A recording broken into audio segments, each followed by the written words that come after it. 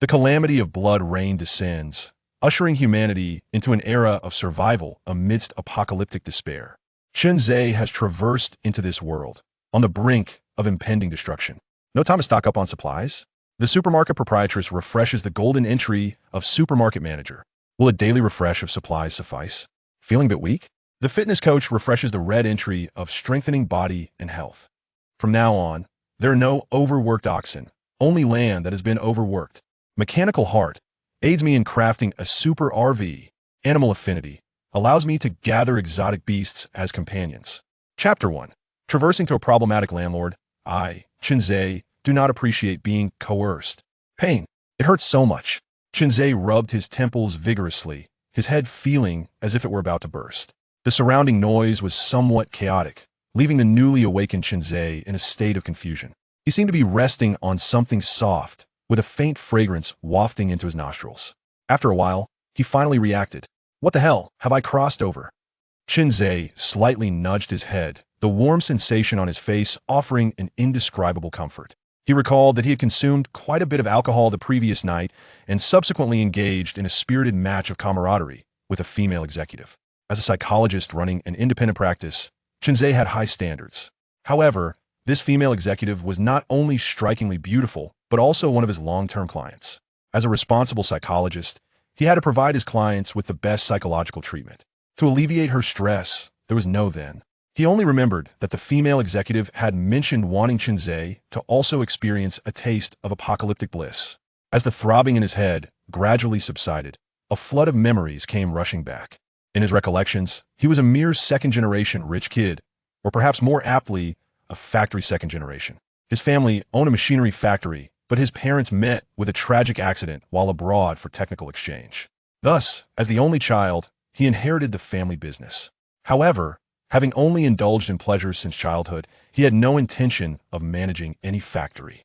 Selling off his shares, he embarked on a life of extravagant debauchery with billions in cash. Earning money is challenging, but spending it is effortless. Shinzei calculated carefully. He currently had a few properties and shops rented out. A landlord? This lifestyle was not too shabby. In fact, it was far better than his previous circumstances of starting from scratch. The key was still his youth. Youth is the greatest capital. He twisted his neck, inadvertently brushing against something soft, feeling an inexplicable clarity in his body. This was not merely a traversal. He had been reborn at the age of 20. With this realization, a ding echoed in his mind. All right, confirmation that he had indeed crossed over. Even the system had awakened. Delightful. Congratulations, host. You have acquired the Apocalypse Entry Collection System. An entry collection system? An Apocalypse version. Shinzei was taken aback, then attentively absorbed the information flooding into his mind.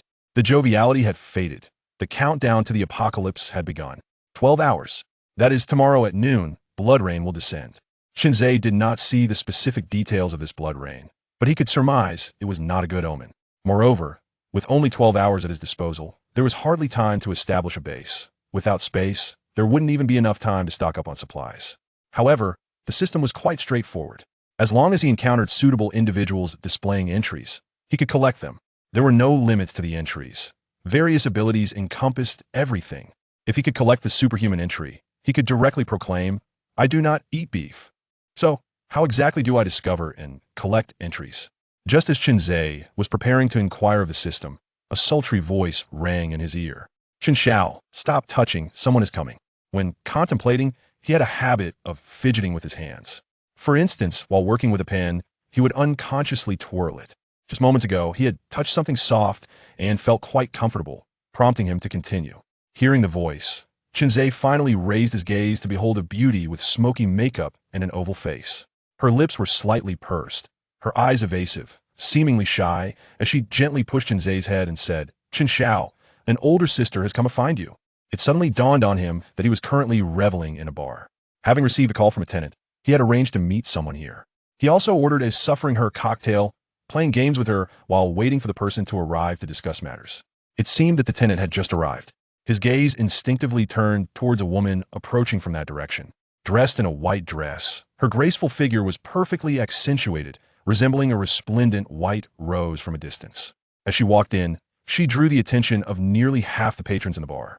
Shinzei's mind conjured related memories. The woman's name was Xu Yakin, a major tenant of one of his properties. The shop, approximately 1,000 square meters, was rented by Xu Yakin and her husband for a large supermarket.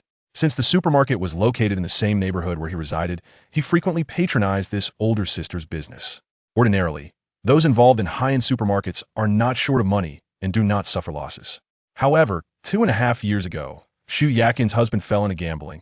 In the last 6 months, he had completely flown off to Aojing, immersing himself there without returning. 9 out of 10 gamblers lose. Xu Yakin's husband was no exception. Yet, for Chenze, her husband's gambling losses were of little concern. However, due to her husband's losses, their household cash flow had been severed, which greatly affected him. The rent from this large shop was one of Chenze's primary sources of income. For the first 3 months, Xu Yakin had only paid half the rent, and in the last 2 months, she had paid nothing at all. This left the usually fortunate Chen Xiao in a position to only provide one-on-one assistance to those in need. Thus, unable to endure further, Chenze finally issued an ultimatum, demanding that she pay the rent in full tonight. Otherwise, Xu Yakin would have to personally explain to him what rent meant. Thinking of this, it turned out he was not such a good person after all. But this trivial matter was hardly worth mentioning. When the apocalypse arrives, that is when human hearts truly turn wicked. The fact that she still has a choice is already quite fortunate, is it not? At this moment, Xu Yakin furrowed her brows, one hand clutching her bag, the other half covering her mouth and nose, as she approached Chenze. She was extremely anxious, even contemplating fleeing the bar, escaping this environment that made her feel exceedingly uncomfortable. Yet, thoughts of her supermarket rooted her feet to the ground as if they had taken root in the earth, rendering her immobile. It represented all her hard work and the love of her life. She could not allow Chenze to ruin it. Moreover, the matter at hand was inherently unfavorable to her. Paying rent was simply her obligation. However, her husband had taken all their savings, and before leaving, he had borrowed extensively, leaving their finances entangled in a web from which no further funds could be extracted. She felt powerless and dared not demand money from her husband. The mere thought of his drunken state sent a shiver down her spine. Xu Yakin could not help but steal another glance at Chenze, silently praying that this young landlord would not make any unreasonable demands. Chenze noticed Xu Yakin sneaking a look at him, a smile playing on his lips as he patted the sofa beside him, saying, "Sit." Xu Yakin replied, her cheeks flushed, but instead of taking the empty seat next to Chenze, she chose to sit opposite him. Ding. The system has detected the golden entry supermarket manager, possessing a large supermarket space under the owner's name, which refreshes its supplies daily at midnight. Please, host, seize it promptly. Before Chenze could respond, the sultry voice of the beautiful girl beside him suddenly rang out. Sister, come sit over here and play with us. As she spoke, the beauty wrapped Chenze's arm around her waist, leaning her face close to his chest. She sensed Xu Yakin's discomfort and took the initiative to bridge the gap between them, a psychological tactic known as breaking the ice, requiring one party to take the lead. Hearing the beautiful girl's invitation, Xu Yakin's face flushed again. At that moment, she resembled a pure white rose infused with a hint of seductive allure, becoming even more captivating. Sensing Xu Yakin's hesitation, the beauty added, Sister, once Chen Xiao is happy, he will grant you any request. After saying this, the beauty looked up at Chenze, playfully asking, Chen Xiao, am I right? Chenze playfully tapped the girl's cheek, saying, All right, cheer, don't be mischievous. Look at how you've put her in a difficult position. He then waved his hand dismissively at Xu Yakin, stating lightly, You may leave. Chenze, do not believe in forcing others. As a psychologist, Chenze knew well that to swiftly win her over, he must not provoke her resistance at this moment. The correct approach was to retreat strategically, returning the choice to her. Indeed, upon hearing this, Xu Yakin's face turned pale. As an adult, how could she not understand Chenze's implication? If she left, there would be no further discussion about the rent. Her already fair complexion drained of color, leaving her utterly pale. After contemplating, Xu Yakin sighed internally and resignedly moved closer to Chenze. Seeing that he had not spoken, she bit her lip and emulated the neighboring beauty, wrapping her arms around Chenze's arm before slowly leaning her head against his chest. So soft, Chenze felt a surge of satisfaction within. Why toil away hoarding supplies when he could comfortably secure the entry? This was the treatment a time traveler deserved. Chapter 2. The Fall of the Beautiful Woman, securing the golden title of Supermarket Manager. Chenze gazed at Xu Yakin's enchanting figure, feeling a stir of warmth within. He embraced her, playfully squeezing Ker's small hand, and cheerfully inquired, What reward do you desire? Kair swayed her petite waist and coyly replied, I only wish for Chun Xiao to be happy. Such understanding. Bring me 3 more bottles of Ace of Spades. Chun Zhe called to the bartender nearby. With a slight smile, he addressed Su Yakin. Let us first resolve the issue of the rent. Su Yakin, hesitant to defy Chun Ze's wishes, lowered her head submissively, allowing him to assist her to her feet. Meanwhile, Kair's expression soured as she noticed Chun Ze's intention to leave without her. Yet, the thought of those 3 bottles of Ace of Spades brightened her mood. This commission was substantial, and the wine was now hers. Thus, with Kair casting envious glances, Chun Ze left the bar, his arm around Su Yakin. Upon exiting, the cool breeze revitalized Su Yakin, awakening a wave of fear and regret within her. Had she truly agreed to this? Yet, she dared not resist, even to glance at the younger man before her, who was 7 or 8 years her junior. When she first sought rental accommodation, it was her contract with Chun Ze's parents. Back then, he was merely a handsome boy trailing behind them. Yet, time had transformed that youthful lad into a robust man, exuding a masculine aura, a transition she felt acutely while nestled in his embrace. Was this not absurd? How could she? But what choice did she have? Her husband's betrayal, relentless demands from suppliers, and a myriad of hardships had suffocated her spirit. Now, she felt akin to a forlorn stray cat, yearning for Chun Ze's shelter. Chun Ze, however, was preoccupied, fixated on the doomsday countdown displayed on the system template. 11485-311, 4852. If the system's claims were true, the cataclysm would arrive at noon the following day. His immediate objective was to return home swiftly and secure the golden title of supermarket manager from Su Yakin. But how could he obtain this coveted title? Chun Ze resolved to take her back to his residence for a thorough investigation. The supreme Yunhua community stood as one of the most prestigious developments in Donghai City. Over a decade ago, Chun Ze's parents had acquired a spacious flat through a mortgage, both as an investment and for family use. They firmly believed that, as the economic heart of Xia country, such upscale properties would only appreciate in value. And, indeed, living in a high-end community was a comfort, a privilege now enjoyed by him, the time traveler. Upon entering his residence, Chun Ze pressed the password, ushering Su Yakin into a realm of opulence. The decor exuded a lavish style, complete with high-end sofas, imported wool carpets, and exquisite marble finishes. Su Yakin's eyes sparkled with a hint of astonishment. It was not the luxury that surprised her, as she had once lived amidst such grandeur. Rather, it was the unexpected tidiness and cleanliness of Chun Ze's abode that shifted her initial unfavorable impression of him, easing the resistance in her heart. Internally, she whispered a mantra to herself, "Close your eyes and endure. It will soon pass." Chun Ze closed the door, promptly leading Su Yakin towards the bathroom. "Shall you go first, or shall I? Or perhaps together?" Su Yakin's face flushed crimson at his words, her mental fortitude crumbling in an instant. Noticing her silence, Chun Ze scooped her up in his arms. "Here's your final opportunity. I, Chun Ze, do not believe in coercion. I. Su Yakin slowly shut her eyes, a tear escaping from the corner of her eye.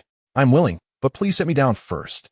Chen chuckled, gently lowering her before proceeding into the bathroom. After a moment of hesitation, Su Yakin resolutely removed her wedding ring from her right hand's ring finger, casting it into the trash bin.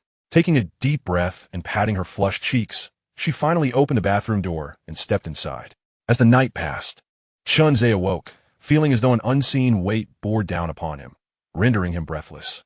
Upon opening his eyes, he found Su Yakin still lost in slumber, her gentle snores attesting to her exhaustion from the previous night. However, he did not linger on the enchanting sight before him. Instead, he immediately accessed the system panel. As anticipated, the personal system interface had refreshed. Host, Chun Ze. Speed, 7. Strength, 9. Constitution, 8. Spirit, 16. Note, the standard for normal adult male is 10. Exclusive Wordmaster, Su Yakin. Appearance, 94-100. Affection, 60-100. Wear level, 2-100. Loaded entry. Gold entry, Supermarket Manager. Can manage the upscale community supermarket to which Su Yakin belongs, with daily resource refreshes. Summary. Although the host suffers from physical deficits, he possesses abundant material resources, granting him a modicum of survival capability in a post-apocalyptic world. He paid little heed to the so-called physical deficits, resolving to acquire an entry to compensate in due time. His focus shifted to the supermarket manager gold entry. Astonishing. He had not anticipated the system to be so generous. By merely spending the night with the supermarket proprietress, he had been awarded a perpetually refreshing upscale supermarket. Although it refreshed daily, what truly separated this from infinite replenishment? Regardless of the fact that the day has not yet reached its conclusion, it will refresh promptly on the following day. To his knowledge, Yakin's supermarket encompasses the vast majority of daily necessities. The food section alone includes an array of delicacies, fresh produce, snacks, beverages, cooking oils, rice, and various condiments. Additionally, there are sections dedicated to clothing, electronics, furniture, and miscellaneous hardware. Remarkably, a small car exhibition area is even affiliated with the supermarket. He also noticed a dedicated pharmaceutical and cosmetic section, featuring everyday essentials such as condoms, contraceptive pills, and remedies for colds and fevers, all prominently displayed for sale. Furthermore, as the supermarket caters to an upscale community, the quality of goods far surpasses that of the market. One could assert that even in the event of an apocalypse, Chunzei's standard of living would remain unscathed. Upon loading the entries, he felt as though he had established a connection with a different realm. He attempted to extract a bottle of cola from this otherworldly supermarket, and before he could even discern it, a bottle of cola appeared in his hand. Another one, he silently urged, and indeed, another bottle manifested in his grasp. He twisted off the cap and took a sip. The refreshing explosion of flavor alleviated his worries entirely. It was indistinguishable from real goods. What about the supermarket in reality? Will there be any changes? The real supermarket is also managed by the host, who can utilize their authority to open, close, or allocate resources. Upon hearing this, Chunzei felt a wave of relief wash over him. In the event of an apocalypse, lacking spatial abilities, he and Yakin could not possibly defend such an expansive supermarket. The thought of watching others seize his resources would be more unbearable than a knife to his heart. Indeed, at this moment, Chunzei had already accepted the supermarket as his own. After all, the proprietress was his, so why not the supermarket? Fortunately, the system had resolved this dilemma for him. Close the supermarket, then transfer all resources into the alternate space. Chunzei commanded directly. Understood, the supermarket is closed, and the resource transfer is complete. Just then, Yakin, resting on the bed, furrowed her brow slightly and began to awaken. Feeling an immense fatigue enveloping her, she instinctively glanced at Chunzei. Recalling her less than stellar performance from the previous night, her cheeks flushed crimson. I have indeed fallen. Chapter 3. Yakin's heart returns, experiencing the allure of maturity. Upon witnessing Yakin's bashful demeanor, the anger that had only recently subsided within Chunzei flared up once more. Without uttering a word, he reclined again, drawing Yakin into his embrace. Perhaps due to the daylight, Yakin appeared considerably more bashful, instinctively shrinking away and gasping. You are now my tenant's wife, Chunzei declared with a smile, gently holding her chin. Upon hearing this, Yakin felt as though a heavy weight had been lifted from her heart. Strangely, the mention of the landlady brought forth a flicker of secret delight within her. Just as Chunzei was about to indulge in another moment of intimacy, the shrill ring of a telephone pierced the air. It was evident that the call was not his.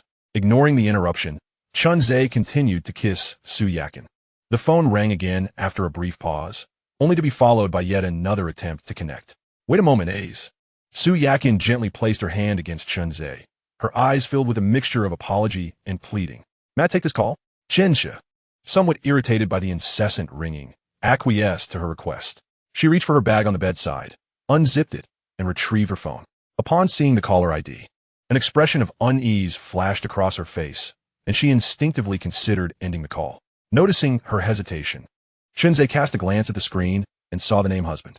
A surge of mischief ignited within him as he pressed the answer button, resuming his prior fervor. A shrill voice erupted from the other end.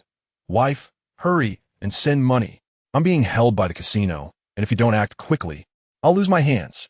Yakin was at a loss for words, her complexion drained, tears welling in her eyes. Her pitiful demeanor evoking a rare pang of sympathy even in the heart of the wicked Chunzei. Thus, he resolved to continue. On the other end, when silence persisted, another voice chimed in. Sister-in-law, your husband borrowed $6 million from us. What do you plan to do about it? I also heard you two have opened a large supermarket. Chunzei regarded Yakin with a peculiar expression, pondering how the caller would react if they knew that she had sacrificed everything to protect that supermarket for him. The unscrupulous landlord. Su Yakin's eyes appeared lost as painful memories surged forth. She had devoted all her time and energy to this family, ultimately sacrificing herself. What was it all for? To support someone who repeatedly failed at the gambling table? Or to fill the pockets of those unscrupulous lenders? Wife, I know you can hear me, right? Quickly sell the supermarket and gather some money to save your husband. I beg you. After this, I swear I will quit gambling and never touch it again. You must believe me. Hello? Wife, are you there? At this juncture, Shinzei noticed that Su Yakin's phone had slipped from her grasp, just as he was about to speak. He was taken aback as Su Yakin suddenly transformed into a force of fervor, embodying the role of a dark knight. For a moment, he found himself unable to withstand her unexpected onslaught. Wife, what are you doing? Come save me. Su Yakin, who are you fooling around with? You shameless woman. The intensity escalated into a fervent entanglement. Su Yakin playfully twirled the tips of her hair against Chunzei's chest, remarking, You wicked fellow, I feel utterly consumed by you. What am I to do from here on? Chunzei gazed at Su Yakin, whose demeanor resembled that of a refreshing morning after a rain, and responded with a smile. Just as we did last night. Upon hearing this, Su Yakin felt a twinge of melancholy. She realized she lacked the entitlement to claim Chunzei entirely for herself. Yet she was taken aback by his unwillingness even to feign affection, opting instead for a purely physical connection. However, she quickly reassured herself that at her age, being able to find satisfaction with Chunzei was quite commendable. What more could she desire than love? Suddenly, a simultaneous rumble of hunger emanated from both their stomachs, prompting them to share a knowing smile. Ace, do you have any ingredients in your kitchen? Su Yakin shyly rose from the bed, turning her back to him as she donned her clothes and inquired. Chunzei had never cooked at home, thus lacking any supplies. Nevertheless, having acquired the title of supermarket administrator, he envisioned filling his large refrigerator with an abundance of groceries. Yes, everything's in the fridge, he replied with a grin. You should wash up while I prepare breakfast. Su Yakin turned to leave, but not before thoughtfully retrieving the freshly laundered clothes Chunzei had left at the bedside. Chunzei watched her swaying figure with a sense of appreciation, reflecting on how the elder sister truly knew how to care for others. After their meal, Chunzei escorted Su Yakin to the supermarket entrance. The system alerted him that the countdown to the apocalypse had only 2 hours remaining, and he needed to address the supernatural matter of closing the supermarket. Until he acquired sufficient strength, he wished to avoid drawing too much attention. Following the depletion of supermarket supplies the previous night, he had already devised a plan. The first step was to persuade Su Yakin to agree to the closure. After their intimate morning together, her fondness for him had surged to a remarkable 90, indicating a deep bond. Chunzei had become a pillar in her life. Achieving the utmost level of devotion, 100, would require a significant catalyst. Thus, when Chunzei suggested closing the supermarket for a few days, Su Yakin, though initially puzzled, chose to trust him.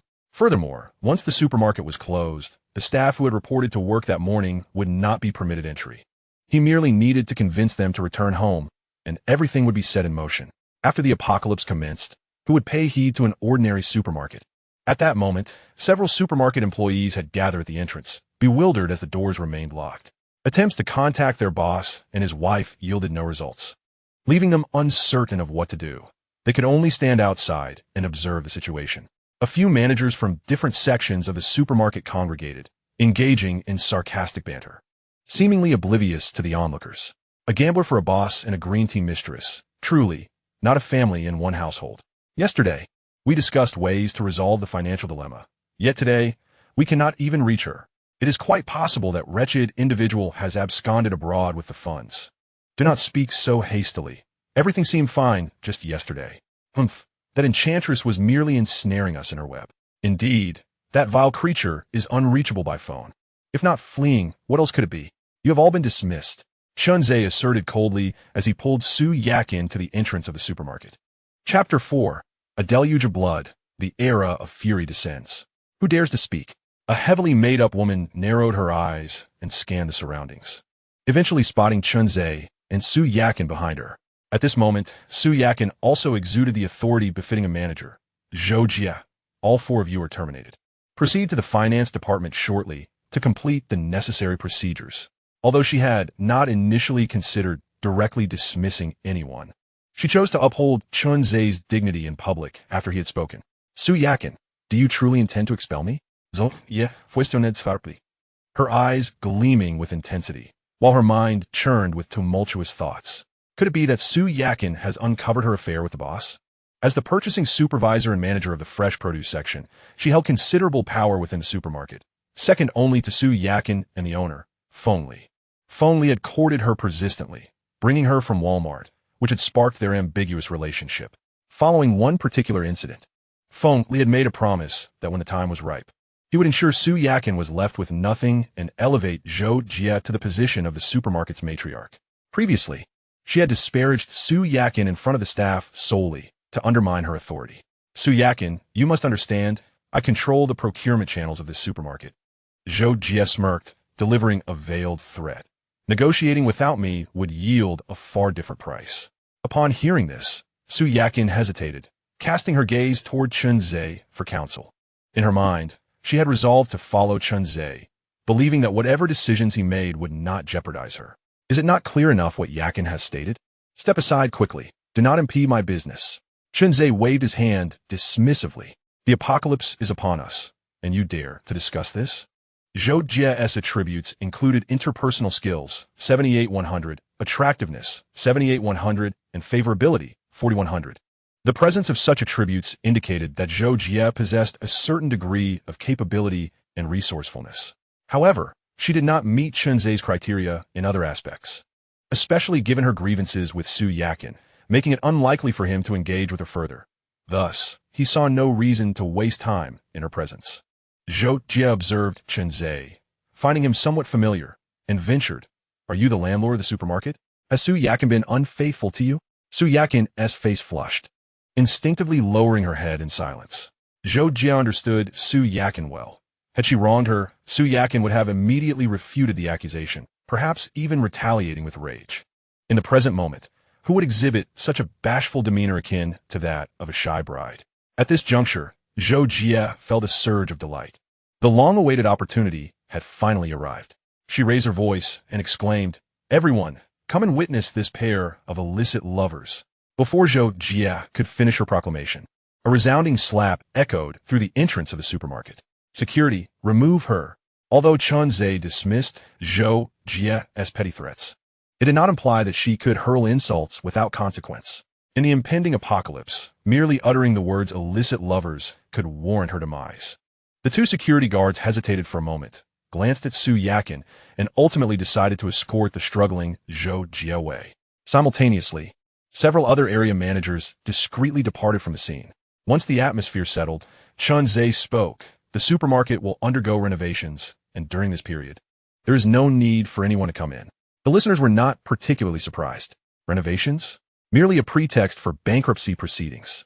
They had long been aware of the owner's gambling habits that led to the supermarket's financial collapse, and now they only lamented the necessity of seeking new employment. With that, Chun Ze took Su Yakin by the arm and turned to leave, knowing that others would handle the remaining matters. Meanwhile, Zhou Jie, still reeling from the slap, had not exited the community when a man obstructed her path. Who are you? Zhou Jie asked, her expression wary as she scrutinized the individual before her. The man was portly, with arms thicker than the thighs of most women, and he wore a gray baseball cap that obscured much of his greasy visage. However, the dimly lit features that Zhou Jie could discern were unsettling. The man chuckled before introducing himself. I am Li Honghu, the owner of a convenience store. He gestured towards a nearby establishment, Huihong Convenience Store, and continued, I am aware that you are the procurement manager for Fingya Supermarket, and I am planning to open a supermarket myself. Would you be interested in learning more? Upon hearing this, Zhou Jie furrowed her brow. Not interested, she declared, swiftly maneuvering around Li Honghu in an attempt to leave. Don't you want to take revenge on Su Yakin and her paramour? Li Unshui Bressa, seizing upon the opportunity to entice her. Having operated his convenience store in Yinhua community for over a decade, he had seen his business decline since Su Yakin's supermarket opened. Now that he finally perceived her waning influence, he was eager to reclaim the customer traffic. To achieve this, he intended to elevate his convenience store to a supermarket, ousting Su Yakin in the process. However, he found himself with insufficient funds and sought a partner. In his eyes, Zhou Jie, who harbored animosity towards Su Yakin, was the perfect candidate. Zhou Jie paused at Li Honghu's suggestion of revenge, momentarily halting her steps. Sensing a glimmer of hope, Li Honghu eagerly invited her. Let's discuss this in my store. The countdown to the apocalypse has dwindled to a mere half hour. Chunzhe and Su Yakin engaged in a nostalgic yet enlightening exercise. Subsequently, the end of the world arrived as scheduled. Chunzhe stealthily observed the transformations occurring in the world. The most conspicuous change was the torrential downpour of blood-red rain outside. However, to gain a more detailed understanding of the world's alterations, Chunzhe opted to peruse short videos. Thanks to the proliferation of short video platforms, everyone has become a content creator, and any hint of novelty is swiftly captured and shared online. User, I don't love playing games. Astonishing. An octogenarian man commits such barbaric acts against a young girl. In the video, an elderly man stands drenched in the blood rain on the street. A compassionate young woman attempts to offer him a tissue, only to be violently seized by her hair, enduring a barrage of punches and kicks. His ferocity unmistakably signals an intent to inflict severe harm upon her. Within less than a minute, the girl retaliates fiercely, and they engage in a brutal exchange of bites. A bystander, unable to stand idly by, rushes in to intervene, but soon a chaotic melee erupts, involving 3 individuals. This escalates to 4, then 5, culminating in a full-blown street brawl. Ultimately, as the sound of police sirens pierces the air, the video wobbles and concludes abruptly. User, the shadowless kick. The boss has gone mad. I am exhilarated. In a conference room, a middle-aged man clad in a suit enters. As he adjusts his hair, he courteously apologizes for his tardiness. Suddenly, he erupts in rage, seizing a laptop from the table and smashing it into a nearby person's head. Bang, bang, bang. With each strike, blood gushes forth, rendering the victim's head a gruesome sight. Instantly, the conference room descends into chaos, and the boss is overpowered by several individuals. Chunzhe notes that the boss's hair is evidently damp, likely from the blood rain. Next, a more significant video emerges, but before Chunzhe could finish watching, it was unceremoniously taken down by the authorities. User, East Sea Town's Guangxi. Come and see. The rats at the market have turned sentient. In the marketplace, black rats suddenly emerge from every drain, coiling together to form a surging tide of darkness that rushes toward the stalls. Wherever this tide flows, various vegetables and meats are devoured to the last morsel. Not even a leaf of spoiled greens remains. The market's patrons are thrown into a panic, their screams and curses echoing throughout. Several women shopping for groceries are knocked to the ground, trampled over by the throngs fleeing. Eventually, the wave of rats recedes, leaving behind only streaks of blood and a pile of bones, casting an eerie and terrifying atmosphere over the marketplace. Chunzhe's expression grows grave. The calamity of the apocalypse has now revealed itself in stark clarity. The heavens rain blood, and chaos reigns. Once humans and animals are tainted by the blood rain, they become exceedingly ferocious, losing their rationality and engaging in indiscriminate attacks everywhere. The sewer rats seem to be the most profoundly affected by the blood rain, having even evolved into a tide of rodents that devours everything in sight, including humans. It appears that, in addition to material resources, you must also seek out entries with defensive capabilities. Chapter 5. Brother Hui, you are indeed benevolent. Urgent notice from the State Council of Xia. The red rain is classified as an extremely dangerous disaster. Emergency protocols have been initiated. All personnel are advised to remain indoors and await further instructions for rescue operations. The Health and Sanitation Organization reminds, preliminary assessments by experts indicate that the red rain contains a certain violent factor that poses severe risks to human health. Please remain indoors and avoid contact with the rain. Special notification from the National Meteorological Bureau. Red rainfall is currently occurring worldwide, with some regions experiencing precipitation levels reaching 300 millimeters. Please take flood prevention measures. Government of Donghai City. All citizens are urged to stay indoors and actively cooperate with national directives. Chunzhe gazed at the incessantly arriving text messages, feeling a tremor within. He hadn't anticipated such a swift response from the government. It was only 1 o'clock in the afternoon, merely 1 hour since the calamity of blood rain had descended. Unfortunately, this disaster cannot be resisted merely by prompt reactions. People are inquiring about when our supermarket will reopen. Su Yakin held up her phone, the members group chat nearly in an uproar. The supermarket operated as a community-based establishment, thus naturally fostering a sense of community to enhance customer loyalty. Now, with the announcement forbidding outdoor activity, the residents of Yinhua community were eager to purchase food to stockpile at home. Chunzhe glanced at the numerous messages flooding the group, all echoing 99, and replied. Just sent a message stating that the supermarket is undergoing renovations and all items have been cleared out. Wouldn't that offend people too much? It may hinder business in the future. Su Yakin hesitated, unsure if Chunzhe had genuinely emptied the supermarket. Taking her phone, Chunzhe swiftly composed a message. The supermarket is undergoing renovations. All merchandise has been cleared out, and specific operating hours will be announced later. After hitting send, he contemplated briefly before adding, in case of emergencies, please contact us privately. Su Yakin's concerns were indeed valid. During difficult times, hoarding and price gouging would undoubtedly evoke strong resentment from the community. However, she remained unaware that this calamity was not a fleeting incident, but a genuine apocalyptic disaster. In light of such an end-of-the-world scenario, the collapse of order was merely a matter of time. The notion of leaving a line for future encounters simply did not apply. After sending the message, Chunzhe set the phone aside, embracing Su Yakin as he said, "All right, let us not concern ourselves with them. Let us continue. Aze, do you possess any knowledge regarding the origins of this red rain?" Su Yakin scrutinized the man before her, cautiously inquiring. She was not foolish. Chunzhe had closed the supermarket in the morning, and the torrential downpour had commenced by noon. She suspected that there was, to some extent, a connection. Upon hearing Su Yakin's question, Chunzhe offered no response, merely planting a gentle kiss on her forehead. Observing his calm demeanor, Su Yakin had already come to regard Chunzhe as an extraordinary sage who foresaw calamities. Instantly, her sense of security surged, accompanied by a burgeoning admiration for him. Moments ago, she had witnessed numerous changes in the outside world alongside Chunzhe, realizing that chaos truly reigned. The more knowledge Chunzhe possessed, and the better prepared he was, the higher her chances of survival as a delicate woman accompanying him. At that moment, she had not only entrusted her body entirely to Chunzhe, but had also surrendered her heart. Ding! Congratulations, host! The affection level for the first word master, Su Yakin, has reached its maximum of 100, permanently locked, never to betray. Maximum affection rewards, 10 points of free allocation. As the host has completed the first word master's maximum affection level, the reward is doubled, granting 20 points of free allocation. The reward has been distributed. Please check, host. Oh, such delightful tidings. It seems the role of the word master extends beyond merely acquiring entries. Elevating the word master's affection to its peak also yields additional rewards.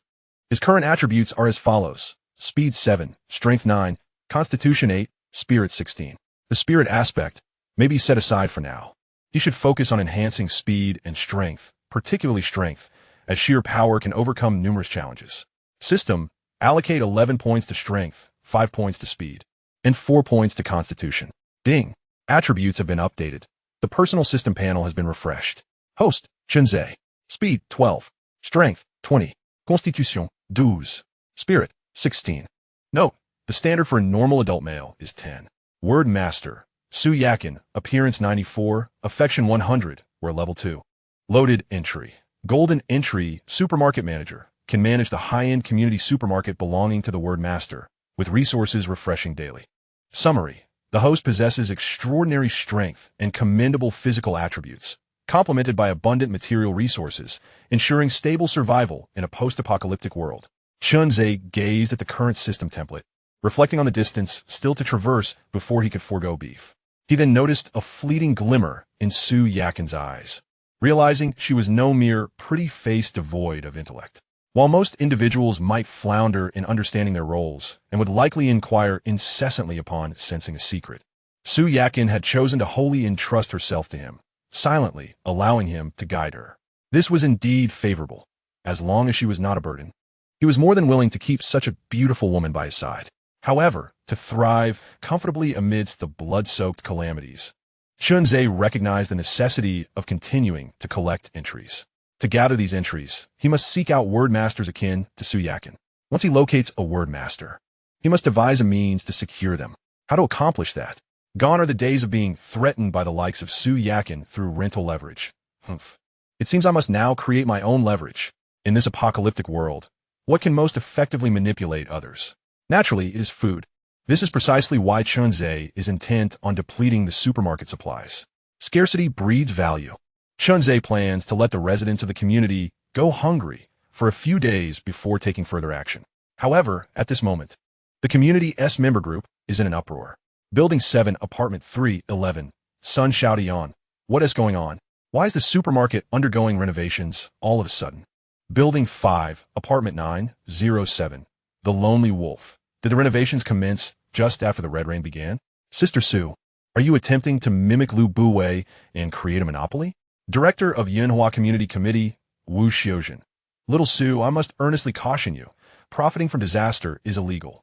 This Red Rain will pass in a day or two, and rest assured, retribution will come your way. Building 3, Apartment 805, Li Honghu. Everyone come to my place. Unlike some selfish individuals, I think of others. Welcome to Huihong Convenience Store. At this moment, Li Honghu and Zhou Jie are busily attending to customers in the store. To be precise, it is Li Honghu who is most occupied, due to Chun Zhe's closure of his supermarket. Huihong Convenience Store is now the sole establishment in the entire community where goods can be purchased. Residents can access the store through the underground parking garage without getting drenched by the rain. Li Honghu first secured the front door of the convenience store and cleverly blocked the gap with flood bags. The store also has a back door that directly connects to the lobby of Building 3. Currently, people are lining up in the lobby of Building 3 to buy items from Li Honghu. As he watches the cumulative sales figures at the cash register soar, he feels as if a month's worth of income has been achieved in a single day, and his joy knows no bounds. He is not only elated by the significant increase in profits, but also by the rise in his reputation within the community. Yes, reputation. Previously, to enhance the profit margins of his convenience store, he had resorted to repackaging many near-expiry or expired items, such as bread and sausages, for resale. Once, a customer exposed him, sharing the information in the community group, which led to a severe decline in his credibility. With his reputation tarnished, his business naturally suffered. Yet, he continued to employ his wits, mixing low-quality counterfeit products among his offerings. Consequently, even if business faltered slightly, the profits remained barely sustainable. After all, not everyone has the time or energy to shop at Su Yakin's large supermarket. In the eyes of the public, Su Yakin has become synonymous with hoarding and closing her doors during times of disaster, her reputation plummeting as a result. Meanwhile, Li Honghu has changed little, merely operating his store as usual. In comparison, he appears quite commendable. Brother Hui, you are truly generous. Indeed, Brother Hui, thanks to you, I can enjoy instant noodles with an extra sausage tonight. Old Hui, I apologize for reporting you last time. Please don't take it to heart. You are far better than Su Yakin. I genuinely should not have doubted your character. Xiao Hui, once this torrential rain subsides, I shall advocate for you to those above. Waves of accolades resonated throughout the hall, enveloping it in a jubilant atmosphere. Chapter 6. Your private fitness trainer. Is she your good friend? A dear friend of mine has sought my assistance. Chunze had just emerged from the bathroom when he overheard Su Yakin's plea. Please elaborate on the specifics. Chunze said, settling onto the sofa while pouring himself a glass of red wine. Sensing a glimmer of hope, Su Yakin hurriedly took a towel to dry Chunze's hair, explaining she does not reside nearby. Fortuitously, she was scheduled to serve as a private trainer for a client today. However, due to the downpour, she is unable to return. Savoring the wine, Chunze replied, are you suggesting she stay with us? As long as the world order remains intact, accommodating a woman does not pose much of an issue. Yet, Chunze was reluctant to simply acquiesce to Su Yakin's request. Today, it was a friend seeking favor, but tomorrow, who knows which acquaintance might plead for her attention. In a post-apocalyptic world, casually allowing another person to enter could undoubtedly invite peril. No, it's not that, Su Yakin countered. She mentioned she could stay at her client's home, but they lack sufficient food. Did she not consider purchasing some from the convenience store? Chunze was already aware that the Huihong convenience store was operational, having stealthily observed it for a while. The closure of the supermarket was orchestrated under Su Yakin's name, and the community had been blaming her for it. He maintained the image of a reckless young master within the neighborhood. Moreover, this reputation wasn't widely recognized. After all, who in the community wasn't affluent? His minor indiscretions were hardly noteworthy. Thus, he felt quite secure venturing out in the early days of the apocalypse. His outings were primarily to seek out valuable entries. Yet after more than half an hour, he had only encountered a scant few. One white entry labeled Pyramid Scheme Pitch, and another green entry, Educating and Nurturing. The Pyramid Scheme Pitch was associated with a woman named Sister Wang, a micro-business owner who marketed weight loss products through her social media. In her 30s, she possessed a commendable figure, yet her looks were rated only 49 out of 100, with a wear and tear score even more exaggerated than that of Zhou Jia, reaching 95 out of 100. The other entry belonged to a retired female professor who had been out of the workforce for several years. And Chunzhe lacked even the desire to delve deeper into her details. He had purchased 2 slices of whole grain bread, but she expressed a desire for vegetables and fruits as well, citing concerns over nutritional balance and vitamin deficiency. As Su Yakin dried Chunzhe's hair, she picked up a hairdryer and began to style it. Chunzhe chuckled. At this juncture, she still concerns herself with nutritional balance. What audacity she possesses. Now, tell me more about this good friend of yours. Su Yakin expertly parted Chunzhe's hair down the middle while simultaneously massaging his scalp, stating, "She was my previous fitness trainer, exceptionally kind and professional, also a runner-up in the Donghai Fitness Women's Competition. When I ran out of funds, she remained the only friend willing to continue our relationship."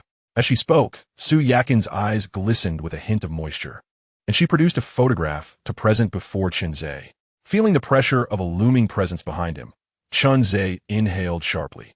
The image depicted Su Yakin alongside a fitness instructor, with a backdrop of a podium from a bodybuilding competition. Her physique was striking. Chunzhe noticed a notification from the system. It indicated the detection of the red term, strengthening body, associated with Jiang Ruolin, with an appearance rating of 97/100, affection level 30/100, and wear level 0/100. The system urged the host to acquire it promptly.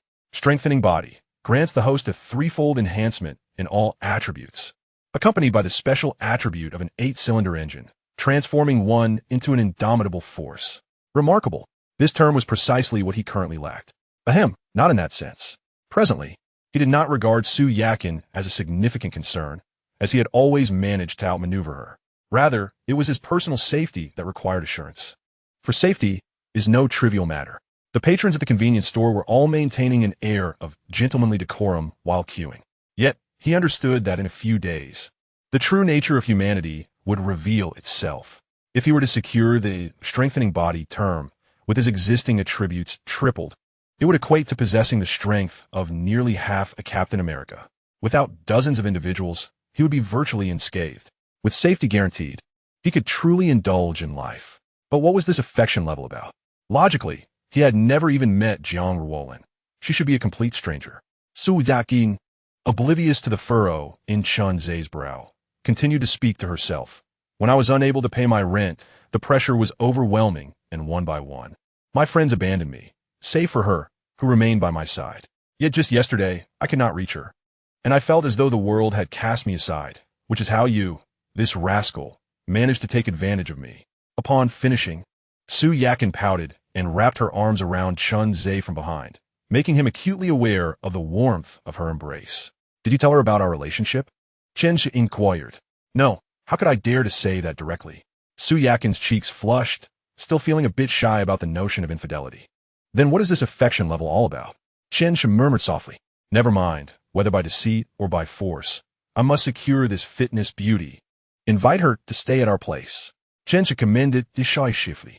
You need not worry about food. The ingredients in the fridge alone will suffice for several days. You needn't concern yourself with anything else. Upon hearing that food was not an issue, Su Yakin's eyes lit up, confirming her belief in her dependable partner. If she could also bring her dear friend along, that would be even better. However, the thought of her secret possibly being uncovered by her friend made her cheeks flush once more, and she hurriedly sent a message on her phone.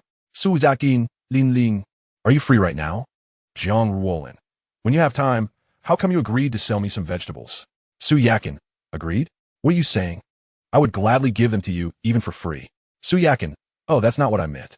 I want to ask if you would be willing to come and stay with us. Jiang Ruolin. Us? Where are you? Su Yakin cast a furtive glance at Chunzhe, who was engrossed in a movie, her heart racing uncontrollably.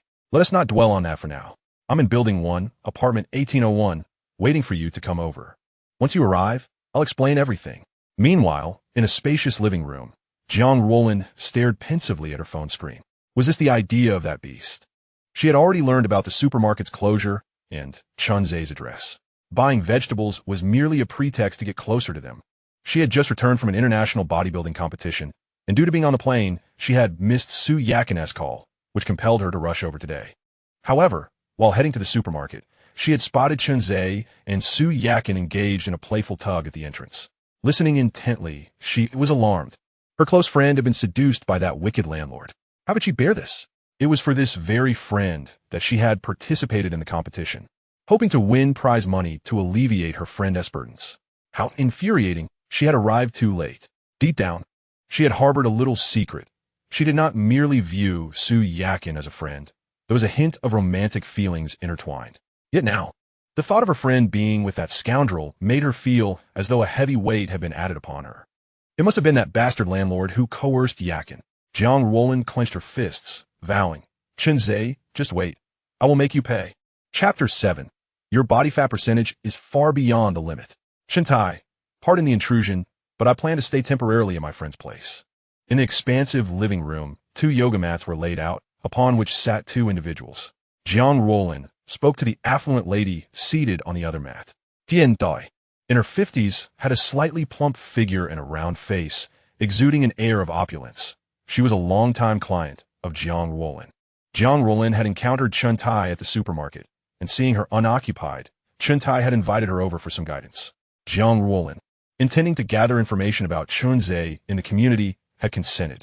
After their workout, Chuntai had never anticipated encountering such dreadful weather. Heavy red rain poured down, and there were announcements urging everyone to stay indoors.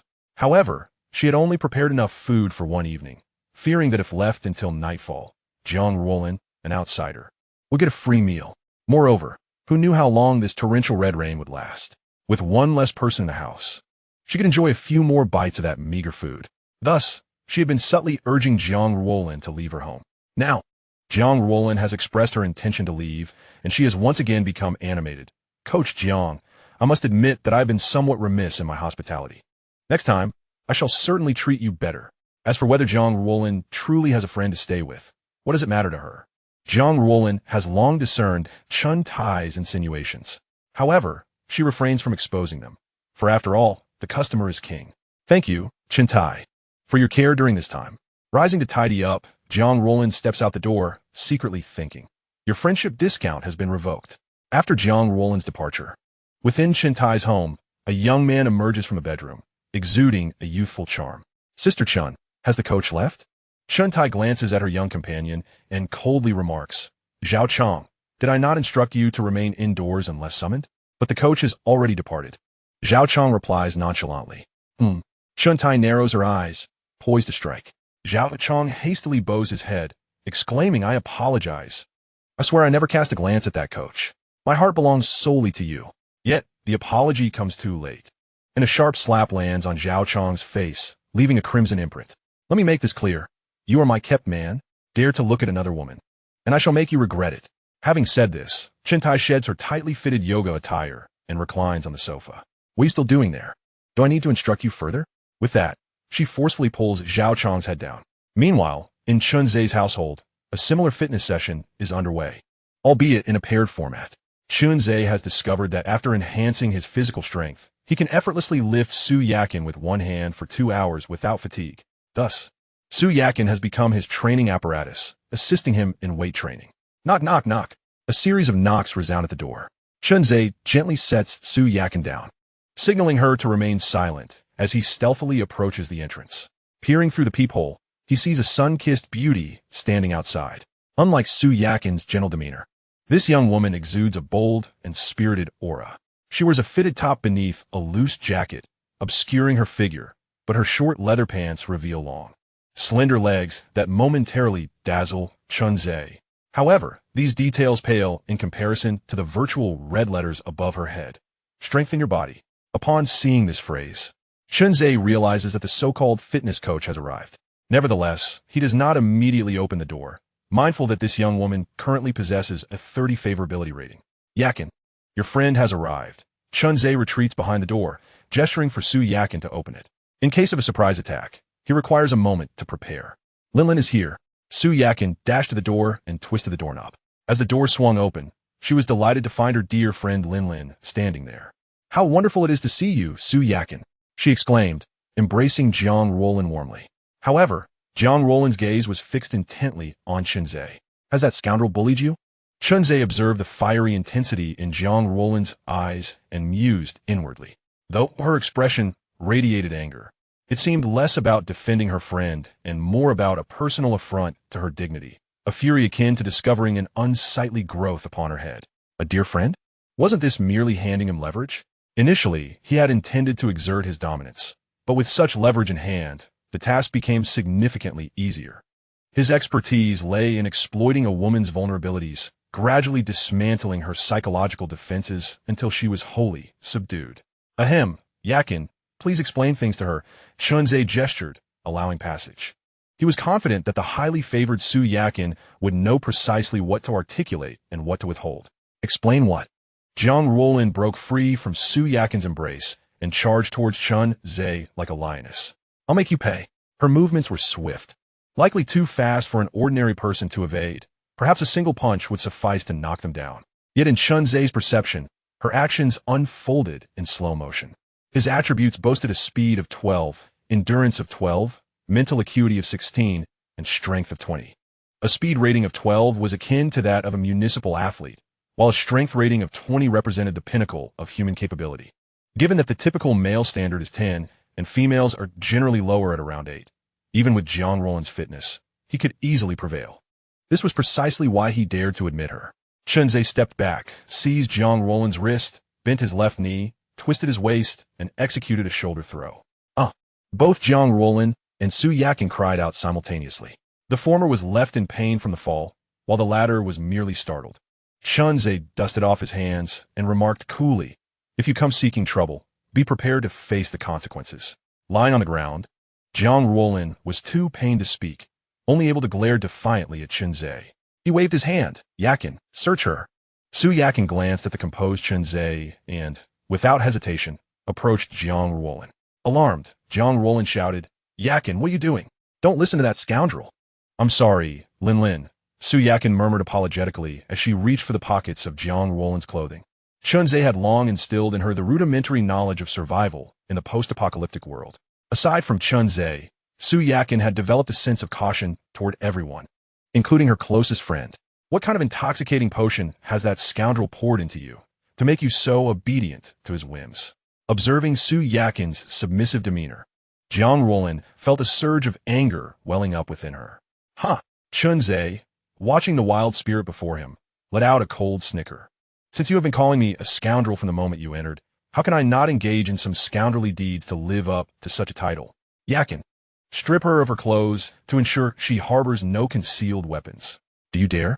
Jiang Ruolin, fighting through the pain, sat up, tears welling in her eyes from the agony. "Yakin, take action." With Su Yakin as his tether, Chunzei felt no fear of Jiang Ruolin's rebellious nature. Moreover, he considered himself a skilled rider, having tamed numerous wild and exotic horses in the past. Based on his years of experience in treating women's psychological barriers, he believed that as long as he did not personally remove her clothing, Jiang Ruolin would not resort to a mutually destructive confrontation. Su Yakin felt a flush rise to her cheeks, aware that her man was a bit lecherous, but she hadn't expected him to be so direct. Thus, she could only gently persuade while slowly peeling off Jiang Ruolin's outer garment. Lin, I am doing this for your own good. Once we finish, you can stay here without worry about food or drink. Sob, Coach Jiang, isn't your body fat percentage a bit high? Chapter 8. I would rather starve than take a bite of your food. So, you have developed feelings for that scoundrel, the landlord? Jiang Ruolin sat on the sofa, cradling a steaming cup of tea, yet her heart felt cold as ice. Su Yakin recounted the events leading up to this moment, but with each detail, Jiang Ruolin's heart grew heavier with bitterness. Is it because of the rent? I have received my bonus and can support you now. Jiang Ruolin still clung to hope. Su Yakin shook her head, saying, "No, I feel that as a vulnerable woman, I can only rely on him now." Rely on him? Jiang Ruolin glanced at Chunzei in the distance. Aside from his good looks and strength, he seemed rather unremarkable. "No, Aze has food." Su Yakin recalled the tasks Chunzei had assigned her, and she took Jiang Ruolin's hand, whispering, "As long as you become Aze's woman, he will provide you with all the food you need in the future." "I don't need that," Jiang Ruolin exclaimed, casting a glance at Chunzei nearby. "How infuriating. If it weren't for the fact that I can't overpower him, I would love to tear that smirk from his face. Yakin, don't you have supplies in your supermarket? Jiang Ruolin said, deliberately raising her voice. Although it seemed a question for Su Yakin, her gaze was fixed on Chunzhe. Meanwhile, Chunzhe was still reminiscing about the glory of his recent physical examination. TSK. No wonder the system rated her beauty a stunning 97. Not only was her face exquisite, but her figure was nothing short of luxurious. Indeed, luxurious. The slender parts appear robust and vigorous, while the fuller areas exude a round and opulent charm. The contrast between thin and plump is simply a harmonious creation of nature. The items in the supermarket are all gone. There is no need to ponder, Chunzhe remarked with a hint of indifference. Then can't you sell me some food? I am willing to pay 10 times the price. Jiang Ruolin seized her insistence on the supermarket, aware that if it were possible, Su Yakin would have informed her by now.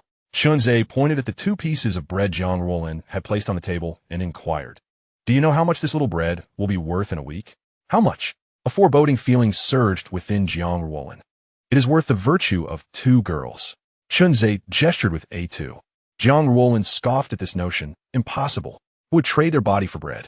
As Chunzhe drew back the curtains of the floor-to-ceiling windows, the torrential blood rain intensified outside. The entire sky was shrouded in a dark crimson haze, creating a somber atmosphere that, paired with the vivid red rain, felt as though one were plunged into a bottomless abyss, inducing a profound sense of oppression. Chunzhe turned back to Jiang Ruolin and questioned her loudly. If this rain continues for a week, what do you think will happen? When everyone is starving, do you believe a piece of bread wound tea by a girl as chastity? I can offer you shelter for Yakin's sake, but if you desire food, you must barter with your body. His rhetorical questions hammered at Jiang Ruolin's heart like a relentless hammer. She conceded that, as Chunzhe suggested, in the absence of external food supplies, some might go to great lengths for even the slightest morsel.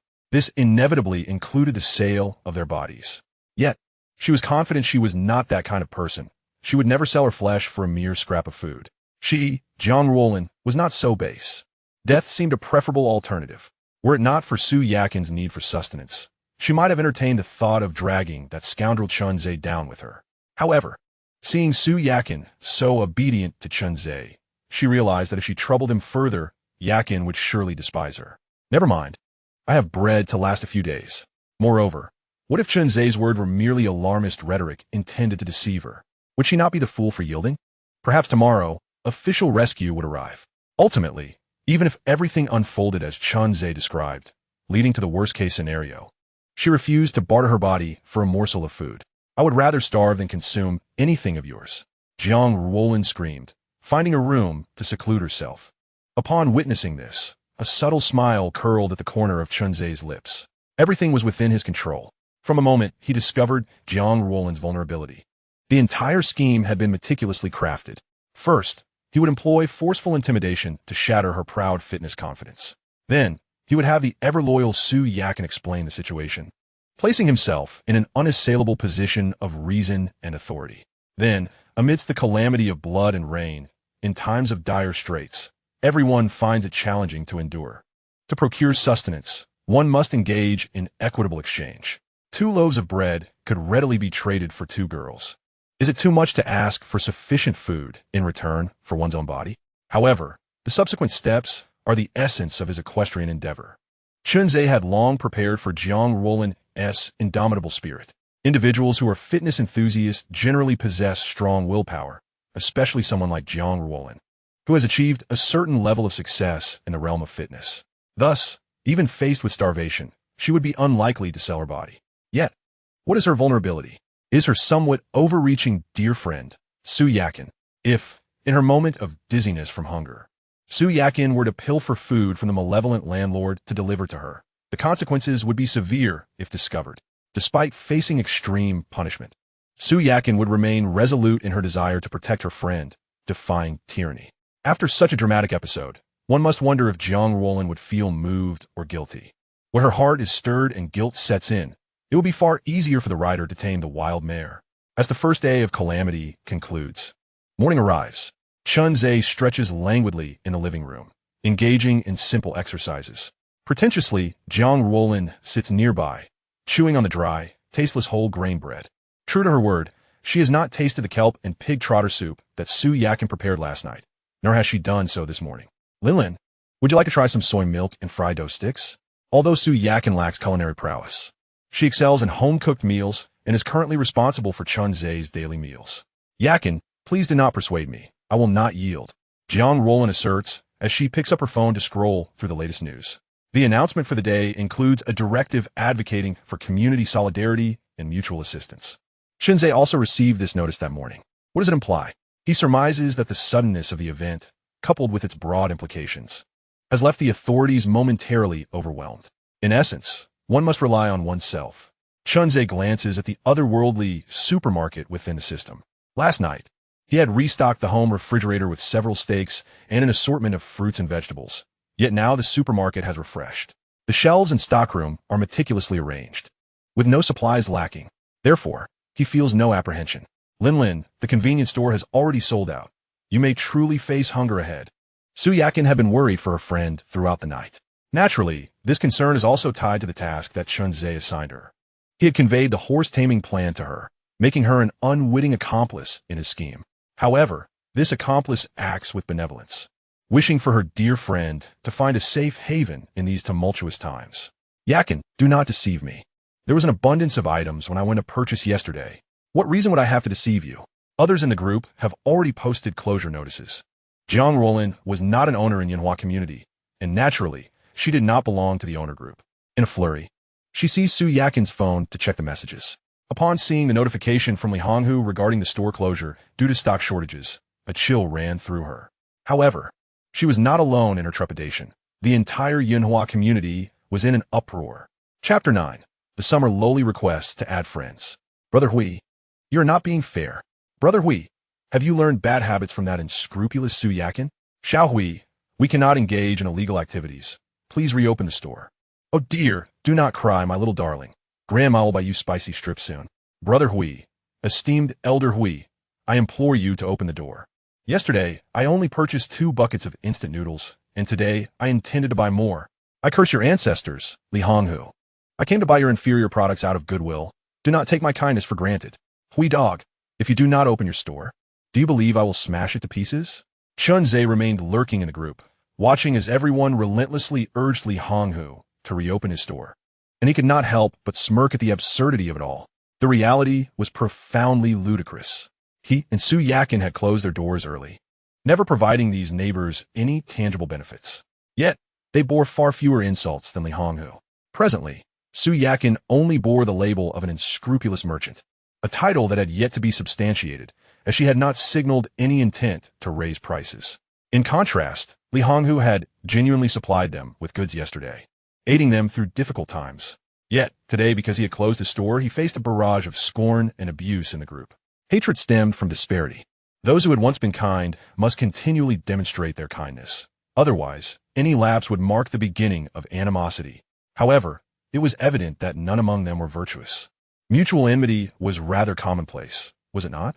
They are truly terrifying, Su Yakin remarked, having seen the messages condemning Li Honghu, her heart trembling with anxiety. I visited yesterday, and that convenience store is simply too small to meet the entire community's demands. Chunzei reflected on the layout of Hui Hong convenience store. Excluding the miscellaneous items such as oil, salt, and condiments, there was hardly enough substantial energy-providing stock. Were they genuinely out of supplies? As the owner of a supermarket, Su Yakin possessed a certain level of commercial acumen. The situation yesterday hardly warranted the level of panic that would deplete the store entirely. Even in the event of a rush, there would surely be some emergency reserves remaining. Li Honghu was not so easily outmaneuvered. Chunzei stroked his chin, pondering. Are you suggesting that Li Honghu closed the store intentionally? Su Yakin inquired, gazing at Chunzei. Of course. Do you think a convenience store owner who has sold counterfeit products in the community for over a decade lacks any skill? The business in the community relies heavily on familiar relationships, especially with a formidable competitor like Su Yakin exerting relentless pressure. In the midst of such adversity, Chunzei found it hard to believe that Li Honghu lacked intellect, especially after managing a convenience store for over a decade.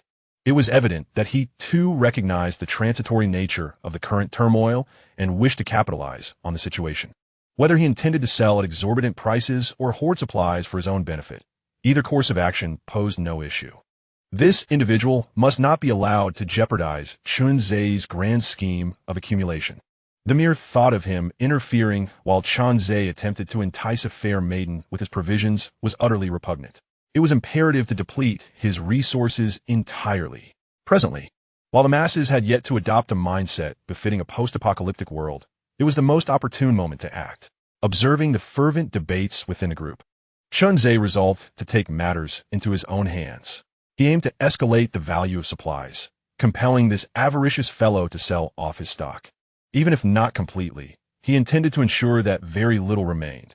After some contemplation, he deduced that if he were to act as the buyer and raise prices, the rotund man might attempt to outmaneuver him.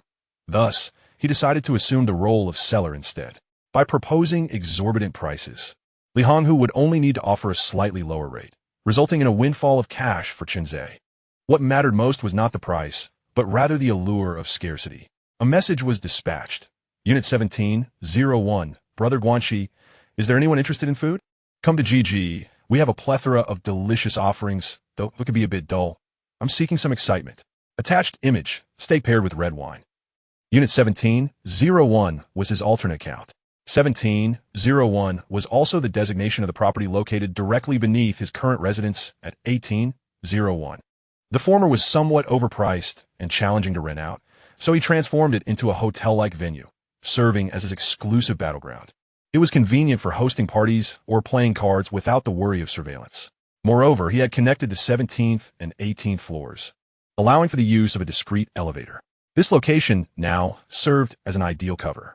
Unit 509, The Lonely Wolf. Seriously, man, are you openly soliciting? Unit 303, Jiang Zhengyi. Who let this lewd individual into our community? Multiple owners, D. Aishing, Brother Guanxi, thumbs up, Brother Guanxi enjoys meat. Can you share some broth with your brothers? Head of Yinhua Community.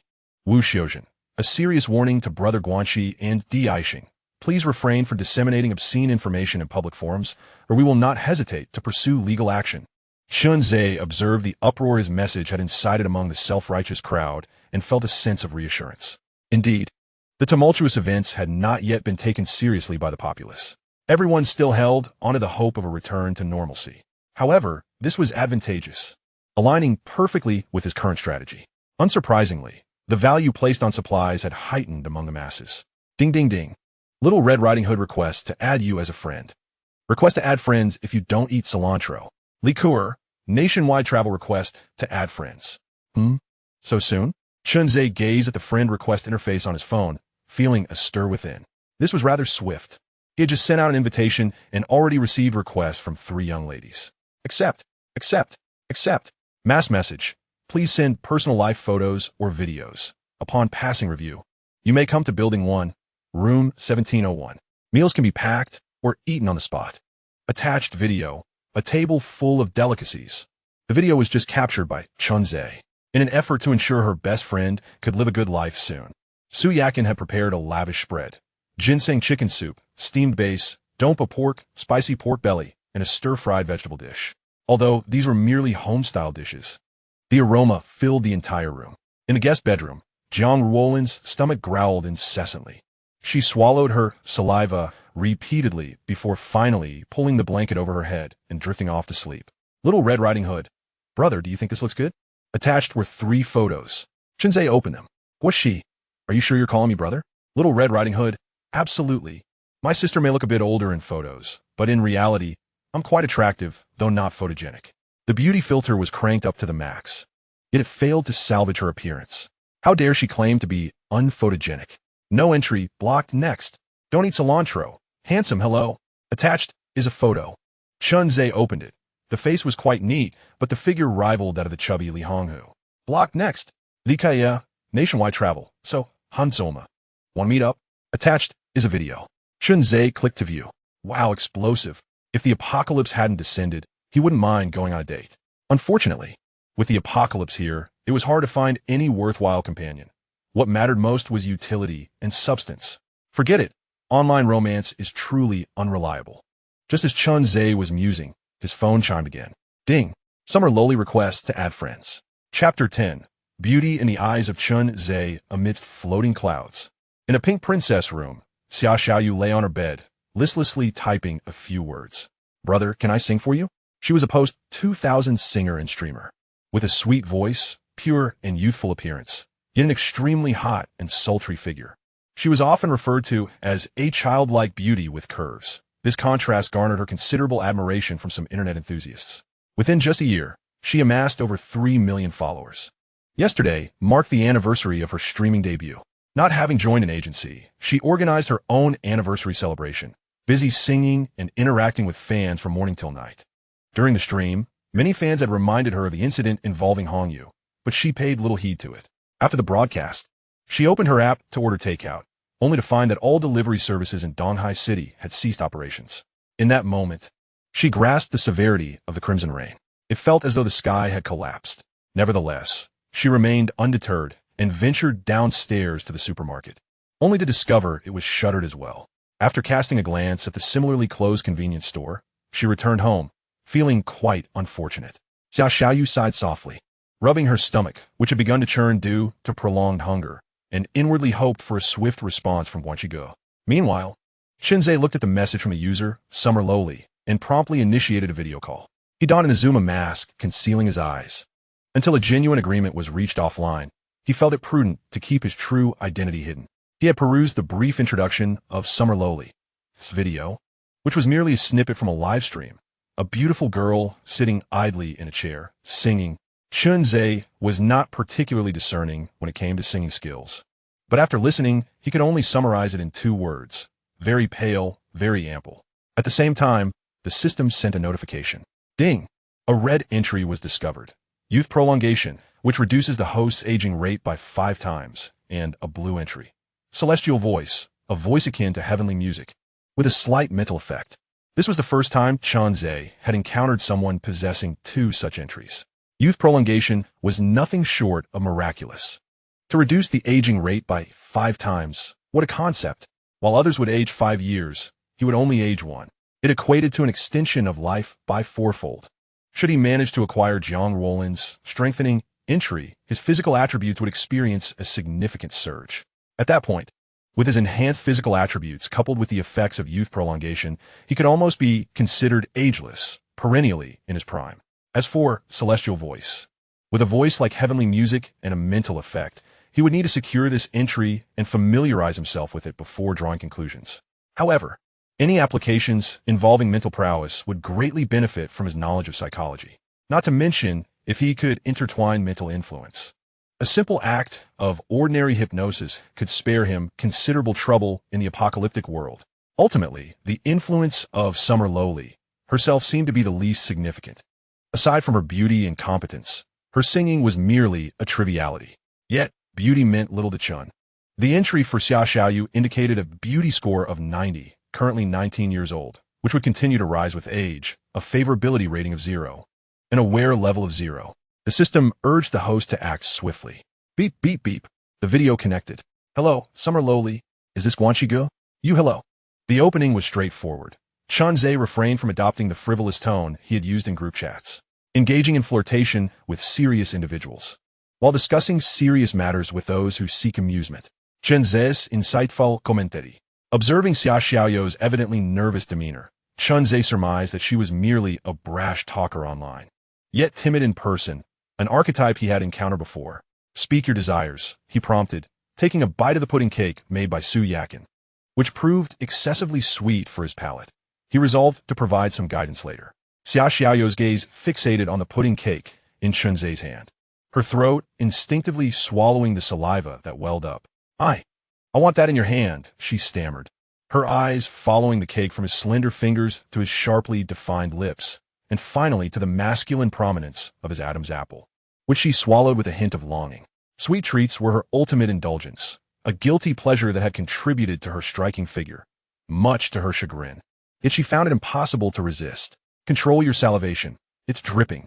Chunzei remarked with a smirk. If you wish to indulge, come over immediately. Congratulations. You passed my interview. As he observed Xia Xiaoyu's intense gaze, a chill ran down his spine. Was she perhaps infatuated? If so, that might be tolerable. No. Xia Xiaoyu's face flushed crimson as she hastily wiped her mouth with her sleeve, feeling embarrassed at having her awkwardness exposed. However, she quickly regained her composure, seemingly ignoring his invitation, and chirped in a high-pitched voice, "Brother, may I sing for you? I sing beautifully. What song would you like to hear?" Typically, I don't allow song requests, but this time, it's an exception just for you, brother. Geijai. Chunze silently observed her performance, opting to savor another piece of pudding cake.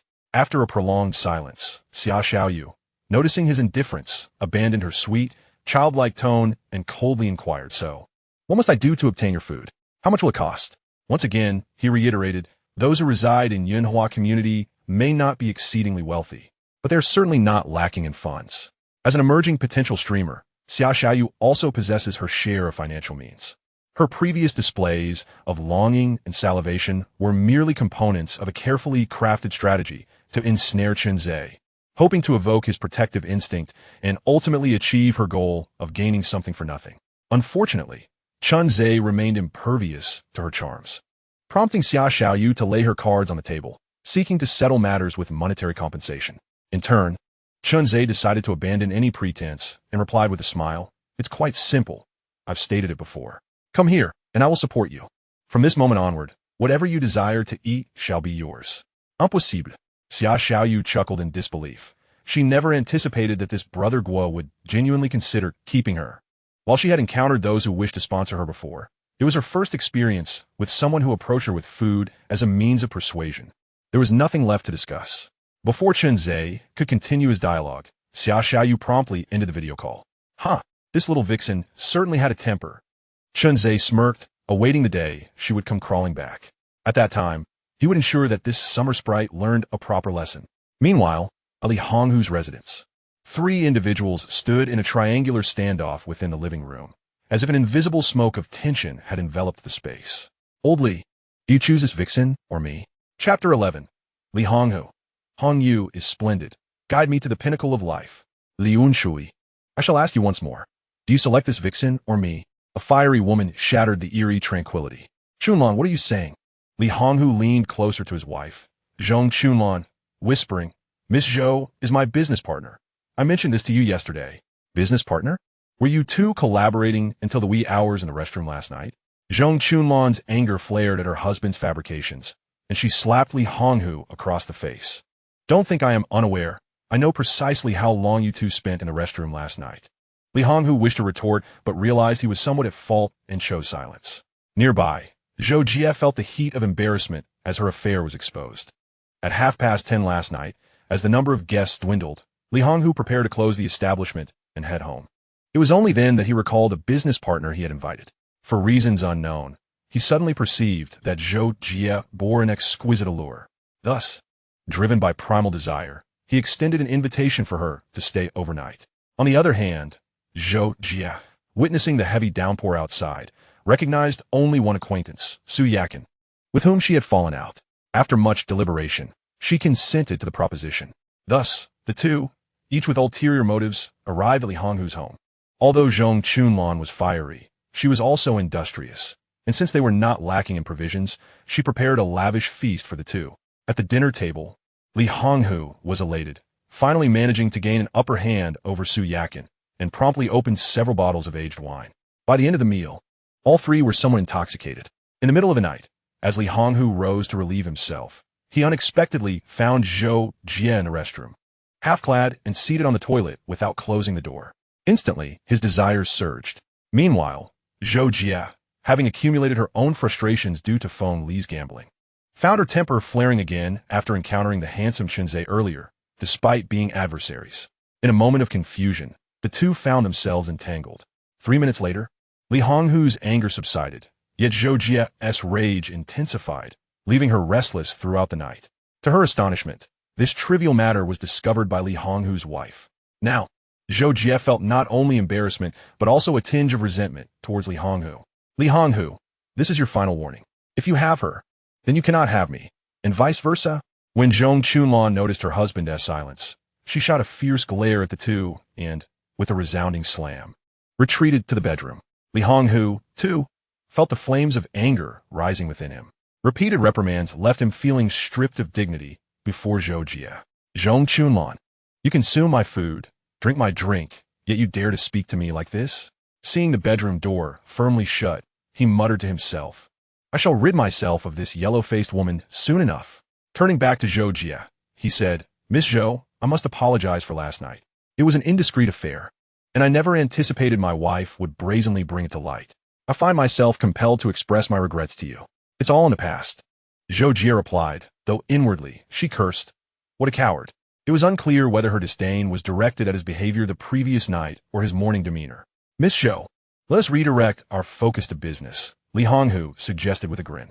Zhou Jie was well aware of his intentions, yet, given her precarious situation, she acquiesced to his words. Congratulations are in order, Mr. Li. With the sudden downpour preventing anyone from venturing out, and with Su Yakin's supermarket closed, you must have made a substantial profit yesterday. Your prospects look promising, just don't forget about me. As a former procurement supervisor, Zhou Jie had long recognized that Huihong convenience store was rife with counterfeit goods. However, she refrained from voicing her observations, only highlighting the positives. Indeed, we owe some gratitude to that Su Yakin. Had her supermarket been open, she would have seized all those bargains. Despite her words, Li Honghu harbored a deep-seated wariness of Su Yakin. Just yesterday, 70% of his merchandise had been sold. He had noticed the urgency and anxiety etched on the faces of his customers. It was at that moment he realized he needed to consider temporarily closing the store to stockpile goods. He suspected Su Yakin must have received advance notice of the rain, allowing her to close her supermarket strategically. In a few days, she would undoubtedly resell her stock at inflated prices. Alas, while Su Yakin possessed business acumen, she lacked an understanding of human nature. Engaging in hunger marketing would only tarnish her reputation. Reflecting on this, Li Honghu shook his head, lamenting, I am truly a man out of time. If only I had a supermarket as large as Su Yakin's, I would be selling at fair prices or even offering discounts. In times of urgency, a company's reputation can be profoundly shaped. Just as he managed to turn around the reputation of his Huihong convenience store within a day yesterday. However, the size of his store is indeed quite limited. After closing yesterday, having sold 70% of his stock, only 20% remained, alongside an additional 10% of emergency supplies at home. It must be said that Li Honghu had considered matters quite thoroughly. Upon receiving notice yesterday, he instructed his wife to stash away some bread, instant noodles, and bottled water for convenience. The remaining stock, he planned to withhold from sale temporarily. Whenever Su Yakin commenced her sales, he would follow suit to reap a profit, as long as his prices were slightly lower than the exorbitant rates of that unscrupulous merchant. As for the insults in the group chat, he had seen them long ago. Though angered, he was confident that when the day came for Su Yakin's supermarket to open, everything would turn around once more. At that time, the residents of the community would not only cease their criticisms, but would also praise him for his integrity, especially in contrast to Su Yakin. Now, he was fully prepared. Once the disaster of the Red Rain passed, Huihong convenience store would ascend to new heights. Li Honghu's gaze lingered on Zhou Jie's somewhat alluring figure, and he could not help but lick his lips. Miss Zhou, rest assured, I will fulfill my promise. At that time, you too shall be the boss, and together we shall trample Su Yakin beneath our feet. After speaking, Li Honghu was again reminded of Su Yakin's face, which was 100 times more beautiful than Zhou Jie's, stirring emotions within him. Oh, the Red Rain! How it propels me to the pinnacle of life. One cannot help but think that if Chunze were aware of Li Honghu's intentions, he would surely exclaim in astonishment. Truly, a seasoned veteran of over a decade. He possesses remarkable skills. If the Red Rain were to cease in a few days, it might indeed unfold as Li Honghu envisioned, with the humble convenience store triumphing over Su Yakin's supermarket. Alas, there are no ifs in life. As for Su Yakin, this unfortunate individual would never have the opportunity to be involved. Wait, Mr. Li, it seems someone named Guishiga is selling supplies. Zhou Jie, aware of Li Honghu's plans, hastily alerted him upon noticing the disruption. Could it be that besides Su Yakin and myself, anyone else has supplies to sell? Chapter 12. The prelude to hunger begins. Gigi is carefree. Welcome him to chat. As Li Honghu read Chunze's message, his brows knitted together like origami. Could this be some idle prankster? No, no. Look at the video he posted. It shows food and drink. It doesn't appear to be fake. Li Honghu watched the sumptuous video shared by Chunze, swallowing hard. This morning, Zhong Chunlan had been preoccupied with making declarations and had yet to prepare breakfast. Truly a lazy woman. The two individuals exchanged a glance, silently preparing 2 bowls of instant noodles, and began to eat with indifference. It was evident that the flamboyant gentleman was attempting to charm a lady. But that was of no concern to them. Zhou Jie discreetly sent a friend request to Brother Guanxi, concealing her intentions beneath a calm exterior. Li Honghu remained silent. Yet within him stirred a sudden unease, as if he had unwittingly stepped into a trap. However, upon glancing at the 3 boxes of instant noodles in the corner, his anxiety dissipated. After all, he had no worries about food and drink at home. Surely, no one would dare to seize his belongings, right? Once sated, Li Honghu cast a glance at Zhou Jie and made his way towards the restroom. Zhou Jie sighed inwardly, pondering the absurdity of the situation. With a resigned shake of her head, she decided to follow him. Unbeknownst to them, the previously closed bedroom door had quietly opened a crack. At Chun Zai's residence, he was engaged in a rigorous workout in the gym. In a world fraught with peril, physical fitness was the ultimate weapon. He alternated between bench presses, sit-ups, squats, and push-ups, followed by boxing, each punch landing on the bag with a resounding crack. The exhilarating rush of dopamine from exercise rendered Chun Zai impervious to fatigue. Nearby, 2 spectators observed his relentless exertion. One was the rosy-cheeked Su Yakin, whose gaze lingered on her partner, captivated by the surge of masculinity he exuded, inadvertently tightening her legs. The other was Jiang Ruolin, half reclined on the sofa in a state of hunger. Unlike Su Yakin, who felt a springtime awakening, Jiang Ruolin was dismayed by Chun Zai's haphazard training, believing it squandered his potential. If she were in charge of his training, she was confident she could enhance his overall abilities by 20%. Yet, at that moment, her focus was solely on combating her hunger. Ace, take a break. My meal is ready, Su Yakin called out as she noticed Chun Zai pausing, rushing over to hand him a towel to wipe his sweat. All right, I'll join you after a shower, Chun Zai replied, casting a glance at Jiang Ruolin before entering the bathroom. As he stepped inside, Su Yakin hurried to Jiang Ruolin's side. Linlin, would you like something to eat?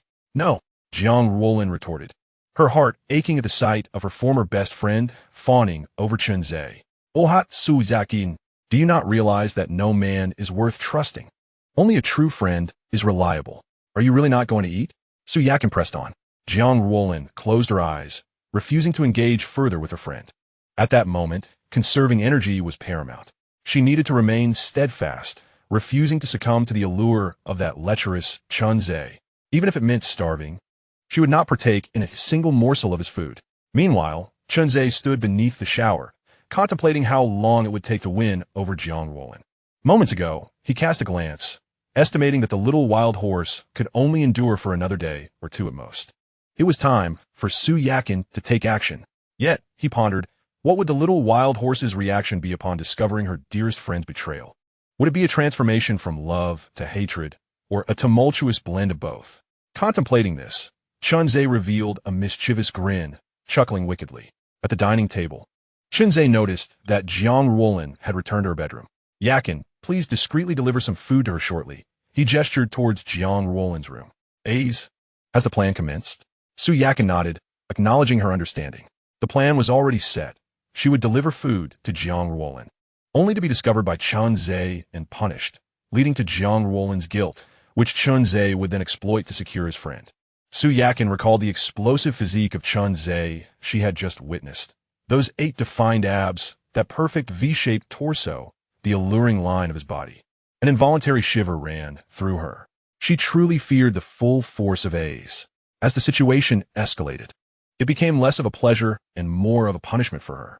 Oblivious to Su Yakin's inner thoughts, Chun Zai continued to relish his feast while simultaneously filming a video to share in their group chat. Is there anyone left unaccounted for? He inquired. Building 1, Room 17. Brother Guanxi. Today's meal leaned towards Western cuisine. As per usual, a bottle of 82 Lafite paired with Kobe beef and caviar. No scales were used. As I fear you might think I cannot afford such delicacies. Are there any ladies interested in joining? A little secret. One has already passed the interview. So hurry if you wish to partake. First come, first served. Unexpectedly, as soon as Chun Zai posted, the group chat erupted with responses. Building 3, Room 3. Jiang Jingyi. Pervert, get lost, along with those shameless harlots. All of you out. Building 8, Room 6, a loving family. Tagging Brother Guanxi, we run out of food. Could you lend me some rations? Once the rain subsides, I will repay you immediately. Multiple owners, Di Aishing. Brother Guanxi, have you already indulged in meat? When will you treat the brothers to some soup? Building 5, Room 3. My child Zihan is the best. Is there a kind soul who could lend me some food? My child Zihan has fainted from hunger. I implore you. Please help. Super Ultraman. Please save the child. I finished the instant noodles yesterday. And today there's nothing to eat. I even drank the leftover soup from yesterday. Deep Diver. Congratulations to the person above for bringing me back into the conversation. I can only say impressive.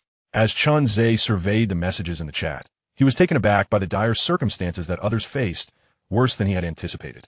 It was only the second day of the apocalypse, and some had already succumbed to hunger. Surely, they weren't merely feigning distress. Chun Zhe dismissed their pleas for help. In a world turned upside down, there was no time for cries for aid. Only the imperative of self-rescue remained. In the Pink Princess room. Now, Xiaoyu felt somewhat dizzy from hunger. She had scarcely eaten anything since yesterday. The snacks she had stocked at home were already depleted in the past few days, and she hadn't had the opportunity to replenish them. Coupled with the immense energy expenditure from yesterday's live stream, she could only quench her hunger with water. However, drinking too much water was quite uncomfortable. At that moment, she noticed that Brother Guanxi in the group had sent another message. Steak, red wine. And it seemed there was also caviar and creamy mushroom soup. The more she looked, the more dizzy she felt, and her stomach began to churn painfully. Finally, unable to withstand the turmoil within her, she vomited. Stomach acid and bile were scattered everywhere. It was tea until she felt as though she might expel her very intestines that she finally calmed down. She could not continue to starve. It was a matter of life and death. Yet, she refused to yield to that lecherous fiend. Xiaoyu steeled herself, her mind fervently tapping into her body's potential. Perhaps she could seek assistance from the owner of the supermarket or the convenience store. Surely, there was nothing in this world that could not be acquired with money. However, sisterhood calls for sisterly assistance. As women, it would likely be more beneficial to ask Su Yakin for help. Woon Tiet? Chapter 13. The kind-hearted Chun Da initiates the high-priced grain purchase. Summer Lolita. Sister Su, could you sell me some food? Xiaoyu had previously added Su Yakin as a friend and promptly sent her message. However, she felt it was a bit too abrupt, so she followed it up with an adorable begging emoticon. Have mercy on me. Yet at this moment, Su Yakin was too preoccupied to attend to anyone's pleas for help. She was currently troubled by how to discreetly provide Jiang Ruolin with some food. Helping Chun Zhe secure his best friend sooner would be advantageous for all three of them. However, even if she were to see Xiaoyu's message, she would likely ignore it. She had turned off her notifications for the past 2 days. The so-called human connections had lost their significance in the wake of the apocalypse. With Chun Zhe as her backing, he was her greatest network. Thus, fulfilling the tasks assigned by Chun Zhe remained her top priority. Chun Zhe had anticipated that Xiaoyu would be seeking help. In fact, he surmised that not only Xiaoyu, but many others would be scrambling to stockpile supplies. The blood-red rain had poured incessantly for 2 whole days, showing no signs of abating.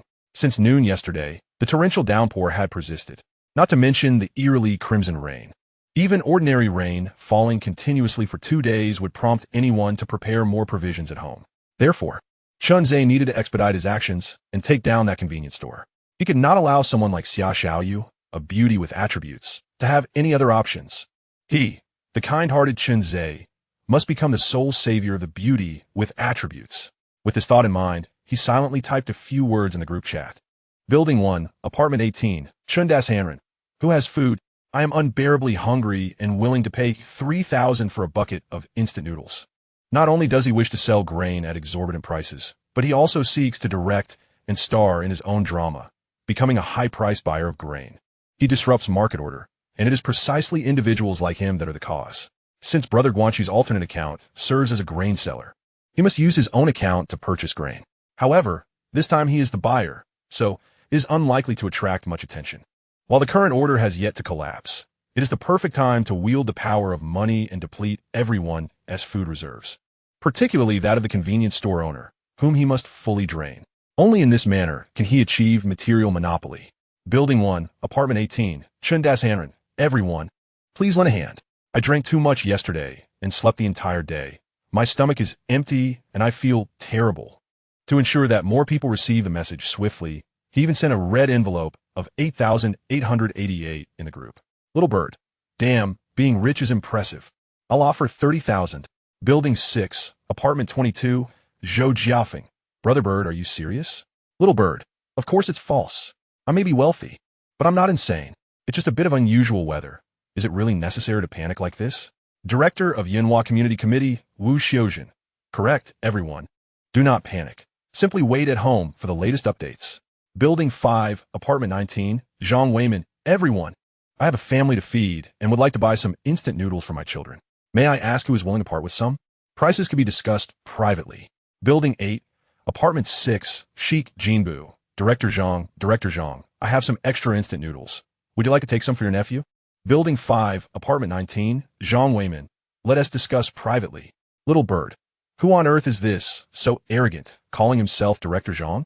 The night cannot hide my eyes. Zhang Weiman, Deputy Director of the Donghai City Health Bureau. Little bird. Wow. A young one who doesn't recognize the mountain. Master of Spring River Noodles. I have some bread left over from the shop. It's all from the neighborhood. If anyone doesn't mind, please come and take some. Consider it my early New Year-esque greeting. Wonder. The boss is generous. I'll come right over. I want take it for free, 300 each. As my wife is indeed a bit hungry.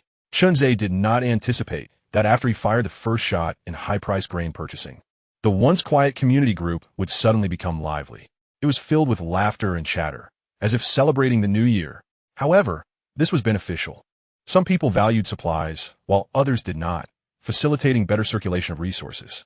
He also noticed an unusual ID, that of Zhang Weiman, the deputy director of the Donghai Health Bureau. Chunzhe found it hard to believe that a deputy director would stoop to asking for instant noodles in a community group. It was only the second day, and they had not yet reached a desperate situation, unless he had heard something from above.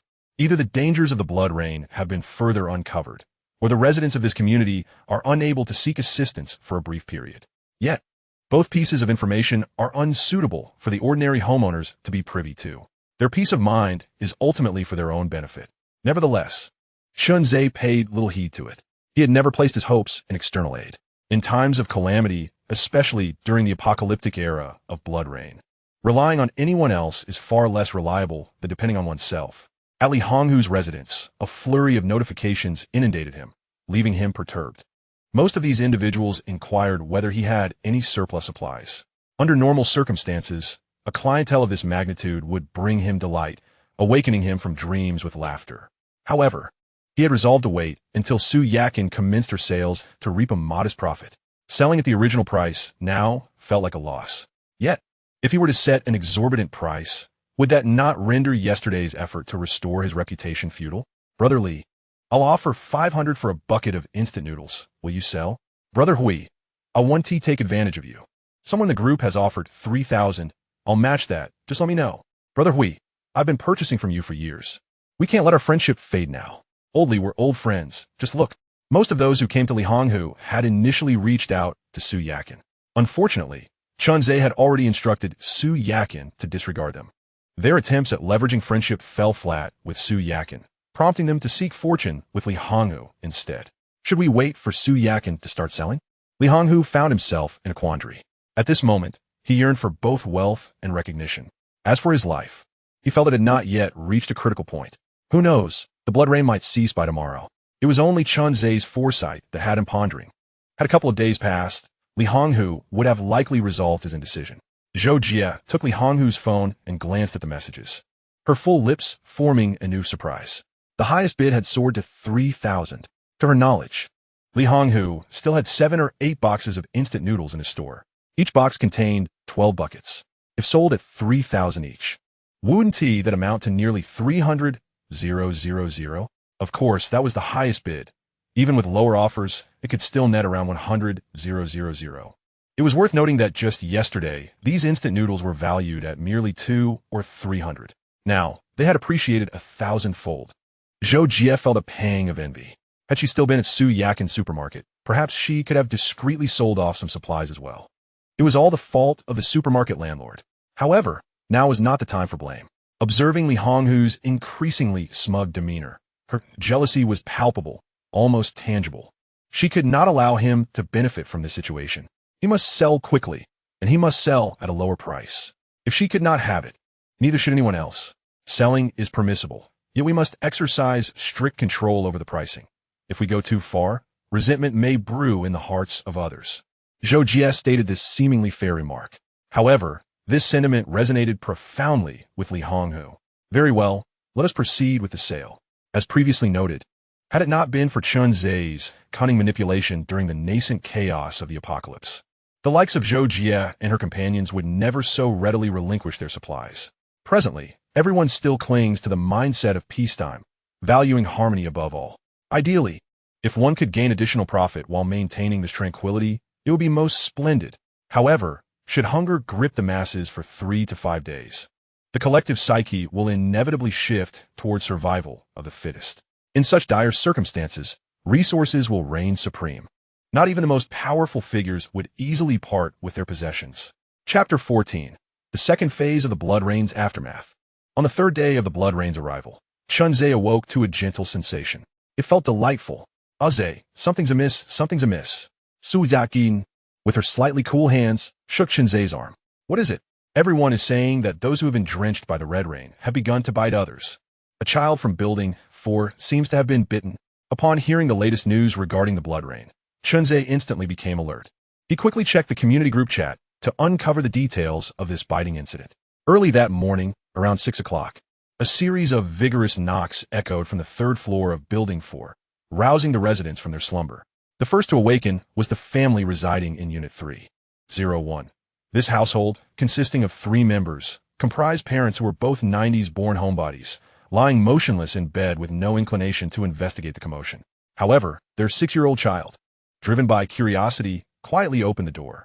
Suddenly, a piercing scream erupted. The parents, alerted by the cry, rose to discern the situation. To their horror, they beheld their child cradled in the arms of a drenched man, whose face was nearly buried in the boy's chest. Gnawing at his heart and lungs like a rabid beast, blood pooling on the floor, the mother fainted on the spot. The father rushed forward, seizing a chair and striking the man at the back of his head, causing him to collapse, unconscious. Minutes later, a few brave residents finally dared to venture outside to assess the situation. Among them was a reporter who, suppressing his nausea, captured several photographs, hastily applying a mosaic filter before uploading them online. Chunzhe opened the images, his gaze sharpening. While much of the boy's horrific state had been obscured, the bizarre figure beside him remained distinctly visible. Good heavens! A suit and tie. Wasn't this the very boss he had seen previously being beaten by his employees? Despite his body being smeared with blood, faint bruises could still be discerned upon his forehead, a clear indication of having been assaulted. Was this the second phase reaction following the blood rain? The devourer? As Chunzhe gazed at the entire photograph, his apprehension regarding the peril of this blood rain calamity intensified. Building 4, Unit 502, Su Shaoqian. This is terrifying. It's enough to frighten a child. This morning, I was roused from my slumber by a cacophony, thinking it was those infernal renovation workers again. AAA Building Materials Wholesale, Wang Fatsai. Sister, I am in the renovation business. Stop blaming all your woes on us. Have you ever seen a renovation crew starting work at 6 in the morning? Building 7, Unit 301, Tianqing. Do you not possess any empathy? Must you always make jokes at the expense of the lower strata? I'm truly fed up with you all. Autumn won't return. I see that the two above are not jesting. Are they not merely reminding everyone to ensure their safety? Building 3, Unit 1802, Zhang Tianxiang. I simply wish to know where that zombie-like individual emerged from. Is he from our community? Time ages people, uncertain. This morning my friend sent me several similar messages, indicating that biting incidents have occurred in other areas as well, although they were swiftly suppressed. Building 3, Unit 1802, Zhang Tianxiang. Why didn't you mention this sooner? Time ages people. No one inquired. Warning, suspected high-risk messages have appeared in the group chat. Members are advised to exercise discernment. Building 3, Unit 1802, Zhang Tianxiang. Damn it. As Chunzhe observed the conversations unfolding within the group, he contemplated the imminent collapse of order. Once news of zombies preying upon humans spreads, panic will ensue among the populace. At that moment, everyone will revert to a survival of the fittest mentality. If you do not consume me, I shall consume you.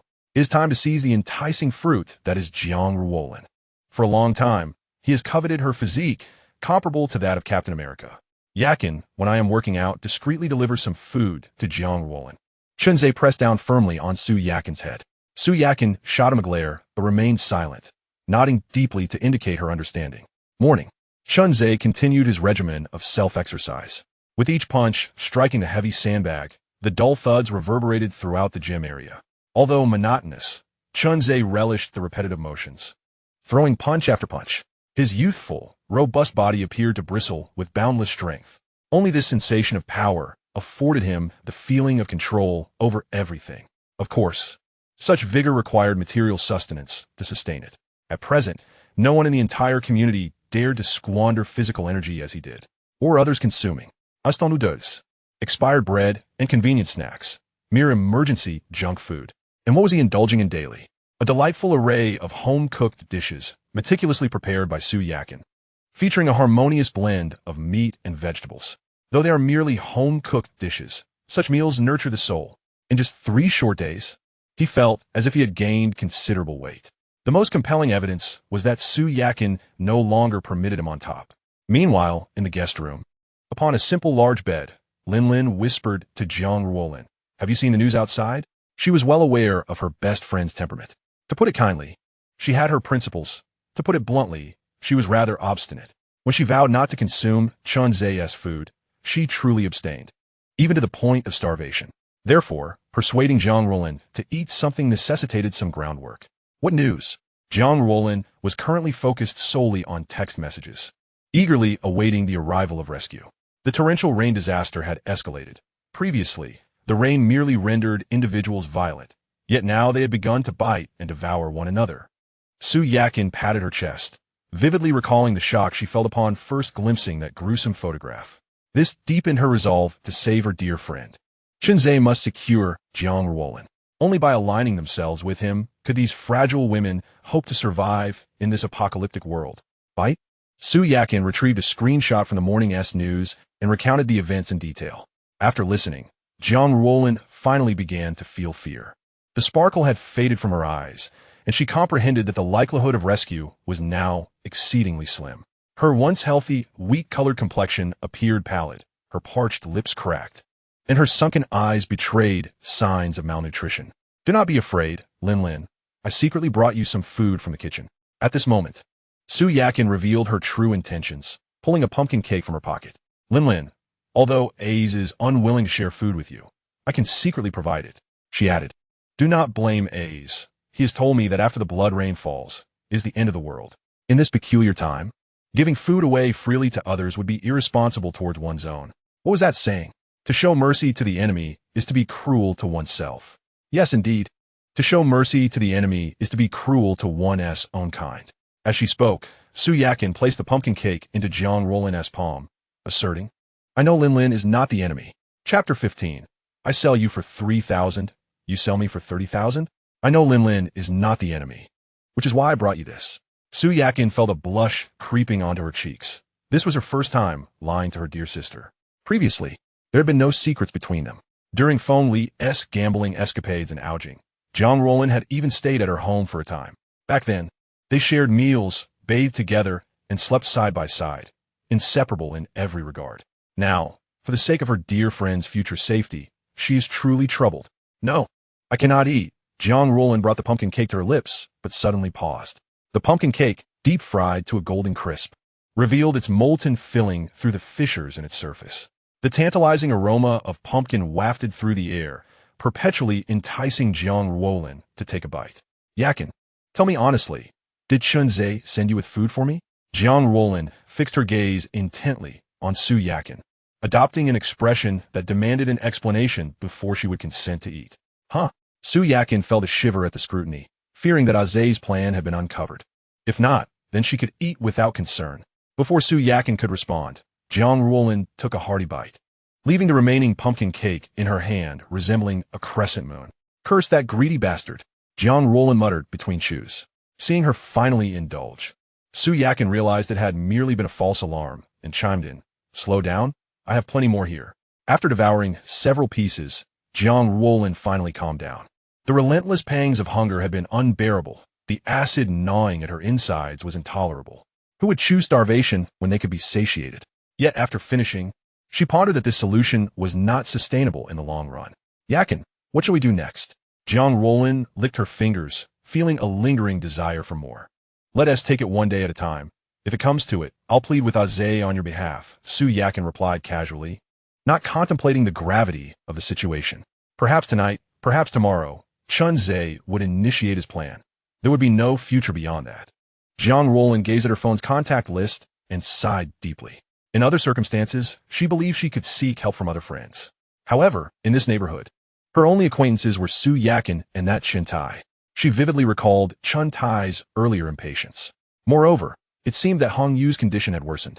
How could she possibly ask others for food? If discovered by Chun-Zhe, the worst that could happen would be expulsion, she mused. Yet, as she glanced out at the crimson sky, she lamented. If expelled, she had no idea how she would survive. Half an hour later, in the fitness area, Chun-Zhe had completed his workout regimen for the day. He had mastered the ability to wield twice the strength of an ordinary person. A punch landed on the sandbag with a resounding thud. He worried that had he not restrained himself, he might have shattered the bag. If that punch struck a person, it would surely break several ribs. How goes the plan? Chun-Zhe inquired, watching Su Yakin emerge from Jiang Roland's room. He was confident that Jiang Roland would acquiesce. After all, this was not something he received directly, but rather a clandestine gift from his close friend Su Yakin, having gone without food for 2 or 3 days. While he was not yet on the brink of starvation, the experience was one that no modern individual could endure, especially for someone like Jiang Roland, who possessed a robust physique. Her energy consumption was even greater than that of an average person. Indeed, Linlin heard that I had taken the food without your knowledge and immediately accepted it. Su Yakin's mood was evidently somewhat subdued, her tone slightly melancholic. Chun-Zhe noticed her unusual demeanor and inquired, "What is the matter? Do you feel guilty about deceiving your friend?" If guilt were indeed a factor, he would have to reconsider Su Yakin's standing in his heart. The apocalypse demanded no sense of guilt. "No," Su Yakin replied, shaking her head. After a brief pause, she continued, "Just now, Linlin and I saw some news and realized that the world we once knew is now completely transformed. Many people have begun to fight over food, and there are even those who are assaulting women. After indulging in their feasts, they run into the red rain, ending their lives in despair." Linlin's fear of the apocalypse deepened upon witnessing the news. The individuals Su Yakin spoke of were familiar to Chun-Zhe. They were merely those who embraced a hedonistic philosophy, reveling in the belief that since the world was collapsing, they might as well indulge in a final celebration. In the early days of the apocalypse, such people posed a greater danger than the apocalypse itself. One could never know when they might resort to mutual destruction. "So you were frightened too?" Chun-Zhe asked. Su Yakin shot him a glance, moved behind him, and began to massage his back muscles, saying, "With you by my side, how could I be scared?" She had been comforting Linlin all along. Yet, it was somewhat disheartening to see someone who once embodied strong feminist ideals now reduced to such a state by the apocalypse. Su Yakin shook her head behind Chun-Zhe, then lowered her gaze to his muscular physique, instantly filled with a sense of security. Upon hearing this, Chun-Zhe understood the source of her melancholy. In reality, individuals like Jiang Roland did exist. They appeared strong and courageous, yet when confronted with insurmountable crises, they often proved to be more vulnerable than ordinary people. However, this presented him with an opportunity to win over Jiang Roland. Tonight, he would not miss the chance to strengthen his physique. Beep, beep, beep. Convenience store owner, Li Honghu. "Hello, Mr. Chun. May I ask if the instant noodles you purchased yesterday are still available? I would like to buy them back." Upon reading the message on his phone, Chun-Zhe smiled. Yesterday, he had messaged Li Honghu, offering to buy a bucket of instant noodles for 3,000. To his surprise, Li Honghu had agreed. The transaction was set for the underground parking lot, where payment and delivery would occur simultaneously. Chun-Zhe, unfazed, spent 30,000 to purchase 10 buckets, insisting that no amount of persuasion would lead Li Honghu to sell any more. Upon hearing that the goods in the convenience store sold out within 2 hours, he realized that he had purchased them at the highest price, while others had only paid 500. Chun-Zhe, seeking amusement, feigned a confrontation with him. Li Honghu promptly declared that he only engaged in business with acquaintances. Since Chun-Zhe was the first to quote a price in the group, he had inadvertently set a price standard, which led Li Honghu to make an exception for him. The implication in every word was that Chun-Zhe had indeed taken a significant advantage. Chun-Zhe responded directly, 30,000 per barrel. Do you want it? Now, seeing the situation unfurl, the rotund man was absurdly contemplating a repurchase. Is there truly such a thing as an easy windfall in this world? Yesterday, when he was treated like a fool, even Mr. Chun had not been addressed with respect. He was merely referred to as you. Now that he had the opportunity, Shenzhe decided to tease this convenience store owner once more. "Li, my good sir, how can a mutually beneficial transaction be termed as robbery?" Shenzhe scoffed. The previous day, fearing a report regarding price inflation, Li Honghu had even insisted that Shenzhe delete the transaction records. His demeanor of wanting it both ways was a source of shame for Shenzhe, a cunning businessman. As he read the messages before him, Li Honghu's anger simmered. This kid sold him 3,000 yesterday, and within a day, he intended to resell it to himself at 10 times the price. As a morally bankrupt proprietor willing to compromise quality for profit, being treated like a cash cow was utterly intolerable. Lil Chen, you see, 30,000 per barrel of instant noodles evidently exceeds the actual value of the product. If this is pursued, it could lead to imprisonment, Li Honghu argued. I am not trying to take advantage of you. I can repurchase it at 3,000 per barrel, ensuring neither of us suffer the loss. This is also in your best interest. Shenzhe regarded the rotund man, who still considered him a fool, and let out a cold laugh. Forget it. I shan't sell it anymore. I'll just consume 2 barrels of instant noodles today. Wait, young brother, how about adding 50? I won't let you leave empty-handed. What do you think? Li Honghu's words made Shenzhe laugh in exasperation. Even now, the man treated him like a simpleton. Was he under the impression that he could easily manipulate him? 50 to shoo away a beggar? The price has now risen to 50,000 per barrel. With that, Shenzhe logged off. Glancing at the few barrels of instant noodles in the corner, he remained unfazed. For ordinary individuals, these may be precious life-saving supplies. Yet for someone who owned an entire supermarket, they were merely junk food, detrimental to health if consumed. Subsequently, Shenzhe turned to Su Yakin behind him and issued his orders. Yakin, please prepare a more sumptuous dinner this evening.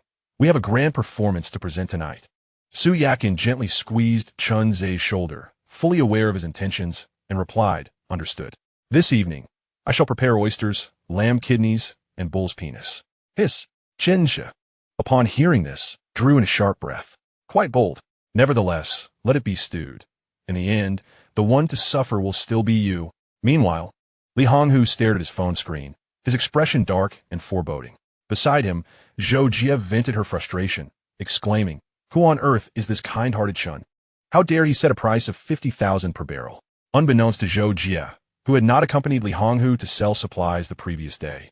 The benevolent Chun was, in fact, Shenzhe. At that moment, Li Honghu felt a pang of regret. Had he known the severity of a disastrous red rain, he would never have so readily parted with his supplies. Zhou Jie, oblivious to the gravity of Li Honghu's expression, continued her tirade. He must be some pampered rich kid, treating money as if it were nothing. Silence. Li Honghu could no longer contain his frustration and struck Zhou Jie.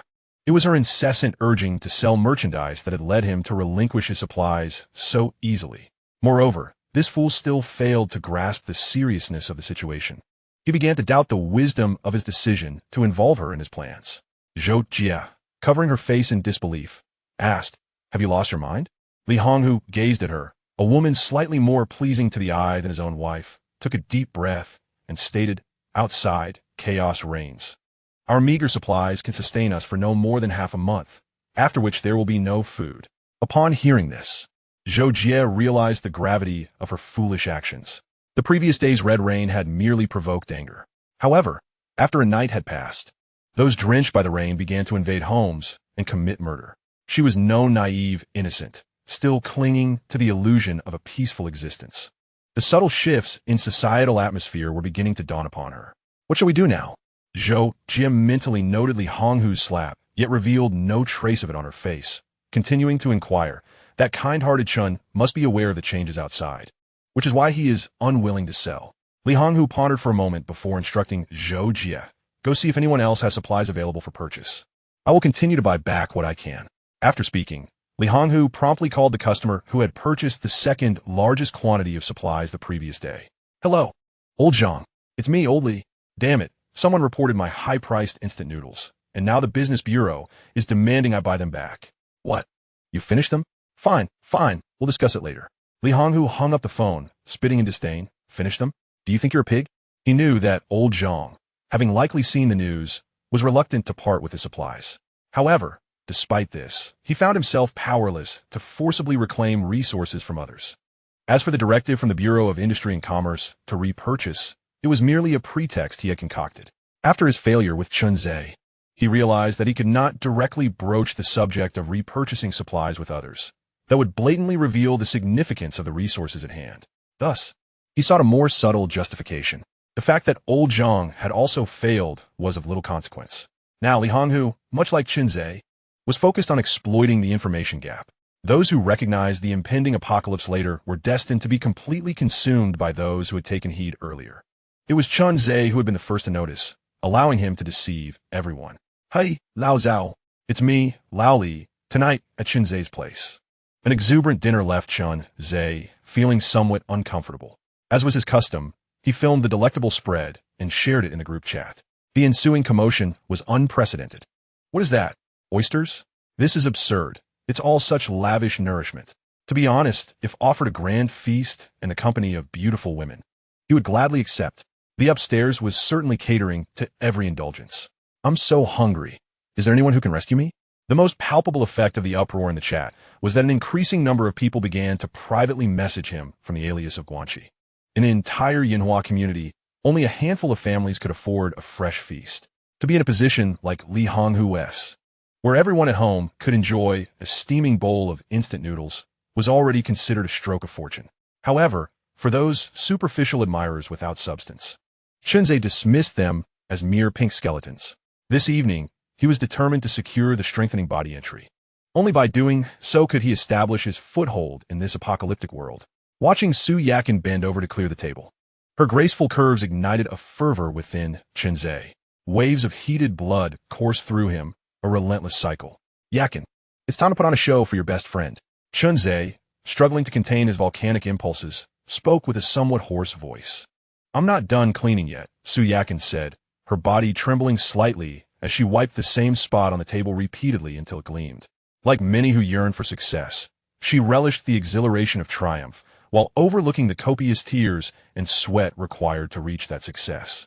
Yet now, she recalled, no need to clean up, the plan is paramount. Qinzhe cast a glance at the tightly shut door of the guest room and slowly approached Su Yakin. Chapter 17.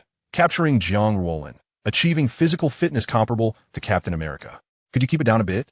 Zhang Ruolin, in the guest room, tossed and turned, seeking to calm her racing heart.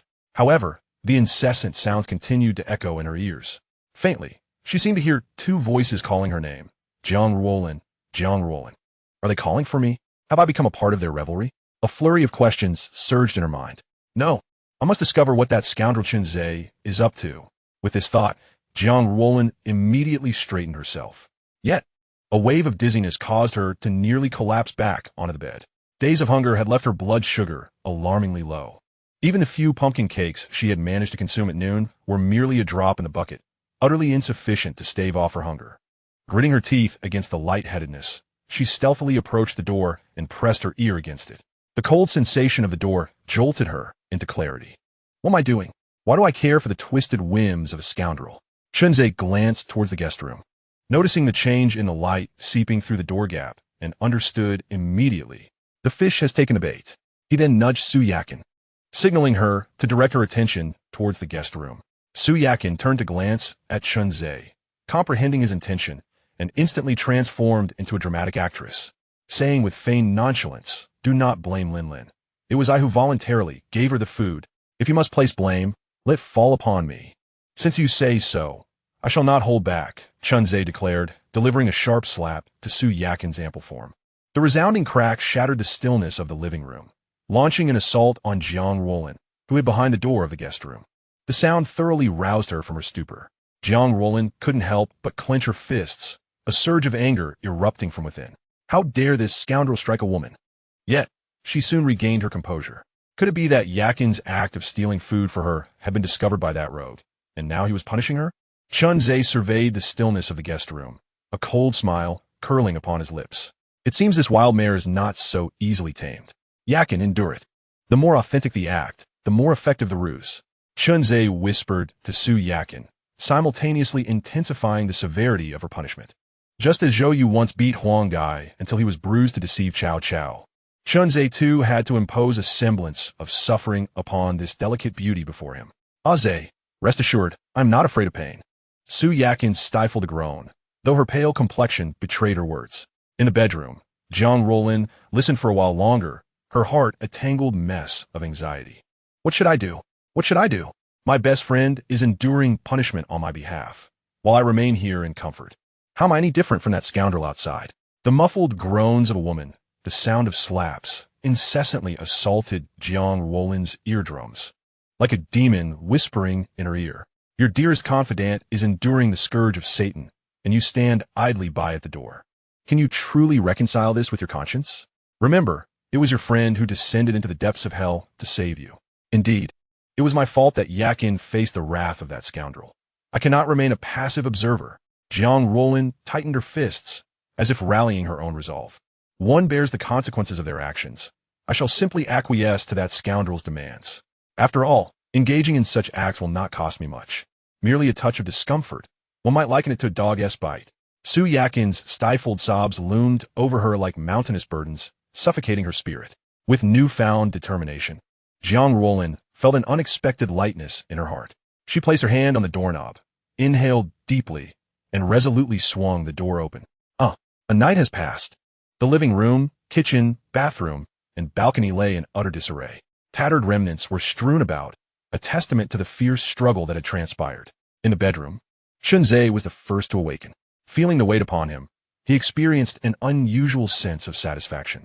The 8-cylinder engine truly lived up to its name. Last night, he had successfully acquired the red attribute strengthening the body. His physical prowess had tripled, and he had gained the unique property of the 8-cylinder engine, rendering him tireless.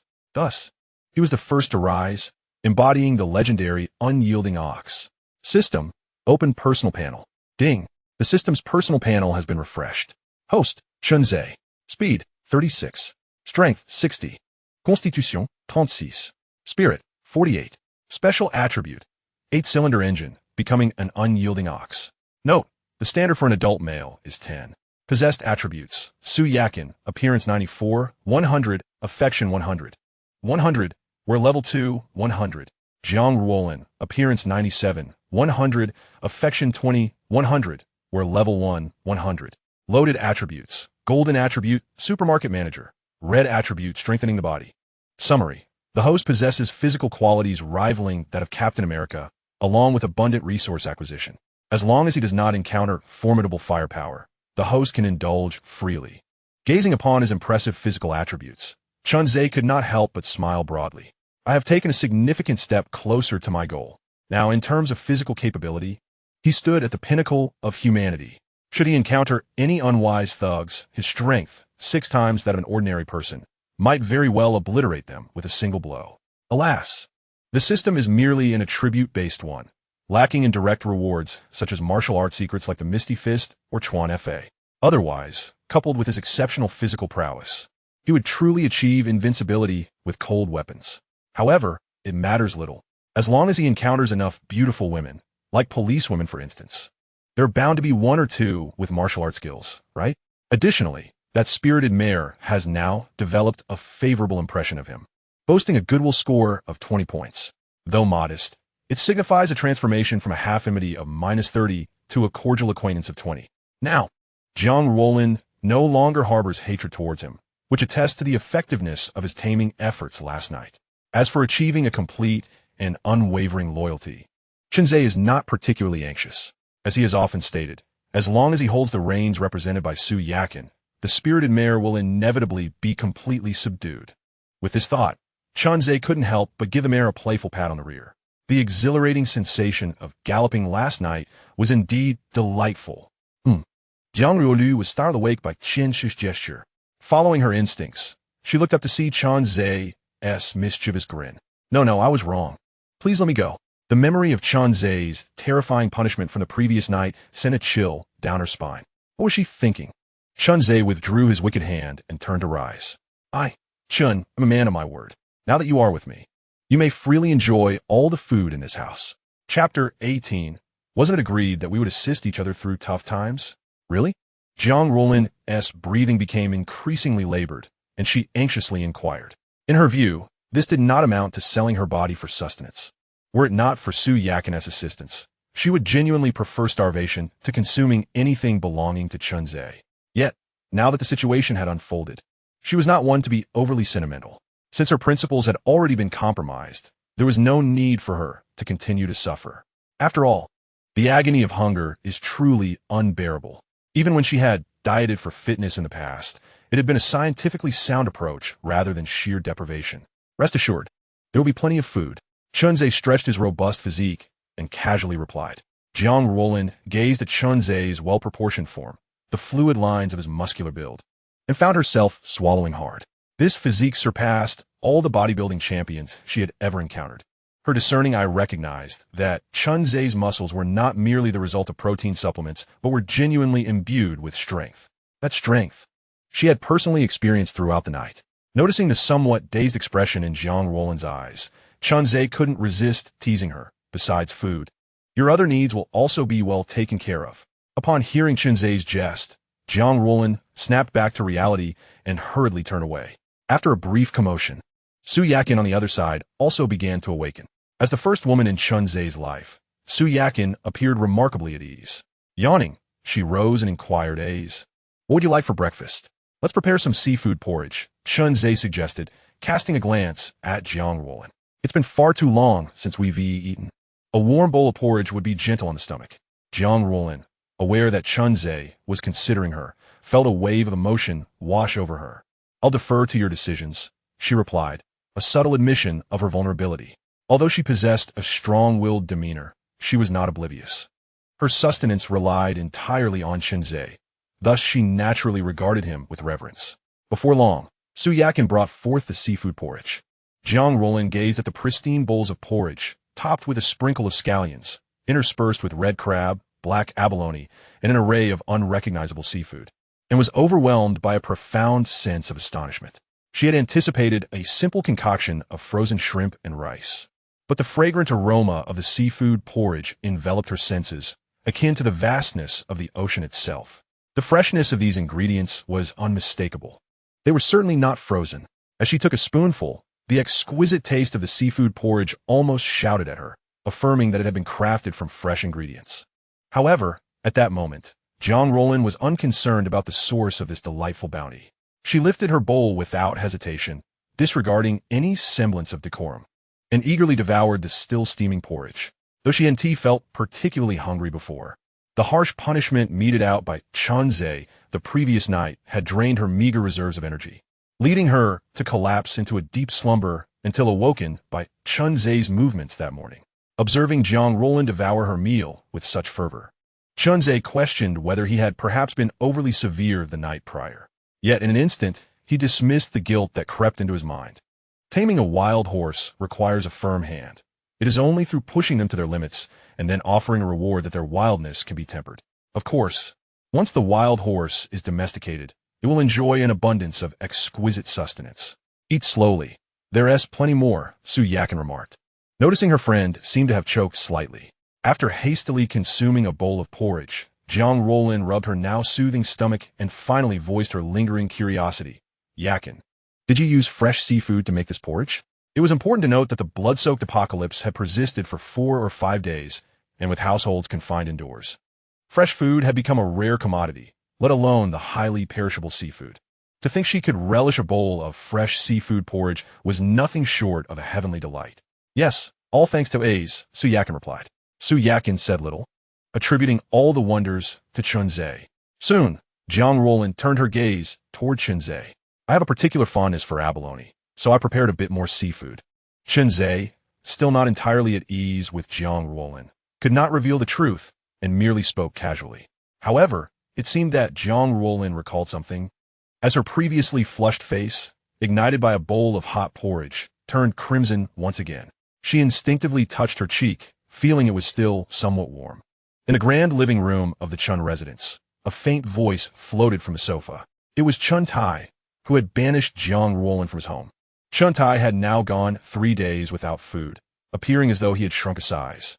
Without his usual flamboyant makeup, his skin sagged, and deep wrinkles marred his visage, resembling the weathered bark of an old tree, evoking a sense of distaste. Alongside the emaciated Chun Tai was a man with puffy eyes and a complexion akin to parchment. Indeed, it was Zhao Chong, the young man whom Chun Tai had been supporting, now reduced to a mere shadow of his former self. Once a dapper young lad, he now lay on the sofa, his gaze vacant, allowing Chuntai to extract what little sustenance he had left. Gazing at the nearly drained Zhao Chong, Chuntai felt a twinge of satisfaction.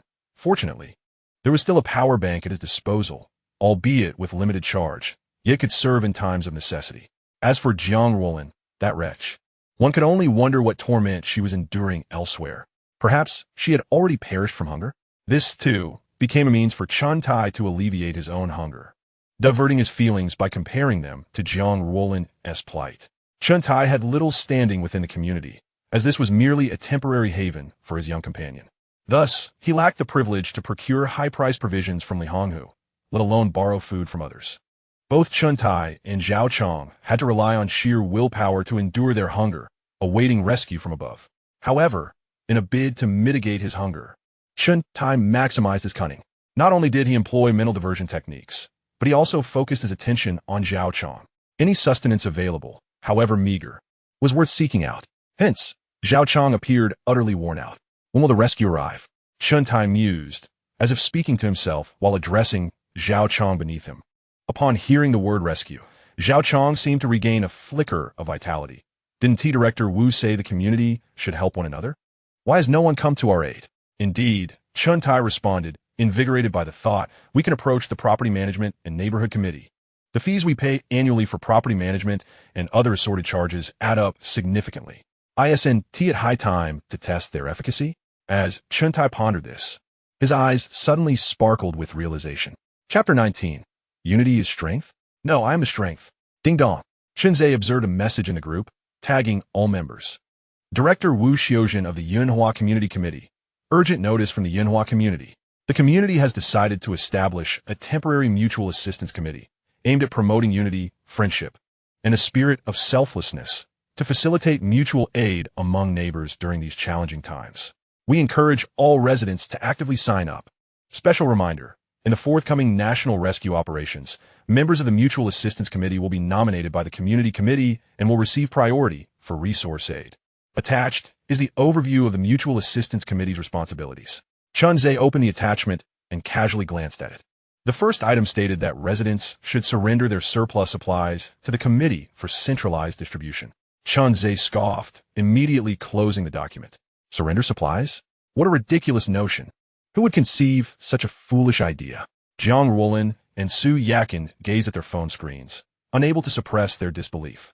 Would anyone truly hand over their supplies? Surely, this Mutual Assistance Committee must be attempting to deceive us. The promise of priority aid from the state sounds enticing. Centralized distribution. To whom exactly?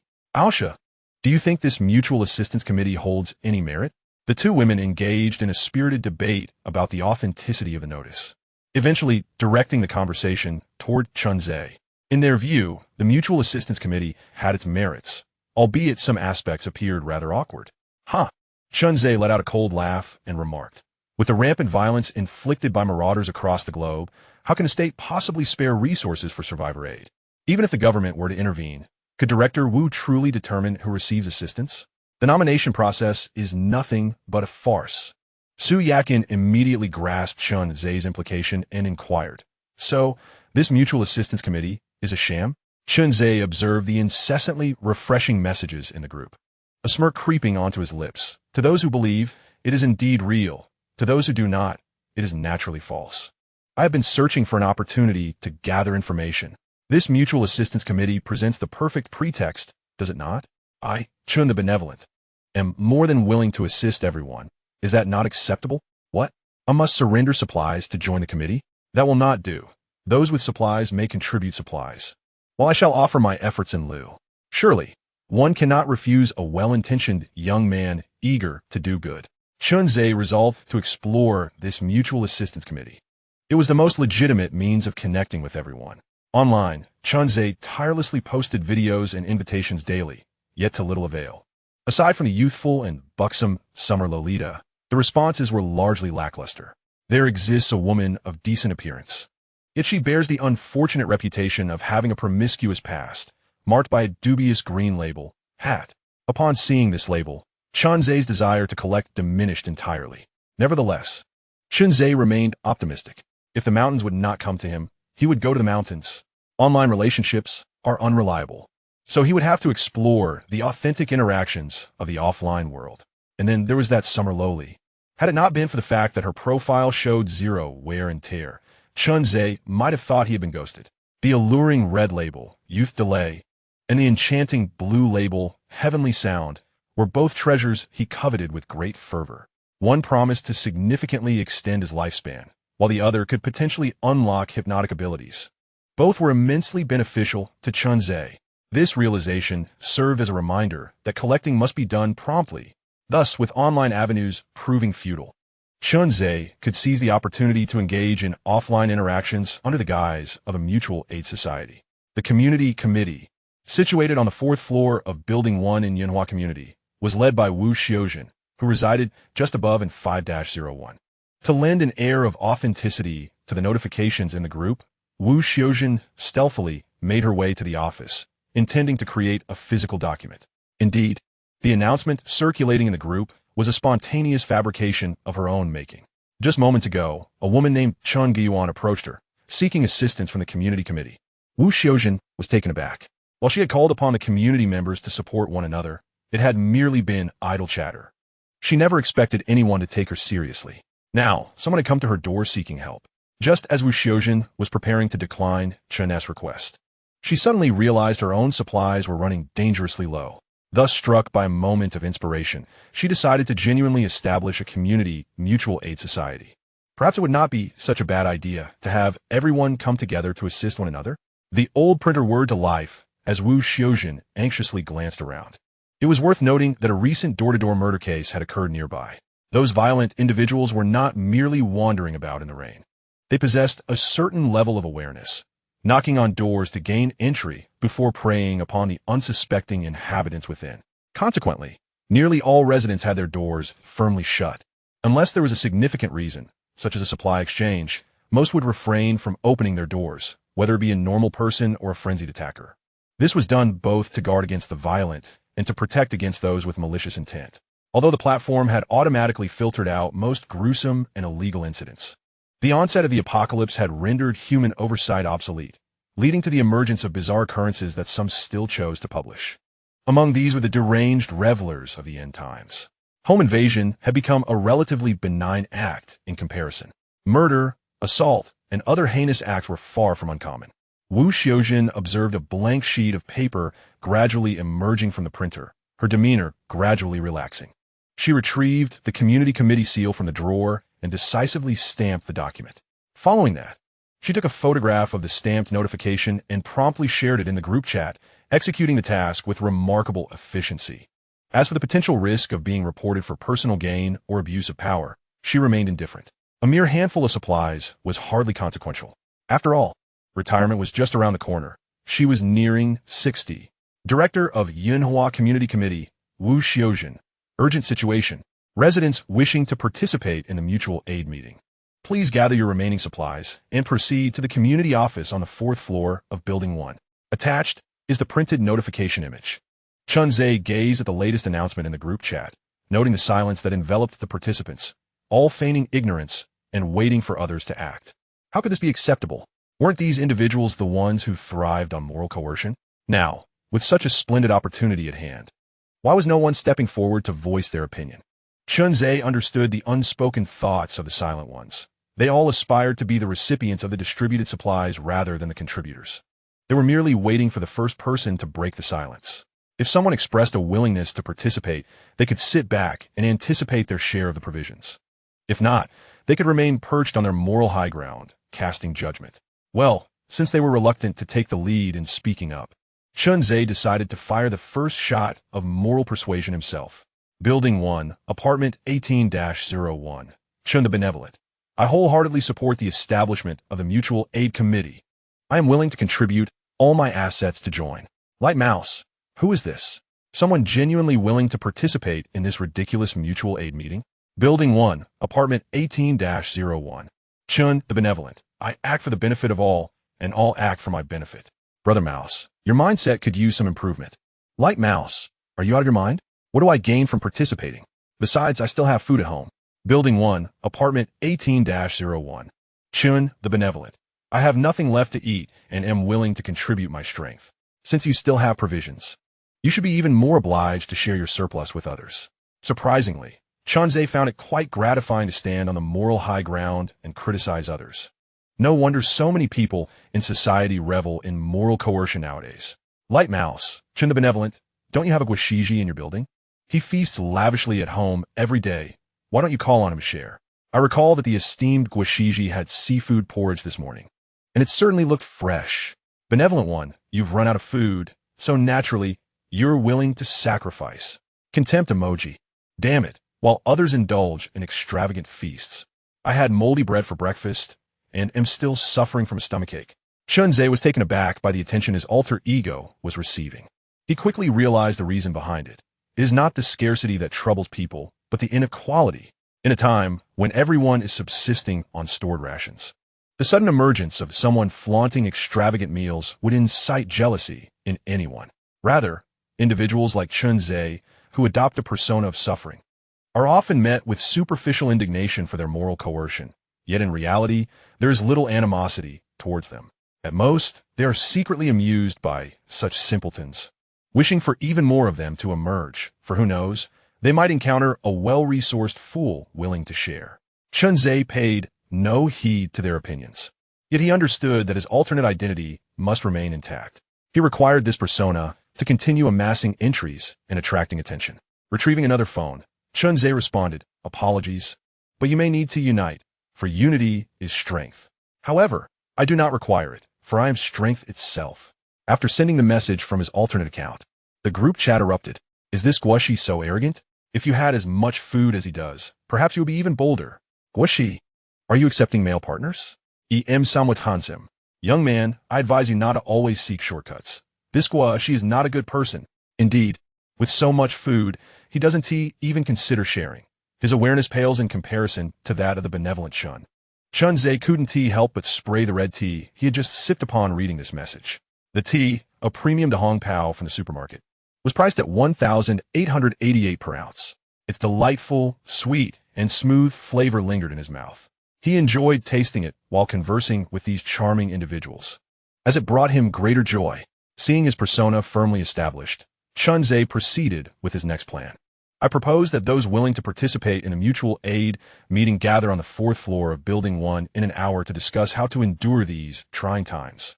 Having decided to attend this so-called mutual aid meeting, he naturally hoped it would occur as soon as possible. All right, I concur. Wait, are you all truly intending to join this mutual aid meeting? My household is on the brink of starvation.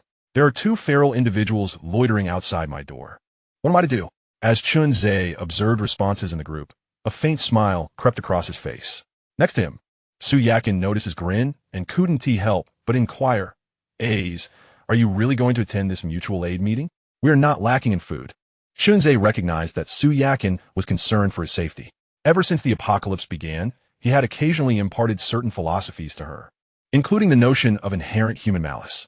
Now, witnessing Chunze willingly engage with outsiders, she recalled his teachings about how desperation could drive individuals to act more savagely than the feral. Additionally, he had warned her against displaying wealth, teaching her that greed can lead to one's demise. Faced with her apprehension, Chunze felt compelled to fabricate a reason. The ferocious wanderers lurking outside pose a tangible threat to us, necessitating the enlistment of allies to eradicate them. This rationale is not merely a fabrication by Chunze. The number of these marauders has indeed escalated, and it is only a matter of time before they directly assault the residents sheltered within their homes. At that juncture, not only will we confront the pressing scarcity of resources, but we will also face the predatory gaze of these savages. In such a scenario of internal strife and external peril, we would truly be plunged into the inferno of an apocalyptic reality. However, given Chunze's current circumstances, what others perceive as a hellish ordeal is, at most, an ordinary challenge for him. He is far from needing to unite with others to navigate through adversity. Yet, he cannot confide in Su Yakin about seeking out individuals akin to her, a master of words. Half an hour swiftly passed. I will venture out first. You all ensure the door is securely closed, Chunze declared, while equipping himself. Be cautious, Su Yakin urged, standing before him and assisting in adjusting his attire. Jiang Roland observed this with a hint of emotion, though she merely pursed her lips in silence. Presently, Jiang Ruolin's affinity level had reached 40, and Shenzhe was unperturbed by any mischief she might conjure at home. Moreover, with Su Yakin, who had attained maximum affinity, nearby, the likelihood of any domestic discord was negligible. Dressed in waterproof leather attire and sturdy boots, with a protective helmet adorning his head and a raincoat layered over, Shenzhe took every precaution. Were it not for the ferocious wanderers roaming the building, such measures would be unnecessary. Yet these marauders appeared to have evolved, venturing indoors to hunt humans. Therefore, for his own safety, Shenzhe ensured he was thoroughly protected. It was not a matter of fearing the ferocious wanderer's strength. Rather, most of them were drenched in the ominous blood rain. Should he inadvertently come into contact with the blood rain during a confrontation, it would be a lamentable fate indeed.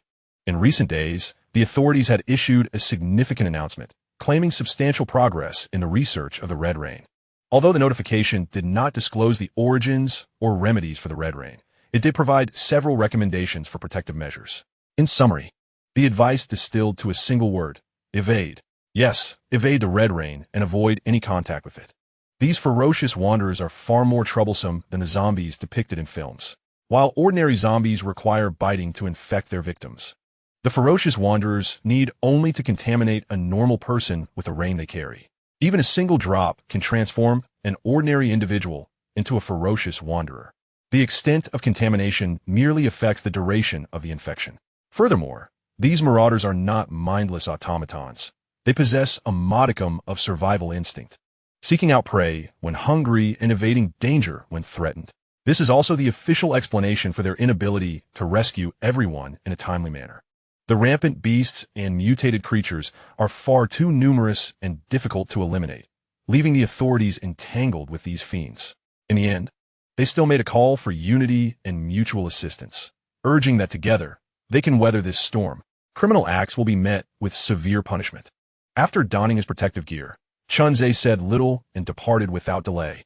He opted not for the elevator, but instead took the safety passage, namely the stairway. Although the Yinhua community still had access to water and electricity, and the elevator remained operational, Shenzhe was not willing to take a gamble. No one could predict what awaited behind the elevator doors. The title of elevator god was not easily earned. The stairwell was somewhat dim, illuminated only by the faint green glow of the safety signs, which barely lit the corners.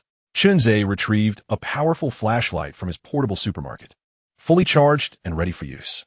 With a swift flick, the bright white beam illuminated the entire shadowy corridor. On the other side, he procured a watermelon knife from the kitchen supplies section, ever vigilant for any unforeseen occurrences. The portable supermarket had this advantage. Any supplies needed could be drawn directly from it without prior stocking or extra burden. Suddenly, a sharp, elongated sound shattered the tranquility of the corridor. Was that a rat? Accompanying the piercing noise was an exceedingly faint sound of breathing, approximately 10 meters away from Shenzhe.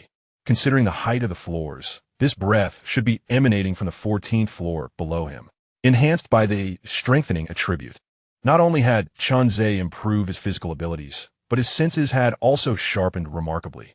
Despite the torrential downpour outside, both the hidden squeaks in the darkness and the barely audible breath were painfully evident to him. Shenzhe halted, extinguishing his flashlight, remaining utterly silent. The squeaks grew nearer to the breathing, which began to quicken. Before Shenzhe could react, a scream, sharper than the squeaks, reverberated throughout the corridor. Chapter 21. Elimination concerns not for you. Get lost, you filthy rat. Shenzhe heard a startled cry from below, accompanied by a sound reminiscent of nails scraping across a chalkboard. Could that be the sound of a rat gnawing? Shenzhe chose not to reveal himself immediately. He was not the heroic Song Jiang, inclined to rescue others in peril. He preferred to wait until the rat and the individual had concluded their encounter before making his appearance. Thud, thud, thud. Shenzhe heard someone running up from below, prompting him to furrow his brow. He subtly retreated behind the safety door for cover, then carefully observed the situation within the corridor. In mere seconds, the individual reached the spot where Shenzhe had once stood, eager to ascend further. Alas, fatigue overcame him, causing him to stumble and fall upon the staircase. Oh, my help! In the dimly lit corridor, this person found himself grappling with a rat on the ground. With extraordinary clarity, Shenzhe observed the unfolding scene. The newcomer was none other than Tony-san, a familiar figure from his past. In Shenzhe's recollection, Tony-san was the proprietor and barber of a nearby hair salon, one which Chunze had visited on a previous occasion. However, due to his unfortunate appearance, the original owner had been subtly influenced by Tony's son, who had even bestowed upon him a VIP card upon his departure. Since that encounter, the original owner had never returned. This thought sent a shiver down Chunze's spine. Boys must always safeguard themselves in the outside world. At that moment, Tony's son lay sprawled on the ground, flailing helplessly, while the rat continued its relentless assault. Indeed, it was a rat, much larger than those Chunze had previously observed in market video. Its dark, Matt at first suggested it was about the size of a basketball. The creature was advancing towards Tanazin's face. Surprisingly, Tony's son appeared to have momentarily forgotten his fear, gripping the rat's tail tightly, rendering them both immobile. Chunze shook his head. The rat was clearly stained with blood, and Tony's son had likely been tainted as well. With the two entangled and unable to move, it was the perfect opportunity to eliminate them. Without hesitation, Chunze retrieved 2 fruit knives from the supermarket and launched them with precision. Though he had not undergone formal training, his enhanced physical prowess, reminiscent of Captain America, allowed him to control his muscles with remarkable accuracy. Swoosh! Swoosh! The knives struck true, piercing the heads of both Tony's son and the rat. Blood oozed down the blades from their lifeless forms. Both the man and the creature twitched briefly before falling still. After a moment, Chunze emerged from behind the safety door, gazing at the deceased Tony's son with a heart devoid of turmoil. Strictly speaking, this marked Chunze's first act of killing. Yet, he felt no discomfort. Rather, an inexplicable sense of relief washed over him. Was he perhaps a monster? As he observed the unmoving body of Tony's son, Chunze shook his head, merely a soon-to-be mutant berserker. Furthermore, why was Tony's son lurking in his corridor? Was it an ambush directed at him, or merely a stroke of unfortunate coincidence? Chunze held no belief in coincidence. If it were indeed fortuitous, then he could only conclude that Tony's son was destined for this fate. After all, to eliminate a threat to oneself, what concern was it of his? Chunze retrieved a pair of disposable gloves from a supermarket, donned them, and then seized the lifeless bodies of Tony's son and the mouse, discarding them out of a vacant window. Outside, the presence of the enraged ones loomed, and should they be drawn by the scent of blood, it would spell trouble for Chunze, who resided above. On the 4th floor, in the Yinhua community office, the atmosphere was unusually lively, typically a gathering place for a handful of elderly folks engaged in card games. As Chunze entered, he was met with the sight of 20 to 30 individuals. Some seated, others standing, crowding the hall. Clad similarly to him, most were bundled up tightly, with only their eyes visible. A few robust men wielding clubs stood prominently in the center, catching attention. Chunze surmised they might be the security personnel from the original community. Upon noticing Chunze enter with a watermelon knife in hand, the crowd's gaze shifted towards him. Acknowledging their scrutiny, Chunze did not shy away, stating, "There are quite a few of the enraged ones outside. This brings me some comfort." At that moment, Wu Xiuzhen, the community director, hurried over, pen and paper in hand. Her eyes fixed on her notes as she inquired, "Comrade, which resident are you? I need to register." Glancing at the densely scribbled paper, Chunze mused to himself. To execute the deception thoroughly, this old hag certainly plays her role well. "Building 1, apartment 18-01, the benevolent Shun," he replied casually. This identity felt secure to him, and he was unperturbed by any potential tricks they might attempt. After all, poverty is no crime. As a psychologist, Chunze remained perplexed by why some affluent individuals would choose to expose their supplies in such dire circumstances. Were they dissatisfied with their longevity? Or perhaps they sought a thrill, feeling their existence lacked stability? When Chunze declared his name, he noticed the crowd's attention gravitate back towards him. He was indeed the renowned Shun, the so-called benevolent one. Wasn't he merely a spoiled rich kid? What was so remarkable about that? Initially presumed to be a naive, they now assessed him, noting his attire, which was not entirely foolish. Ah, he wields that watermelon knife with finesse. Its blade is as pristine as his countenance. Likely a mere facade of capability, they thought.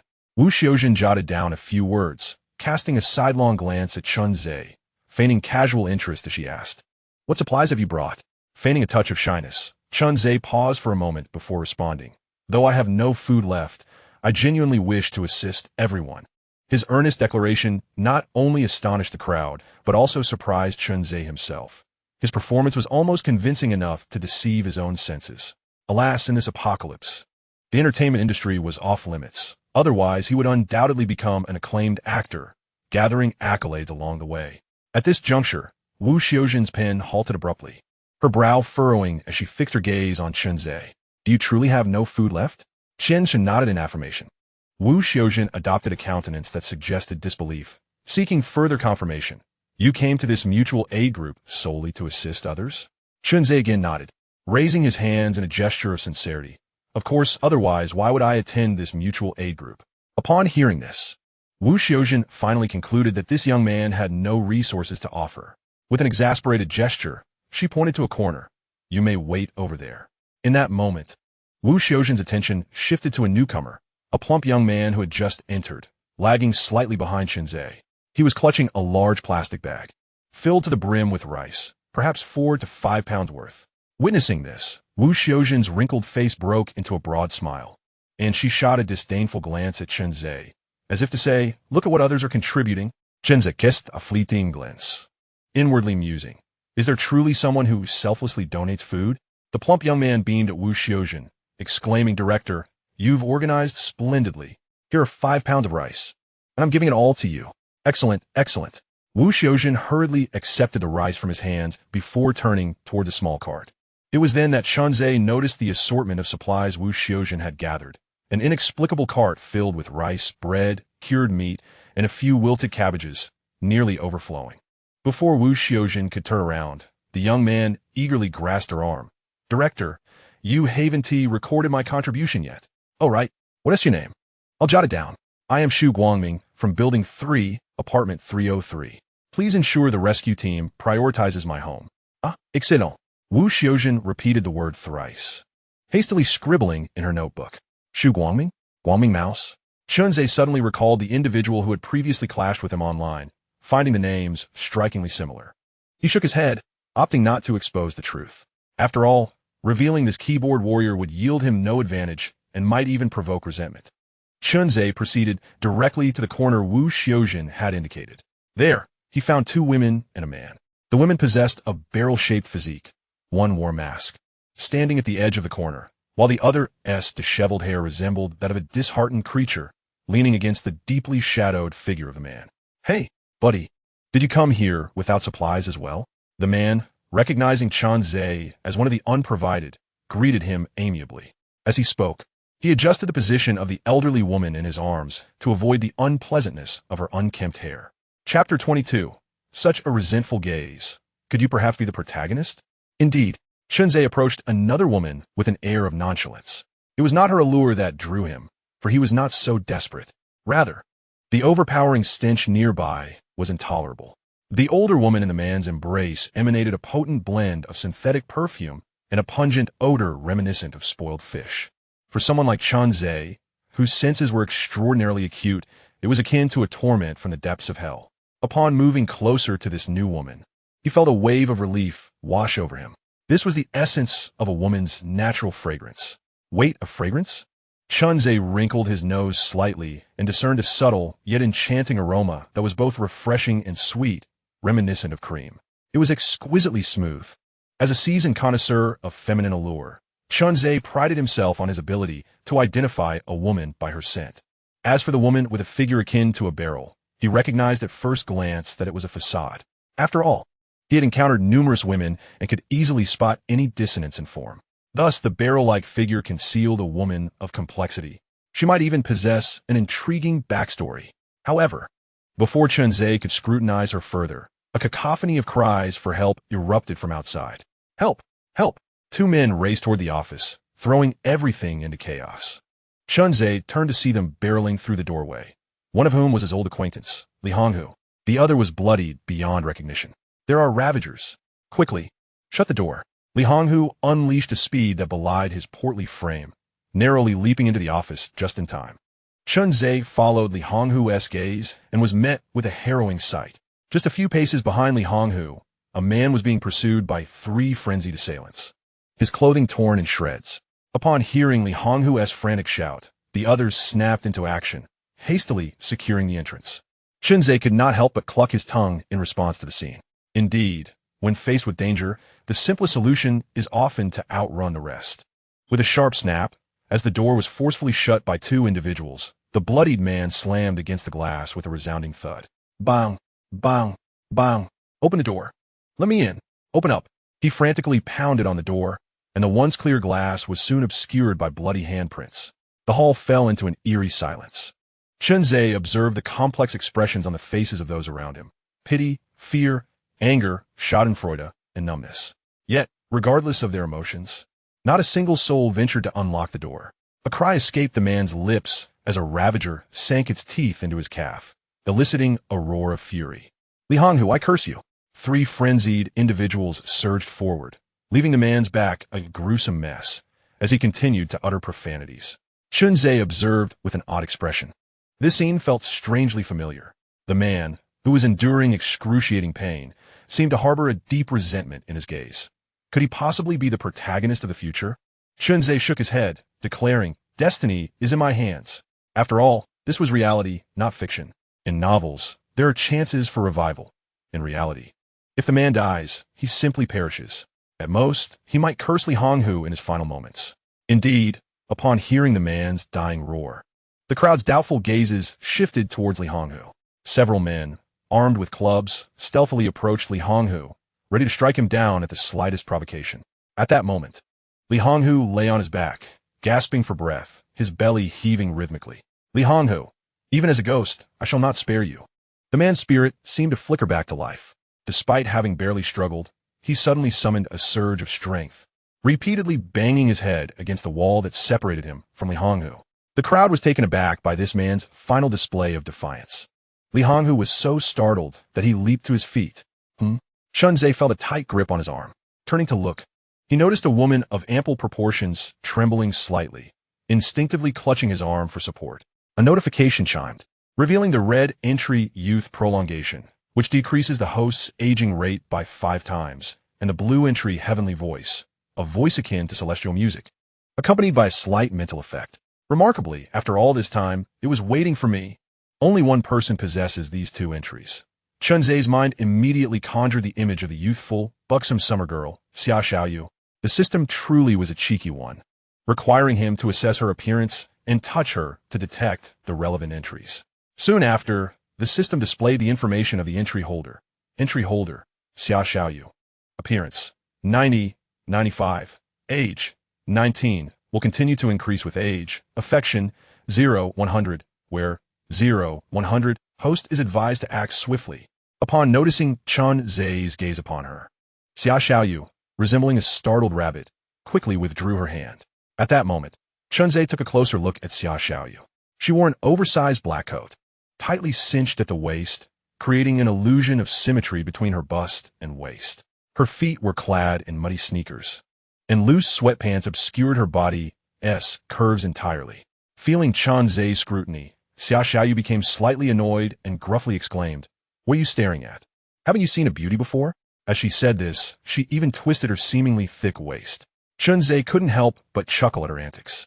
Leaning in closer to whisper in her ear, Surely, you wouldn't want your identity as the summer girl to be discovered, would you? Chun-Ze was puzzled as to how Xia Xiaoyu had managed to endure until now.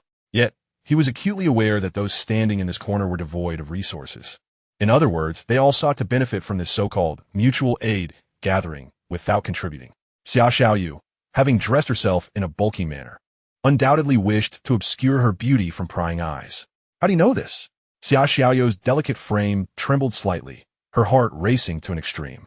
Chun-Ze simply smiled, remaining silent as he redirected his gaze towards the berserkers. This was an exceptional opportunity to observe the berserkers up close. The creature before him had lost its human semblance. Its skin was a ghastly red, its eyes bloodshot, and its mouth bore 4 prominent, blood-stained fangs. Viewed from a distance, it resembled a fiend that had clawed its way out of the depths of hell. Meanwhile, Xia Xiaoyu, feeling rebuffed by Chun-Ze's reluctance to answer, found herself engulfed in a tempest of thoughts. His previous remark had struck her like a bolt of lightning, leaving her in a daze. Who was he? The benevolent Shen? No, he had seen through her disguise with alarming clarity. He must be someone she knew well. Moreover, why would he reveal that he was aware of her true identity? A cascade of questions swirled in her mind, rendering her unable to focus on the berserkers outside, and she withdrew to a corner to ponder. Yet, after much contemplation, She realized she did not actually know this benevolent Chun. In reality, her circle of friends was pitifully small, with no male companions whatsoever. Could he be someone she met online? But she had never formed any friendships online, aside from her fan club. Could it be that this benevolent Chun was one of her fans? Perhaps a die-hard supporter, a fervent admirer? Otherwise, how could he have seen through her ruse so effortlessly and even held her close? Moreover, it seemed he was from a wealthy background. Could it be that he had previously gifted her some tokens of appreciation, which she had simply forgotten? If he was indeed a fan, that would be a relief.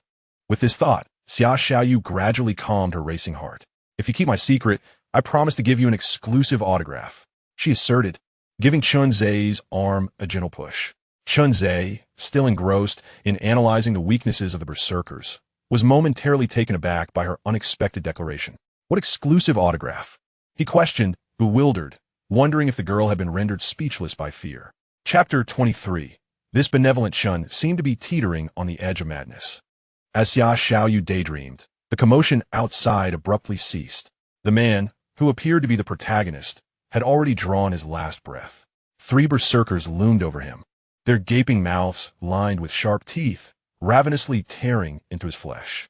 Vivid crimson blood pooled on the ground, seeping through the cracks of the door.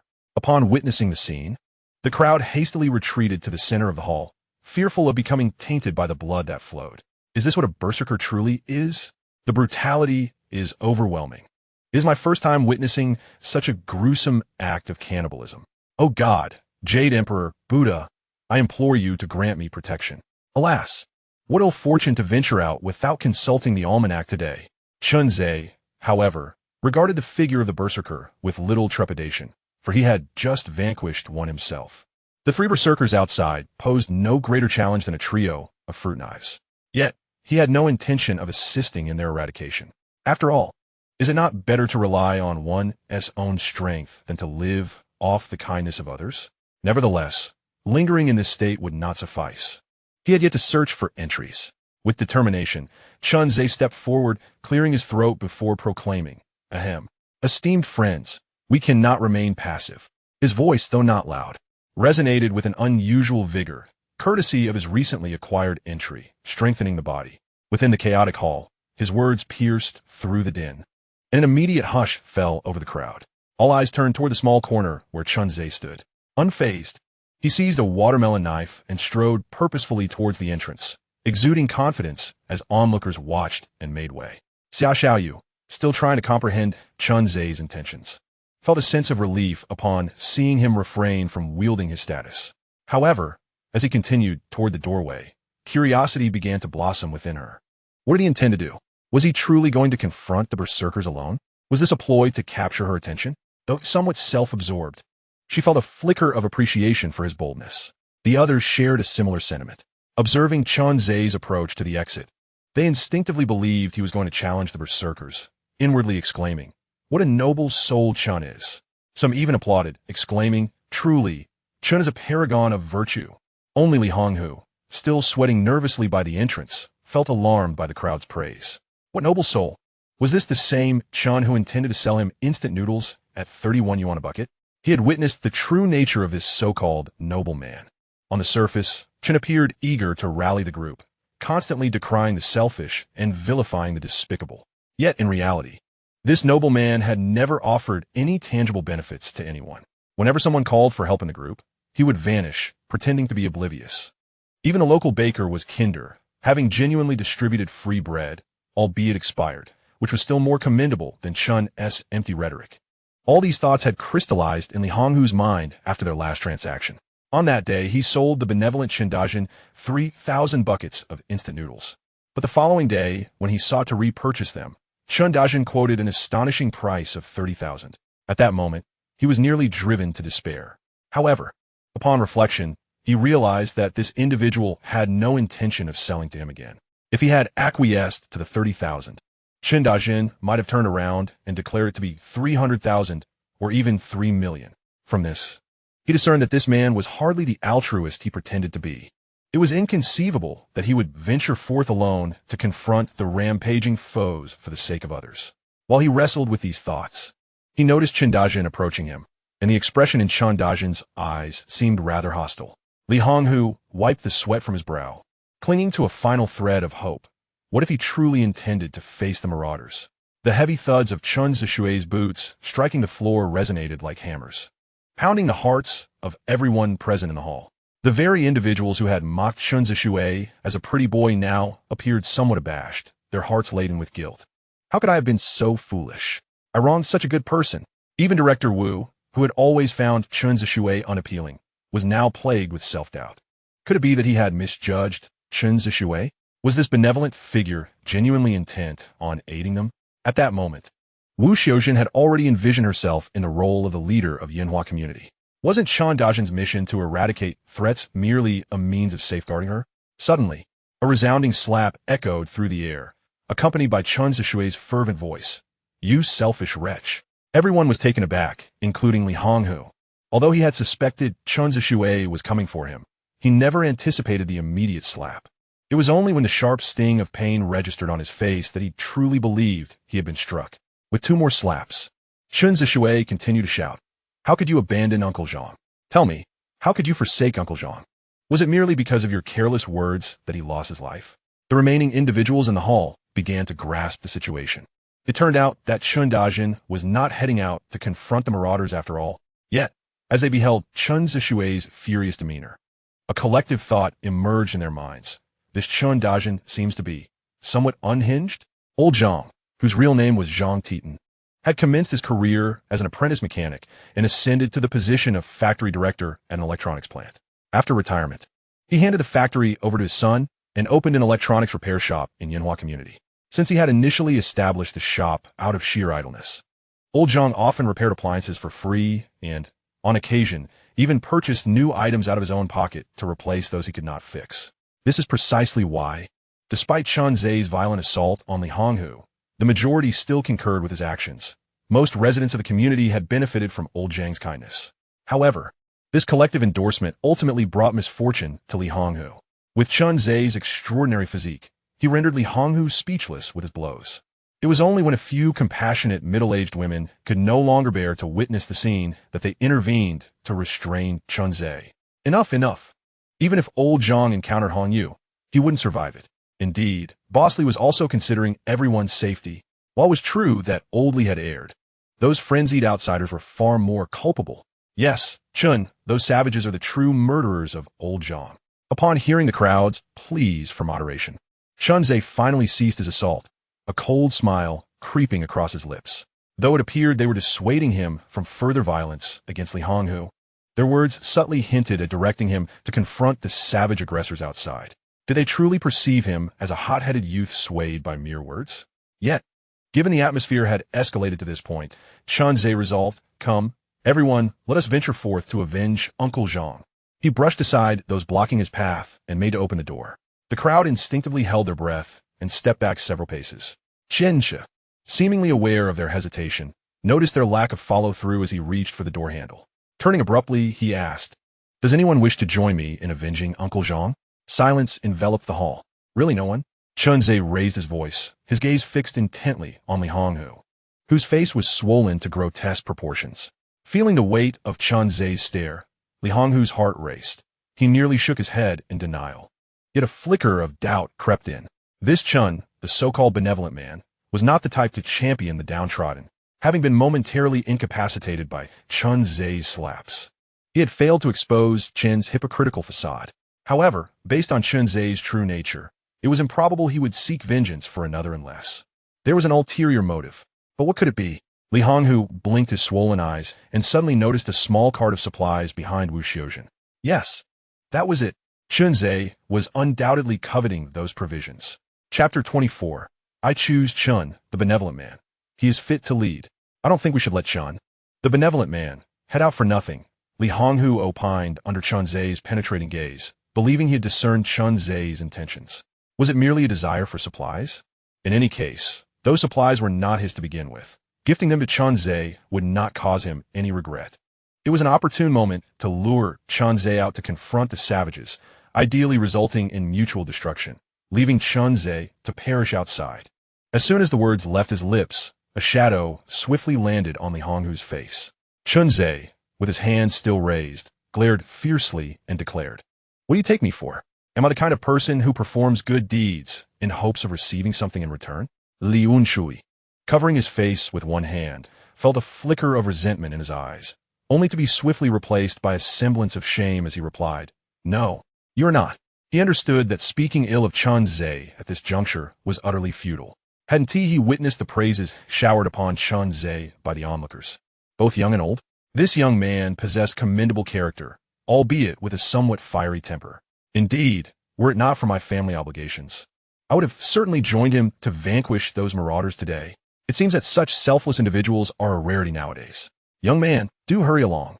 Some observed as Chun Zhe delivered another slap to Li Honghu, yet no one dared to voice their discontent. Instead, they continued to extol and urge him on.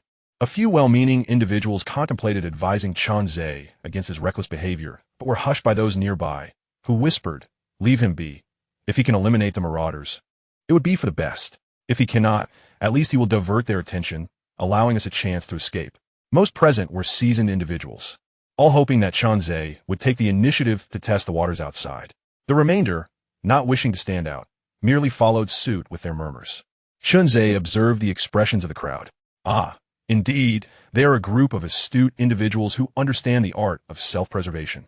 However, he harbored no aspirations of rescuing them from their perilous plight, nor did he inquire why they had found themselves in such dire circumstances. Ladies and gentlemen, there are 3 marauders outside, and I certainly cannot handle them alone. Do you all agree with my assertion? Chun Zhe surveyed the room, and the gazes of the crowd averted. After a lengthy pause, they reluctantly nodded in agreement. Indeed, there is some truth to that. Marauders are indeed formidable. One person cannot possibly contend with them. When I arrived, it took 3 of us to subdue a single marauder. Seeing no one contradict his words, Chun Zhe felt a sense of assurance. His reputation as a brazen man who acted without hesitation had already taken root in their minds, leaving no room for dissent. Very well, let us select a few individuals to eliminate the marauders outside. The moment Chun Zhe's words left his mouth, the hall erupted in commotion. "Oh dear, my old legs. You must understand the importance of respecting the elderly and caring for the young. I am well over 60. This task should be left to the youth. Are all of you men completely useless? I am a woman. How can I be expected to undertake such perilous endeavors? I, too, cannot participate. I must not encounter misfortune. As one of the top 10 outstanding business owners in Donghai City, I have hundreds of employees awaiting their salaries. Do not look at me. I merely came to secure a rescue quota." Though moments ago, the crowd had encouraged Chun Zhe to confront the marauders alone, when the situation turned to them, not a single soul was willing to take action. Silence.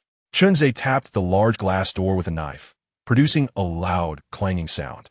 Were it not for the marginal utility of these individuals, he would have relished the idea of dispatching them one by one. Their commotion was indeed irksome. Just moments ago, Li Honghu had made a valid point. They could not allow anyone to leave unscathed. As he spoke, Chun Zhe approached the small cart behind Wu Xiuzhen. Since they were all working for the collective safety, it was only fair that they receive compensation. For every individual confronting the rampaging foes, each would receive 2 packets of instant noodles. How's that sound? Chun Zhe lifted a packet of noodles and gestured to the crowd. "No way. This is all my supplies." Wu Xiuzhen, who had just regained her senses, immediately shielded the small cart, attempting to reclaim the noodles from Chun Zhe's grasp. Chun Zhe had no intention of indulging this so-called director. "What's yours? This belongs to everyone." With a swift motion, he knocked Wu Xiuzhen to the ground and finally pushed the cart forward. "How dare you strike me? You think you can seize my supplies? I'll fight you for it." Witnessing the hard-earned resources being whisked away by Chun Zhe, Wu Xiuzhen could no longer contain herself and lunged at him. Chun Zhe raised his watermelon knife, ready to confront the old hag, prepared to strike should she advance. Wu Xiuzhen was momentarily stunned by the gleaming blade held before her. At that instant, the crowd finally reacted, pointing fingers at Wu Xiuzhen and chastising her. "What do you mean your supplies? These are resources for all of us. Director Wu, you aren't seriously contemplating hoarding this batch for yourself, are you? I've suspected her unreliability for a long time. Who knows how she would manage the resources once they were in her possession?" Observing Wu Xiuzhen's complexion shift from pale to flushed, more dramatic than a stage performance, Chun Zhe realized it was time to unveil the search plan. "Ladies and gentlemen, this director Wu has yet to present any rescue strategy. So how can we trust her management of these supplies? Given her current demeanor, I suspect she intends to consume them all herself. Upon hearing this, Wu Xiaojin glared intensely at Chen Zhe, as if she wished to devour him whole. Unfazed by her impotent fury, Chen Zhe continued, I propose that, while the rampagers are limited in number, we distribute the supplies to those in need ourselves. This way, when the state arrives to assist, we can present tangible contributions to validate our efforts. Chen Zhe refrained from fully exposing the old woman's deceitful narrative of mutual assistance, for he required a reason to convene with everyone in the community, and the distribution of supplies along with the solidarity initiative served as the perfect pretext. Observing the hesitant expressions on the faces of the crowd, Chen Zhe understood he had piqued their interest. They had originally come seeking that elusive priority rescue slot, and now they were on the verge of being made fools by Wu Xiaojin's potential hoarding. However, delivering supplies is far more perilous than participating in the mutual aid meeting. Mere slogans cannot resolve the issues at hand. Upon observing the reactions of the crowd, Chen Zhe smirked coldly. Is the temptation insufficient? Let's then stoke the flames further. He retrieved 2 bags of rice from a small cart, proclaiming, let us distribute half of these supplies among the volunteers who will assist in the relief efforts. Does anyone have any objections? The supplies belonged to the collective, and Chen Zhe felt no remorse in sharing them. Furthermore, his argument held merit. If a rescue team were to exist, then only tangible actions would warrant credit. If no one was saved, or if the supplies were handed solely to Wu Xiaojin, it would amount to saving just her. What merit would that entail? As for distributing half of the collected supplies to the helpers, surely that is preferable to allowing the elderly Wu to hoard everything for herself. I concur with the benevolent words of Chen. We cannot entrust the supplies solely to Director Wu. Indeed, we must promptly allocate the supplies and ensure our names are recorded. I believe we should elect a new community leader who has the capability to replace Director Wu. I nominate Chen, the benevolent one. He is fit for leadership. A voice rang out from the crowd, and all eyes turned towards Chen Zhe. Chapter 25. Fear not, for I shall provide for your wife and children.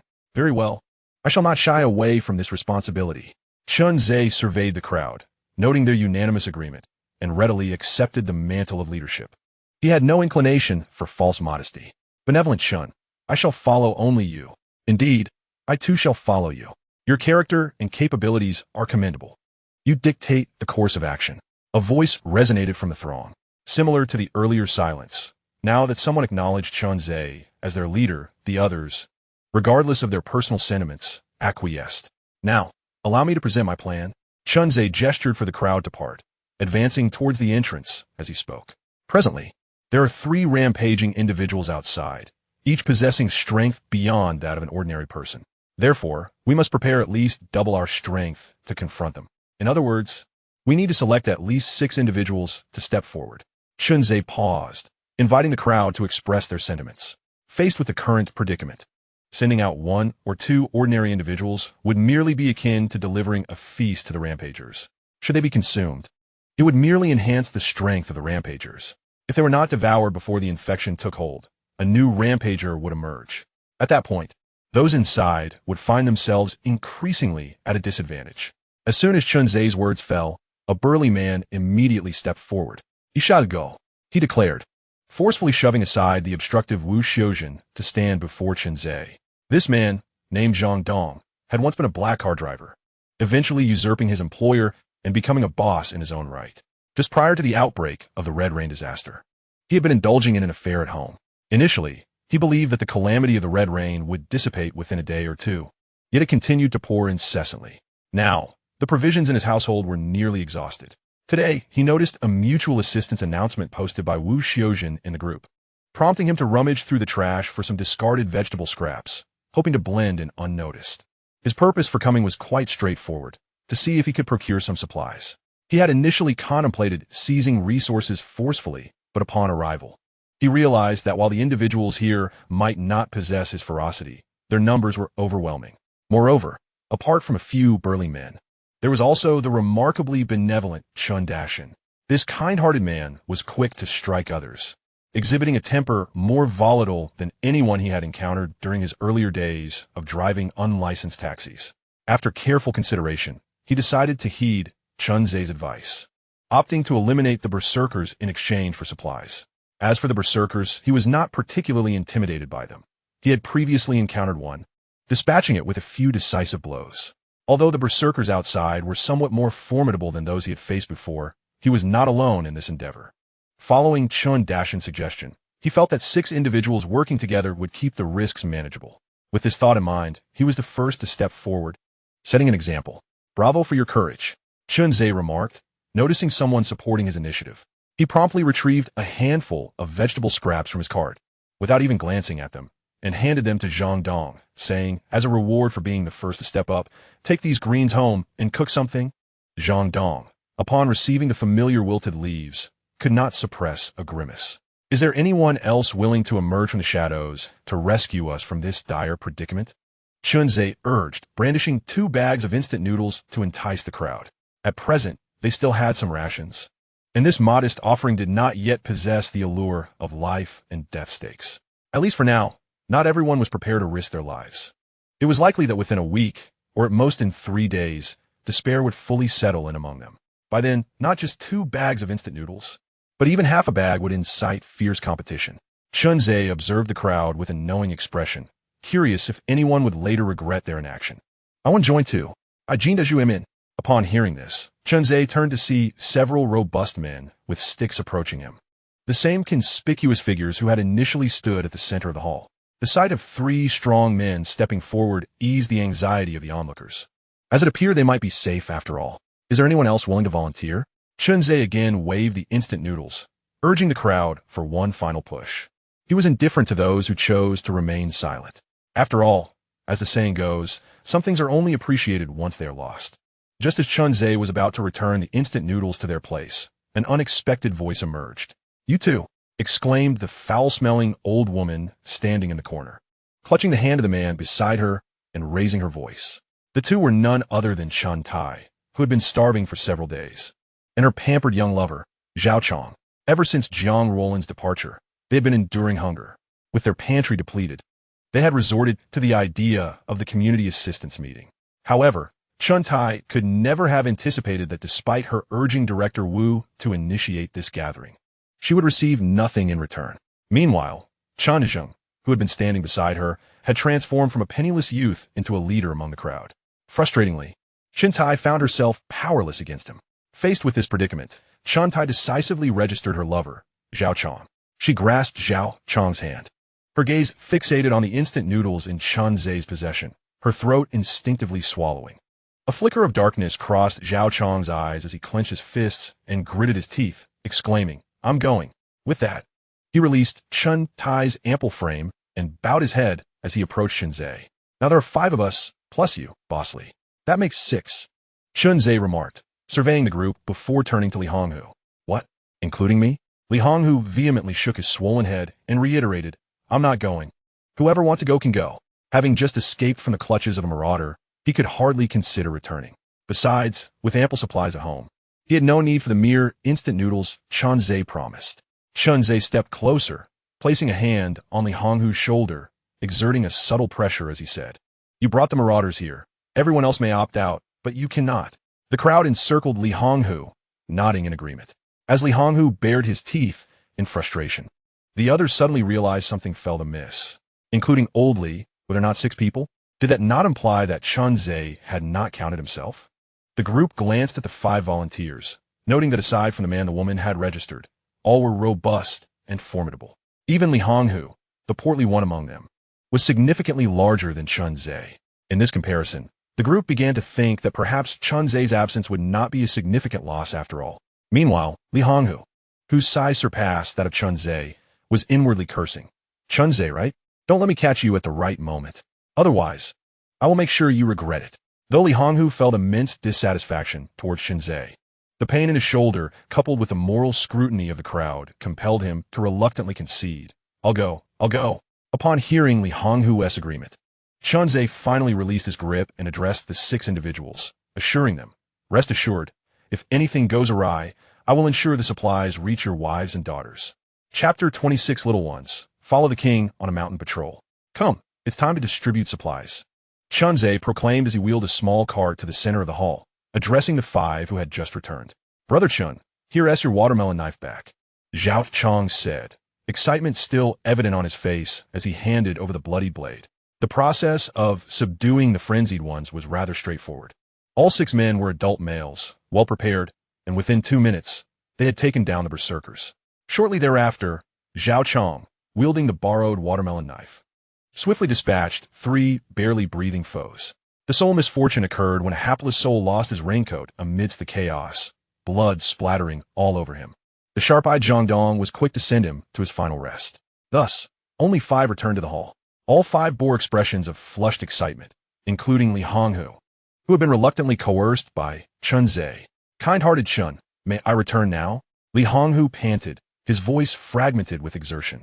He remained skeptical of Chun Zhe's seemingly benevolent nature, doubting that he would genuinely foster unity and assistance among them. He was well aware that Chun Zhe had sought refuge with Su Yakin, the supermarket proprietress. His silence about Chun Zhe's true identity was merely a ploy to monopolize the resources of Su Yakin's establishment. Initially, he had anticipated that the Red Rain disaster would be brief, envisioning an opportunity to expand his convenience store. However, with the relentless downpour and life at stake, such aspirations seemed trivial. Securing ample supplies for shelter was paramount. In the current chaotic environment, he chose not to elaborate, deciding to confront Chun Zhe once they returned. He believed that Chun Zhe would be more than willing to part with additional supplies as a form of hush money. If word spread that Su Yakin was hiding with Chun Zhe, the pressure from the entire community would be overwhelming for him. Of course, Chen Shi replied. Casting a glance at Li Honghu, he produced 2 packets of instant noodles, smiling as he said, I never imagined that Boss Li was so adept at concealing his true self. The phrase concealing his true self carried a weighty emphasis from Chun Zhe. While others may not have perceived it, the enhanced perception granted to Chun Zhe allowed him to discern the truth clearly. The unfortunate soul dispatched by Zhang Dong was indeed the one from whom Li Honghu had removed the raincoat. Originally, Chun Zhe had contemplated eliminating Li Honghu, but the latter's cunning maneuver had turned the tables on him. Although the exact nature of their animosity remained unclear, it was evident that Li Honghu harbored a certain deviousness. Thus, recognizing that animosity had been established, Chun Zhe resolved not to leave a venomous serpent to bite him in the future. He spread a touch of mustard, procured from his portable supermarket, onto the instant noodles. The aroma of the mustard was pungent and striking. With Chun Zhe's current sense of smell, he could effortlessly locate the source of the scent within a 500-meter radius.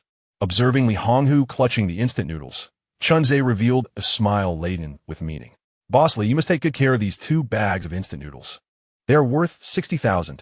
Li Honghu paused as he received the noodles, fully grasping the implication behind Chun Zhe's words. During their previous clandestine transaction, he had sold Chun Zhe a bag of instant noodles for 3,000, but when he sought to repurchase them, Chun Zhe quoted him 30,000. So now, with 2 bags, the total indeed amounts to 60,000. Li Honghu forced a laugh and remarked, It's just business. You buy, I sell.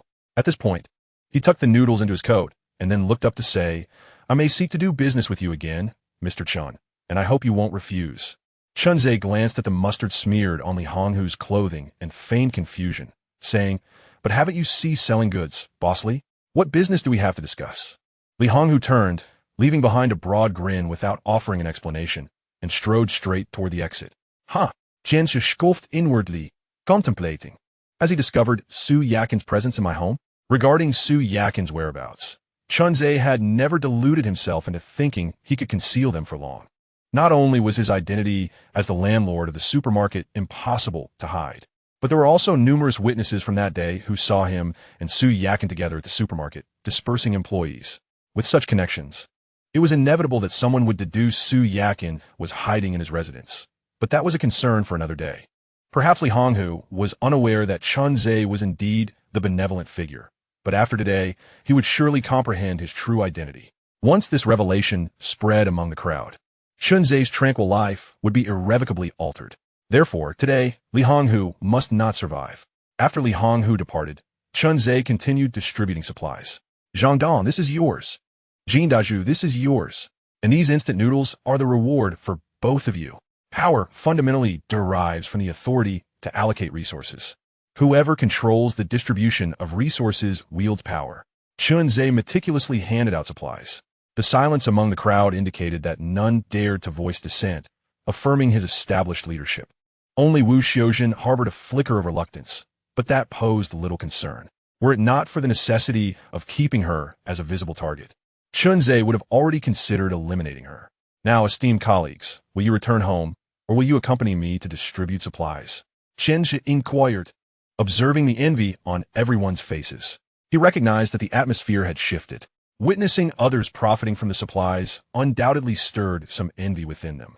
However, their own timidity and aversion to risk had led them to miss the earlier opportunity. Now, with a few individuals having effortlessly dispatched 3 berserkers, the collective fear of danger had diminished significantly. They even began to entertain the notion that if enough people joined them, they would not fear encountering berserkers.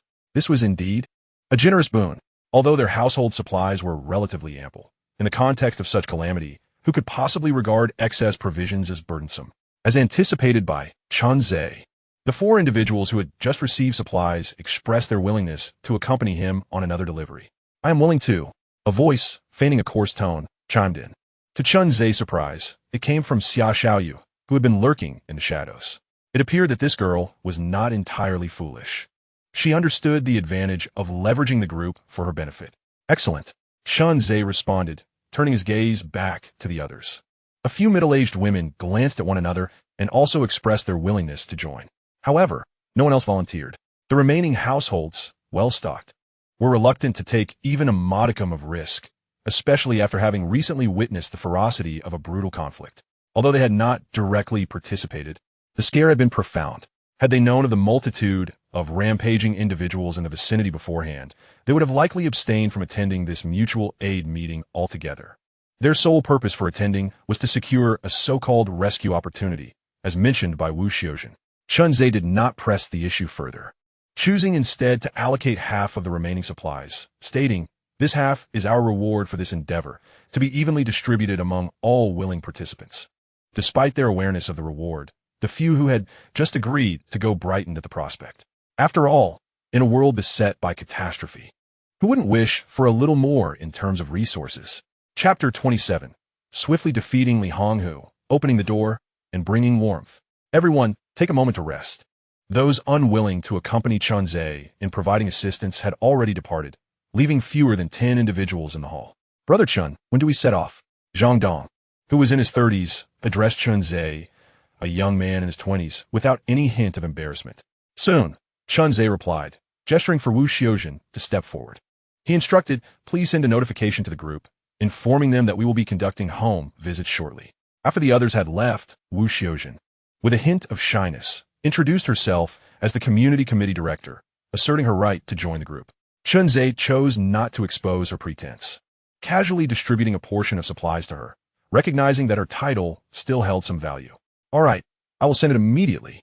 Wu Xiuzhen, thoroughly familiar with the notification process, readily agreed. Chunze then turned to Xia Xiaoyu, who was disguised as an elderly woman, and said, you and a few of the ladies should organize the supplies, dividing them into manageable portions for easier distribution later. No problem, replied Xia Xiaoyu, who then began arranging the items in the small cart alongside several women. As for whether anyone might hoard supplies, Wu Xiuzhen, while typing, was the best form of oversight, discreetly keeping an eye on the provisions. What about us? Zhang Dong and Jin Daju approached, inquiring. They were aware that their roles were akin to that of security personnel, yet they still instinctively yearned to heed Chunze's instructions. Take a moment to rest. Ensure you have the energy to handle any unforeseen circumstances ahead. Chunze retrieved a bottle of mineral water from the pile of supplies and distributed it among the 4. After confirming that everyone was adequately arranged, he remarked, I'll step out for a moment. Once I return, we shall set forth. With that, he left without awaiting a response, striding toward the exit. At this moment, Li Honghu had not ventured far, presenting an opportune moment for an ambush. Beneath Building 3, Li Honghu rubbed his still swollen cheek, muttering, Damn Chunze, I will surely repay today's grievances tenfold. Yet as thoughts of his impending blissful life crossed his mind, he bore the pain in his cheek and managed a grin. Zhou Jie had become so alluring. What might the exquisite Su Yakin be like? Li Honghu contemplated leveraging Su Yakin's information to intimidate Chunze into relinquishing some supplies. Should Chunze acquiesce, he would undoubtedly have the upper hand. First, he would demand resources. Next, he would seek women. Ultimately, he chuckled to himself. This secret would be his for a lifetime. With these musings, Li Honghu's anger flared anew. prompting him to unconsciously quicken his pace. For he had 2 mouths at home awaiting his provision. Just as he was lost in the delightful recollections of the previous night, a voice suddenly pierced through the air behind him. "Boss Li, why the haste?" Chunzhe observed Li Honghu's retreating figure, a bemused smile playing on his lips. With remarkable speed, he caught up to Li Honghu in less than 2 minutes, the lingering scent of mustard from the instant noodles guiding him unerringly. You, how did you come here?" Li Honghu felt a cold sweat break out on his back at the unexpected voice. He understood that Chunzhe resided elsewhere, and the rescue mission should not have commenced so swiftly. Moreover, he had departed long before and had not paused along the way. The chance encounter could only suggest that Chunzhe had intentionally sought him out. As this thought crossed his mind, an inexplicable chill gripped Li Honghu's heart. "Of course, I'm here to conduct business with you," Chunzhe said, producing a fruit knife from his portable supermarket and slowly unsheathing it. "Conduct business? Do we not just meet?" Li Honghu turned slowly, his gaze landing on the glinting knife in Chunzhe's hand, sending alarm bells ringing in his mind. "You!" In a swift motion, a cold glint flashed, blood gushed forth, and Li Honghu collapsed with a thud. Chunzhe approached him, withdrawing the knife from Li Honghu's chest and wiping it clean on his clothing. "Why didn't you inquire what business I had in mind?" With Li Honghu's eyes wide with shock, Chunzhe had no intention of allowing him a response. He stood up, murmuring to himself, "The items you purchase are akin to your very existence. As for the price?" Chunzhe retrieved a coin from the cash register of the mobile convenience store and tossed it at Li Honghu. "A mere dime suffices. Is anyone there? Open the door." Zhang Dong, pushing a small cart, led the way for Chunzhe and his companions, knocking forcefully on a door. "Bang, bang, bang. Is anyone there?" Zhang Dong leaned slightly forward, attempting to glimpse through the peephole to ascertain the situation within. It was Zhang Dong who voluntarily assumed the responsibility of knocking and inquiring. In return, Chunzhe compensated him with an additional 2 pounds of rice compared to others. Chunzhe listened intently and discerned a distinct, robust breath emanating from behind the door. Aside from that, there was no other presence inside. This deep breath was evidently that of a man. Given this, there was no longer any necessity to check for entries. "Let be. Descend to the next floor." Chunzhe waved his hand and turned to leave. Upon hearing Chunzhe's command, Zhang Dong ceased his knocking and followed suit. Behind the door, a man in his 30s gripped a bloodied kitchen knife, his gaze somewhat fierce. At that moment, he was hiding behind the peephole, observing the figures of the departing individuals, letting out a deep sigh. Meanwhile, the floor of the living room behind him was marred with intersecting trails of blood, extending all the way to the bathroom. An 8-story building. Chunzhe had previously instructed Wu Xiuzhen to inform everyone in the group that he would be bringing assistance. Of course, he did not specify the criteria for assistance, but merely mentioned that the distribution of supplies would be determined on-site. The sole purpose was to ascertain whether anyone in the community was carrying any entries. For the sake of expediency, Chunzhe also asked Wu Xiuzhen to remind the residents on the next floor 5 minutes in advance to ensure they would come forward. After no one emerged from the previous household, Zhang Dong approached to knock on the door. At the entrance of this floor stood an elderly woman. Chunzhe was unaware of her identity, but her attire, made of luxurious Su silk satin, suggested a certain opulence. A quick glance revealed her pale complexion and deep-set eyes, clearly indicating she had been hungry for several meals. "Half a pound of flour." Chunzhe gestured for the people behind him to step forward and distribute the supplies. A woman retrieved a plastic bag containing flour from the cart and approached. Chunzhe stood aside, leisurely taking out his phone to capture several photographs, which he then shared in the group. How could one perform good deeds without leaving a trace? If he had access to professional journalists, he would have organized an entire interview ceremony. Building 1, 1801, Chun, the Good Samaritan. Unity and mutual assistance are not mere slogans. They require tangible actions and genuine efforts, accompanied by images 1 and 2. Wow, they are really distributing supplies. Who is this? She appears to be nothing but skin and bones. Is this not the chairwoman of a Fortune 500 company? Who would have thought she resides here? In the group, a photograph sparked an intense discussion among the members. They were astonished to discover that someone was indeed willing to donate supplies, and, in the end, the benevolent Chun truly distributed them to everyone. Bravo, Chun the great benefactor. A cascade of praise flooded the screen. Chunzhe, witnessing this, smiled. Chapter 28. The net-wielding operation yields rewards. A glimpse of the golden phrase. Chunzhe, accompanied by a group, diligently distributed the supplies, earning the trust of the masses. Consequently, most individuals waited eagerly by the door for notifications from the group, ready to emerge the moment Chunzei's review was announced. While there were those who sought to take advantage of the situation, Chunzei, as a seasoned psychologist, could discern deceit at a glance. Thus, the supplies were indeed distributed, prioritizing the elderly, the weak, the ill, and the disabled. Chunzei had his own considerations in this. Distributing supplies to the vulnerable, given the current apocalyptic circumstances, seemed almost futile. Yet, that was precisely Chunzei's intention: futility. In this apocalypse, there existed only two types of people: allies or foes. By providing these supplies, he ensured that he was not inadvertently supporting potential adversaries. Conversely, due to deeply ingrained moral beliefs, his generosity towards these individuals garnered widespread acclaim, at least within the group. On the surface, everyone largely agreed with Chunzei's standards of review, praising the noble character of Chun, the great benefactor. Chunzei understood that this was merely the last flicker of human morality. It would not be long, at most 2 days, before someone truly faced starvation, and at that moment, the values of society would undergo a significant transformation. Pragmatism and the law of the jungle would become the prevailing ethos. In the towering 16-story building, Chunzei's expansive efforts finally bore fruit. A solitary woman stood at the entrance, cautiously surveying her surroundings. She possessed a tall, graceful figure, clad in a deep brown trench coat. Supporting herself against the doorframe, her long, slender legs were adorned with black Gucci thigh-high boots, perfectly embodying a blend of allure and dominance. Gazing upward, her exquisitely delicate features evoked a sigh from Chunzei. Surely, she was a creation of the goddess Nuwa herself. However, Chunzei noticed a hint of unnatural paleness on her face, combined with an expression reminiscent of ancient glaciers, which only enhanced her air of vulnerability. Yet, Chunzei was not one to be swayed solely by appearances. The sole reason for his keen attention was the glaring golden phrase hovering above the woman's head. Ding! The system detected the golden phrase sacred purification, which can purify all negative effects of the host and their target, refreshing the phrase's cooldown at midnight. The host is urged to seize it promptly.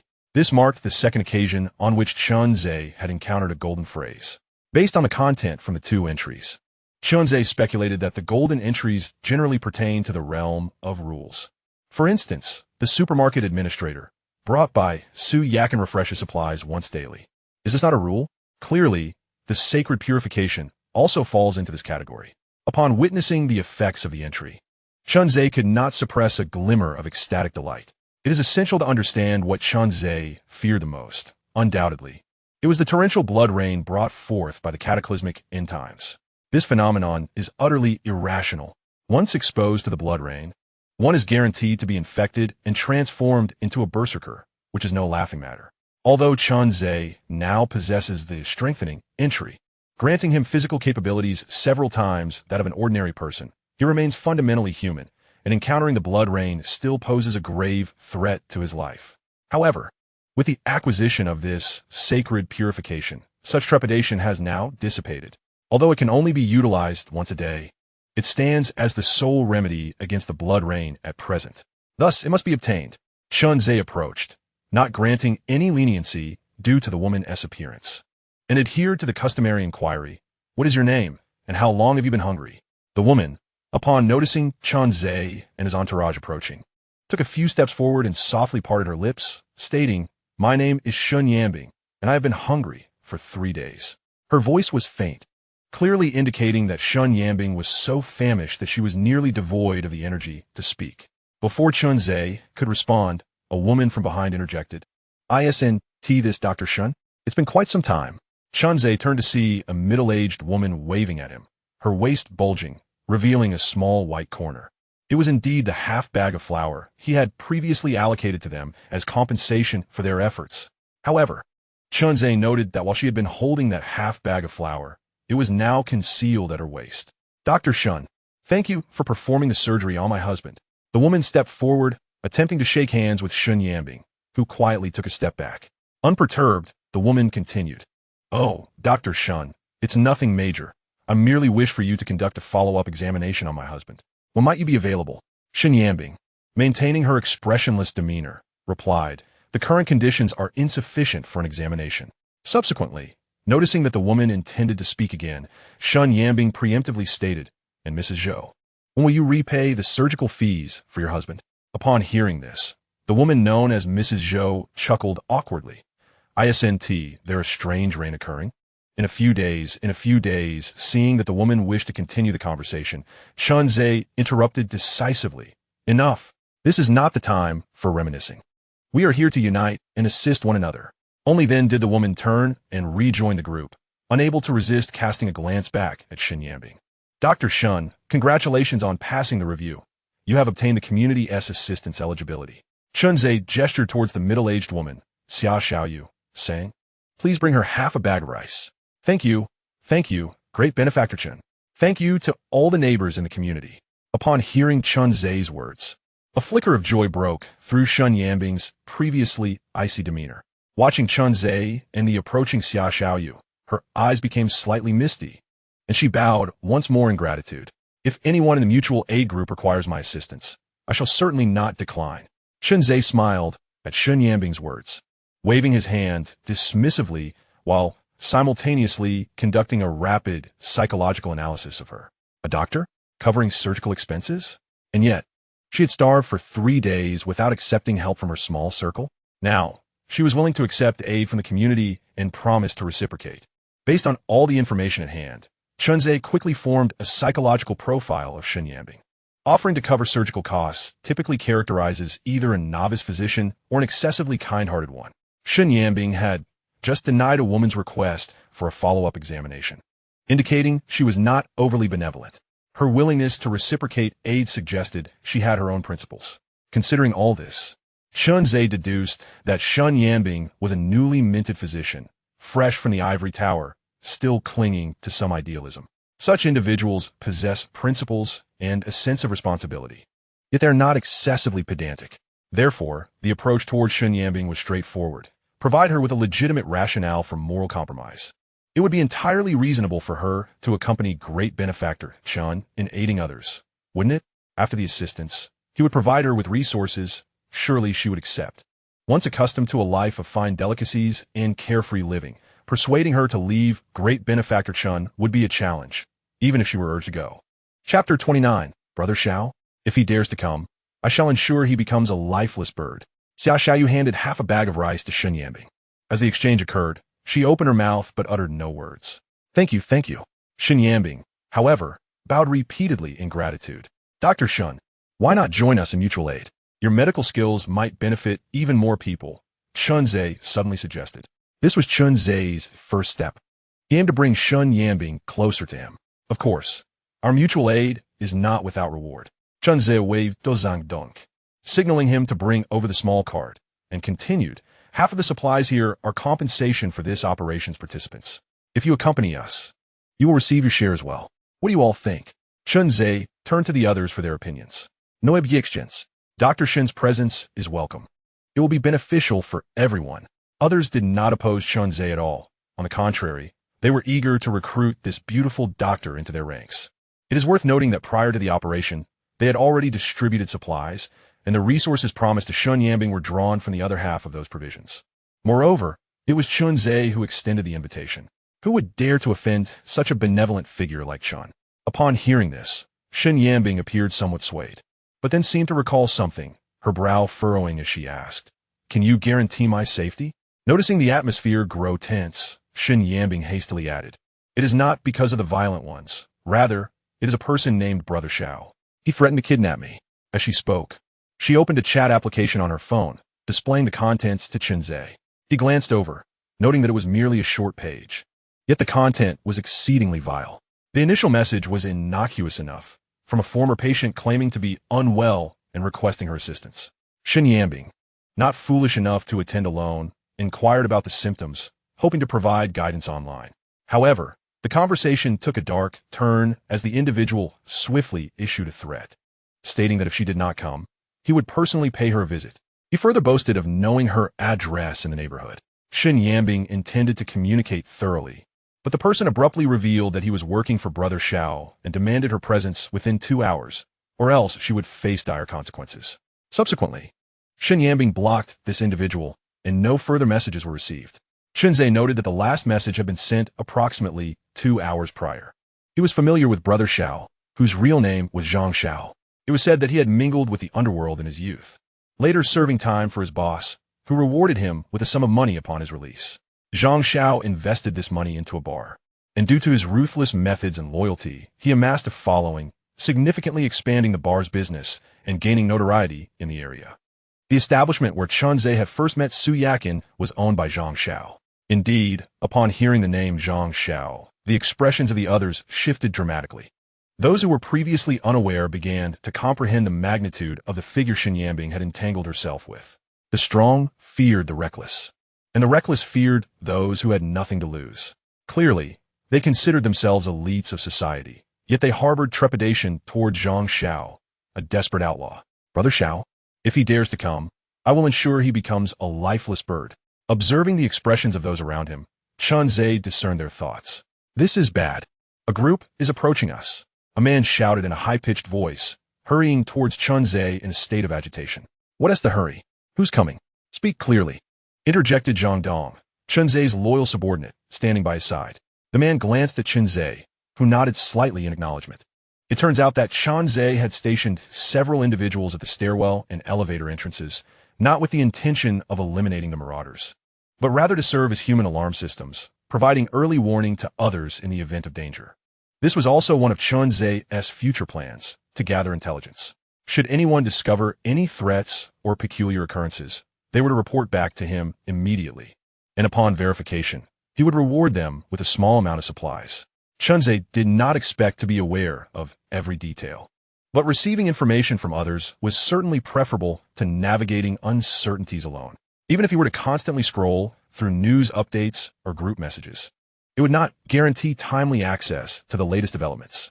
From the outset, Chunzei had never underestimated the cataclysm of this apocalypse. He intended to utilize all available resources to weather this storm of bloodshed and calamity. Thus, he regarded those who could act as informants as valuable assets. How many people are there? Chen Shi inquired. The man took a deep breath, gathering himself before responding. We saw a group climbing up from the ground floor at the stairwell. I hadn't finished counting when I rushed to report. From a number of heads visible around the corner, there are at least a dozen. A sense of unease crept into the man's heart. Could they be here to seize our supplies? Prior to arriving at this mutual aid group, he had been robbed once, although his family had sufficient provisions. A good deed of assisting a neighbor he had never met had resulted in a significant portion of his supplies being taken from him. He had immediately called the police. But alas, the line was perpetually busy. Upon seeing the mutual aid group initiated by Chunzei, he had hesitated for a long time before deciding to part with some of his remaining supplies, hoping to purchase safety. Thus, the sight of a group of unknown individuals now filled him with panic. Chunzei glanced around at the others. The atmosphere of fear was palpable, particularly among several women, some of whom were on the verge of tears. Perhaps you should come to my home for safety until we ascertain the situation, suggested Xin Yanbing, maintaining a semblance of composure. Chunzei looked at Xin Yanbing and nodded, signaling for everyone to enter the house. Meanwhile, his mind was racing with thoughts about the intentions of this group. It was unlikely they had gathered spontaneously. It was more probable they were drawn to Xin Yanbing. Or perhaps, just as the man had suggested, they were indeed coming for them. After all, it was public knowledge within the group that they possessed substantial supplies. Let us head inside, Chunzei declared. Faced with the unknown, potential adversaries, he opted for caution. Acting recklessly was not in the character of Chun, the benevolent. A combination of bravery and wisdom was the hallmark of a survivor in these trying times. As for Xin Yanbing and her companions, she felt a degree of reassurance, trusting they would not cause trouble in her home. Of course, all of this was the result of Chunzei's diligent efforts over time. When it came to reputation and integrity, Chunzei was indeed a shining beacon of virtue. Just as the last guard entered the room and closed the door, the security door on the 16th floor was forcefully kicked open. Brother Wolf, they're on this floor, a young man with dyed, yellow hair bent down to say. Chapter 30. Brother Wolf? More like a little lapdog. A young man with a buzz cut pointed at the door marked 1601 and asked, Is this the room? Indeed. Brother Wolf, I remember this is the one. The young man with yellow hair took out his phone, glanced at it, nodded, and spoke to the young man.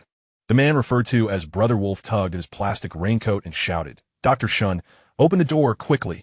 My boss wants you to examine him. We'll be back shortly.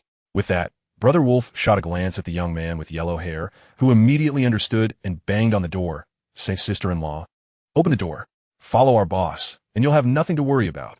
Hearing the words of the young man, Brother Wolf kicked him. Are you out of your mind?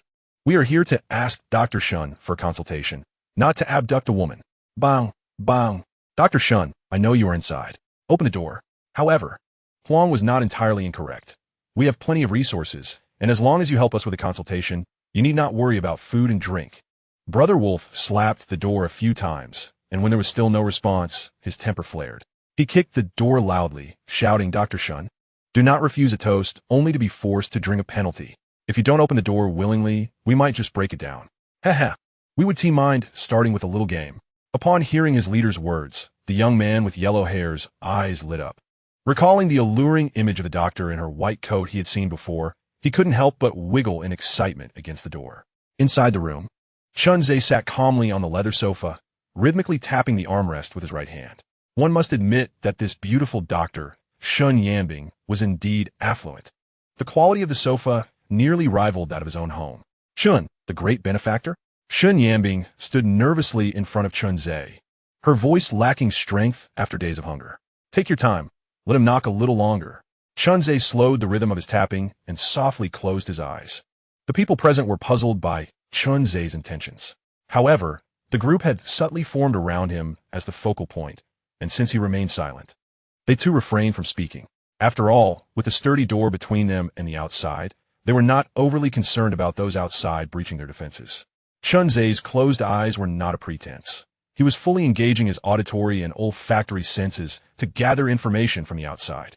Listening carefully, he estimated there were about 13 robust young men outside. As for his sense of smell, he detected neither gunpowder nor much of a bloody scent. The individuals outside are armed with cold weapons and appear to have not been stained by much bloodshed. They likely emerged from the underground parking lot of the community. Given this, the threat they pose to Chun-Zhe is minimal. After all, with his extraordinary physical prowess that surpasses the pinnacle of human capability, dispatching a few petty thugs is a trivial matter. He gathers his belongings and prepares for battle. However, even so, Chun-Zhe opts to rally his companions for a collective confrontation. After all, why engage in a solitary duel when one can partake in a group brawl? Upon hearing Chun-Ze's command, his allies instinctively tighten their grips on their weapons. Some attempt to voice their thoughts, but before they can utter a word, they are deterred by Chun-Ze's icy gaze. Open the door, you wretched woman. The urgent calls from outside, led by Wolf Brother, grow increasingly frantic. With such commotion, it is uncertain when the berserk might be drawn to their location. Open the door, do you hear? Hurry. With a creak, the door swings open. The most forceful kicker among them, a young man with yellow hair, loses his balance and ends up performing a split against the door frame. A piercing scream erupts from his throat as he suffers a painful injury, tears streaming down his face. Chen-Shi is startled. How could a seemingly normal individual suddenly appear so diminished? Upon hearing the yellow-haired youth's wail, Chun-Zhe instinctively delivers a kick, sending him flying. In the midst of this, he is certain he hears the sound of cracking ribs. Who are you? Wolf Brother, retracting his hand that was poised to bang on the door, gazes at Chun-Zhe with a perplexed expression. Before Chun-Zhe can respond, Zhang Dong, wielding a club, steps forward. We are from the Community Mutual Aid Association. Please do not obstruct our duties. Zhang Dong speaks rather courteously, having softened over the years of a tranquil life as a black cab driver. Haha, brothers. So this is the fool. Upon hearing Zhang Dong's self-introduction, Wolf Brother bursts into laughter, leading his minions in a chorus of mirth. What duties? That old hag's casual notice is considered official business? Haha, you crack me up. One of the two thugs beside him chimes in. Who knows? It might even be the old woman herself who set this up. You lot haven't been duped, have you? From behind, Wu Xiuzhen, alarmed by the thug's banter, steps out to defend. You two shouldn't speak so recklessly. The notice from above is beyond your comprehension. Who are you calling a thug? A young man, brandishing a makeshift weapon, makes a move to enter the house. Chun-Zhe signals, and Zhang Dong along with two other burly men block the entrance, preventing the youth from advancing. Who are you and what do you want? I don't care, but do not interfere with what I am currently engaged in. Otherwise, it matters not whether you are Wolf Brother or any other mutt. I will ensure you become a dead dog. Chun-Zhe raises his right hand and gestures, while tilting his left hand with a watermelon knife slightly, pointing it toward Wolf Brother as he speaks slowly. Regardless of whether Wolf Brother chooses to retreat today, Chunze will not let him off the hook. The only distinction lies in Chunze's desire to uphold his benevolent persona a while longer. After all, this big bad wolf has yet to infiltrate all the homes of the Little Red Riding Hoods. Thus he still requires the guise of kind-hearted grandmother. However, should Wolf Brother refuse to heed his counsel, any subsequent actions taken will place the blame squarely on him. Who do you think you are? The surrounding subordinates were incensed, puffing out their chests and advancing toward Chunze. Upon hearing Chunze's brash words, Wolf Brother felt a mix of amusement and annoyance, yet he remained composed, recognizing the number of people on Chunze's side. Nevertheless, despite the numerical advantage, he was determined not to let Chunze escape unscathed. In this post-apocalyptic world, Wolf Brother had long established his dominance under the banner of Zhang Xiao within this community. How could he possibly concede in front of his subordinates? Moreover, Chunze had the audacity to insult him by calling him a dog. If he were to swallow that insult, he would lose face wherever he went. You're all quite fortuitous to arrive just in time. You came for supplies, did you not? Allow me to collect them on your behalf. So you need not concern yourselves with any official duties. With that, Wolf Brother chuckled nonchalantly and strolled towards the door, intending to test Chunze's limits. 1 step, 2 steps. He advanced 2 paces, but found himself unable to take a third. What are you doing? Are you not afraid of igniting a conflict between our factions? I was merely probing. Must you resort to violence so quickly? Wolf Brother was engulfed in confusion, yet the words were lodged in his throat, refusing to come out. Suddenly, a crimson jet of blood erupted from a gash in his raincoat, splattering the nearby subordinates, who stood frozen in shock. A few droplets flew even further, landing on Zhang Dong, who, taken aback, could only dryly lick his lips, rendered speechless. From the crowd behind Zhang Dong, someone quivered and exclaimed, "Murder, murder!" Chapter 31. No problem, my bed is spacious. Ah, Wolf Brother is dead. The subordinates, now coated in sticky blood, finally snapped back to reality and screamed. They had witnessed bloodshed before, even having taken lives themselves since the onset of the apocalypse. Yet this time, it was one of their own who had been slain, their very own leader. The bright red blood surged forth, painting a horrifying scene before their eyes. Clang! One of the subordinates at the rear of the line dropped his iron rod in terror upon seeing Wolf Brother collapse lifelessly. Zhang Dong, what are you waiting for? Chunze bellowed. Passively enduring a beating was not in his nature. Seizing the opportunity to strike while the iron was hot was Chunze's modus operandi. Zhang Dong and the others quickly snapped into action, brandishing their weapons and launching them at the nearest subordinates. Xin Yanbing, too, retrieved a fruit knife from beneath the coffee table, intent on following Chunze into the fray. Before she could rise, a wave of dizziness overcame her, causing her to collapse backward helplessly. Dr. Shun, what is wrong? Summer Xiaoyu, disguised as a middle-aged woman, quickly supported Shun Yanbing onto the sofa. I feel a bit lightheaded. It must be due to low blood sugar. Once seated, Shun Yanbing felt a semblance of relief, fully aware that this was the consequence of prolonged hunger. The situation was dire. If she did not consume food soon, she risked starving to death. The other women, including the community director Wu Xiuzhen, were flustered. Hiding behind the sofa, they peered over Summer Xiaoyu and Shun Yanbing toward the entrance. They are merely a few ruffians, one remarked.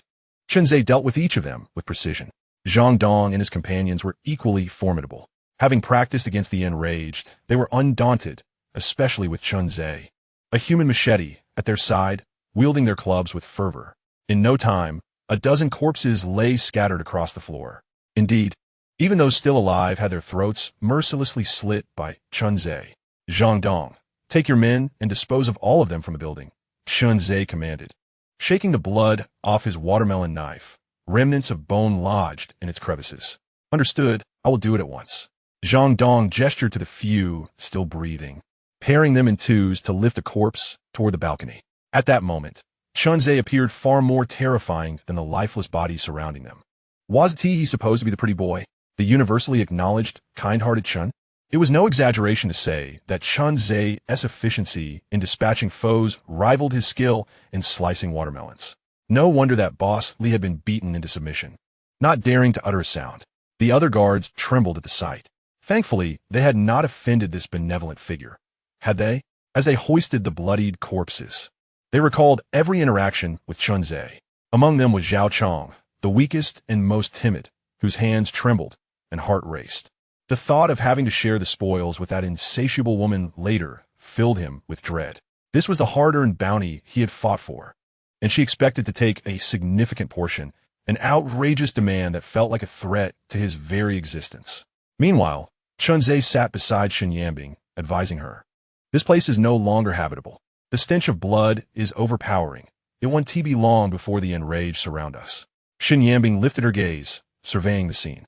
Blood was splattered everywhere, with pools of nearly congealed blood and the footprints of those who had tread upon it. There was no time to clean up, nor was it possible to eradicate the evidence completely. In less than 10 minutes, the enraged would come drawn by the scent of blood. Yet, where else could I go if I do not stay here? Xinyambing pressed her forehead, the surrounding stench of blood inducing a wave of nausea. She was originally a surgeon, unperturbed by corpses, let alone these pools of blood. Yet, her current state of extreme hunger had altered her resolve. Indeed, a person's will can waver alongside their physical condition. In this moment, Xinyambing was no exception, her debilitating weakness instinctively invoking a sense of dread towards the sanguine fluid. Dr. Shun, perhaps you should consider going to Chun Dashin's residence? Unexpectedly, it was Xia Xiaoyu, who had remained mostly silent, speaking up on Xinyambing's behalf. Chunzhe glanced at Xia Xiaoyu, still enshrouded in her previous veil, obscuring her true intentions. Internally, Xia Xiaoyu wrestled with her thoughts. She yearned to assist the beleaguered Xinyambing, yet she was grappling with her own precarious situation. Just 3 days prior, in a near-fainting state from hunger, she contemplated succumbing to the wishes of that Guaxi brother and becoming a canary in a gilded cage. She had observed Guaxi for quite some time, and indeed, he had lavish meals, far surpassing the content of the video she had seen. The vivid backdrop of the crimson rain was unmistakable. As she summoned her courage to venture downstairs towards Chunzhe's abode, she nearly succumbed to her hunger en route. Back then, the community was not as chaotic as it had become.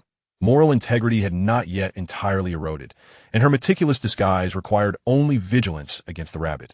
Just as she felt herself on the verge of collapse, the beautiful doctor before her had saved her, providing a bag of glucose solution. In that moment, Xinyambing became her angel. However, after being rescued, the courage she had mustered dissipated once more. The ideals of a new era of independent women reclaimed their stronghold over her will. Thus, she retreated. Yet today, the pangs of hunger had become unbearable, prompting her to take the risk of attending the mutual aid meeting called by Chindaxian. Little did she know, the meeting would be rife with unexpected turmoil. Instead of instilling confidence to persevere, the 2 bloody confrontations she witnessed shattered her already fragile courage. After much inner turmoil, she relented. Now, Xia Xiaoyu was prepared to follow Chindaxian to Unit 1701, the residence of that Guaxi brother. She had even sent several messages on her phone, though regrettably, Chunzhe was preoccupied and had yet to see them. As for Xinyambing, Xia Xiaoyu was unwilling to allow the angel who had once saved her to descend into hell. One soul in perdition was sufficient. She resolved to temporarily house Xinyambing at Chun Dashin's place, specifically in Unit 1801. In due course, she would inhabit 1701, providing sustenance from the provisions she would supply to support Xinyambing. The proximity of their residences would facilitate this arrangement seamlessly. Contemplating this plan brought Xia Xiaoyu to the brink of tears. Upon hearing Xia Xiaoyu's suggestion, Xinyambing instinctively glanced at Chunzhe. The scene where Chunzhe had single-handedly felled a dozen individuals had exhilarated Xinyambing, who had always been the obedient girl throughout her life. Such stimulation, in the absence of conscious discernment, can also be perceived as a fluttering of the heart. No worries, my bed is spacious enough. Accommodating 2 more would be a trifling matter. Chunzhe had not anticipated that this doctor was evidently harboring some feelings of her own. Had his charm reached a level where he captivated all who beheld him? Chapter 32. Enticing the young lady home, Brother Guanxi's alternate account goes offline. After vanquishing Brother Wolf, Chunzhe hastened the search for assistance. Xinyambing followed closely, carrying a medical kit amidst the group. Within 2 hours, the entire community had been traversed by the mutual aid team. Many households remained closed, and Chunzhe deemed it unworthy of his time to ascertain whether they were occupied. With the presence of the esteemed wordsmiths, Xia Xiaoyu and Xinyambing, this endeavor could hardly be deemed a loss. There were still a few white or green entries, though their utility was rather negligible. The remaining wordsmiths were of the flamboyant and affluent variety, akin to a matronly fungia, and upon a mere glance, Chun-Tse promptly withdrew. Having completed the task, the distribution of supplies was nearly concluded. Chun-Tse surveyed the remaining provisions, which comprised 2 sprouting potatoes, a few grains of rice spilling from their bag, and a half-rotten banana, darkened by pressure. "You may take what you desire," he declared. As soon as his words fell, Wu Xiuzhen, who had been eyeing the little cart, instantly extended her plump hand to seize the largest potato. The others nearby hastily thrust their hands into the cart, clamoring for their share. "Farewell, everyone. Should any news arise, do not hesitate to inform me. Depending on the significance of the information, appropriate rewards will be granted." "All right. Brother Chun, take care. Who is this? Why are you touching my hand? You stepped on my foot." Chun-Tse paid no heed to whether they absorbed his words, gesturing for Shun Yanbing and the others to follow as he turned and departed. In the 14th floor safety corridor, where Chun-Tse had previously encountered the mutated rats, faint traces of dark red blood remained visible. Chun-Tse led the way, with Shun Yanbing and Xia Xiaoyu trailing closely behind. Kind-hearted Chun. "I want to be coming to your house," Xia Xiaoyu said bashfully, bringing up the rear. "All right," Chun-Tse replied, continuing his leisurely pace forward, having no intention of further conversation. He was well aware of Xia Xiaoyu's subtle intentions. One could only wonder how the young streamer would react upon discovering that Brother Guanxi was indeed his alternate persona. Would she find amusement in her current entanglement? After walking a stretch further, Xia Xiaoyu could no longer contain herself and pressed on with her inquiry. "Aren't you curious why I'm following you?" "Not at all," Chun-Tse replied, as Xia Xiaoyu drew closer to the 17th floor, her anxiety mounting. At this moment, Xia Xiaoyu had shed much of her disguise, revealing her youthful visage and curvaceous form reminiscent of a summer loli. After all, is a transaction. What if the other party, due to her previous attire, develops a sense of aversion and unilaterally breaches the contract? "Sister Shun, Xia Xiaoyu addressed the beautiful doctor who had once saved her. Shun Yanbing understood the thoughts of this patient she had rescued, yet she chose to remain silent. Women, particularly in such a post-apocalyptic environment, find that beauty without the strength to protect it can become a curse. However, she would never mock any woman yearning for survival, even if her choice was to sell her body. Besides, she had no right to ridicule Xia Xiaoyu, for she too had resolved to depend on a man for survival. Unlike Xia Xiaoyu, the man she chose was the benevolent Shun, known as Chun-Tse, rather than the superficial Guoshigong, who merely lured women with culinary videos online. In her view, in the post-apocalyptic world, both delicacies and beauty were akin. Without strength, one would simply become the spoils of others. Only one's own power could truly address every crisis. Chun-Tse, standing before her, possessed ample strength to confront these challenges. She noticed an air of calm confidence emanating from him, a quality that had captivated her since their first encounter. This aura was characteristic of one who possesses unwavering self-assurance. She made a bold conjecture. Perhaps the issue of resource scarcity in this desolate world was non-existent for Chun-Tse. Shun Yanbing held great confidence in her medical skills, which were also a rare resource in this era. Together with Chun-Tse, they formed a formidable alliance, significantly enhancing their chances of surviving the apocalypse. On the 18th floor, Xia Xiaoyu paused, falling behind the group. Benevolent Shun. Chun-Tse did not respond, but instead surveyed his surroundings. The corridor was impeccably clean. Apart from the footprints he had left, there were no signs of others or animals having passed through. Seeing that Chun-Tse did not answer, Xia Xiaoyu called out again. "Benevolent Shun, I have something to discuss with you." At this, Chun-Tse finally halted, turning to her. "What is it?" Xia Xiaoyu hurriedly trotted to his side and whispered, "Benevolent Shun, I have an idea." As she glanced toward the safety exit at the end, direction 1701, she boldly proposed, "Why don't we seize Guoshigong?" "Huh? What do you mean?" "I mean, when I knock on the door, you take the opportunity to snatch this heartless Guoshigong." A flicker of determination flashed in Xia Xiaoyu's eyes as she locked gazes with Chun-Tse. "Don't pretend you don't know what kind of person he is." Chun-Tse replied with a knowing tone, "Tell me, what exactly is wrong with Guoshigong? He hasn't done anything to you, has he? He, every day in the group, shares culinary videos, not merely to attract wayward women and indulge in his desires." What a lack of shame. Xia Xiaoyu felt a slight flush on her face, for in some respects, she too was drawn in as a wayward woman. Upon hearing this, Chun-Tse regarded the summer lowly with newfound respect. Who would have thought this seemingly harmless lowly streamer possessed such a venomous heart? However, it mattered little. Chunze had a penchant for mischievous girlfriends and relished thrilling experiences. All right, go knock on the door, and I'll stand guard with a watermelon knife. Just lure him out, and we shall split the spoils, 2 for 1. Ever since the apocalypse had descended, Chunze had little entertainment beyond playing cards with his 2 sisters at home. Now that Xia Xiaoyu proposed a performance, he was more than willing to spend some time indulging in her scheme. Or perhaps we should reconsider. What if he has set a trap? On the side, Xinyan Bing furrowed her brow upon overhearing their plot, reluctant to stir up trouble. It was worth noting that, until this morning, that person had shared an extravagant breakfast spread. Anyone who could feast so lavishly in the apocalypse surely had some defenses in place. It would be a grave miscalculation to end up losing more than intended. It's fine, it wouldn't hurt to take a look. Chunze resolved to first play along with Xia Xiaoyu, then orchestrate a way to have this alternate account log off smoothly. Akuning rapidez. And the hound is cooked. When beauty fades, the alternate account conceals itself. If the alluring fish are already ensnared in our net, why continue posting videos to incite envy? As for how to log off, Chunze had long since devised a plan. Chapter 33. I lay my cards on the table. I am no paragon. In room 404 of Building 4, a lavishly decorated living room hosted a gathering of over a dozen men, shrouded in swirling smoke. In a corner, a few men writhed like worms, exerting effort to move. Brother Xiao, our food supplies are dwindling. A stout man with a protruding belly and a leopard tattoo on his chest addressed the leader. Indeed, Brother Xiao, we have been subsisting on instant noodles daily. My palate is growing weary. Another chimed in beside the leopard. The remaining men remained silent, their gazes fixed on Brother Xiao, awaiting his command. Zhang Xiao, of modest stature with graying hair, wore a Buddha amulet around his neck and had prayer beads draped over his hands. Yet, he exuded no semblance of benevolence. His floral shirt made him resemble a venomous snake lurking in the jungle. Any news from Alang?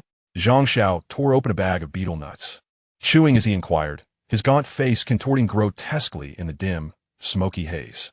None, and not a single one of the youngsters who followed him has returned, replied the leopard subordinate.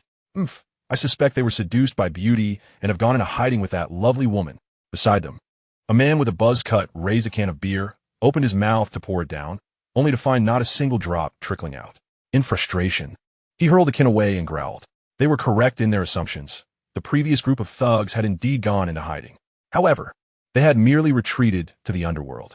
After Chunze and his companions had disposed of their bodies, an unspoken agreement prevailed, and they chose to remain silent about the matter.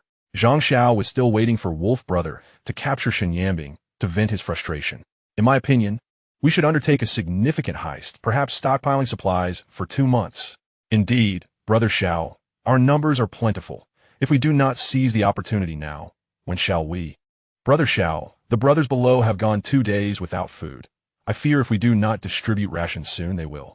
Zhang Xiao waved his hand, signaling the crowd to quiet down. 5 minutes later, he spat out a tasteless beetle nut and spoke solemnly. All right, let us plan a grand operation. Everyone, think of a worthy target. Previously, he had sent his subordinates to rob households, which not only proved troublesome, but yielded scant resources.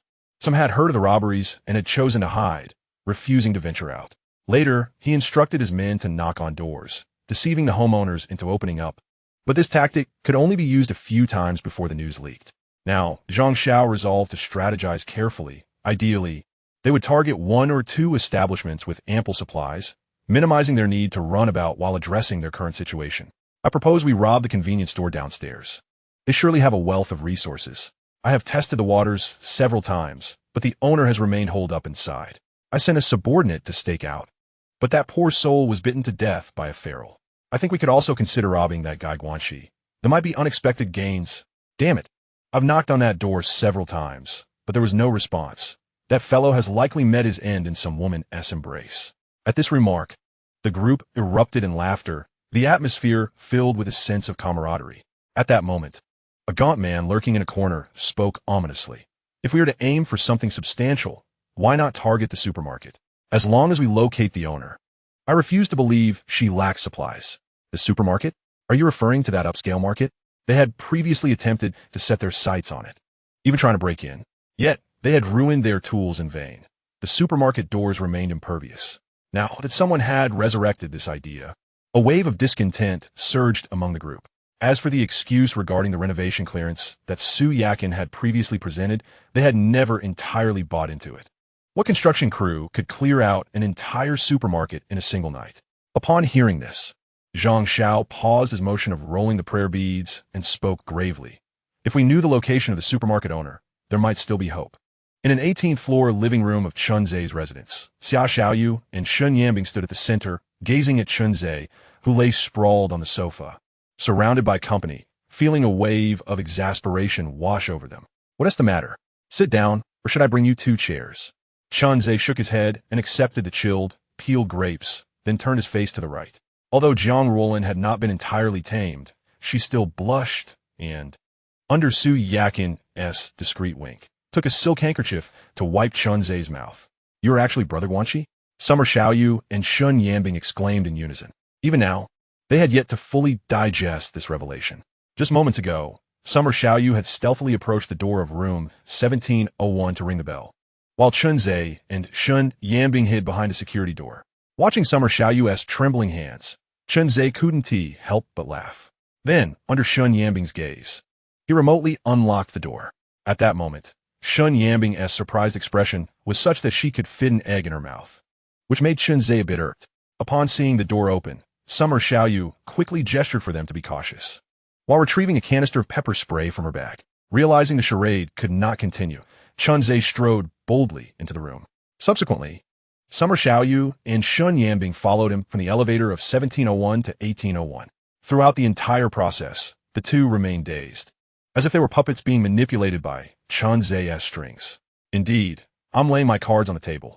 I am no paragon of virtue. If you have any questions, feel free to voice them. Observing the bewildered expressions of the 2 girls, Chunzei had no intention of prolonging the game. He had arranged a comprehensive service, answering queries, replenishing energy, bathing, and acquiring entries. Were those lavish meal videos posted by you? Not by me. Could it have been you?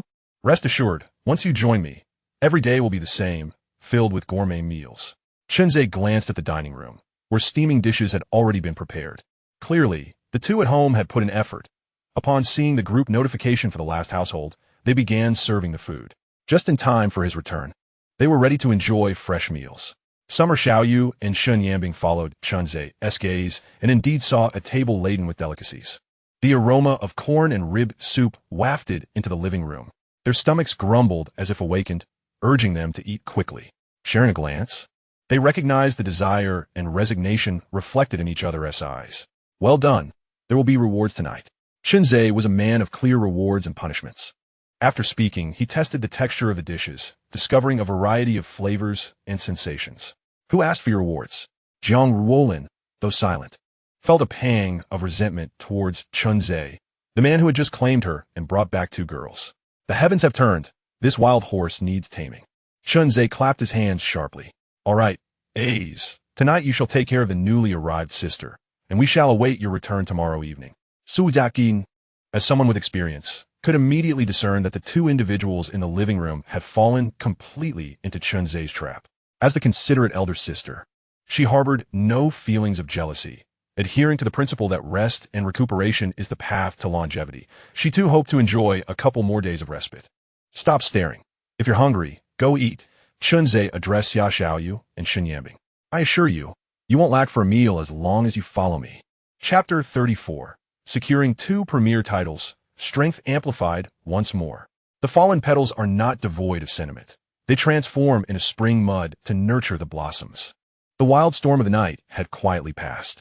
Chunzei opened his eyes, gazing at a few delicate white lotus arms resting upon the silk quilt, and the heaviness in his heart instantly dissipated.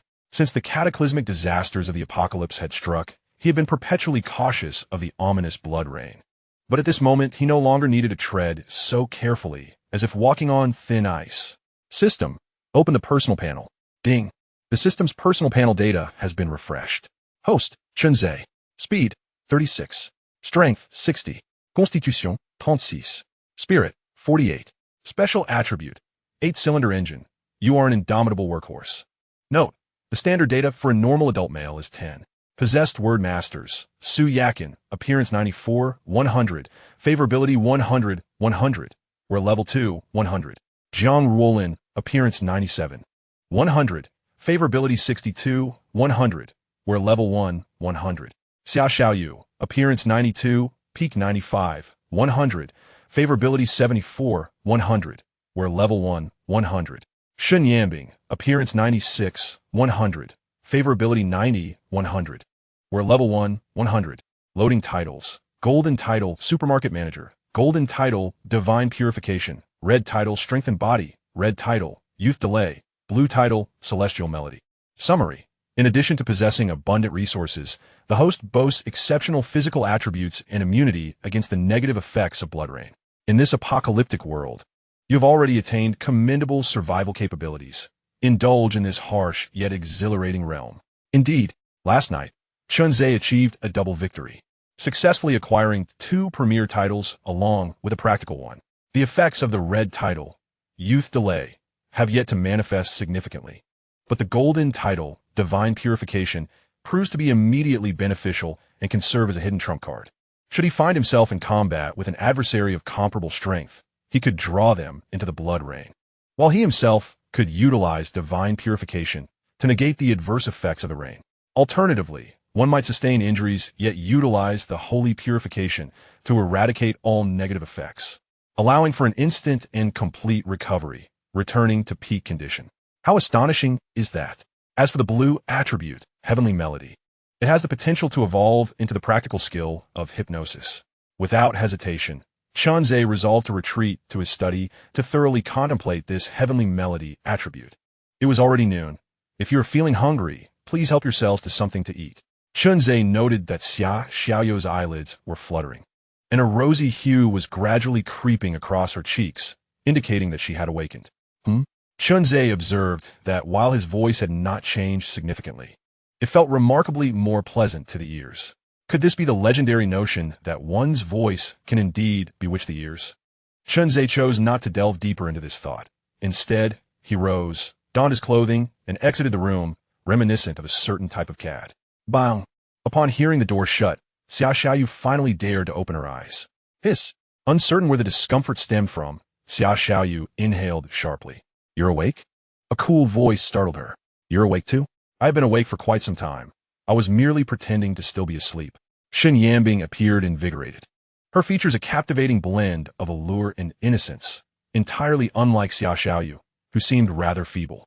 As a skilled surgeon, she possessed an intricate understanding of human anatomy, and being in the prime of her youth, she held her own remarkably well despite being a novice. Why didn't you get up earlier? You didn't rise either. We're in the same boat, after all. Let me offer you a word of advice. Temper your frivolous thoughts. Whether you can live comfortably in the future largely depends on the disposition of our benefactor, Chun. Shen Yanbing had a habitual tendency to refer to Chunzhe as Chun the Great Benefactor.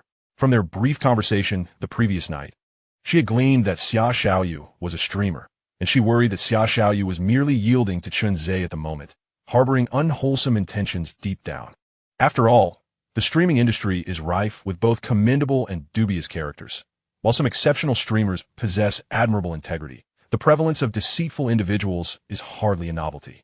At that juncture, it was possible that she, who had entered alongside Xia Xiaoyu, might also be embroiled in the aftermath. She held a strong appreciation for Chunzhe. Not only was he formidable in strength and well-equipped, but having witnessed the conditions of the 2 women in the living room earlier, it was clear that Chun was not devoid of compassion or loyalty. In a post-apocalyptic world, what greater fortune could one find than encountering such an ideal partner? Following the events of the previous night, Shen Yanbing had entirely come to regard Chunzhe as her man. Thus, she naturally wished to prevent any unforeseen complications within her man's circle. You need not concern yourself. I am well aware of what I ought to do. Xia Xiaoyu felt a twinge of defiance. After all, Shen Yanbing was merely a novice as well. What right did she have to admonish her? With that, Xia Xiaoyu rose and opened the wardrobe in the room. The clothing from before had long become unwearable, and Chunzhe had prepared an array of brand new garments for them, neatly placed within the wardrobe of their shared room. Upon opening the wardrobe door, Xia Xiaoyu discovered that Chunzhe had even thoughtfully stocked several sets of intimate apparel for her. Just as she was about to commend Chunzhe for his thoughtfulness, she noticed the fabric of these garments was exceedingly scant, to the point where she felt a tinge of embarrassment at the prospect of wearing them. With a determined stomp of her foot, she resolved to wear them anyway, reasoning that it was merely for his eyes to behold. Meanwhile, Shun Yambing also observed this situation, noting that there were 2 additional lab coats prominently displayed in the wardrobe. What could this signify? A hazy recollection of the previous night's events flickered in her mind. Could it be that this benevolent Chun harbored such interests? In another abode, the atmosphere was fraught with tension as 2 women sat across from one another, each regarding the other with the animosity reserved for adversaries. That scoundrel, could he be spending the night at some vixen's lair? Inquired Zhong Chunlan, Li Honghu's wife, as she clutched a bowl of instant noodles in one hand and her phone in the other, a mixture of anxiety and impatience evident in her demeanor. Could it be? Murmured Zhou Jie from the opposite end of the sofa, her brow furrowed in concern, yet unable to articulate her thoughts further. Zhou Jie's complexion had taken on a sallow hue. Once possessing a beauty rating of over 70, she now resembled an ordinary matron. Ever since Li Honghu's departure the previous day, Zhong Chunlan had relocated all the household provisions into her room, depriving Zhou Jie of any sustenance. You foul-mouthed crow! What nonsense are you spouting? Upon hearing Zhou Jie's words, Zhong Chunlan's already frayed nerves ignited, leading to an explosive outburst. Just watch me tear your mouth apart. With that, Zhong Chunlan sprang to her feet and lunged towards Zhou Jie, having long harbored disdain for the vixen residing in her home. Were it not for Li Honghu's continual capitulations, she would have expelled this freeloading harlot the very next day after the storm had descended. Ow! You pulled my hair. It hurts, let go. Zhou Jie found herself pinned beneath Zhong Chunlan, her hair being mercilessly yanked and her clothing torn. Zhou Jie, too, held no affection for the fierce woman, even contemplating the possibility of eliminating her rival. However, she was not foolish. Zhong Chunlan was Li Honghu's lawful wife, and no matter how infatuated Li Honghu might become, he would never permit her to dispose of Zhong Chunlan. She was acutely aware of the turmoil engulfing the outside world, which had descended into chaos. The only semblance of stability remained within Li Honghu's household, where some provisions were still stored. Otherwise, she might have been bartered away for supplies. This was a topic that had not escaped discussion in their social circles, with videos of women trading food circulating widely online. Yet the circumstances had shifted dramatically. Li Honghu had been unreachable for an entire day and night. She knew he had attended the mutual aid meeting organized by Chen Zhe, and she was well aware of his true intentions for going. The plan to extort Chen Zhe was devised collaboratively by her and Li Honghu. However, with Li Honghu now missing and Chen Zhe triumphantly declaring the conclusion of the mutual aid society, what does this signify? It suggests that Li Honghu may have been murdered, and the perpetrator is likely Chen Zhe. As this realization dawned on Zhou Jie, a chill ran down her spine. Zhou Jie suddenly felt a sharp pain in her arm. That foolish woman, Zhong Chunlan, had dared to bite her. The thought of Li Honghu's potential demise inexplicably brought Zhou Jie a sense of relief. Gazing at the back of Zhong Chunlan's head, a bold idea surged within her mind. Chapter 35, A Dismal Apocalypse, The Complacent Chen Zhe. I have committed murder. I have committed murder. In a single community, 2 individuals, a man and a woman, spoke in disjointed phrases simultaneously. Zhou Jie trembled as she clutched a bloodied ashtray, with Zhong Chunlan sprawled atop her. Zhong Chunlan lay motionless. Dark red blood seeping from her head, mingled with some white liquid. This was Zhou Jie's first act of killing, yet she felt no discomfort. Instead, an indescribable exhilaration coursed through her veins. Haha, all the supplies in this room are now mine. Zhou Jie forcefully shoved Zhong Chunlan aside and scrambled across to the opposite sofa, embracing a bucket of instant noodles while bursting into laughter. Meanwhile, on the other side, a bloodied man was also laughing maniacally. Ha, who do you think you are? I stuck by you for 2 years, and you only gave me a paltry 2 million. Now you expect me to risk my life for you? The pale-faced Zhao Chong, wielding a kitchen knife, was engaged in an activity obscured by mosaic effects, directed at the fallen Chun Tai. Thanks to the sprouted potato that Chun De kindly provided, Zhao Chong muttered to himself while brandishing the knife. It turned out Chen Zhe had instructed them to divide the remaining supplies among themselves, and Zhao Chong had managed to seize another sprouted potato. After consuming it, Chen Tai felt unwell and insisted that Zhao Chong seek a doctor for her.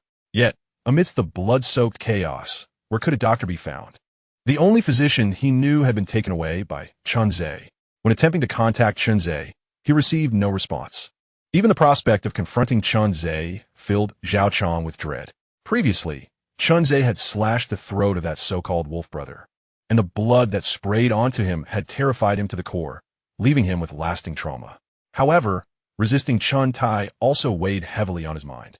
In the first year of being supported by Chun Tai, it was manageable, involving only common leisure activities. But by the second year, her insatiable desires escalated, leading to increasingly terrifying demands. Ultimately, he found himself transformed both physically and psychologically into a reflection of Chun Tai. This was also the reason he had continued to heed her commands throughout the onset of the apocalypse. However, until today, the pressures of the apocalypse, coupled with the burdens imposed by Chun Tai and Chunze, have driven him to the brink of madness. Come on, don't you wish to experience the thrill of wielding a knife? Zhao Chong appeared somewhat deranged, as the current situation blurred the lines between reality and memory. The sorrows and joys of humanity remain disconnected.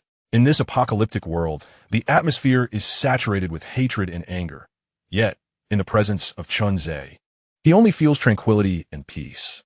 In the study, a waft of incense slowly ascended with a rising warmth, enveloping the entire room in its fragrant embrace. This incense was specially prepared by Chunze to aid in focusing his mind. It had become a habit from his previous diligent work. As a hint of incense, which sharpened his concentration, the essence of hypnosis lies in the ability to modify another's subconscious through subtle suggestions, thereby influencing their conscious mind. Now, possessing the entry of celestial melody, I no longer need to undertake the preparatory work for hypnosis. I can directly alter others' subconscious with my words. What variations in effect might arise when targeting different individuals? Chunze reflected upon the psychological knowledge he had previously acquired, meticulously refining this hypnosis skill step by step. 2 hours later, a chime rang out, signaling the successful addition of the blue entry, hypnosis, which allows the influence of others' actions through language, with the effectiveness determined by the willpower of the other and the mental strength of the host. Note, the prerequisite for this entry is the possession of the blue entry, celestial melody.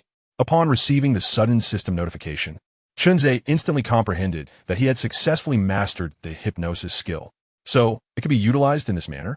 He had inadvertently developed a blue entry. The system's explanation clearly indicated that a portion of this success was attributed to his formidable mental strength, which measured at 48 points, roughly 5 times that of an average person. Had his mental strength been weaker, he might have ended up with a green or white entry, as he had observed many ordinary entries, most of which were green and white. Yet, even those were outstanding within their respective realms. The successful loading of the entries signified that he had entirely mastered this skill. Chunze opened the study door and stepped outside. He had yet to fulfill today as quota of joy, for he set daily happiness goals. Azeh, your phone has received numerous messages, Su Yakin exclaimed, lifting her phone as Chunze emerged from the study. Before he could approach, she caught a delightful scent in the air, indescribable yet pleasantly aromatic. Is there any important news? Chunze inquired, raising a cup of red tea and sipping it slowly. In this apocalyptic era, the significance of the internet has diminished to its nadir. Were it not for the fear of missing out on official announcements or disaster warnings, he would have disposed of his phone. In terms of entertainment, he possessed ample hardware and software. The digital entertainment zone of his portable supermarket was indeed abundantly enriched. The colossal television, the latest gaming consoles, and high-performance graphics computers, all these cutting-edge gadgets are readily available in the supermarket. As for the data resources, Chunze had filled the hard drives in the supermarket when the apocalypse began, and now he is far from lacking in that regard. Recently, the authorities issued several warning announcements, stating that they would distribute supplies to everyone. Su Yakin compiled various pieces of information and presented a summary for Chunze's review. However, Chunze did not take the phone. Instead, he gazed out the window. The incessant blood rain over the past several days had transformed many areas into a crimson ocean. Donghai City, being a coastal metropolis, frequently faces the onslaught of storms, thus placing significant importance on its drainage system. Yet, no matter how efficient the drainage might be, it cannot withstand torrential rains pouring down globally. If this deluge were to persist for months, Chunze estimated that the entire Donghai City would be submerged. Therefore, it is prudent to make early preparations. Chunze established his upcoming action objectives. Oh, and there is a woman named Zhong Chunlan who mentioned in the group that Li Honghu is dead, claiming it was your doing. Su Yakin retrieved the message records from the group and pointed to an avatar of an orchid, saying, "Who is Zhong Chunlan?" She is Li Honghu's wife. Su Yakin flipped through her phone again and indicated another message. This is what she said herself. Just yesterday she was asking where her husband had gone, and today she asserts that he is dead, murdered by you. Shenzhe frowned slightly and replied, there is no need to pay her any mind. If Li Honghu sought to threaten me, he should have been prepared for the consequences. Regardless of whether I had a hand in his demise, I will not entrap myself in such a self-incriminating predicament. The best approach in dealing with such matters is simply to ignore her. Is there any other news? Shenzhe mentally noted Zhong Chunlan as a potential threat and continued his inquiry. Additionally, the video you asked Xia Xiaoyu to release has sparked quite a discussion. Su Yakin was aware of Chunze's intention to delete his account. Last night, Chunze had instructed Xia Xiaoyu to create a video for the group, stating that Brother Guanxi had run out of supplies and, after sharing one last meal, had jumped off a building, with Brother Guanxi no longer providing updates. Coupled with Xia Xiaoyu's testimony, disbelief was no longer an option for them. Chunze took the phone and glanced at it. Indeed, no one cared about Li Honghu's death, as he had long ceased to sell supplies to anyone. However, upon hearing that Brother Guanxi had perished, the crowd rejoiced. Finally, that scourge is dead. Ha ha, the heavens have eyes. You thought you could seduce women, but now that the supplies are gone, you cannot survive, can you? Such a person deserves this fate. His demise is not enough to quell the public's anger. Alas, he was a spendthrift, indulging in lavish meals without a thought to save. I, however, believe that Brother Guanxi was a character. Knowing the apocalypse made survival exceedingly difficult, he might as well enjoy a few good meals and have some company, thus living a worthy life. No, I do not concur with the sentiments expressed above. As the saying goes, it is better to endure a miserable existence than to embrace a swift death, even if it means consuming the foul and acrid flesh of mutated rats. I shall strive to survive. How could the residents above know that the meat of mutated rats is repugnant? Chapter 36. The benevolent Chun Dajing bestows benefits upon his family. Chunze observed with astonishment that there remained a multitude of active participants in the group, some even daring enough to consume the meat of mutated rats in order to cling to life. It seems that heroes in this world are as abundant as fish crossing a river. Chunze wished for this individual to endure a little longer, or perhaps to remain lucid for a while, as this would enable the gathering of more information regarding the peculiarities of the blood rain. With this thought in mind, Chunze sent a message in the group. 1801 Chun Dajing. I admire the brother who dares to eat rat meat. In order to provide everyone with a greater chance of survival, I have placed a bag of rat traps in the A2 elevator for those in need to take. This was an idea that Chunze had just conceived. The survival of one who consumes mutated rat meat might be a mere stroke of luck. But if a group were to partake, the resulting changes would serve as a valuable reference sample. The decision to place the traps in the elevator was primarily to facilitate access for individuals on other floors. With the press of a button, they could retrieve them directly from the first floor or the underground parking garage. It can only be said that Chunze is remarkably considerate. Indeed, Chun Dajing has acted in accordance with his benevolent nature. Although the edibility of rat meat remains uncertain, he has nonetheless provided a convenient and safe method for capturing rats. What a remarkable individual Chun Dajing is. Could he possibly be intending for us to serve as guinea pigs? I maintain that a person as altruistic as Chun Dajing could not possibly have harmed old Li. I am a returee from the last mutual aid meeting, and I vouch for the fact that Chun Dajing does not engage in indiscriminate killings. As Chunze watched the incessantly refreshing messages in the group, he began to doubt whether he had inadvertently enlisted a group of supporters. How else could everyone be so eager to defend him? Even resolving the earlier suspicions surrounding Zhong Chunlan, though there were voices that seemed to see through his true intentions, they were quickly drowned out by the overwhelming tide of discussion, rendering them ineffective. From his personal supermarket, Chunze retrieved all the large rat traps and packed them into a sizable bag. The smaller traps would likely be of no use, as the basketball-sized mutated rats could easily carry them away. As for the more powerful traps, his supermarket did not stock them. Even if they did, Chunze would not bestow such lethal weapons freely upon others. He harbored no concerns about whether anyone would come to collect them. When hunger reaches its zenith, not even the thought of consuming rat meat will deter individuals from resorting to cannibalism. With that, Chunze donned his protective suit once more and made his way to the A2 elevator, a short distance from his home. He listened intently to the sounds within the elevator. It was eerily silent, posing no apparent danger. Only then did he press the button to descend. The elevator swiftly arrived at the 18th floor, emitting a chime as it opened. As the doors parted, an overwhelming stench wafted out. Fortunately, Chunze was equipped with a gas mask, or he might have succumbed to the noxious fumes. The interior of the elevator was stained with blood, and the walls bore numerous marks and scratches, unmistakably the handiwork of a rampaging individual. Without dwelling on the gruesome scene, Chunze tossed a bag of mouse traps onto the floor. Should anyone venture into Building 1 and press the elevator button, they would be able to retrieve the traps from any floor.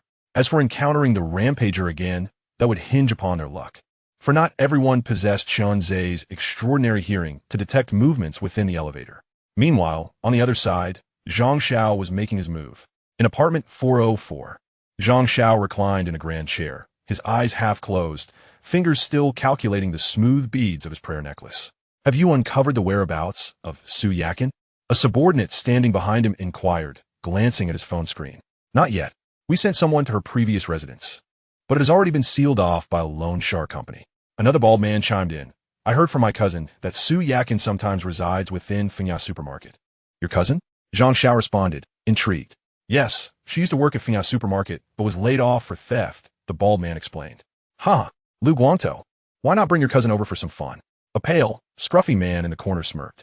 Lu Guanto, unperturbed, chuckled. "She's merely a working girl, unable to afford housing in this vicinity.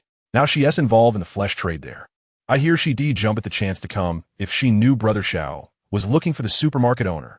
Listening to his subordinates meander off topic, Zhang Xiao interjected. "The supermarket closes in the morning, and the rain fell at noon. This means she hasn't gone far and may well be hiding in our neighborhood. Search thoroughly for any staff related to the supermarket. There might be clues." "Brother Xiao, speaking of relevant personnel, I believe I've seen someone." The previously smirking man suddenly stood and approached Zhang Xiao. "Who?" "The procurement manager from Fengya Supermarket, Zhou Jia. She approached me 6 months ago, wanting to sell a batch of imported liquor, but I turned her down due to her exorbitant prices." "Where did you see her?" Zhang Xiao, ignoring the subordinate's attempt to use his connections for private gain, straightened up and inquired. The smirking man slicked back his greasy hair and continued. "I spotted her at Li Honghu's convenience store, sitting in a corner. At the time, I thought I must have been mistaken. And since I was busy procuring supplies for you, Brother Xiao, I didn't approach her." "And where is she now?" Lu, whose attention had been captivated by the unfolding drama, could not help but ask. "It is highly probable that the events are unfolding within Li Honghu's residence." The lecherous man reminisced about Zhou Jia's attire, clad in a tailored suit, instinctively licking his lips as he spoke. "Dispatch someone to Li Honghu's home. We must retrieve Zhou Jia at all costs," Zhang Xiao commanded decisively, pausing momentarily with the prayer beads in his hand. Previously, he had refrained from making a significant move against Li Honghu, deeming it unworthy of his efforts. However, confronted with the resources of a supermarket, even the most composed individual could descend into madness. The lecherous man readily assented, stating, "Very well, I shall personally pay a visit." Zhang Xiao had at his disposal 4 formidable allies. Among them was Wolf, who had been eliminated by Chunze, and Leopard, with his entire physique adorned in leopard print. The remaining 2 included the current lecherous man, He Jiajun, known for his lascivious nature and self-bestowed moniker, Yun Zhonghe, while his subordinates affectionately referred to him as Junge. The last of the quartet was stationed at a bar, and due to the recent bloodshed, had yet to join the others. "Ah Jun, remember, no matter the method, you must bring her back," Zhang Xiao stated, rising to pat He Jiajun on the shoulder. "Rest assured, Brother Xiao, I possess a particular knack for dealing with women," He Jiajun replied, shaking his hips and offering an exaggerated grin at Zhang Xiao. Chapter 37. Zhou Jia's Dilemma. Colluding in Desperation. As Zhang Xiao prepared to apprehend Zhou Jia, she, on the other hand, was engulfed in a fit of desperate screams. "How could this happen? You wretched woman, tell me. Where have the supplies gone? Speak quickly." Zhou Jia grasped the now frigid shoulders of Zhong Chunlan, shaking her fervently. Exhausted from her frantic shaking, Zhou Jia collapsed onto the floor, unable to suppress her sobs. Tears and snot streamed down her face, but she paid no heed to her disheveled state. What troubled her was the whereabouts of the supplies that Li Honghu had hoarded. Apart from what the 3 of them had consumed over the past few days, there should have been at least 10 buckets of instant noodles and various snacks, all of which had vanished. It was as though a cooked duck had inexplicably taken flight. She scoured every corner of the room, nearly tearing the ceiling apart, yet found nothing. The only remaining supply in the room was a solitary bucket of instant noodles that Zhong Chunlan had previously held. Oh heavens! She could hardly bear to imagine how she would survive after the noodles were gone. Bang! Bang! Bang! A series of knocks echoed through the air. Zhou Jie jumped in fright and quickly covered her mouth, stifling any sound. She understood that in this apocalyptic world, there were no good souls nor anyone worthy of trust. Even Li Honghu, who had sheltered her, was merely motivated by his lust. The knocking persisted for a while before ceasing. Just as Zhou Jie believed the visitor had departed, her phone suddenly rang. Meiya Bar, manager, He Jiejun? Her memory, as the procurement manager, remained sharp. Zhou Jie glanced at the caller ID, her mind recalling a collaboration over wine that had transpired 6 months prior. Back then, she had provided this Jungu with a few special services. Yet this man of debauchery had still refused to partner with her. Contemplating this, a sense of indignation welled within her. But she maintained her composure and pressed the answer key. Yunge? Ah, is this Miss Zhou? He Jiajun, wrapped in plastic, stood at the door accompanied by 3 or 4 lackeys. Yes, what business do you have with me? Zhou Jie placed the phone to her ear, cautiously making her way towards the entrance. Her instincts hinted that this call might be connected to the visitor outside. Good news awaits you. Zhou Jie stood behind the door, silently listening while peering through the peephole to observe the situation outside. Indeed, it was He Jiajun. He, along with 4 henchmen, lingered in the corridor outside. This sight startled Zhou Jie so profoundly that she failed to notice her phone slipping from her grasp. With a thud, the phone fell to the ground, and Zhou Jie hurriedly picked it up, only to hear He Jiajun's voice, grating like a duck's quack. Miss Zhou, I know you're inside. You must also see us now, right? We have matters to discuss with you. What matters? Zhou Jie couldn't fathom any connection between herself and a bar manager in this apocalyptic world. You know Su Yakin, right? We're here looking for her. Upon hearing this, Zhou Jie immediately heightened her guard. She did not believe these brutish men were merely captivated by Su Yakin's beauty. The sole reason for their audacious visit was that they coveted the supplies from Su Yakin's elegant supermarket. Their intent in approaching her was merely to glean information about Su Yakin's whereabouts. Did she know Su Yakin's location? Certainly. She had witnessed Chun Zhe leaving with Su Yakin, crystal clear in her memory.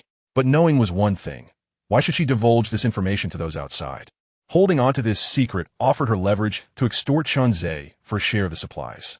Even now, although she believed Li Honghu to be dead, she echoed the sentiments of others in the group, asserting that he had perished on his return journey. Perhaps he had fallen victim to a brutal attack, a robbery, or even inadvertently encountered the Red Rain. As for Chun Zhe, merely a second-generation heir living off his parents' inheritance. Were it not for his parents' serendipitous investment in a commercial property, how could Chun Zhe have ever become the landlord of Elegant Supermarket? The rumor circulating in the group that Chun Zhe had killed Li Honghu was nothing more than a fabrication she had concocted while masquerading as Zhong Chunlan. Her intention was to tarnish Chun Zhe's reputation, pushing him into the public's disfavor.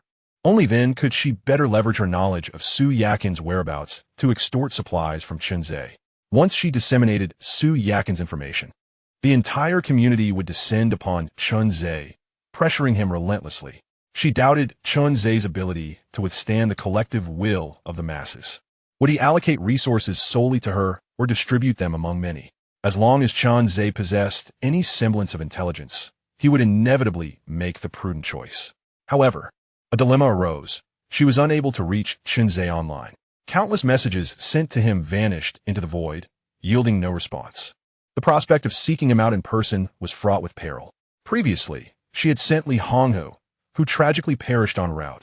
Now, dispatching herself, a fragile woman, seemed even more perilous. Zhong Chunlan, the wife of old Li, is it? I'm aware you are inside.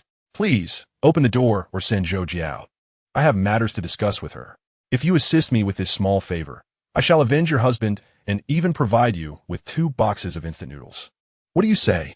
It must be said that He Jiajun's divisive strategy was exceedingly malevolent. The conditions he proposed seemed tailor-made for Zhong Chunlan, vengeance for her husband and a gift of supplies. Unfortunately, he was oblivious to the fact that Zhong Chunlan had already met her demise. Zhou Jie, hearing the words from outside, felt her anxiety deepen. With only a single bucket of instant noodles at her disposal, she could scarcely afford to wait. Chunzei's secret had become impossible to monetize. Making it public would merely serve to benefit others, and the dangers of seeking him out in person loomed large. What to do? Should she collaborate with He Jiajun behind the door? In that moment, Zhou Jie contemplated extensively, weighing the myriad pros and cons. Aligning with others would undoubtedly diminish her share of resources. And as a woman, one who fancied herself somewhat attractive, she understood the potential consequences of collaborating with a group of men in this apocalyptic landscape. Yet, how long could she survive? Hiding away with only a bucket of instant noodles?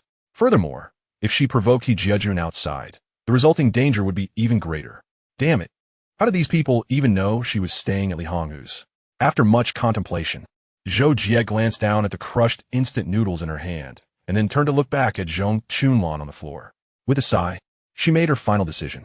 As the door creaked open, Zhou Jie perceived not 5 men standing before her, but rather 5 ravenous wolves, their eyes glinting with predatory hunger. Chapter 38. Capturing Su Yakin, the affluent Chun Zhe poses little threat. Room 404, Building 4. Inside, a group of several men remained gathered.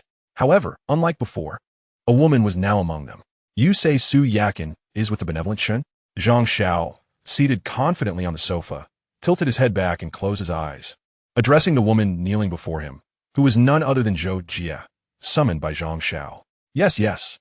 At this moment, Zhou Jie's hair was disheveled, her face marred by a bruise, and her lips swollen and reddened, resembling a dilapidated vessel on the verge of sinking. Chun Dashan, also known as Chun Zhe, was the landlord of Su Yakin's supermarket. Zhang Xiao finally began to regard Chun Zhe, a character he had previously dismissed as a mere clown, with newfound seriousness. Indeed, on the day of the Red Rain outbreak, Chun Zhe had slapped me across the face. Hence, I had been discreetly monitoring their actions that day. After speaking, Zhou Jie touched her slightly swollen cheek, a surge of intense hatred igniting within her. This animosity was directed not only at Chun Zhe and Su Yakin, but also at the wretched individuals surrounding her. She vowed that if given the chance, she would personally send each of these scoundrels to hell. Who permitted you to halt? Zhang Zhao's eyes widened slightly, his tone laced with discontent. Upon hearing this, Zhou Jie hastily lowered her head, afraid to meet Zhang Xiao's gaze again. At that moment, a subordinate behind Zhang Xiao leaned in to whisper, Brother Xiao, we have clarified Chun Zhe's identity. Speak. Chun Zhe, male, 22 years old, the sole heir in his family. After inheriting his parents' fortune, he has been squandering it ever since. Get to the point. Zhang Xiao suddenly shivered and took a deep breath. Chun Zhe was merely an ordinary playboy, indulging in pleasures without any remarkable traits. Moreover, he was a frequent patron of our bar, holding a 4-star membership. The subordinate then pulled up Chun Zhe's spending record from the past year at the Meiyi bar on his phone. Zhang Xiao took the phone, glanced at it, and sneered, indeed a spendthrift. He Jiajun, who had returned with Zhou Jie, promptly suggested, in my opinion, we should head to the building immediately and capture Su Yakin first. As for Chun Zhe, he is just a rich second generation.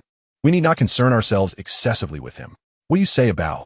Zhang Xiao neither agreed nor opposed He Jiajun's suggestion, but turned to a Bao, who had just returned from Su Yakin's place. I understand Chun Zhe. He's just a playboy, a Bao remarked, glancing at the closed-eyed Zhang Xiao. I've seen Chun Zhe several times outside the bar. Each time he arrives, he's driving a sports car, specifically that flashy red Ferrari.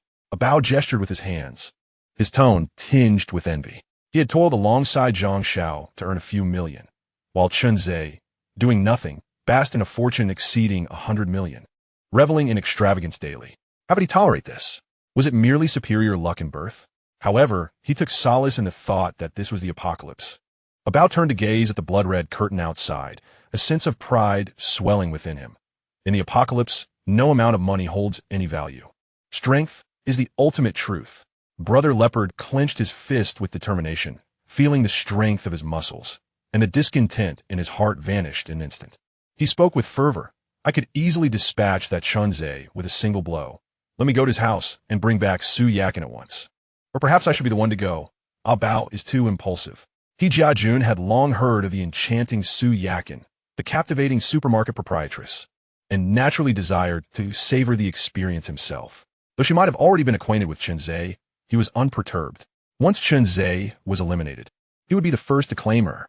Zhang Xiao listened as his two formidable subordinates vied for the chance to retrieve Su Yakin, feeling a twinge of displeasure. He was well aware of their ulterior motives. However, he himself, now elevated to a position of power, found his courage waning. Who could predict the state of affairs outside? Reluctant to court danger, he resolved to send someone else in his stead. Zhang Xiao contemplated who would be the safest choice. Someone capable of completing the mission while also ensuring that the individual sent would not abscond with Su Yakin. In this apocalyptic world, betrayal among subordinates was all too common. It would be best to send out Bao. He had just returned with Zhou Jie and had worked hard. Zhang Xiao dismissed Zhou Jie, rising to his feet and walking over to pat He Jiajun on the shoulder. He Jiajun, upon hearing this, felt a flicker of annoyance, though he forced a smile and replied, "In that case, I shall retire to room 3 for some rest." With that, He Jiajun ambled toward the innermost room with a lewd grin. Once He Jiajun had entered, Zhang Xiao approached Brother Leopard and whispered in his ear, "Do not damage Chunzei's residence. After we eliminate him, it will serve as our safe haven." Brother Leopard's eyes widened in surprise as he pondered, "This is no secret. Why confide in me alone?" Zhou Jie, kneeling on the ground, was oblivious to Zhang Xiao's hushed words. However, she did hear the mournful sounds emanating from the room, causing a chill to settle in her heart. What was she doing? Had she truly walked into a trap? As for her earlier proposal to share the resources of the supermarket with Zhang Xiao, that notion had completely evaporated. In apartment 1801, Chunzei was indulging in a life of luxury. With no pressing matters at hand, he reveled in entertainment, resting his head on Su Yakin's lap. Jiang Ruolin fed him pre-sliced fruit, while Shun Yambing provided a full-body massage. Nearby, Xia Xiaoyu performed a lively song and dance routine. Chunzei found himself envying his own existence. He requested a different rabbit dance, one that was less visually appealing. He admitted to being rather ordinary. While he appreciated the elegance of classical dance, it seemed exhausting, and he preferred the simplicity and comfort of modern dance. Though Xia Xiaoyu was merely a singing streamer, her passion lay in dance, though she was reluctant to perform for others. At present, there is no question of willingness or unwillingness for Chunzei, as he has already assessed the situation. "Jump, jump, little rabbit." Chunzei observed two rabbits hopping about, their movements almost dazzling to his eyes. Just then, an untimely knocking echoed through the air. The sound of knocking drew the attention of the women, causing them to pause their activities and direct their gazes toward Chunzei. "No worries, let the music play on." Chunzei sat up and addressed the ladies, simultaneously striding toward the entrance. The presence outside had already been within his listening range. To be precise, he had been monitoring from the 15th to the 21st floor. There were 7 individuals in total, 5 stationed outside the door and 2 keeping watch at the stairwell. Every action of the 7 was meticulously etched in Chunzei's mind like a detailed model. "Chunzei, I am the security manager of the Midnight Bar, Fire Leopard. Do you remember me?" A harsh voice called out from outside, accompanied by the relentless pounding on the door. Upon hearing the intruder identify himself, Chunzei realized that it was Zhang Xiao and his crew who had come to pay a visit. But what was their purpose? Was it regarding Xinyambing, or something else entirely? Chunzei retrieved a watermelon knife from his portable supermarket, weighing it in his hand. As always, it felt just right, regardless of their intentions. From the moment they set foot on the 18th floor, their fate was sealed. They would not return alive. Chapter 39. I, Chun Sir, have also watched Infernal Affairs. Of course I remember, Brother Leopard. You even helped me park once. Chunzei replied with a hint of arrogance, activating the intercom at the door to taunt Fire Leopard outside. When dealing with social thugs like Fire Leopard, one cannot engage in polite conversation. If he is arrogant, one must be even more so. Only then will he regard you as an equal. So, has Brother Leopard come to invite me for tea? Although he had resolved to eliminate them, Chunzei still sought to clarify their intentions to completely eliminate any potential threat. Haha, as long as you remember, in the bar, Fire Leopard had always exhibited a fiery temper, but in reality, it was merely a facade. Faced with Chunzei's mockery, Fire Leopard showed no signs of anger. Instead, he calmed his irate subordinate and continued to force a smile. "We're here to rescue you, Chun Xiao brother." "Rescue me? Pray tell, how do you intend to do that?" Chunzei placed his hand on the doorknob, ready to swing the door open and strike down the man behind it. The best offense is a good defense. No matter how strong they were, Chunzei was determined to play the role of a cunning strategist. "I heard Su Yakin is with you. Hand her over to me, and no one will trouble you again. You see, I am indeed here to save you." Fire Leopard tightened his grip on the club in his hand, waiting for Changzhe to open the door so he could unleash a swift attack. On the other side, several subordinate figures retrieved their prepared tools for breaching the door. Had it not been for the sturdy security gate of Yinhua community, Huobao had no intention of engaging in dialogue with Changzhe. He would have simply pried open the lock and stormed in to seize his target, a far more efficient approach. Who informed you that Su Yakin is with me? How many others are privy to this information? Noticing that his companions were readying their breaking tools, Changzhe decided against further denial and instead inquired about the source of the news. Seeing his subordinates primed for action, Huobao attempted one last persuasion, understanding that breaking down the door would inevitably create a ruckus. Should a horde of marauders be attracted, it would pose a significant dilemma for them. It's Zhou Jie from the supermarket where Su Yakin works. She explicitly stated that she saw Su Yakin leave with you.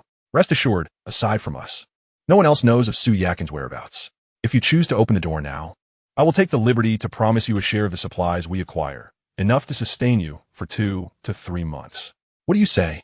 After a couple of months, this bizarre reign will surely come to an end. With that, Huobao stepped back, allowing space for his subordinates. He did not place all his hopes on his words. Should Changzhe refuse his proposition or show any signs of delay, he would immediately command his subordinates to breach the door to avoid unforeseen complications. Upon hearing the name Zhou Jie, Changzhe realized that the secret regarding Su Yakin could no longer be concealed, though he had not intended to keep it hidden for long. The sensation of being targeted by others was indeed quite unsettling. It is not the thief one fears, but rather the one who has set their sights on you. Observing the imposing figure outside the door, a thought suddenly ignited within Changzhe's mind, to sway Huobao and utilize him to ensnare Zhang Xiao and his entourage in one fell swoop. Qin Sir, having watched Infernal Affairs, understood the potency of inserting a nail into the heart of the enemy. He was aware of Huobao's standing at the Mei Yi nightclub as the security department manager. In a vibrant establishment like Mei Yi, the security department wielded substantial power, and its leaders were typically the core confidants of the owner. The fact that Zhang Xiao had dispatched Huobao to capture Su Yakin indicated a measure of trust in him. To outsiders, locating Su Yakin was tantamount to finding the key to unlock her supermarket, an invaluable asset in a post-apocalyptic world. If a mere packet of instant noodles could procure the company of a beautiful woman, then possessing the resources of an entire supermarket equated to wielding the power akin to a sovereign selecting candidates in ancient times. Of course, in Zhang Xiao's view, Huobao was an individual in whom he could place absolute trust. Zhang Xiao believed that regardless of the conditions Changzhe might propose, Huobao would never be swayed to betray him. Yet, Changzhe had a card to play. Freshly grasping the blue hypnosis entry, he was eager to test its efficacy. With this in mind, Changzhe resolved to temporarily preserve Huobao's mind for a while longer. System, activate the celestial melody entry and initiate the hypnosis entry. Changzhe silently recited a phrase in his mind. In his daily life, he selectively turned off these two attributes, for sometimes the essence of play lies in the atmosphere. Fire Leopard, can you hear me? Changzhe's tone remained steady, yet there was an enchanting allure woven into his voice. I can hear you. Fire Leopard's gaze gradually lost focus, and the grip on his weapon unconsciously relaxed. Observing the effectiveness of the hypnosis attribute, Changzhe promptly activated the group hypnosis mode. Amplifying his voice, everyone outside, lay down your weapons and crouch in the corner against the wall. Upon uttering these words, Changzhe felt a slight pressure in his head, reminiscent of the exhaustion after an all-nighter before his time travel.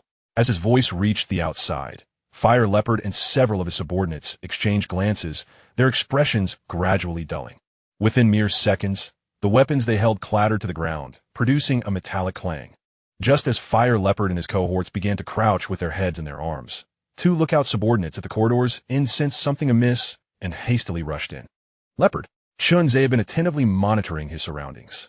Without waiting for them to speak, he flung open the door with his left hand and hurled two pre-prepared fruit knives with his right. The sound of slicing air was followed by a bloom of crimson.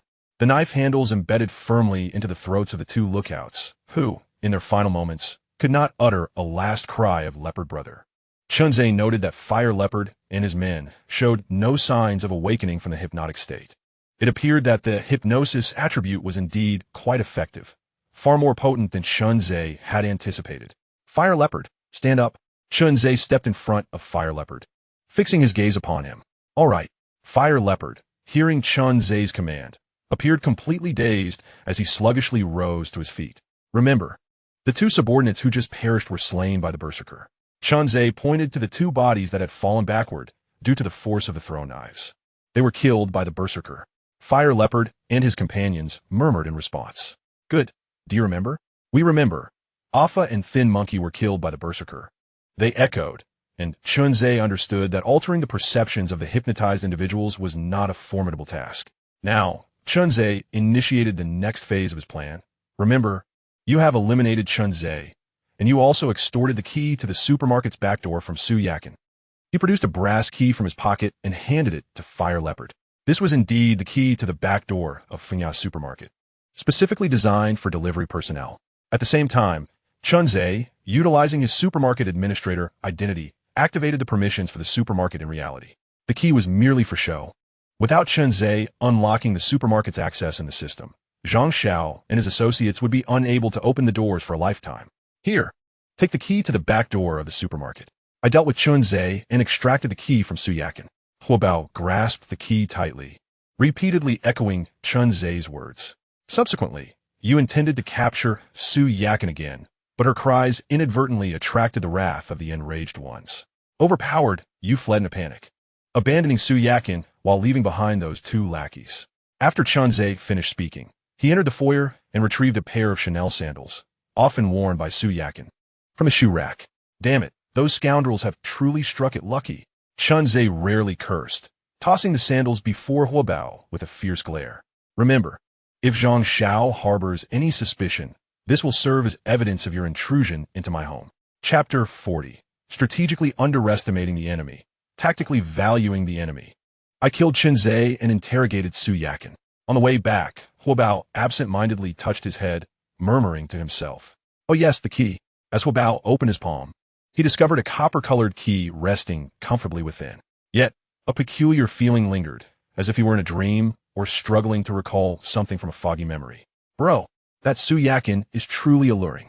One of the lackeys trailing behind, Huobao, chuckled foolishly. Indeed, if it weren't for her attracting the enraged ones, I would have considered kissing her delicate feet, another lackey remarked, holding a black sandal and grinning slyly. Get lost. I have no time for such foolishness from you. Upon hearing their words, Huobao's previously burgeoning sense of oddity evaporated. Once the mission is accomplished and we acquire supplies from the supermarket, we can have as many women as we desire. With that thought, Huobao tightened his grip on the key. An apartment, 1801. After watching Huobao and the others depart, Chun Zhe casually tossed the other sandal out as well. Upon entering the living room, he noticed the women were all staring intently at him. What are you thinking? Chun Zhe returned to his previous seat of honor and inquired of the women. Did someone from Xiaoge come just now? Shen Yambing's complexion appeared somewhat pale, worried that she had implicated Chun Zhe. What Xiaoge? Just a dead bird. Chun Zhe cupped Shen Yambing's delicate face and gently rubbed it. To be honest, the sensation of rubbing this mature woman's face is entirely different from that of rubbing the doll-like face of Xia Xiaoyu. Is it really a dead bird? Shen Yambing, undeterred by Chun Zhe's affectionate gesture, voiced her lingering concerns. Chun Zhe silenced her self-reproach with a kiss. Xia Xiaoyu also looked at Chun Zhe with a face full of anxiety. She had witnessed Chun Zhe's prowess against 10 foes. However, Xia Xiaoyu was of a timid disposition, bold online, yet meek in reality. Su Yakin, on the other hand, fully placed her trust in Chun Zhe. She had just faintly heard Chun Zhe uttering her name, and her curiosity piqued. Only Zhang Roland felt a mixture of excitement and anxiety. Having guided Chun Zhe's training, she possessed an intimate understanding of the man's extraordinary physical prowess. Additionally, due to Chun Zhe's several brutal taming actions, she developed a peculiar admiration for his strength. She yearned to witness Chun Zhe's formidable display of power. It was merely a group of rodents attempting to exploit the Yakin supermarket. Chun Zhe waved his hand dismissively, pondering when Zhang Xiao and his cohorts would spring into action. Undoubtedly, this time, Zhang Xiao would not send someone else to transport the goods. This old rogue would personally oversee the operation, and all his followers would surely join him. No one could resist the allure of supermarket's bounty. If the leader refrained from participating, what would happen if his subordinates rebelled? No one would willingly stay behind when there were treasures to be divided. Who would consent to being left behind? It is not the scarcity that troubles us, but the inequity This facet of human nature is beyond Zhang Zhao's control. The age-old adage that men die for wealth and birds perish for food remains unchanged. That supermarket was a trap prepared by Chen Zhe, enticing the old turtle Zhang Xiao to willingly enter. When the time comes, he would shut the door, letting the dogs among them turn on each other. Finally, he would execute a masterful ambush, eliminating the remaining survivors. Chen Zhe opened his phone and brought up the surveillance footage from the supermarket's back entrance. Yakin, keep an eye on the surveillance for me, and let me know the instant someone enters. He then shared his operational plan with the women. The Yafang supermarket was located just a floor below, in close proximity to Chen Zhe's residence. Given Chen Zhe's speed, which far exceeded that of an ordinary person, he could reach the supermarket in under a minute. Thus, he had no concerns about Zhang Xiao and his group escaping the trap once ensnared. All right, we'll keep watch for you. Su Yakin projected the surveillance onto the massive television in Chen Zhe's living room and inquired, should I pull up surveillance from other locations as well? No need. Just the back entrance will suffice. Chen Zhe had only activated the surveillance for the back door. There was no need to worry about the others. With that, he proceeded to the fitness area in his home to commence his training regimen for the day. The throwing knives had become his recent focus. Ever since he had dispatched Tony and the mutated rats with 2 fruit knives, Chen Zhe had increasingly prioritized this mode of attack. Although the visceral satisfaction of hand-to-hand combat was pleasurable, Chen Zhe, ever the tactician, sought the cost-effectiveness of lethality. Inflicting maximum damage at minimal expense is the true path to survival in a post-apocalyptic world. Chen Zhe retrieved 6 mannequin dummies from his personal supermarket and positioned them around the fitness area. 1 lay on the ground, 2 stood crossed, while the remaining 3 were secured to the treadmill, engaged in random movements. With a mere thought, Chen Zhe grasped 3 throwing knives in each hand. Swish, swish. 6 models bore gaping holes the size of bowls upon their chests. All in all, it was acceptable. After all, he had only trained for less than 3 days. Chen Zhe found himself somewhat satisfied with the results of his training. Within 7 steps, his strikes were both swift and precise. Although Chen Zhe claimed to hold Zhang Xiao and his companions in contempt, he had never allowed himself to be complacent, to disdain the enemy strategically, yet regard them with utmost seriousness tactically. This was the true path to overcoming adversaries. Room 404 in Building 4. Is this key genuine? Have you verified it? In the smoke-filled living room, Zhang Xiao paced back and forth, having heard the reports from Huo Bao and his underlings. Yet he found the entire sequence of events rather coincidental. Did Su Yakin simply confess? And immediately after, was she killed by the berserker? Was this not a case of dying without witnesses? It should be true. Su Yakin spoke those words herself. Faced with Zhang Zhao's scrutiny, beads of sweat formed on Huo Bao's forehead as he lowered his gaze and continued, I had intended to bring Su Yakin back, but her screams attracted the berserker. So you abandoned Su Yakin and 2 of your underlings to flee? Zhang Zhao's strides did not falter. He continued his leisurely pacing. Brother Xiao, the situation was urgent. We didn't think it through. Huo Bao and 4 of his subordinates knelt in the center of the living room, while He Jiajun watched the scene with a hint of schadenfreude. Enough. Rise and hand me the key. Zhang Xiao kicked Huo Bao. Yet his gaze drifted toward the black sandals behind one of the kneeling subordinates.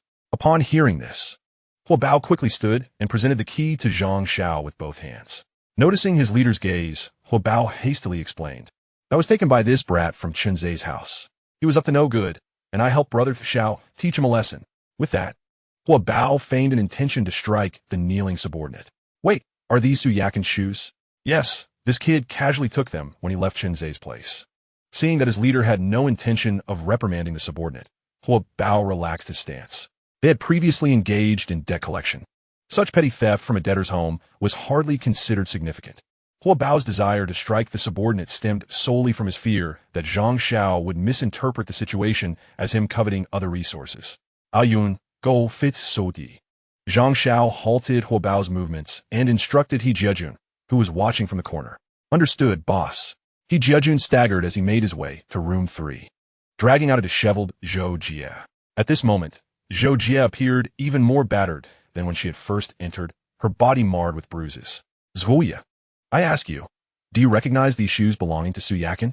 Zhang Xiao raised the sandals before Zhou Jie, whose eyes were vacant, shaking them before her. Upon hearing Su Yakin's name, the dazed Zhou Jie finally regained her senses. Upon seeing the identical Chanel sandals, Zhou Jie was reminded of the days filled with rivalry and jealousy.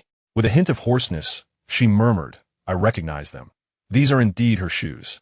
Upon hearing Zhou Jie's confirmation, Zhang Xiao finally set aside his suspicions and exclaimed, "Gather everyone immediately. I have an important announcement to make." Chapter 41. Welcome to my world. At 1801, Chun Zhe's residence. "A's, come quickly. Someone from the supermarket has arrived. Zhang Xiao and his entourage are here. Chun Zhe, hurry!" exclaimed Su Yakin along with several other women, anxiously urging him from in front of the screen. Having been entrusted with a task by Chun Zhe, they were eager to fulfill it to the best of their ability. In this apocalyptic world, their daily joy derived from simply sharing moments with Chun Zhe, living a life that others could only dream of experiencing. Such indulgent living left them feeling a twinge of guilt. Chun Zhe had just finished a milk bath, shaking off the fatigue from his workout. For others in this dystopian reality, soaking in a bathtub full of milk was unimaginable. If Chun Zhe were to sell that milk bath water, women willing to barter their bodies would likely queue from the 18th floor to the underground parking lot. Unfortunately, Chun Zhe had little regard for those without substance. "Where is Zhang Xiao?" Chun Zhe inquired as he made his way to the living room, his gaze shifting towards the surveillance screen. The footage displayed a chaotic throng of figures moving about. At the forefront were a man and a woman.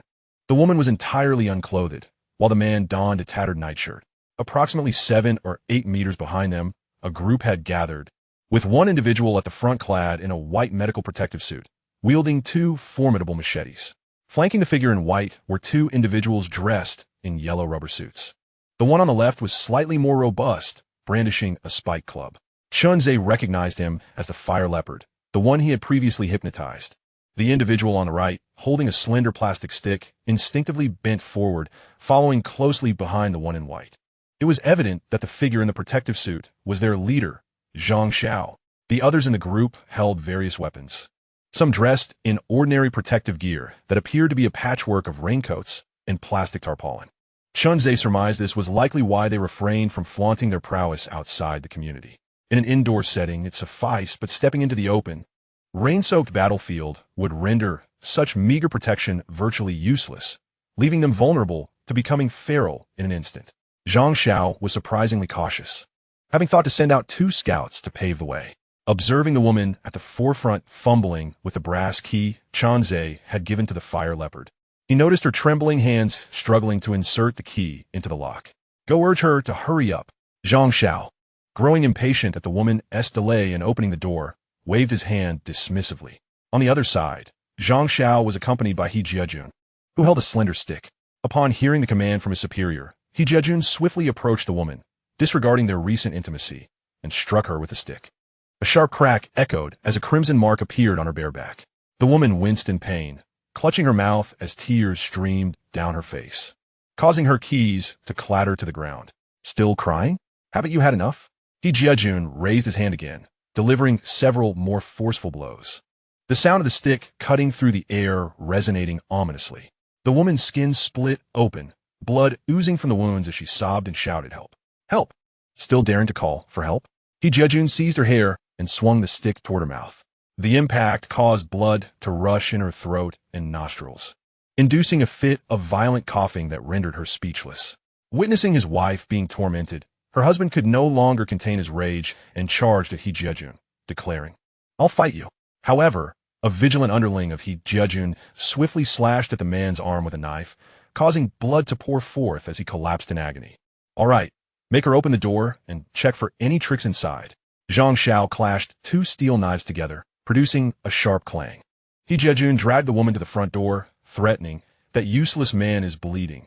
You better open the door quickly to help him stop the bleeding." After uttering this, He Jiejun disregarded the woman's response and returned to Zhang Xiao's side. He Jiejun was not foolish. These 2 scouts were summoned by him to probe and unlock the door. In case there were any monsters inside, he would have a moment to react. Seeing her husband unconscious on the ground, the woman cast aside her fear and pain. She bent down, retrieved the keys, inserted them into the lock, twisted, and pushed. The door creaked open, revealing an abyss of darkness within. Truly barbaric. That woman has no unscathed flesh left on her. Xiao Xiaoyu could no longer bear to watch and exclaimed in disgust, "Is that Zhang Xiao in white? He and his subordinates are nothing but savages." "Aze, they are numerous, You must be cautious, Su Yakin said with concern in her eyes, gazing at Zhe. As a professional fitness coach, Jiang Rolin observed Zhang Zhao's physique and demeanor, stating with seriousness, Zhang Xiao possesses remarkable physical attributes. He has clearly undergone professional training. It's no wonder he stands as a leader in this apocalypse. Zhe nodded in agreement as he observed Zhang Xiao wielding 2 steel knives. Initially, he believed Zhang Xiao maintained his authority solely due to his status, but it now appeared unjust to attribute it to mere circumstance. Indeed, in this apocalypse, who would care about one's title? If a leader cannot subdue others through force, what basis do the team members have for their allegiance? Witnessing Zhang Zhao's formidable prowess, he felt an even greater thrill. What excitement is there in mere chickens pecking at each other? The clash of wolves is far more exhilarating. They ventured inside. Shun Yanbing whispered a call, her fingers clenched into a fist, veins visibly protruding. She pondered whether, had Zhe not organized the mutual aid group that day, or had he not rescued her, she might have fallen into the hands of these beasts, living a life worse than that of a pig or a dog. Fortunately, she encountered Zhe. Her current existence mirrored that of the pre-apocalyptic world, replete with sustenance and even sumptuous feasts, residing in the same upscale community. In certain aspects, she felt even happier, having been single all her life prior to the apocalypse. In the surveillance footage, Zhang Xiao and his companions lingered at the entrance for a while. Seeing no anomalies, he gestured for the younger members to enter. The younger members, seizing the moment, rushed in without hesitation. Since the onset of the apocalypse, their stomachs had never known fullness, and now, with supplies within reach, they had little regard for anything else. After a while, Zhang Xiao, perceiving no irregularities, resolved to enter alongside Huobao and He Jijun. Upon entering, Zhang Xiao was taken aback. It turned out that it was not that the younger members had failed to notice anything unusual. Rather, they were rendered speechless by the shock. Unable to locate the light switch, a few astute members pulled out their phones, illuminating the space ahead. What greeted their eyes was an expanse of emptiness, devoid of even a single shelf. It was truly empty. Had they encountered a ghost? In the span of one night, the entire supermarket had been stripped bare? I am certain that just before the rain fell, I had been in this supermarket purchasing supplies. After the rain, the supermarket had been sealed tightly. Impossible, absolutely impossible. Zhe could not have emptied the supermarket in a single night. Faced with this inexplicable phenomenon, the younger members ultimately reached a bizarre conclusion. Could it be that ghosts existed? Even Zhang Xiao was startled, wiping his protective goggles and murmuring, could the goods be stored elsewhere? Suddenly, the back door closed automatically, and a hissing sound of electricity coursing through the supermarket echoed above. It was the sound of the supermarket's intercom activating, followed by a voice rich in magnetism. Welcome to my world. Here, you can obtain anything you desire, provided you can't afford the price. As the announcement concluded, the younger members erupted into a clamor, glancing around in confusion. Who are you? Stop the theatrics, or I swear I'll take you down. Where have you hidden the goods? Hand them over now. Several members, filled with fear and fury, brandished their clubs and swung them towards the intercom above. Zhang Xiao surveyed his surroundings, noting the absence of danger, and boldly removed his mask, calling out, brothers, I apologize for intruding upon your territory. I, Zhang, have come solely to procure sustenance for my younger brethren. I hope you might extend your kindness. Name your price, and I shall comply without hesitation. He clasped his hands in greeting, awaiting a response, aware that he had fallen into a trap. His primary objective remained the acquisition of supplies. He would not hesitate to pay any price for goods from the supermarket, especially given that currency held no value in this apocalyptic world. His younger followers, touched by their leader's concern for their well-being, cast grateful glances in his direction. It was indeed a stroke of fortune to follow such a wise and loyal leader, one so rare he could be found only with a lantern in hand. Meanwhile, Zhang Xiao cast a glance at the nearby fire leopard, tightening his grip on the steel knife in silence. In the living room upstairs, Zhe's expression reflected disdain. What a hypocrite, calling you brother. Xia Xiaoyu huffed, puffing out her chest indignantly, and with a pout, she addressed Zhe. Beside her, Jiang Rolin shared her irritation, defending her friend. He clearly desires your supermarket supplies for himself, yet pretends to provide for his subordinates. No worries, I'll show you how he treats them shortly. Zhe reopened the microphone and cleared his throat, stating, the Fingao supermarket prides itself on integrity in business. You receive goods commensurate with your payment. I am granting you a purchasing limit of 240,000, clearly priced, without deception. At this announcement, the patrons in the supermarket expressed disbelief. Well then, I shall express my gratitude, brother. The typically stoic Zhang Xiao broke into a smile, hastily thanking him. In this desolate era, the absence of money was not the greatest distress. Rather, the inability to spend it was far more vexing. Hearing that the man behind the speaker permitted them to purchase goods worth 240,000 was akin to encountering a monumental fool, or rather, a living Buddha. Brothers, where are the supplies? We can fetch them ourselves. How shall I make payment? Zhang Zhao's heart soared with joy, though he maintained an expression of heartfelt gratitude. The pretense of inquiring about payment was merely a ruse. The true aim was to uncover the location of Chunzei's supply cache. Once he located it, he could take whatever he wished. At that moment, he envisioned having a comprehensive stockpile of supermarket goods. With sufficient resources, I, Zhang Xiao, shall ascend to become the undisputed king of this new world. Do not rush. I do not require payment. Zhang Zhao's daydream was interrupted by Chunzei's response, prompting a reflexive inquiry. How can we transact without payment? A subtle smile curled at the corners of Chunzei's lips as he articulated each word into the microphone.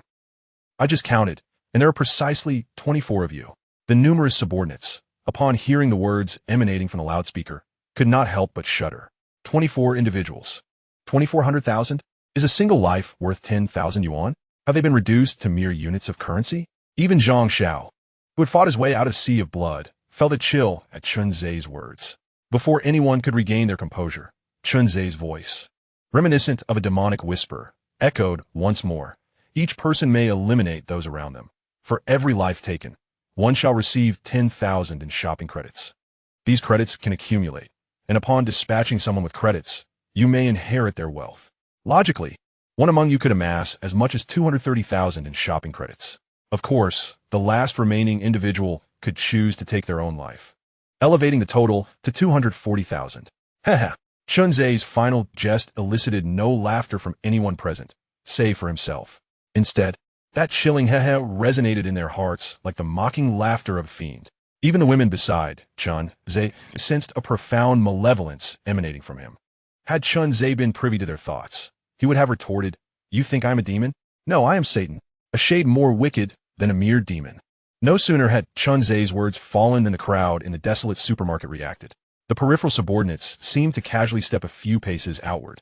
The central subordinates swayed, glancing about.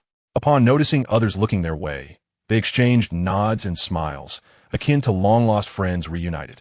Even the two senior managers, Hua Bao and He Jiejun, turned to face the subordinates instead of remaining with their backs turned. Nonsense!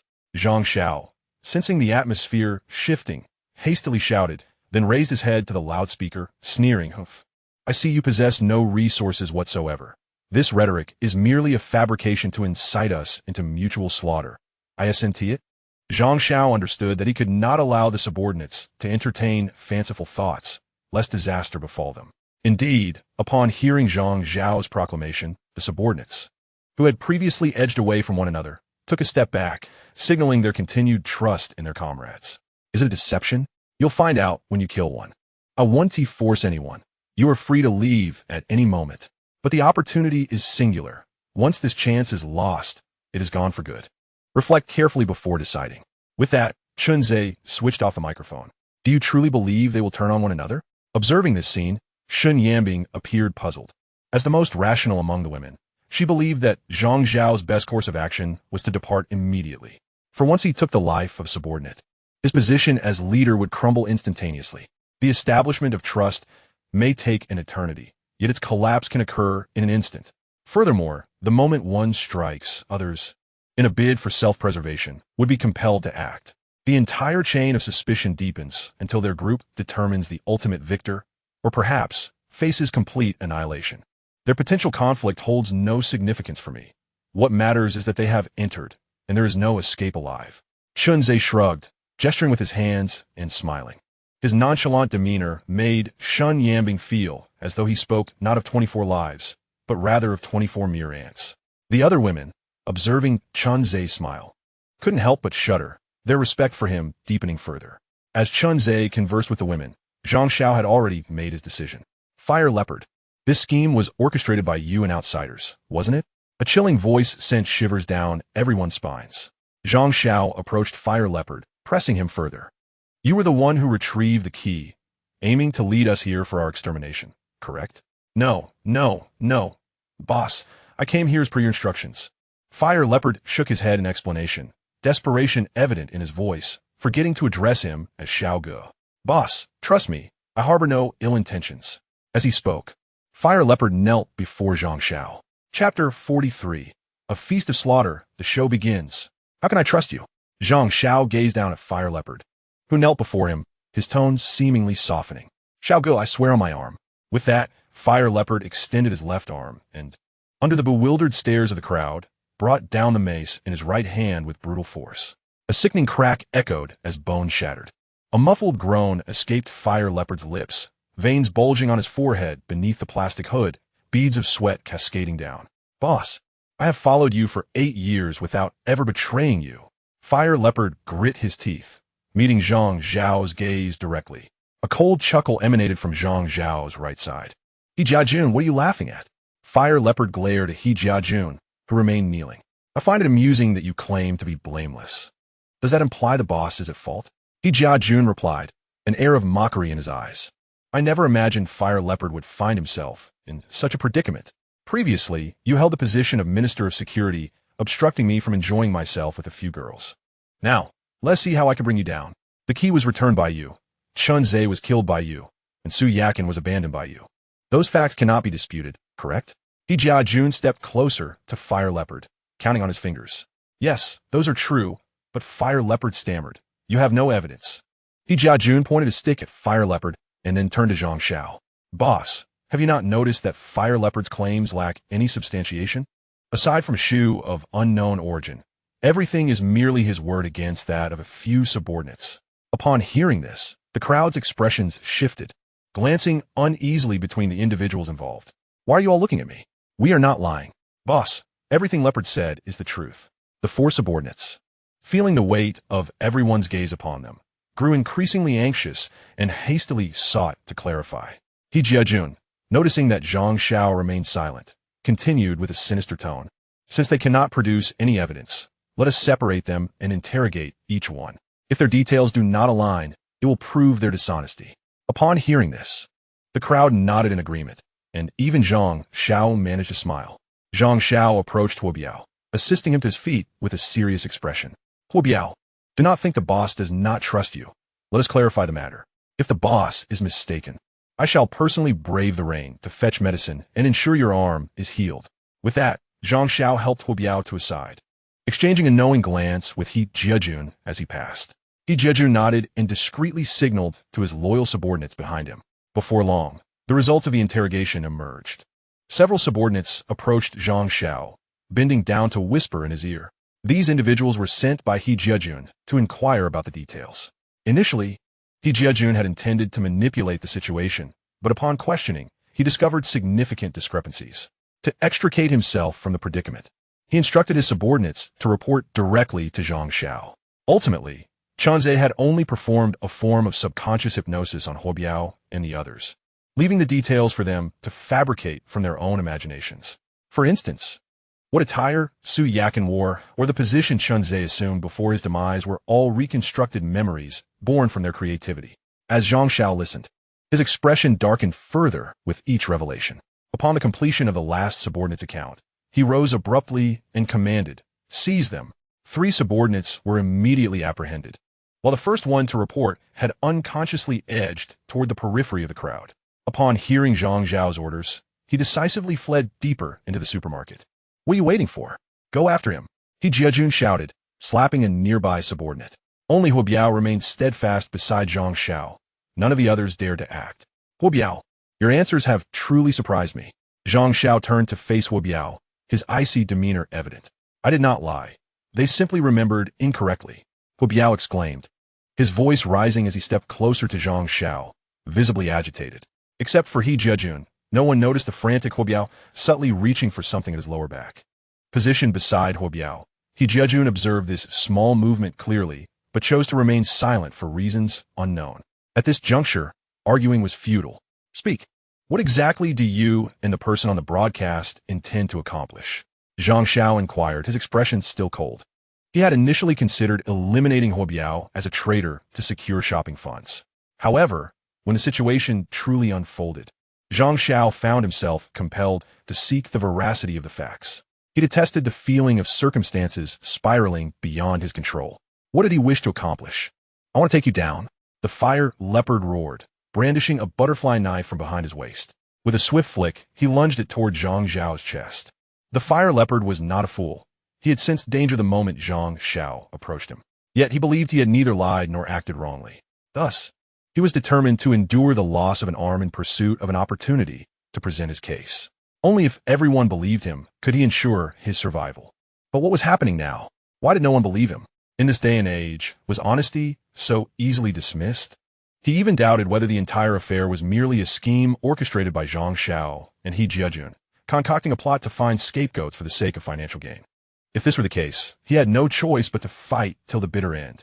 As the blade was about to pierce Zhang Xiao, he unexpectedly reacted in time. With a deft motion of his left hand, Zhang Xiao elevated the fire leopard's wrist slightly. The butterfly knife tore through the protective gear and embedded itself in Zhang Xiao's shoulder, blood gushing forth. Ignoring the pain, he lifted his right knee and forcefully struck the lower abdomen of the fire leopard, who crumpled to the ground like a large shrimp, clutching his groin. At that moment, Zhang Xiao knelt down, pressing firmly on his wound to staunch the bleeding. The leader was injured. He was bleeding profusely. The blade had struck his chest. What? The leader was on the verge of death. The already tense subordinates were startled by the fire leopard's sudden assault. Now, witnessing their leader's pale face as he clutched his chest, they panicked, scattering in all directions, whispers of chaos filling the air. 3 subordinates, kneeling in a row, exchanged glances, their excitement palpable. The camaraderie developed through their shared experiences began to manifest. One subordinate surged forward, colliding with the one holding the flashlight, while another seized the weapon from the guard, striking him down with a single blow. The last subordinate, springing to his feet, fled the scene while shouting, "Murder! Run for your lives! Someone is after the goods!" The scene erupted into turmoil. Silence. Just as Zhang Xiao attempted to quell the uprising, he was taken aback to see the fire leopard quickly rise, wielding a bloodied mace as he approached. "A leopard? Are we truly going to fight? Huh? What do you think?" With that, the fire leopard raised the mace and swung it toward Zhang Xiao. Thus, a bloody feast of carnage commenced. Chapter 44. Swiftly defeating Zhang Xiao. I truly am an inadequate villain. Allow me to share a secret. Zhang Xiao has taken his men to Fengya supermarket. Zhang Xiao, the very one notorious for seizing resources? How do you know this? My window directly overlooks the back entrance of Fengya supermarket. I watched them enter. Did you see my neighbor? Who is your neighbor? How would I know? This morning, my neighbors seem to have lost their minds, venturing out in search of Zhang Xiao to trade supplies, and they even wished for me to join them. Oh, if I'm not mistaken. The naked woman who opened the door must be your neighbor, and the man had his hand severed. How tragic. Thank goodness I did not heed their call to accompany them. How did they manage to open the door? I have been a locksmith for 20 years and have never managed to unlock the elegant supermarket's entrance. Are you foolish? Everyone said they opened the door, so they must have had a key. Has the supermarket owner been found? I hope my dream goddess has not been violated by that beast, Zhang Xiao. How dare you curse Brother Xiao from upstairs? Why wouldn't I? I still have one sausage left. Once I finish it, I shall become a berserker and perish in this damned apocalypse. You are formidable. Chen Shi, holding a cup of red tea, stood before the floor-to-ceiling window, scrolling through messages in the Yinhua group. He recalled how vibrant the group had been just a few days prior, with thousands of messages flowing in daily.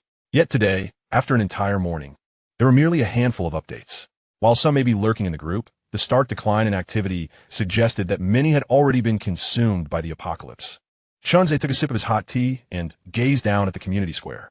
In a pool of crimson, 2 or 3 brightly colored figures meandered slowly toward the outskirts of the community. Shunze surmised that these individuals were so starved they could no longer endure, choosing to venture out in a desperate gamble for survival. He shook his head in dismay.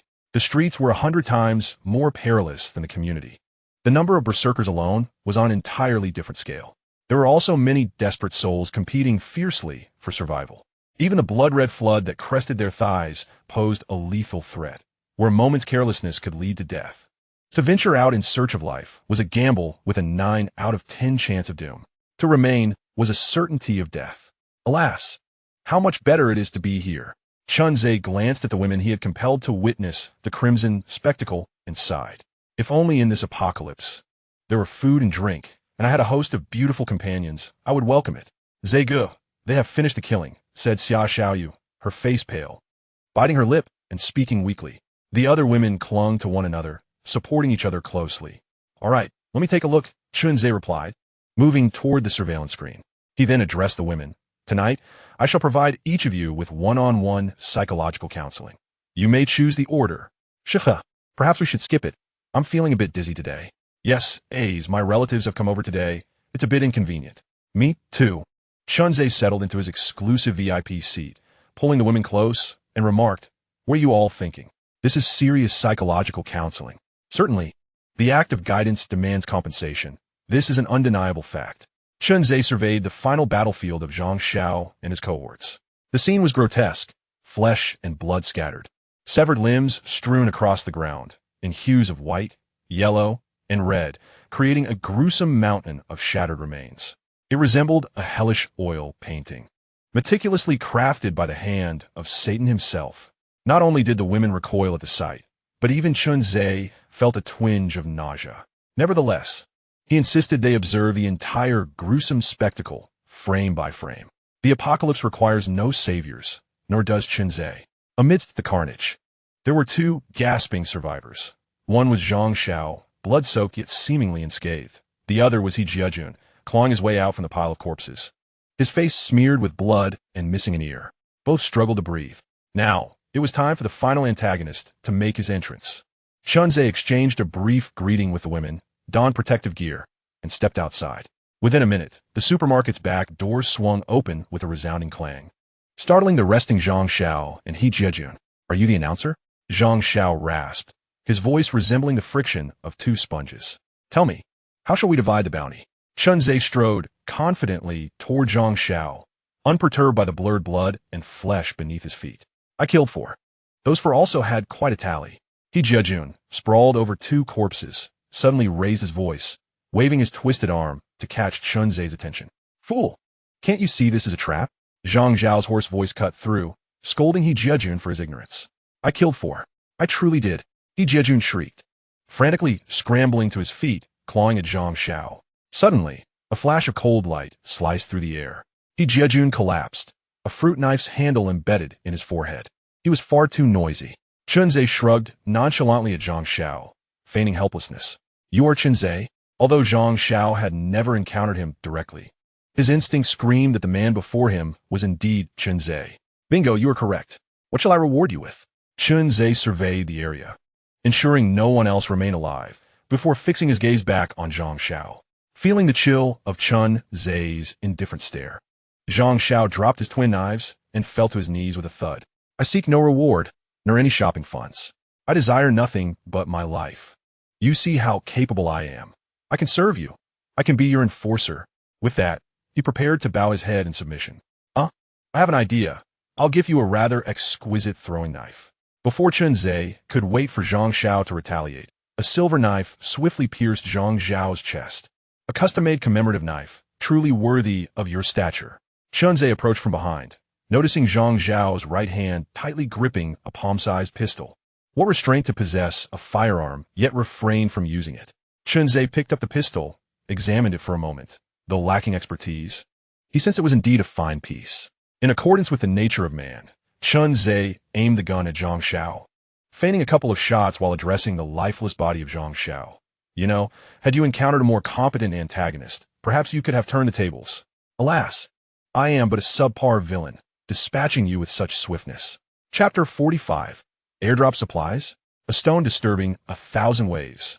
Urgent notice. The Donghai military base will conduct a series of airdrops using helicopters within the next 24 hours to deliver supplies to various residential areas. Citizens are advised to take safety precautions and collect supplies in an orderly fashion. Donghai Municipal Committee announcement. Urgent notice, currently. Urgent notice, currently. The authorities issued 3 consecutive announcements to ensure every citizen of Donghai received the notification. Ha ha ha. Is rescue truly on the way? Could this be a prank? It will come. It must come. I have always believed in the government's promise to save us. I finally. Sigh. I have endured days of meager rations. It has truly been a torment. Thank heavens my wife was taken by Zhang Xiao a few days ago. Otherwise, our scant provisions would not have lasted until today. Alas. I wonder how the benevolent Shun is faring. Thanks to him for providing a bit of mutual aid compensation, I have managed to survive until now. Surely, our kind benefactor has not met his demise. It has been a while since he last spoke after the mutual aid meeting. He would not perish. Our combined worth pales in comparison to the rewards he bestows upon himself. I recall Brother Guanxi. It is a pity he must wait a few more days. Has not the dawn now arrived? I secretly checked my wife's phone and discovered she had messaged Brother Guanxi, yet was not selected. How generous of the upstairs. By the way, did anyone see Zhang Xiao return yesterday? In a lavish room, a scruffy man was frying pork chops, the oil bubbling vigorously as he hummed a cheerful tune. Today is a fine day, indeed. This man was Zhao Chong, who had been furious with Chintai. At that moment, he was learning to cook by watching a movie. Suddenly, a text message popped up on his phone, and Zhao Chong, glancing at its content, became so engrossed that he burnt the pork chop. Airdrop supplies? Zhao Chong pondered his food reserves, hesitating whether to take the risk. Yet, for reasons unknown, a sudden bloodthirst surged within him. Zhao Chong licked his parched lips and chuckled dryly. It would be worth checking it out. There are plenty of fresh ingredients. Room 404.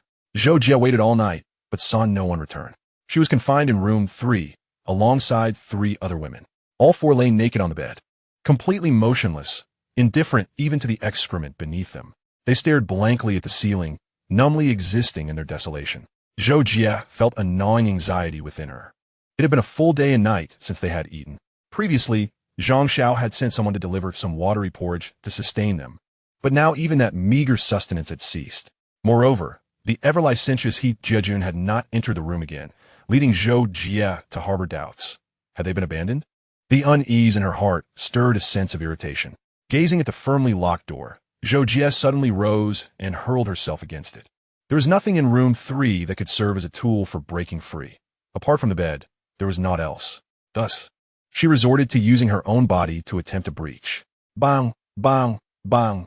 Stop lying there like corpses, and come help me. After 3 forceful attempts, the door remained unyielding, inciting her anger as she shouted at the 3 women behind her. Unfortunately, silence was her only response. In a moment of distraction, Zhou Jia was knocked to the ground by the door's rebound, landing beside the corner of the bed. Her eyes brightened as she noticed one of the square bedposts. Was this not the perfect hammer? In room 1801, Chunzhe felt somewhat fatigued. Logically, given his physical condition, even a night of counseling should pose no challenge. However, the patient's fervor had him inundated with one appointment after another, culminating in an exhausting 3 full rounds. While his body bore no weariness, the repetitive nature of the night's work weighed heavily on his psyche. Yet, Chunzhe remained resolute in his dedication. He would not leave until he had alleviated his patient's psychological ailments. As he sat on the living room sofa, the prospect of official airdrops crossed his mind. He retrieved a freshly made sandwich from his personal supply and bit into it, paired with a warm glass of milk to replenish his lost nutrients. The women had already been fed the previous night, so he intended not to disturb their rest for breakfast. What the airdrop? As he munched on the sandwich, he contemplated the implications of such an event. The scramble for resources was inevitable. Despite the official assurances of orderly distribution, the reality would likely be a frenzy akin to ravenous wolves upon the sight of supplies. In moments of desperation, humanity's primal instincts are unleashed. Furthermore, there lurked a horde of predatory aggressors. Undoubtedly, when the supplies descended, it would not merely be a celebration for the survivors, but rather a hunting ground for the feral. A scene of chaos ensued where some fought for resources while others savagely attacked. The mere thought was almost unbearable. Finishing the warm milk, Chunzhe tucked away his phone, resolutely deciding against participating in this perilous endeavor with scant rewards. He possesses an abundance of resources. Why engage in a fierce struggle for a mere handful of relief supplies and a pack of ravenous wolves? Is it not more pleasurable to remain at home, leisurely observing his life's battle for survival? Activate the system. Last night, after Chunzhe healed Shenyambing, the system unexpectedly prompted him that her favorability had reached its maximum level. Accompanying this was a gift pack for achieving maximum favorability with a protagonist. At that moment, Chunze was deeply engrossed in his healing work and had no inclination to examine it. Now that he has the time, curiosity piques his interest regarding the contents of the gift pack. Open the Shun Yambing Maximum Favorability Gift Pack. Ding! The gift pack has been opened. Congratulations, host. You have acquired Absolute Touch, possessing the finesse of a world-class surgeon, enabling exquisite dexterity in hand movements. Chunze extended both hands and casually moved them. Is that all? It feels no different. Isn't it merely a tad quicker and more precise? Exceptionally nimble fingers? He finds no need for that. Chunze recalled his most relied upon and effective means of attack, the flying knife. He tossed an apple from his portable supermarket, and, as the apple reached its apex, with a swift motion of his hand, 12 small knives pierced through the apple's center like a silver thread.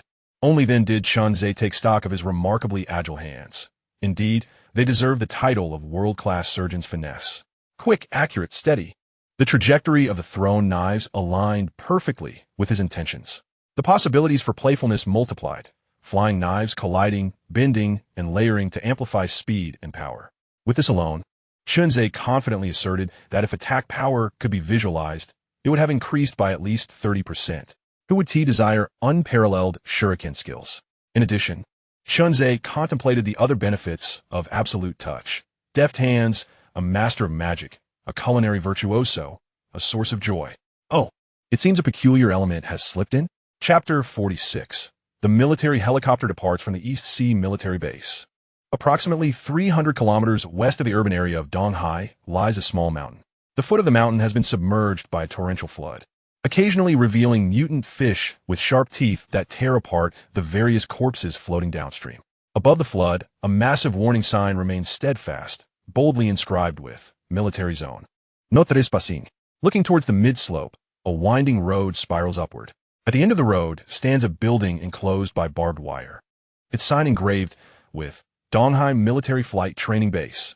Inside the base, in a private office, a soldier, armed and saluting, inquired, "Report to the captain.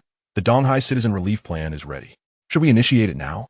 "Initiate immediately," a robust and resonant voice echoed, prompting the armed soldier to respond and hastily rush outside. At the base's flight square, a man clad in protective gear called out to a woman, equally attired. Ahead of him, "Suyen, wait for me. Engaging in armed flight is no trifling matter. I recommend you remain at the base. Just call me by my name." The woman replied impatiently, not breaking her stride. "I can pilot a helicopter, and besides, didn't your captain consent to this?" The man, whose name was Ho Xiaonan, hastened to catch up, walking alongside the woman toward the helicopter. He was the son of Ho Jun, the deputy mayor of Donghai City. On the day calamity struck, the Donghai base was assigned a rescue mission by the government. However, a significant portion of the personnel had been infected by the rain, leaving the base in a precarious state. It was only after internal issues were resolved that the base dispatched individuals to the municipal center. Su Yin was a member of the flight team, and she had successfully rescued Ho Jun.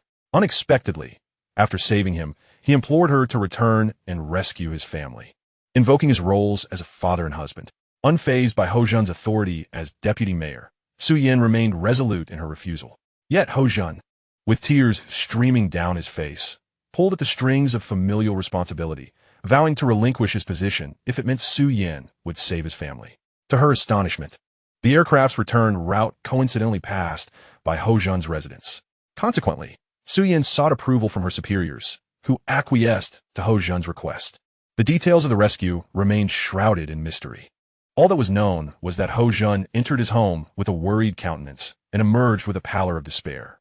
Behind him trailed Ho Xiaonan, his cheeks marred by handprints, while Ho Jun's wife was never mentioned again. Upon returning to the base, Ho Jun, accompanied by his son and the rescued individuals, expressed his gratitude to the base personnel one by one. The moment Ho Xiaonan laid eyes on Su Yin, he was instantly captivated by her beauty. Subsequently, he seized the pretext of thanking his savior to pursue her, though Su Yin paid him no heed. Now, with the superiors announcing a supply airdrop mission for the Donghai urban area, Ho Xiaonan seized the opportunity to request the captain's approval to undertake the task, revealing that he owned 3 private helicopters and had long passed his flying license examination. The captain, undeterred by Ho Xiaonan's familial connections, agreed to his request swiftly. Given the multitude of drop locations and the heavy burden of the mission, compounded by the loss of several pilots during the calamity, thus, the current scenario unfolded, with Su Yin and Ho Xiangnan executing the mission together. Remember, you are merely an observer. Do not engage me in any discussions unrelated to the task. If you do indeed interfere with my execution of duties, I may take measures to eliminate the disruptive factor. Do you understand? Suyan meticulously examined her protective suite, casually remarking that the terrifying power of the blood rain was well known, making such attire an essential item for venturing outdoors. I understand. Rest assured, I have over 60 hours of helicopter flying experience. I am no novice. Ho Xiangnan casually zipped up the interface of his protective suit, his gaze fixed intently on Su Yin. He was indifferent to the mission at hand. The last time he had witnessed the blood rain was on the day of the rescue. Since arriving at the base, as the son of the city's second in command, he had been well-fed and comfortable, having no desire to venture out into hardship. This outing was merely at Ho Zhan's request, a task meant to bolster Ho Zhan's influence at the base. Furthermore, it was indeed an opportunity to draw closer to Su Yin. Otherwise, why would he venture out? To distribute supplies to those impoverished individuals? How absurd. DZ-27 helicopter, ready for takeoff. Liftoff. DZ-31 helicopter, ready for takeoff. Liftoff. Inside the cockpit of the DZ-31 helicopter, Su Yin heard the command to take off and skillfully executed the necessary procedures. Meanwhile, sitting in the co-pilot's seat, the observer Ho Xiangnan gripped the overhead handle tightly, his eyes darting around. As the helicopter ascended slowly, enveloped by the crimson rain, he could not suppress a gulp of nervousness, exclaiming, on a rainy day, it's really not ideal for flying. It's coming. The airdrop supplies are really on their way. They're all mine. Don't you dare snatch them. In an instant, dozens of helicopters appeared in the skies above Donghai City, simultaneously dropping supplies. As the goods continued to rain down, the long-silenced atmosphere was shattered.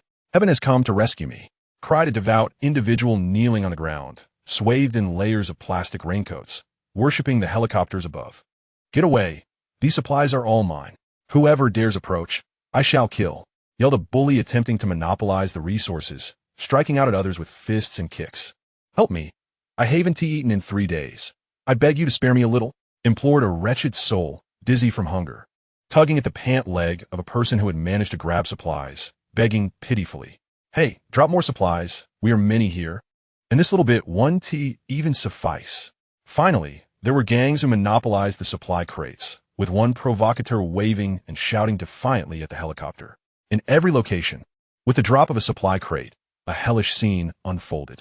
Inside the DZ-31 helicopter, Su Yin witnessed yet another tragic event unfold in the area where she had released supplies, her heart feeling heavy with compassion. Grasping the radio in her hand, she emphasized, "There are ample supplies. Please collect them in an orderly manner." A sigh echoed from below, whether from those who had been robbed or those who were robbing others.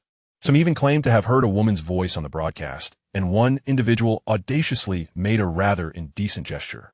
I maintain that such individuals do not deserve salvation. Beside him, Ho Xiangnan observed the clamorous crowd below and could not help but let out a derisive chuckle. Silence. Remember, rescuing you is merely a task assigned to us.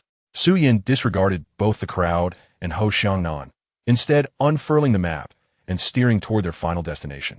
Am I to be like these mud-stained peasants below?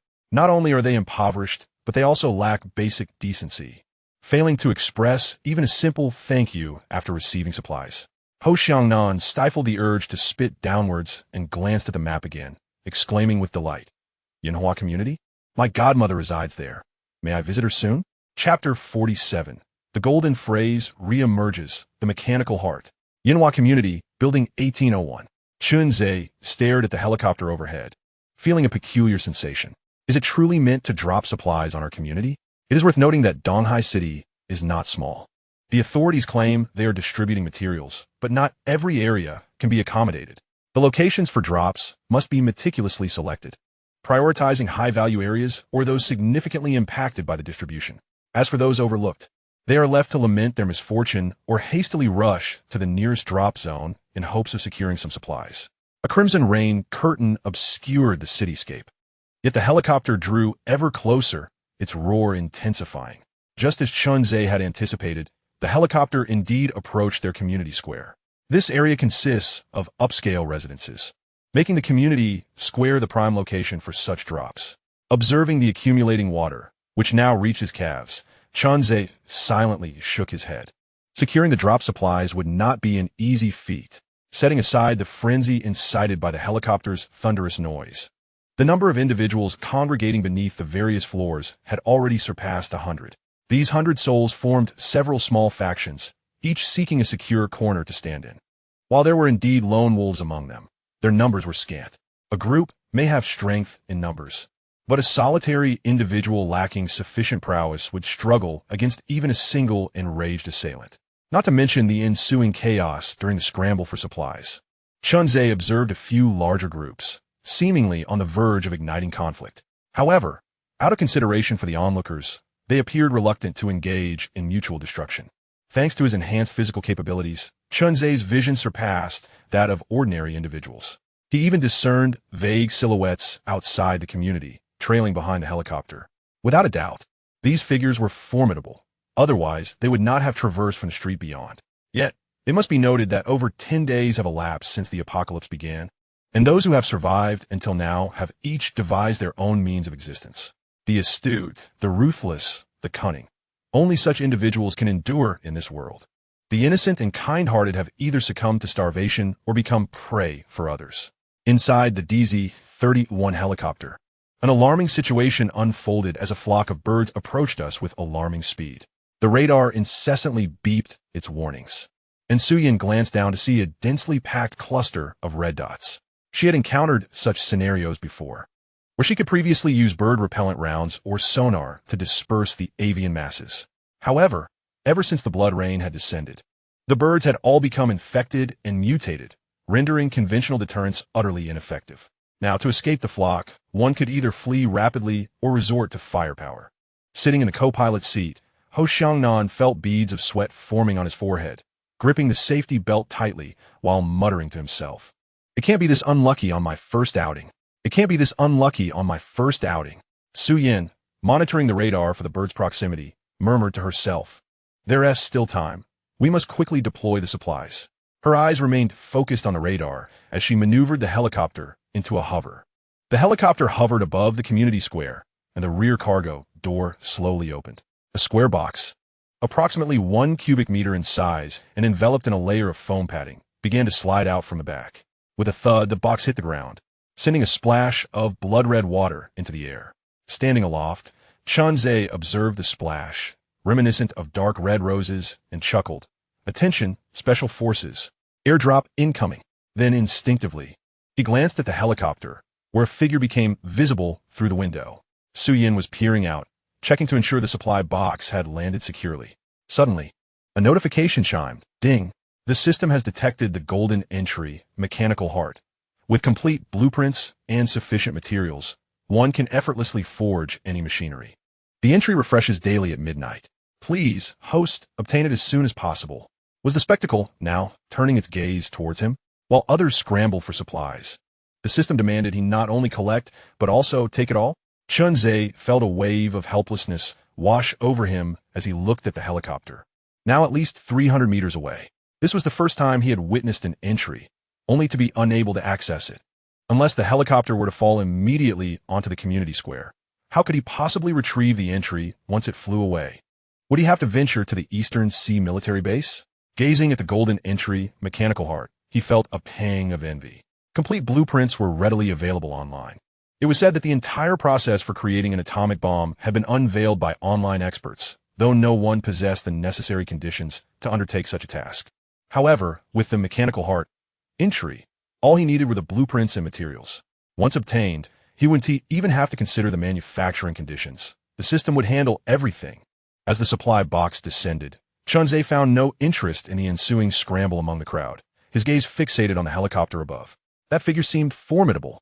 The berserkers were gathering behind. Would they not disperse? Outside the community, individuals have arrived, seemingly drawn towards the supply crates. A group of young women, equipped with the binoculars that Chunze retrieved from his personal supermarket, engage in animated discussions regarding the chaotic battle below. There exists not a trace of anxiety or fear, only exhilaration and thrill. Ever since that night when Chunze provided them with psychological guidance, their innate nature has been entirely liberated. As long as Chunze is by their side, they remain in a state of complete relaxation. Chunze glanced at the affinity levels of the young women. Jiang Ruolin, who has yet to reach her maximum, stands at over 80, while Xia Xiaoyu has astonishingly reached 90. This nearly signifies complete trust and fondness. Consequently, Chunze does not feel the need to constantly monitor their actions. As long as they do not contravene his principles, they may act as they please. A fleeting glance at the tumult below was followed by his gaze shifting to the helicopter, prompting a perplexing thought. Why has the helicopter not ascended after the supply crates have been deployed?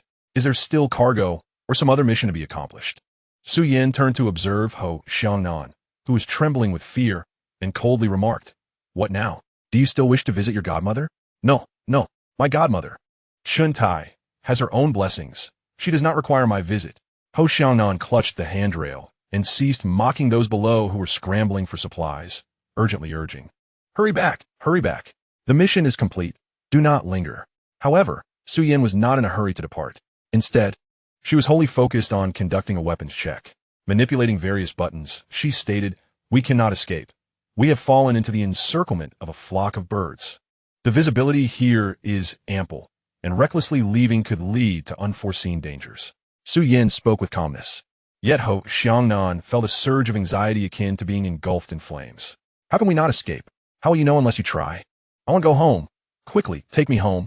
Observing the ominous black storm approaching from the horizon, Ho Xiangnan was both terrified and furious, pounding the radar screen as he shouted. In response to Ho Xiangnan's impotent rage, Su Yin refrained from retorting, merely uttering coolly, "If you utter another word, I shall throw you out of the cabin." Chapter 48. The Blackbird Swarm Helicopter Crash. Chunze also noticed the helicopter's irregularity. Has it lingered too long? The crowd below has begun to clash, yet remains idle. No.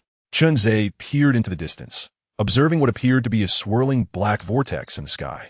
What could that be? Just as Chunze pondered this, a piercing alarm blared within the helicopter. Beep, beep. The radar warning emitted an incessant, shrill sound. Have we disturbed a bird's nest? Why are all the birds flocking towards us? Su Yin's gaze was fixed ahead, her right thumb already hovering over the magazine switch. In no time, the black avian horde came rushing in. Indeed, it was a mutated flock. The base had long since informed the pilots on this mission about the existence of similar mutated creatures. Yet, as Su Yin gazed into the boundless black tempest, a thought crossed her mind. The scale of the mutations this time exceeded anything previously recorded, and the possibility of a successful return was indeed uncertain. Not only was the size of the flock considerable, but the individual mutated birds were also significantly larger. At that moment, Chunze finally discerned the ominous storm looming in the distance. It was a swarm of aberrant avian creatures. They bore a resemblance to crows, their black feathers glistening with an oily sheen, tainted by the crimson rain, revealing a hint of dark red amidst the black. However, their size surpassed that of ordinary crows by more than threefold, with wingspans exceeding a meter. Their crimson eyes stood out vividly against the backdrop of their dark plumage, exuding an unsettling allure. From afar, they appeared as a massive black silk curtain, enveloping the sky, interspersed with countless tiny apertures that seemed to allow the red light from the horizon to seep through. With a series of loud booms, several shells were launched from the helicopter's underside, trailing long plumes of smoke that tore through the blood-soaked sky. The startled black creatures emitted a harsh, raspy cacophony reminiscent of ducks. A series of explosions erupted, briefly cleaving the dark sky. Had they dispersed? Ho Xiangnan, too anxious to witness the outcome, buried his head and closed his eyes, questioning softly. Negative. Prepare for emergency landing or ejection. Su Yin replied, her expression grave. The shells, instead of scattering the birds, seemed to provoke their fury, inciting them to a frenzied state. Quickly, adjust your breathing. I'm ascending, Su Yin shouted, yanking the control stick with fervor. In the co-pilot's seat, Ho Xiangnan felt an overwhelming force pushing against his back, leaving him utterly stunned. He had never encountered such turbulence before. His experiences had been limited to serene helicopter rides on clear days, not this chaotic upheaval with a menacing flock outside. Help! Help! I don't want to die. I want to go back. Regaining his senses, Ho Xiangnan clutched the armrest tightly, shaking uncontrollably, while rising in his throat. He was merely the son of an influential figure, accustomed to leveraging his father's reputation to navigate the elite circles of Donghai. He had come on this trip solely to pursue Su Yin. perhaps to assist his father in cultivating a public persona of integrity. He recalled his father's words, "I've assigned you the base's top pilot, and I've carefully selected the area you'll be operating in. You should encounter minimal danger." Yet now, this was hardly a situation devoid of peril. It was a life-threatening ordeal. Enough noise. Su Yin was wholly focused on maneuvering the helicopter to evade the menacing birds, oblivious to Ho Xiangnan's terror-stricken state. "Prepare to witness the prowess of your aunt."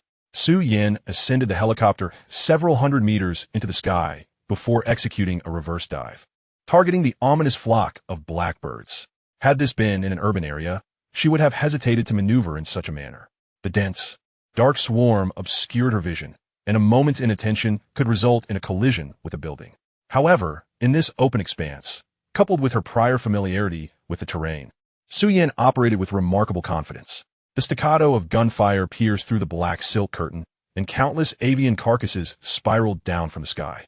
Chunze stood before the floor-to-ceiling window, observing the scene unfold, reflecting on the inadequacy of his own firepower. Faced with this formidable avian onslaught, his only recourse would be to flee, preferably as far away as possible. If escape proved impossible, he would need to find a place to conceal himself. No matter how adept one might be with a throwing knife, it could hardly rival the onslaught of a machine gun. Alas, he could not afford to provoke such danger. The disparity between cold weapons and firearms was indeed substantial. At this moment, Chunze's interest was piqued not only by the golden item, but also by the notion of acquiring a helicopter. As for rescuing the Wordmaster, he was not yet inclined to take such risks. In the post-apocalyptic world, the foremost principle was to prioritize one's own survival. While Su Yin battled the blackbirds, the skirmish below came to an abrupt halt. It was only natural that anyone witnessing the sky-darkening flock of mutated birds and the thunderous armed helicopter would seek refuge from such peril. "Is that Zhangdong?" Chunze mused, spotting a robust man cradling a half-filled sack. No wonder he managed to thrive until now, having once been one of his subordinates. Accompanying Zhangdong were several of the younger men from the mutual aid group Chunze had previously organized, though one, Zhao Chong, was notably absent. Glancing around, Chunze wondered where Zhao Chong had vanished to. Perhaps he had succumbed to starvation. Meanwhile, a group of outsiders had successfully gathered a considerable amount of supplies in their sacks. Regrettably, they were soon confronted by a horde of enraged individuals, prompting them to abandon their sacks and flee towards the lower lobby. The relentless sound of gunfire echoed, yet the blackbirds appeared inexhaustible. The two forces entwined, and Chunze could only hear the whirring of the helicopter's blades and the discharge of weapons, while the helicopter itself remained obscured. The plaza was strewn with the remains of blackbirds, transforming the once crimson waters into a murky abyss. Alas, it seemed this would mark the end. A lamentable fate for a golden item. Chunze noted the diminishing frequency of the gunfire, expressing his helplessness against what appeared to be an infinite avian tide. Individual strength was limited, unless a method to disperse the flock could be discovered. Yet, it was evident that no one possessed such a solution at present. With a resigned gesture, Chunze observed a wisp of thick smoke rising above the plaza. Without hesitation, it became apparent that the helicopter was in dire peril. Inside the cabin, Su Yin gazed at the instrument panel displaying multiple malfunctions, her resolve to continue the fight evaporating. Continuing the engagement would not be a battle. It would be tantamount to courting death. "Prepare for emergency landing," Su Yin shouted, disregarding Ho Xiangnan, who was trembling in terror beside her, and initiated the emergency landing protocol. As Su Yin adjusted the aircraft's position in a bid to ensure a safer touchdown, a thunderous cry reverberated through the skies. To her astonishment, a monstrous black bird, boasting a wingspan of nearly 5 meters, was clawing at the helicopter's rotor. Chapter 49. Chunze's slight intervention was already pushing his limits. The rotor collided with the giant bird's talons, sending a plume of crimson mist spiraling into the air. With a sharp crack, the helicopter's rotor shattered into 2 segments. The beast's claws were mercilessly severed, losing 3 of its formidable digits. The debris from the rotor and the severed talons of the colossal bird fell directly before Chunze. Was this a mutual destruction? Looking up, Chunze observed the helicopter wobbling perilously, now missing a rotor, teetering on the brink of disaster. Enraged by the assault, the black giant bird became increasingly frenzied, relentlessly battering the helicopter with its wings. Clusters of dark feathers rained down from the sky, resembling a surreal snowfall of ebony. This was untenable. What if these two collided with the building? As Chunze watched the chaotic entanglement of the bird and the helicopter, a wave of unease washed over him. It was not beyond the realm of possibility. The battleground of the bird and helicopter was directly aligned with the towering structure, a mere 50 meters in a straight line from Chunze's position in the hall. For both aerial entities, it was merely a matter of drifting. The women, frightened, dared not approach the floor-to-ceiling windows to witness the unfolding battle. Some black feathers, swept by the wind, drifted toward the glass, becoming stained with the sanguine rain. Damn it, obstructing my view. This was the first time Chunze felt such intense animosity toward these blackbirds. Previously, it had merely been a game, a ruckus that did not affect him. Now, the more he observed these avian creatures, the more malevolent they appeared. "I'll step outside," Chen declared, donning protective gear and addressing the women. He resolved to eliminate the giant bird. The obstruction of feathers was a trivial concern. However, if that colossal bird were to hurtle toward his home, it would spell catastrophic consequences. He was unsure whether the other mutated blackbirds could breach the reinforced tempered glass, but he knew that the giant bird certainly could. Moreover, with the helicopter and the giant bird locked in confrontation, it was the opportune moment to strike. Just moments ago, he had been pondering how to acquire that golden entry. Now, the opportunity had presented itself. Without delay, Chunze exited, heading straight for the rooftop of a nearby building. Based on the previous position of the giant bird, this rooftop was considerably closer. The distance was approximately 30 meters, a range within which Chunze's little Chun flying dagger could still prove effective. Enhanced by absolute touch, Chunze had solidified the dagger into a genuine attribute, boasting a commendable level classified as a red attribute. He had even settled on a name, Little Chun Flying Dagger. After all, if Li Xuanwan had Little Li Flying Dagger, what fault could there be in his own moniker? Upon reaching the rooftop, Chunze discovered an iron gate barring the entrance. A quick glance revealed a small lock, and with a decisive kick, he forcefully breached the door. Crossing the threshold, Chunze stepped into the open scene of the blood rain for the first time. Were it not for his holy purification ability to dispel toxins at will, he would have hesitated to venture forth. The blood rain cascaded down, striking his protective suit, and he felt an unsettling resemblance to some form of sanguine liquid.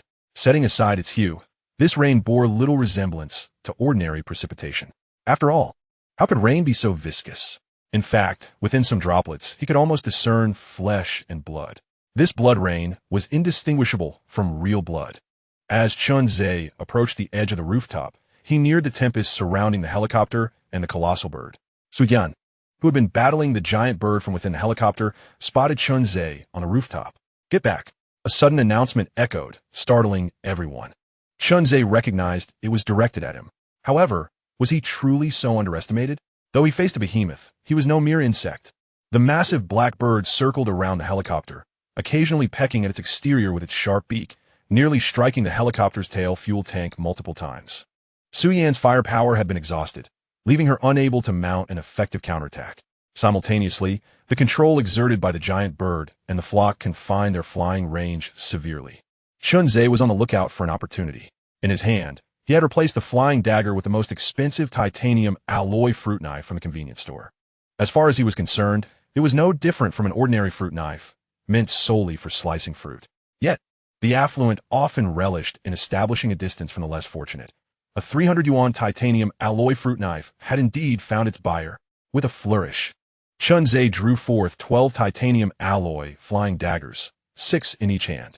This time, he intended to employ a quintuple acceleration, using 5 daggers to propel the foremost one in a bid to maximize its power. His target was, naturally, the giant bird's eyes. The black bird's eyes were more crimson than any other avian's, a dazzling red that resembled 2 rubies embedded in its sockets. It was the first time Chunze had encountered such a beautiful hue. Were it possible, he would have delighted in collecting those exquisite orbs. The black storm raged on, countless dark birds shrouding the sky. Occasionally, 1 or 2 flitted past Chunze, yet he paid them no mind.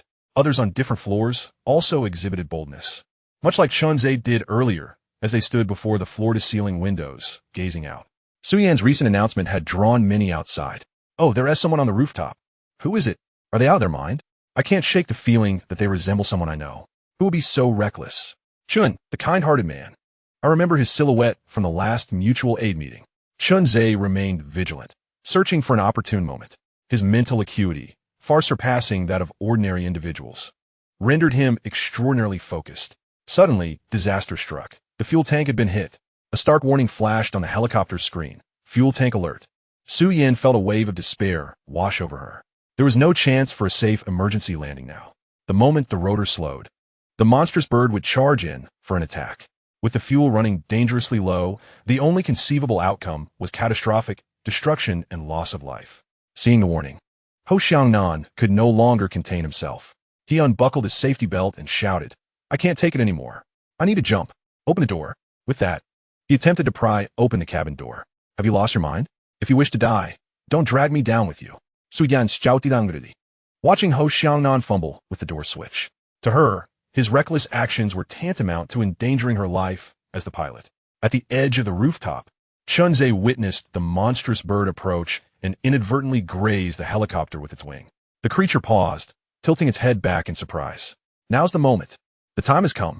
Chunze summoned every ounce of strength, focusing intently as he unleashed a flurry of strikes with both hands.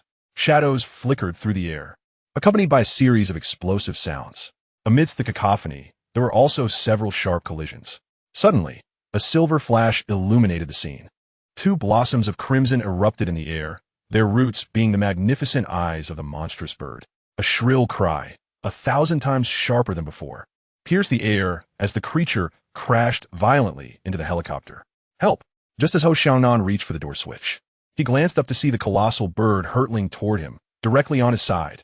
The impact deformed the cabin door, its massive body forcing its way in, while its long wings became ensnared in the rotors.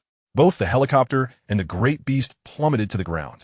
Chunze peered down from the rooftop, observing the helicopter precariously perched atop the creature's body. Noticing the monstrous bird's legs twitching sporadically, he surmised that it was nearing its end.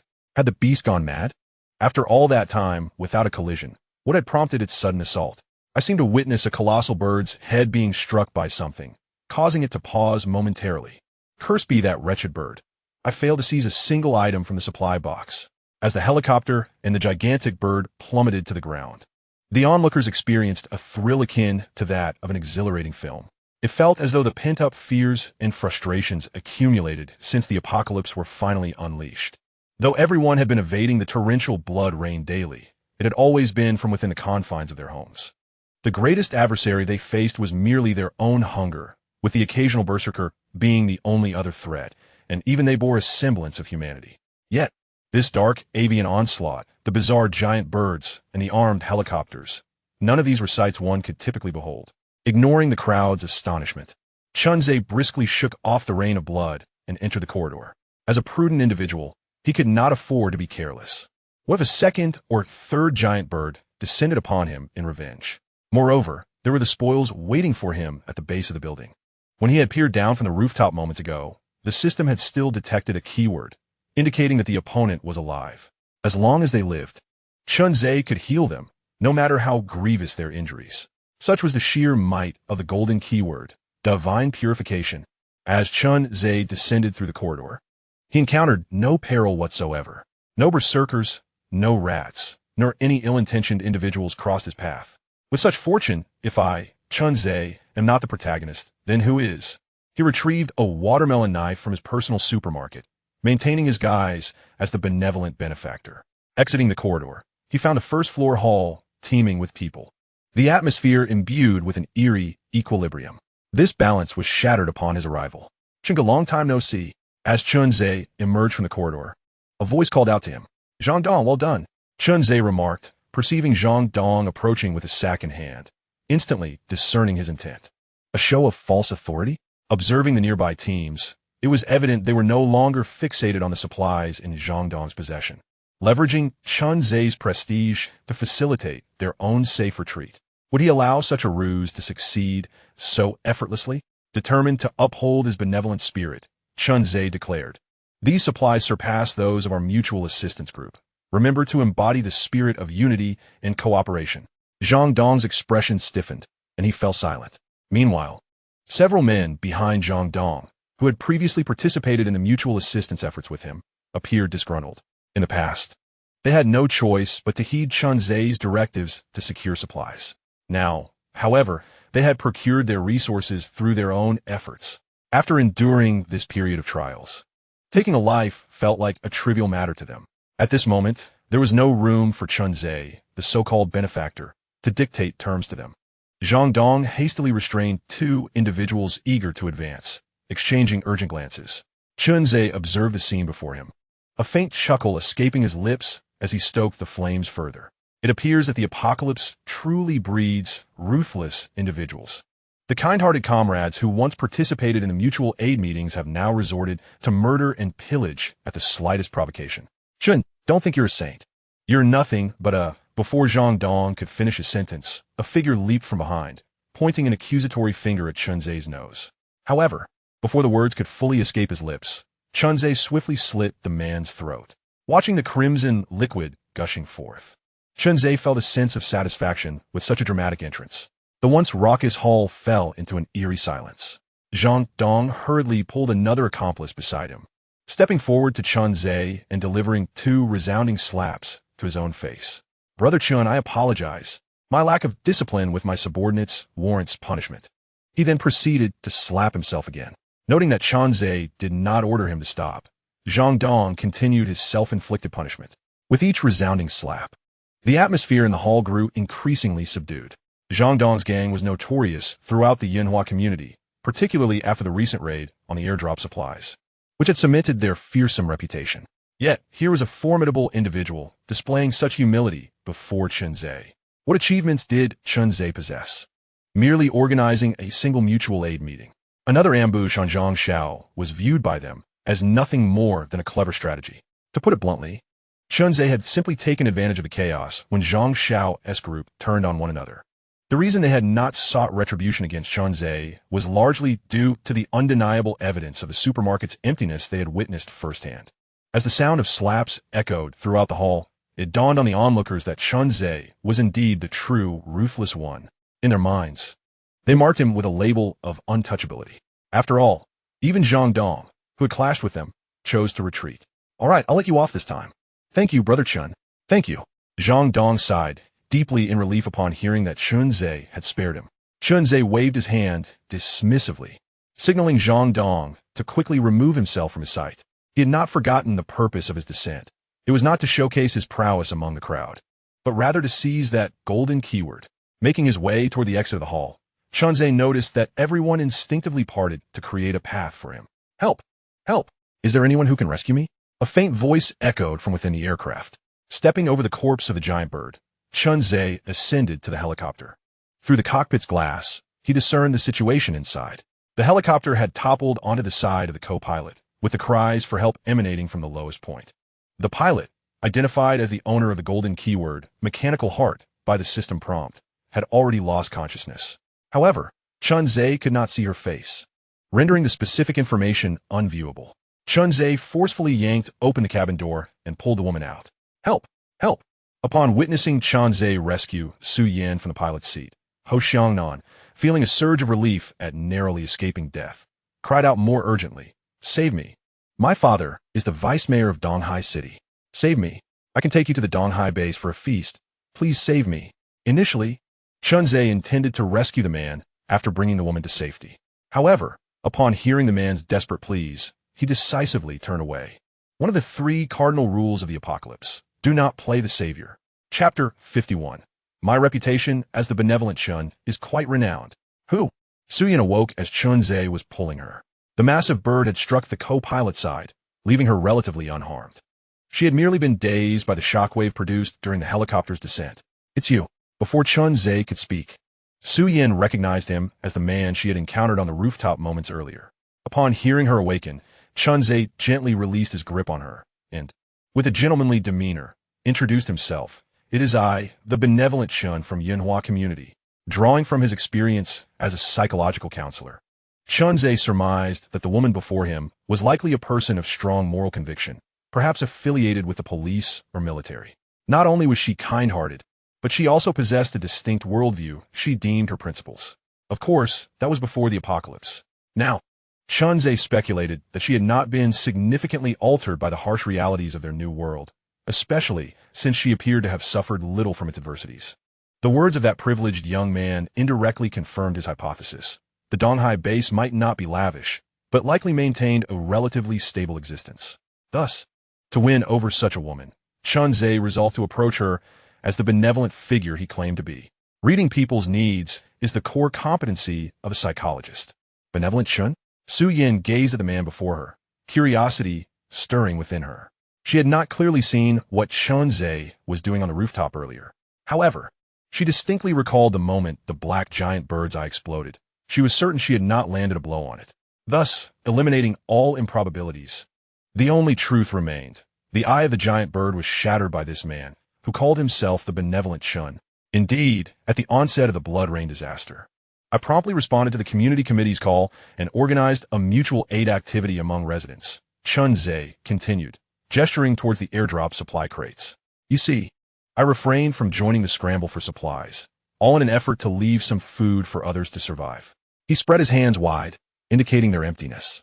Upon finishing, Chun-Tse felt as though a divine glow enveloped him. At first, Su Yin was skeptical, for Chun-Tse had demonstrated the ability to shatter the eyes of a colossal bird from over 30 meters away. With such prowess, how could one not succumb to malevolence in a post-apocalyptic world? She was no naive newcomer to this grim reality.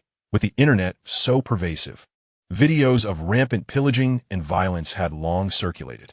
Yet, as she listened to Chun-Tse's words, an instinctive sense assured her that he was not deceiving her.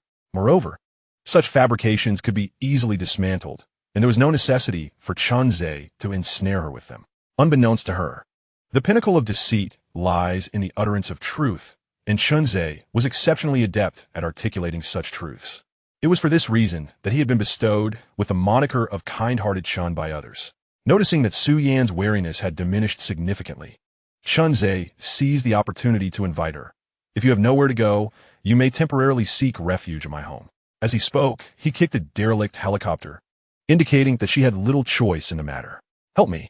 That kind-hearted Chun, please save me. A voice, ill-timed, broke through the air. Chun-Tse and Su Yin had not endeavored to conceal their conversation, and Ho Xiangnan, trapped beneath the helicopter, had overheard much of it. The mention of their rescuer being dubbed a kind-hearted person filled him with delight. After all, as the son of the vice mayor, how could he possibly meet his end in such a manner? Upon hearing the call for help, Su Yin frowned slightly and instinctively glanced at Chun-Tse, saying, "His name is Ho Xiangnan, the son of Ho Zhun, the vice mayor of Donghai. He has also sustained injuries in the line of duty. Perhaps you could assist him as well?"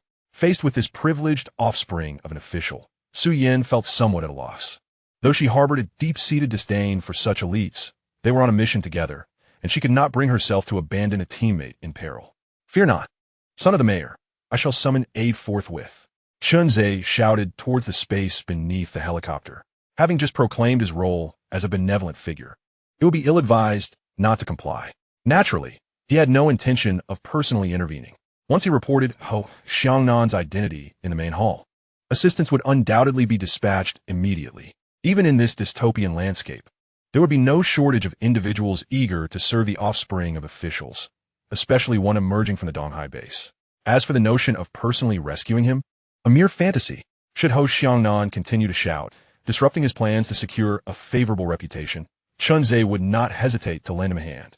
However, at present, he had no intention of eliminating Ho Xiangnan.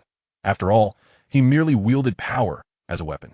Chun-Tse himself was also a privileged second-generation individual. There was little distinction between wielding wealth and wielding influence. His previous reluctance to assist stemmed solely from his lack of need for Ho Xiangnan's favors. As long as one did not provoke him, he would remain the illustrious, kind-hearted Chun. "Come, let us proceed to the hall and seek assistance for him." Seeing Su Yin still hesitating, Chun-Tse directly took her hand and led her toward the hall. Before Su Yin could fully comprehend the situation, she found herself being pulled into the hall by Chun-Tse. The crowd inside was watching Chun-Tse approach the wreckage of the helicopter. They initially assumed that he was interested in something within the helicopter. To their surprise, Chun-Tse seemed not to be focused on the helicopter at all, but rather on the pilot. This struck the onlookers as utterly absurd. Even if the pilot were female, was it really necessary to bring her home? In this post-apocalyptic world, women were no longer merely objects of amusement for men. They needed to be capable fighters, adept at securing resources. To treat them solely as sources of entertainment would only lead to the depletion of one's own supplies. They were far from affluent enough to afford such indulgences. Cough. As you can see, this is an official helicopter pilot dispatched to deliver supplies to us. In the spirit of unity and mutual assistance, I, Chun the Benevolent, volunteer to bring one person home. There's another remarkable pilot still in the cabin. Who among you is willing to embody the spirit of solidarity and cooperation? Qianxia, undeterred by the crowd's averted gazes, confidently pulled Su Yin into the hall and proclaimed his words. Remarkably, Chunzhe found himself feeling a hint of talent for leadership. Su Yin, held by Chunzhe, remained silent, quietly observing the situation. Unlike the chaotic scene she witnessed aboard the helicopter, this place seemed to radiate warmth and camaraderie. As Chunzhe entered the hall, a sudden hush fell over the crowd. Even a pair of individuals engaged in a scuffle paused mid-action. As Chunzhe began to speak, the onlookers adopted a serious demeanor, attentively listening, devoid of any inclination to quarrel or disrupt. It was evident that Chunzhe's earlier claims of being beloved and referred to as Chun the Benevolent were not unfounded. This solidified Su Yin's resolve to seek refuge at Chunzhe's home, while she silently pondered, surely, a person of such kindness would harbor no ill intentions toward me? Chapter 52. Is he really that impressive? Please address me on your knees. Why is it that no one in our Yinhua community is willing to promote the spirit of unity and mutual assistance? The crowd, glancing at Su Yin beside Chunzhe, could discern nothing beneath her protective gear, and they couldn't help but mutter disdainfully, "You're so noble, aren't you? You alone can be the fool. And you want to drag us into your folly? What will you do when you've consumed all the food from the Mutual Aid Society? Fool! With a woman like that, I could trade one bag of instant noodles for 3. Seeing no one respond, Chunzhe remained unfazed. He then revealed a powerful card, introducing the identity of Ho Xiangnan, saying, "Ladies and gentlemen, while it is noble to help others without seeking reward, not everyone possesses such lofty morals as I do. Allow me to share an important piece of information. The other pilot aboard the helicopter is Ho Xiangnan, the son of the vice mayor of Donghai City, Ho Zhan. He just proclaimed that whoever rescues him will be rewarded with a lavish feast at the East Sea base. Tell me, do you still hesitate to save him?" Chunzhe deliberately set a trap for Ho Xiangnan. Although Ho Xiangnan stated that whoever comes to his aid would be granted a trip to the base for indulgence. Can he truly accommodate everyone if they all come to his rescue? Clearly, that is an impossibility. When the time comes, conflicts will arise, and the losing party will undoubtedly harbor resentment towards Ho Xiangnan. A mere misstep could lead to dire consequences for him. As Chunzhe's words echoed, a wave of excitement surged through the hall. They had initially assumed the other pilot was female. To their surprise, it turned out to be the son of the deputy mayor.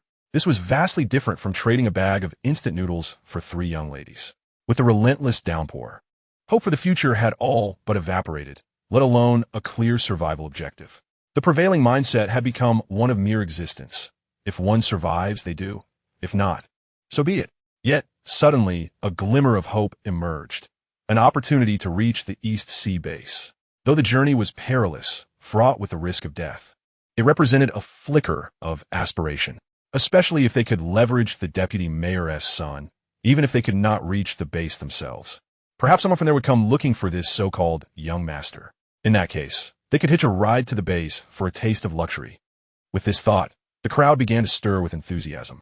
Zhang Dong's small group inadvertently found themselves at the entrance of the hall, rallying together in solidarity.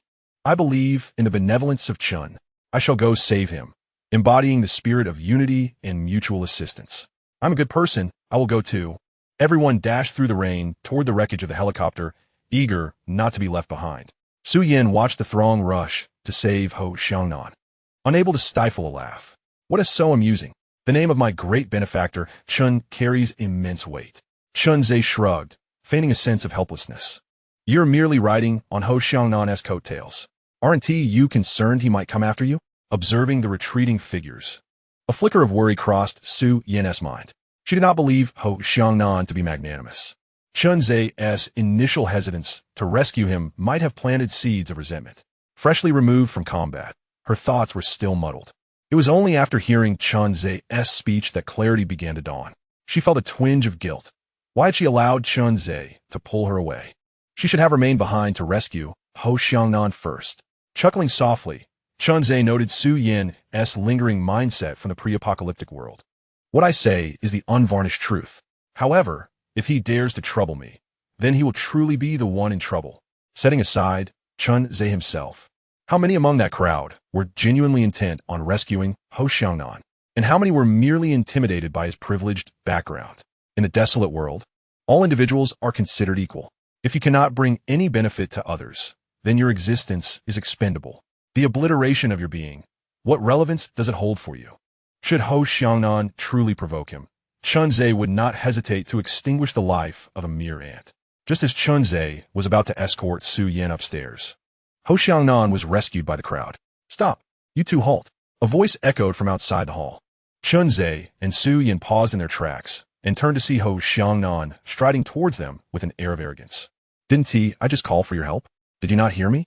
Ho Xiangnan, flanked by his supporters, clutched his injured right arm with his left hand, angrily shouting at Chunze. One must concede, the helicopter's safety performance at the Donghai base is commendable. The black giant bird collided fiercely with the right side door of the co-pilot's seat, resulting in nothing more than a fractured right arm for Ho Xiangnan, sparing him from fatal threat.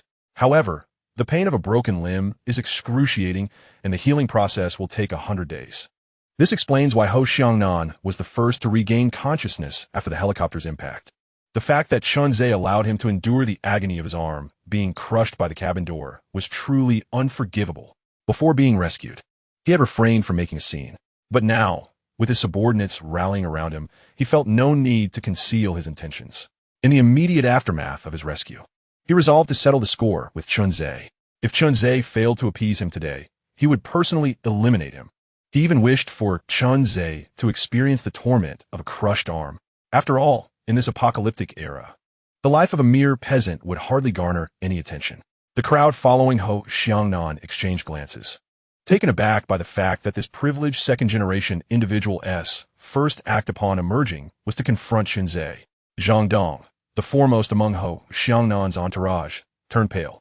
He had spearheaded the rescue operation, personally descending into the cabin to drag the pinned Ho Xiangnan to safety. As a result, Ho Xiangnan had directly promised him a share of food upon returning to the base.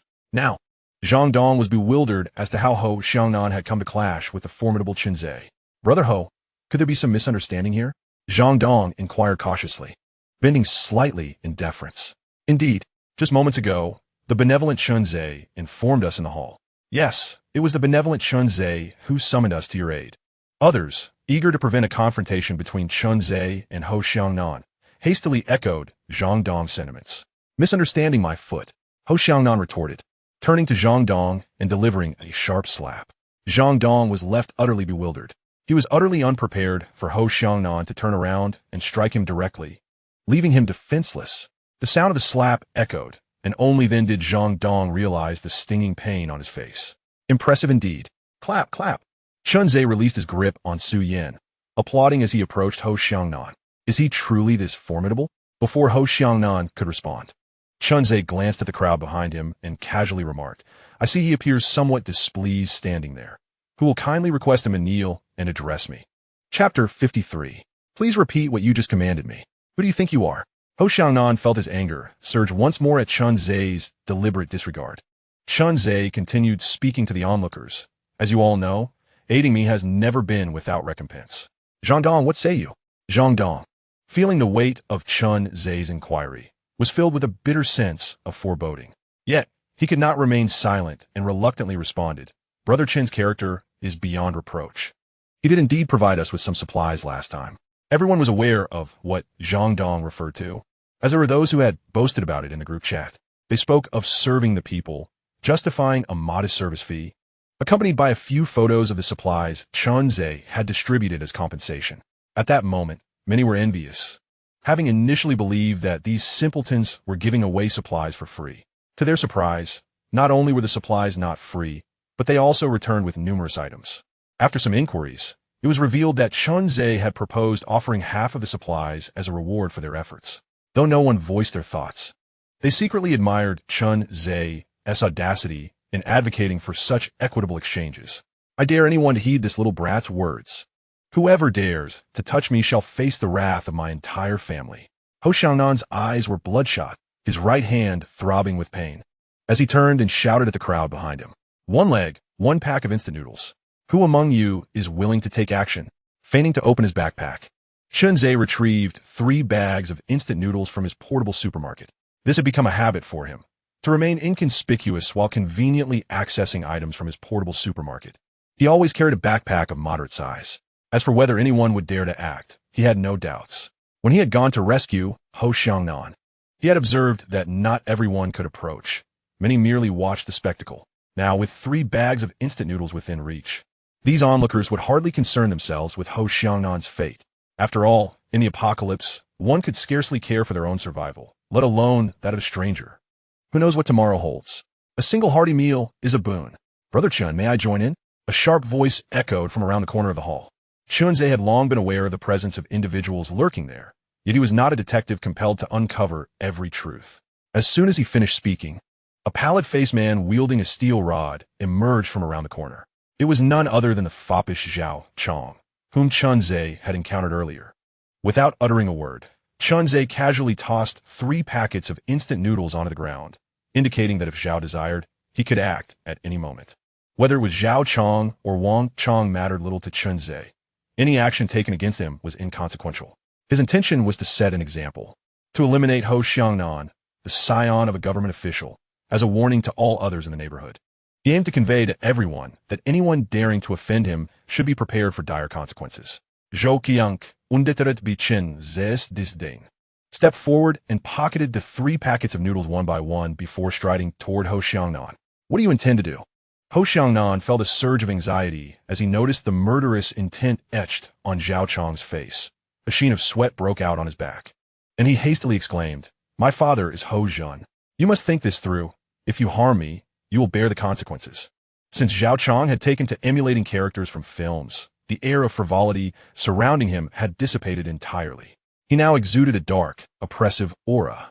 In Ho Xiaonan's eyes, this was nothing short of a deathly menace. The name Ho Zhun held no significance for Zhao Chong. He was solely focused on acquiring those 3 packets of instant noodles. Moreover, breaking the legs of the man before him was a task he could accomplish alone with ease. "What are you all standing there for? Hurry and stop him." Seeing that Zhao Chong posed no threat, Ho Xiangnan turned to Zhang Dong and the others, who had previously shown him utmost respect, and shouted, "Do you still wish to accompany me to the base for a lavish feast? Perhaps it would be better to let this go. How about we all take a step back?" A gang leader stepped forward, laughing nonchalantly. He had only been a moment too slow to save the day. And witnessing Zhang Dong receive Ho Xiangnan's gratitude stirred a sense of discontent within him. He sought to test the waters for an opportunity to align himself with Ho Xiangnan. He had already considered the possible outcomes. Should he succeed, the government heir would owe him a favor. Should he fail, they would simply continue as before, with no repercussions for him. He merely played the peacemaker, and with 4 underlings at his back, he felt secure from any fallout. Yes, let us all take a step back." Encouraged by the intervention, Ho Xiangnan seized the opportunity without a second thought. Before he could finish his sentence, a glimmering blade whizzed past his line of sight. With a sickening thud, the peacemaker collapsed backward, a fruit knife embedded in his forehead, blood and brain matter oozing forth. Ho Xiangnan, witnessing such a gruesome scene for the first time at such close quarters, doubled over in revulsion, retching uncontrollably. What are we waiting for? Merely taking possessions without action is hardly a commendable habit. Chunze observed Zhao Chong standing there in a daze and spoke in a somewhat frigid tone. "Yes, I will take action immediately." Although it was not Zhao Chong's first encounter with Chunze's brutality, a shiver ran down his spine. A unanimous realization dawned upon Zhao Chong and everyone present. Never provoke Chunze. At that moment, Zhao Chong kicked Ho Xiangnan to the ground without hesitation, showcasing the remnants of his physical prowess. He then pinned Ho Xiangnan down, relentlessly striking at his lower body with the steel rod in his hand, delivering blows like a torrential downpour. The others behind Ho Xiangnan were rendered speechless, intimidated by Chunze's earlier display with the flying knife. The entire assembly held their breath in utter stillness, silently witnessing Ho Xiangnan's thrashing. Even Su Yan, who had just parted ways with Chunze, stood in stunned silence. Initially, she intended to admonish Ho Xiangnan against abusing his power, but it seemed unnecessary now. In fact, she found herself wishing to urge Chunze to cease his assault. Yet, As the words hovered at the edge of her lips, she noticed the cold indifference etched across Chunzei's face, a countenance she had only seen on her father. Her father, a soldier, had influenced her decision to join the military. In her memories, whenever her father's face bore such a detached expression, no amount of persuasion could sway his resolve. Watching Ho Xiangnan wailing on the ground, Su Yin bit her lip, refraining from interjecting on his behalf. Moments passed. Zhao Chong rose, raising the bloodied steel rod in his hand, and bowed to Chunzei, stating, "Brother Chun, your instructions have been fulfilled." Chunzei waved his hand and approached the suffering Ho Xiangnan, crouching down to softly inquire, "What did you just call me to stop for? Please repeat that. I didn't quite catch it." Chapter 54. The home-cooked meals you speak of are precious treasures to outsiders. Room 1801, Chunzei's residence. Su Yakin was in the kitchen, preparing lunch to ensure that Chunzei would have a meal ready upon his return. Meanwhile, the other women gathered in the living room, peering through binoculars at the wreckage of the helicopter and the giant bird's carcass, exclaiming, "Who would have thought the outcome would be mutual destruction? This mutated avian creature is truly terrifying. Even an armed helicopter could not vanquish it. It is beyond human capability to conquer." They expressed relief for being with Brother Zhe, pondering how daunting it would have been to compete with those monstrous birds for resources, a scenario they could hardly fathom. As for Chunzei's feat of shooting the giant bird in the eye with a flying knife, the women had barely witnessed it. They only saw the colossal bird pause momentarily before crashing into the helicopter. Regarding their current lifestyle, the women felt an overwhelming sense of satisfaction.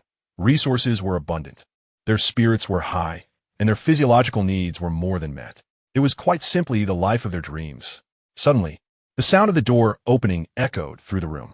The women simultaneously turned their gazes toward the entrance, their hearts fluttering with anticipation. "I'm back." Chunzei stored away his and Su Yan's protective gear and addressed the women in the living room. Although they felt a twinge of jealousy upon seeing Chunzei return with another woman, this feeling quickly dissipated. After all, just moments ago, they had been expressing their immense satisfaction with their current lives. Yet, there was an unspoken truth among them. They were somewhat insecure. However, as women, admitting their shortcomings would only reveal their vulnerabilities. Despite having served as comrades, such topics were best left unvoiced, much like how men would never openly confess their inadequacies. Both genders have a penchant for maintaining their pride. "Ah, Zhe is back. Take a moment to rest. Come and eat." Su Yakin called out as she emerged from the kitchen with the last dish. Upon entering Chunzei's home, Su Yin felt a bit shy, but her eyes widened with delight at the sight of the dish in Su Yakin's hands, causing her to exclaim in excitement, "What is all the fuss about?" Chen Shi, standing beside Su Yin, was startled by her sudden outburst. Before entering, he had already noticed Su Yan's face, which radiated elegance and grace. If she were donned a pair of glasses, she would epitomize the image of the most beautiful and scholarly woman in Chunzei's mind, a stark contrast to his preconceived notions of female pilots. The system presented Su Yan's information directly to Chunzei. Wordmaster Su Yan possesses a golden entry, mechanical heart. Appearance 98-100, favorability 60-100, where 0-100. With the discernment of favorability, Chunzei felt no apprehension regarding the possibility of Su Yan scheming against him. Hence his startled reaction to her unexpected scream. "How come you still have vegetables?" Su Yan trotted over to Su Yakin, eager to take the stir-fried greens from her hands. "What is wrong with vegetables? There are plenty in the fridge. If you like, I can cook you another plate," Su Yakin replied, slightly bewildered by the woman's exuberance. "Fresh vegetables. Fresh, fresh," Su Yan exclaimed, holding the plate, tempted to grab a piece to taste, but restrained by her upbringing. "In our base, we have no fresh vegetables left, only canned ones," she explained as she carried the dish to the dining table. "Currently, due to the adverse effects of blood rain and natural disasters, we are unable to cultivate any crops, not even in greenhouses. Furthermore, storage and transportation are quite troublesome. So our base has essentially run out of fresh produce. I can't believe you still have fresh vegetables stored away. Your fridge must be quite impressive." Su Yan turned back to compliment Chunzei. Hee. Hearing Su Yan's words, the other women stifled their laughter, sharing in the moment. They had been residing at Chunzei's home for quite some time, and naturally, they were aware of his extraordinary abilities, though he had yet to disclose them. Adhering to their principle of unwavering trust and obedience towards Chunzei, they refrained from inquiring further. Observing the innocent demeanor of the new sister brought back memories of their own astonishment upon their arrival. As Su Yin entered the dining area and beheld the exquisite spread before her, her astonishment deepened. As a pilot, her psychological resilience was undoubtedly commendable. However, after enduring the day's tumultuous events, she found herself feeling somewhat fatigued. Strangely, from the moment she heard Chun Zhe's voice, an inexplicable sense of security enveloped her. This feeling was difficult to articulate, yet it stemmed from the comforting quality of his voice. Thus, upon arriving at Chun Zhe's abode, she felt as if she had returned to the mindset of an ordinary young girl. Moreover, the ingredients themselves were undeniably rare treasures in a post-apocalyptic world. Dishes like braised pork, stir-fried garlic chives with pork, spicy and sour shredded potatoes, Crucian carp and tofu soup, and corn rib soup were all laid out before her. As Su Yin gazed at this delightful assortment of home-cooked meals, her astonishment grew even more profound. In an instant, she felt as though she had returned to the world that existed before the apocalypse. It was only before that time that she had indulged in such comforting dishes. Do not be surprised. They are merely home-cooked meals, she thought. After days of feasting on Australian lobster, wagyu beef, king crab, and caviar, she craved a change in flavors. If you desire a grand feast, there will be more to come, as long as you don't tire of it. Chun Zhe approached her, addressing the astonished Su Yin. I fear not for your appetite, but rather for your reluctance to savor a single bite. Once you partake of my offerings, escape will be out of the question. Avid fisherman Chun Zhe was well aware of the significance of enticing one as companions. He called out, and the other women gathered around to partake in the meal. Hearing Chun Zhe mention home-cooked dishes, Su Yin felt a wave of emotions wash over her. Do you realize that the home-cooked meals you speak of are treasures to those outside? As for the Australian lobster and wagyu beef, Su Yin assumed Chun Zhe was jesting. It was challenging for military aircraft to even leave the province, let alone import such delicacies from abroad. Today, I plan a diet and will eat less meat. So do I. I've gained a bit of weight from overwork and would suffice with a vegetable salad. The request came from Jiang Ruolin and Shun Yambing, who were particularly health-conscious. The one making the request at the back was Xia Xiaoyu, who, in both appearance and demeanor, still resembled a young girl. Upon hearing their conversation, Su Yin, who had just reached for a piece of braised pork, hesitated and withdrew her chopsticks, inwardly lamenting. What kind of place have I entered? Where is your instant noodles? Shun the benevolent? Shouldn't we all be huddled around a single bowl of instant noodles? After Su Yin set down the braised pork, she eagerly picked up a piece of stir-fried greens that she had been longing for, taking a hearty bite. The exterior was crisp while the interior was tender, exuding a rich vegetable fragrance. This was undeniably not the kind of greens that had been preserved for over a fortnight. Such freshness was simply unattainable, even with the finest refrigerator. Yet, despite the myriad of questions swirling in her mind, Su Yin forcibly suppressed them, focusing instead on her meal. She had not even considered why Chun Zhe would present her, an outsider, with such a rare delicacy in this post-apocalyptic world. However, Su Yin was no fool. She felt deeply touched by Chun Zhe's generosity in offering her such precious ingredients. Perhaps he was simply trying to host her warmly, laying out all his provisions? Casting a glance at Chun Zhe, who was engrossed in his meal, she resolved to disclose the so-called secret to him later.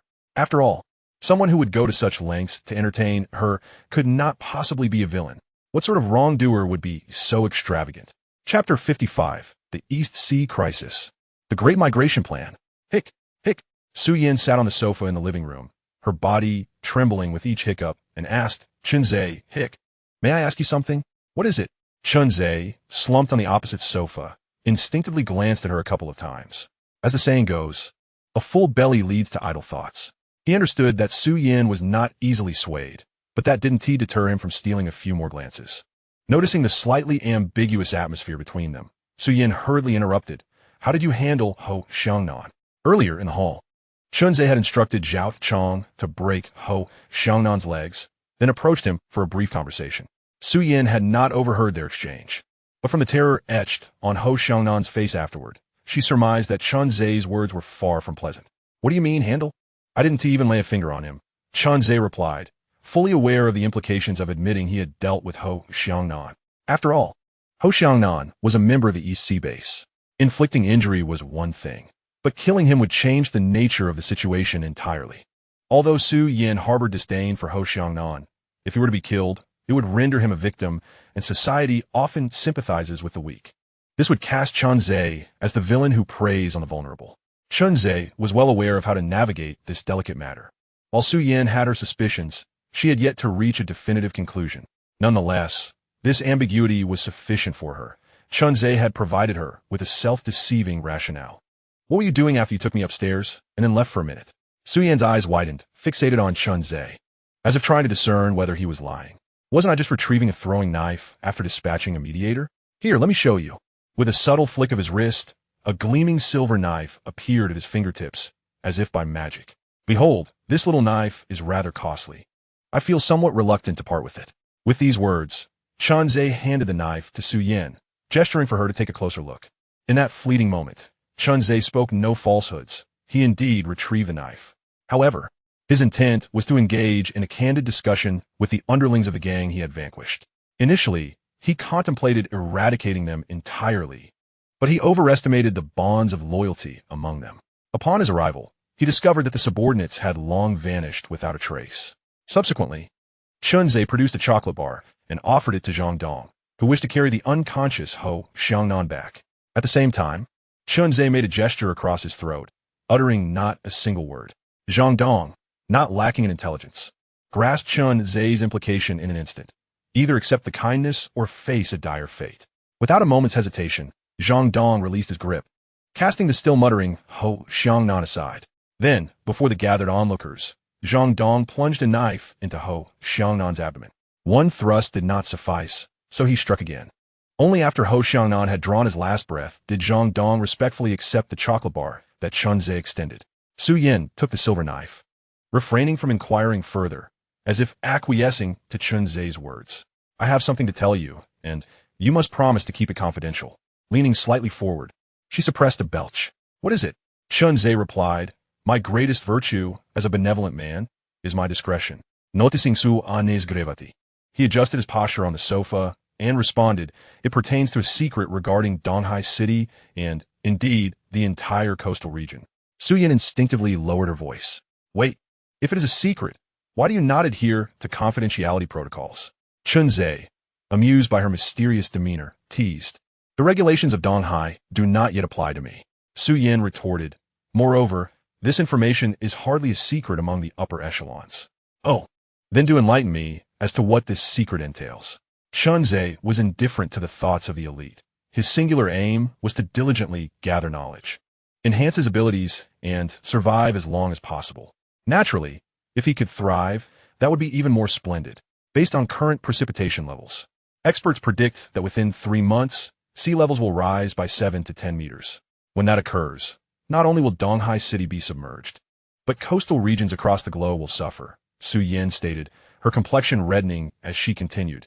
Yet this news is being meticulously concealed. They hold the lives of those in coastal areas in utter disregard. Upon hearing that Donghai City would be inundated within 3 months, Chunzhe's expression remained unchanged.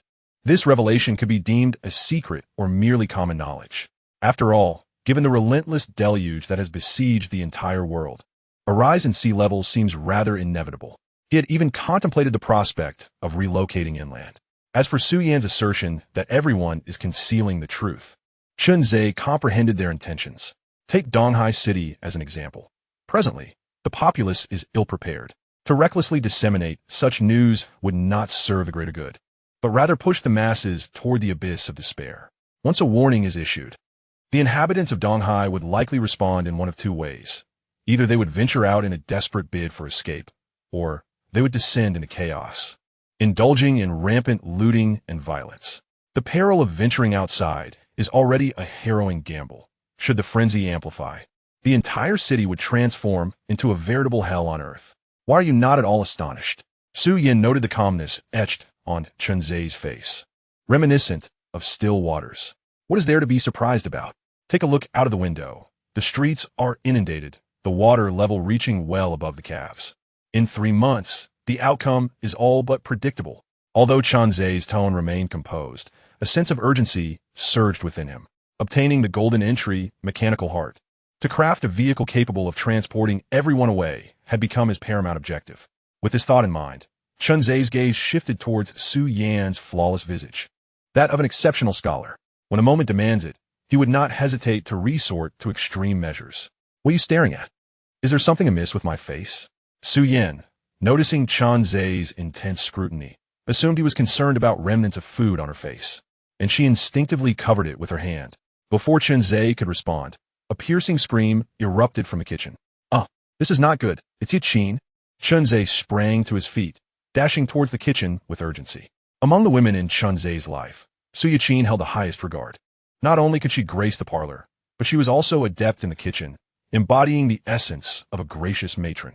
Within a heartbeat, Chen Zhe reached the kitchen entrance, brandishing several silver throwing knives. What is happening? Chapter 56. The Plague Strikes? Casualties surge once more. Mice, so many mice.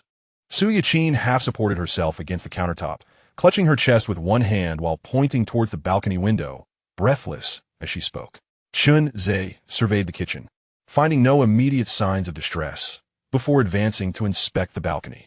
His home boasted 2 kitchens. One, a semi-open space in the living room, had been repurposed into a bar, where nightly melodies had become Chen Zhe's habitual source of entertainment. The other, a kitchen transformed from a maid's quarters, featured a window that opened onto a balcony. Since the onset of the blood rain, Chen Zhe had undertaken extensive ceiling modifications to the house, waterproofing every window and door, while reinforcing vulnerable areas. Additionally, all conduits have been thoroughly sealed off, as long as it is not a bomb or akin to the previous encounters with helicopters and mutated giant birds. The entire house can be said to have been fortified by Chen Zhe to an impregnable state. Just moments ago, a swarm of mutated rats suddenly fell from the window. Upon seeing Chen Zhe, Su Yakin's heart, once in turmoil, was instantly calmed, and she gestured towards the window. There were at least a dozen of them, each one formidable. Su Yakin closed her eyes for a moment, then picked up a cutting board, exclaiming, "Each one is as large as this cutting board." Chen Zhe remained silent, simply walking up to Su Yakin and embracing her. He could tell that she had indeed been frightened by the scene before her. With no immediate danger present, Chen Zhe was more than willing to exhibit his gentlemanly demeanor.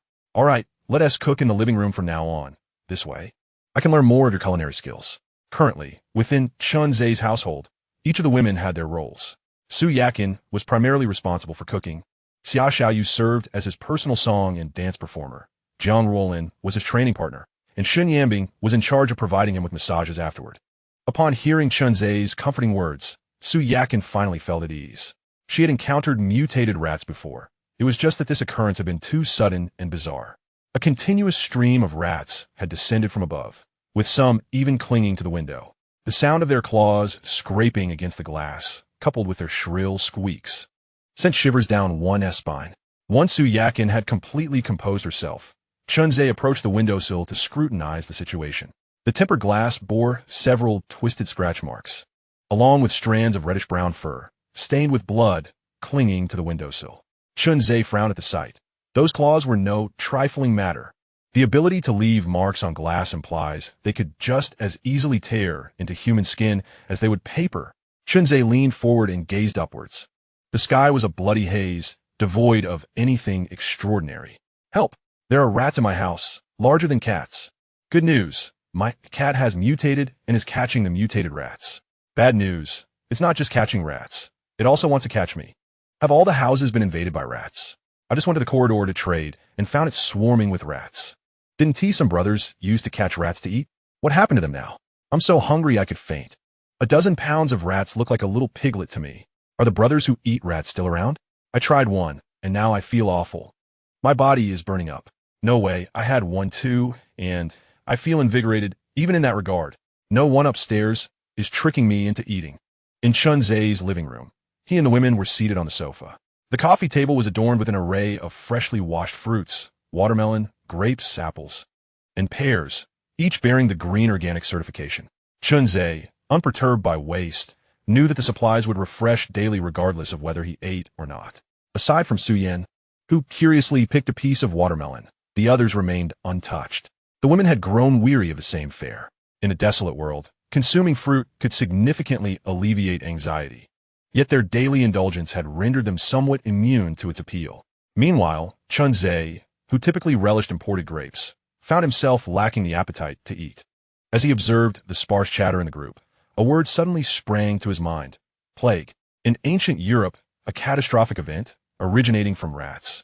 had once decimated over a third of the population, a calamity akin to a pre-modern biological crisis. Now, a similar scenario seemed to be unfolding, with a surge in the rat population and reports of individuals exhibiting illness-like symptoms. The combination of blood rain and infectious disease rendered their situation hellish. Chunzhe perused several news articles from other regions, reminding himself that the voices in the group might represent isolated incidents, or potentially even deceit. In this apocalyptic era, one must not take anyone's words at face value. Some signal stations in remote areas had been destroyed, rendering communication nearly impossible. However, the East Sea City region was well-developed and densely populated, with numerous signal stations. Thus, aside from some instability in connectivity, Chunzhe and his companions could still access the internet, providing him with a window to comprehend the external environment. Knowing oneself and one's adversary is the key to prevailing in every battle. After a considerable time, Chunzhe exhaled deeply and remarked, "Fortunately, no mutated rats carrying the virus have been discovered. A single person might conceal the symptoms of the plague, but a collective could not maintain such a facade." Although the news of the mutated rat surge had indeed resulted in a spike in casualties, the primary causes remained physical harm and blood rain infections. Currently, no other epidemic beyond the blood rain contagion had been identified. On the other end of the sofa, as she observed Chunzhe and the other women engrossed in their phones, Su Yin hesitated. She contemplated borrowing Chunzhe's device to send a message to the base, but feared he might misconstrue her intentions, assuming she would report on Ho Xiangnan. With the alleviation of the plague crisis, Chunzhe felt a great sense of relief and simultaneously noticed Su Yan's peculiar demeanor. From the helicopter crash to Chunzhe's confrontation with Ho Xiangnan, and then to their meal, Su Yan had continuously aligned herself with his rhythm. Now that they had relaxed, it was only natural for her to recall her identity tied to the base. "Do you need to make a call to the base?" Chen Shi inquired, eager to gauge the base's current stance and whether they still possessed the capacity to send reinforcements to EC City. Yes, don't worry. I'll merely mention that I was rescued by you and am temporarily residing here," Su Yan replied, demonstrating her practicality. She was not the type to stay at Chunzhe's home while simultaneously disparaging him. Moreover, Chunzhe had done nothing wrong, had he? "All right, I will retrieve a new mobile phone for you." Chunzhe took a new phone from the digital section of the convenience store and inserted a new SIM card. To ensure his privacy, Chunzhe preferred that the base could not trace any of his information. Su Yin took the new phone and, without a moment's hesitation, dialed the number. "Uncle Chung, it's Su Yin." "Yes, I'm fine. I was rescued." The helicopter was struck down and crashed by a mutated black giant bird. "How is Ho Xiangnan?" Su Yin glanced at Chunzhe, who shrugged nonchalantly, and continued, "Ho Xiangnan was rescued by another group. He revealed he's the son of Vice Mayor Ho Zhan, and someone took him away. All right, I will remain safe here." After hanging up, Su Yin appeared both forlorn and relieved, turning to Chunzhe and saying, "The base cannot spare any resources to rescue me for the time being." Chunzhe nodded in understanding, already aware of the implications. The remaining forces at the base are limited. This airdrop may be the first and the last. Chapter 57. The Plague of Rodents and the Threat from Wu Xiuzhen. Ding ding ding. A private message from the community group leader arrived. Chunzhe looked at the message on his phone, unable to suppress a chuckle. The message was from the neighborhood committee director, Wu Xiuzhen. "Chensha, my grandson has hurt his ear. Quickly send Dr. Shin to my house to help treat his wound." Wu Xiuzhen's grandson, Wang Xiaochuan? Chunzhe recalled the chubby little boy vividly. There was a time when his Ferrari was parked in the underground garage and was inexplicably scratched. When Chunzhe investigated the surveillance footage, he found that the recordings from that day had mysteriously vanished, leaving him to accept his misfortune. After repairing the car, he was taken aback when, just a few days later, the vehicle was scratched again. This time, while getting the car repaired, he installed a third-party surveillance camera. The camera alerted him, revealing a young boy with a piece of gravel, carelessly doodling on his car. Chunzhe seized the opportunity to catch him red-handed. However, when confronted with the boy, Chunzhe hesitated to detain him, opting instead to find his parents. To his surprise, it was not the boy's parents who arrived, but rather the elderly Wu Xiuzhen, who immediately exclaimed, "Children don't understand. Given your wealth, you should be more forgiving." At that moment, Chunzhe realized that the previous surveillance footage had likely been deleted at Wu Xiuzhen's behest, all to conceal her grandson's misdeeds. Faced with the obstinacy of the old woman and the child, along with the community's insistence on maintaining harmony, Chunzhe, in his former self, chose to forgive. Chuckling at the memory, Chun-Zhe couldn't help but smirk. The current him was far less magnanimous. A gentleman's revenge is never late. He promptly replied, children recover quickly. Just endure for a bit. Isn't Dr. Shen here yet? Do not blame me for leaking the news about the Shun family to you. You are well aware of the immense value of information regarding surgeons. I know that you brought her home for that very purpose. If you wish to maintain your peace, you must bring her over immediately. Ultimately, noticing that Chun-Zhe had yet to respond, Wu Xiaojun instinctively began to adopt Chun-Ze's threatening methods. Chun-Zhe, you surely would not want your little lover's identity to be exposed, would you?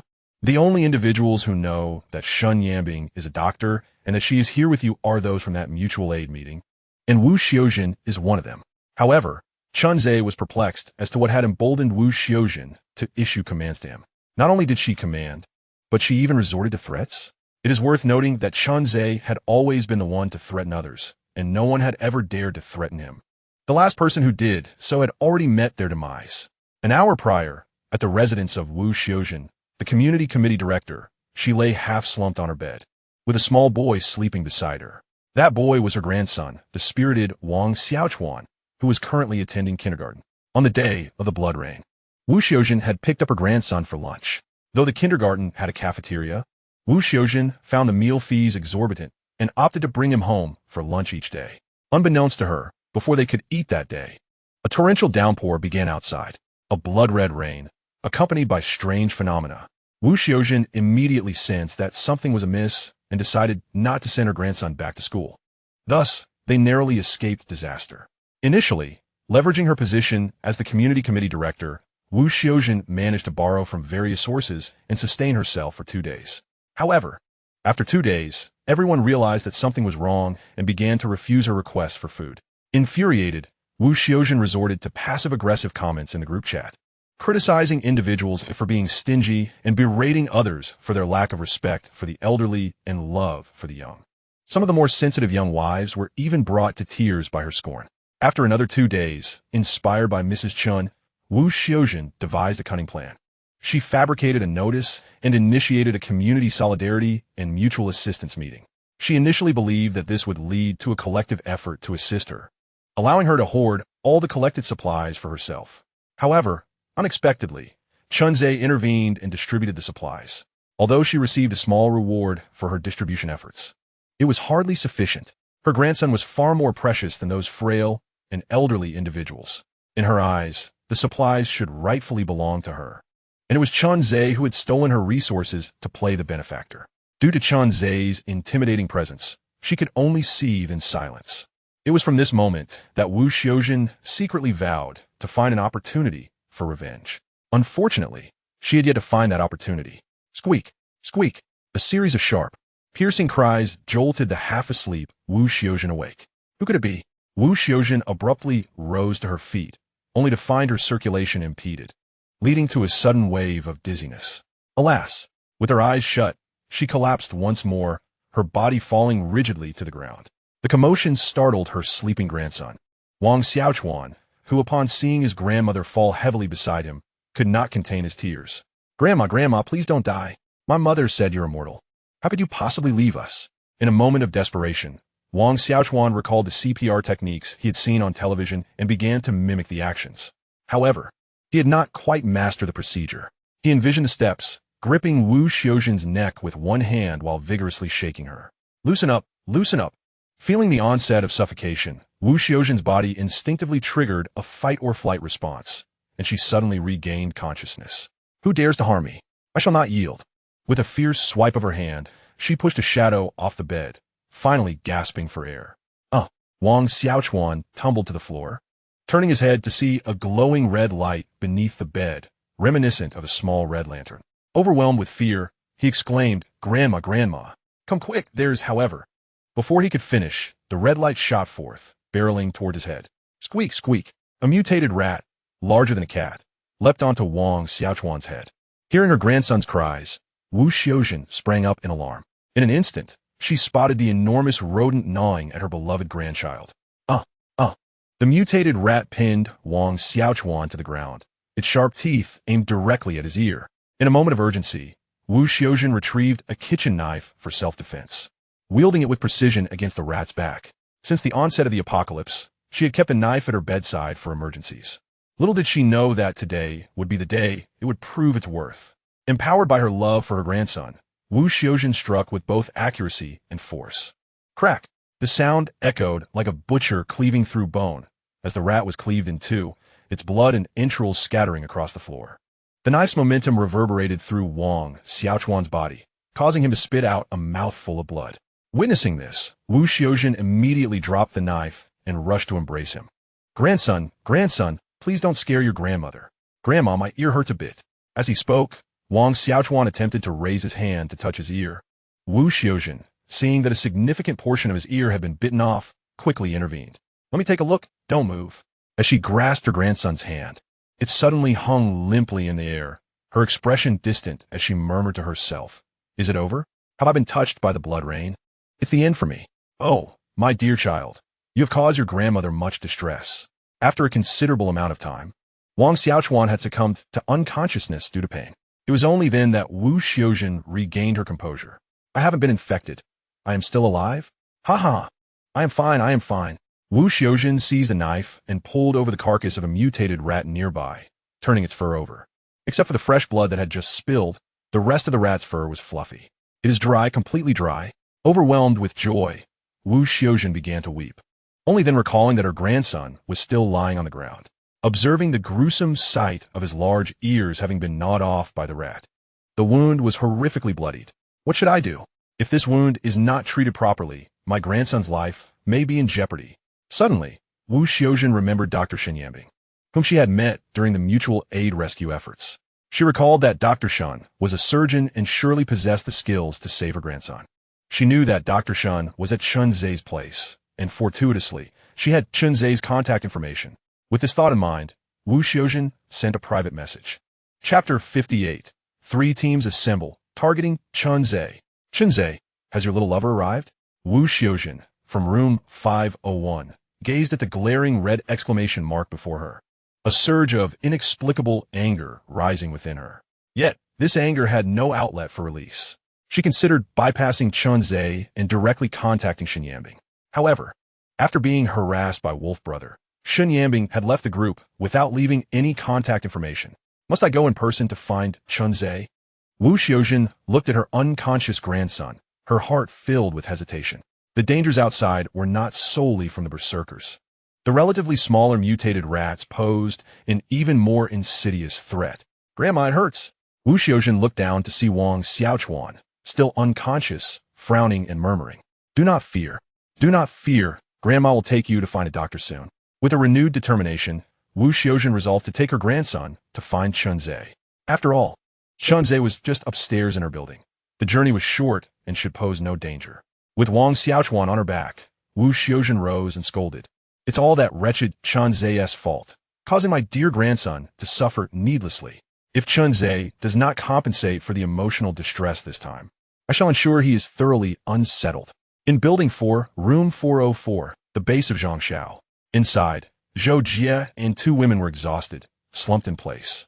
They had just expelled 7 mutated rats that had infiltrated the house.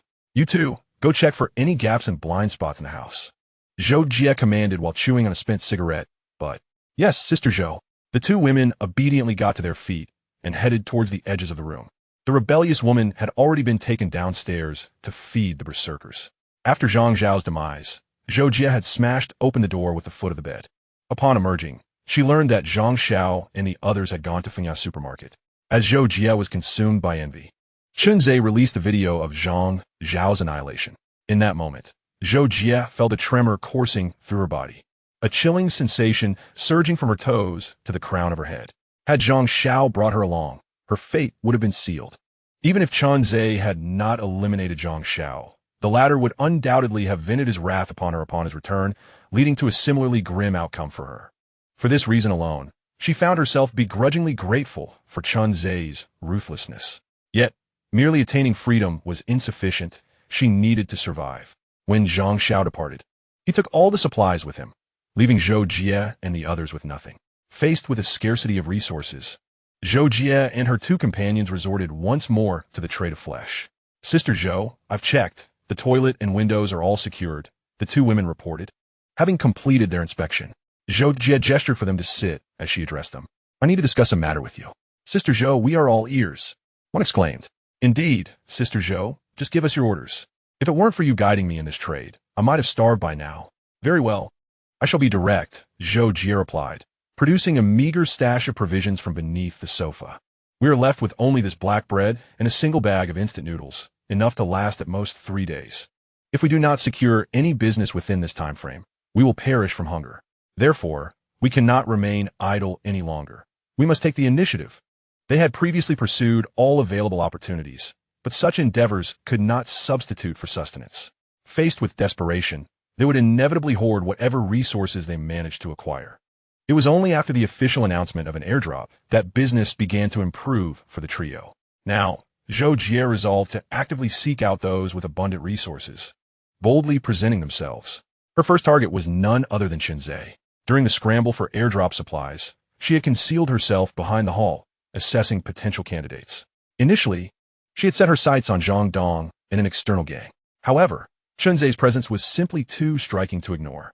He had compelled Zhang Dong to strike himself, and later, he effortlessly produced 3 bags of instant noodles merely to break the leg of a privileged youth.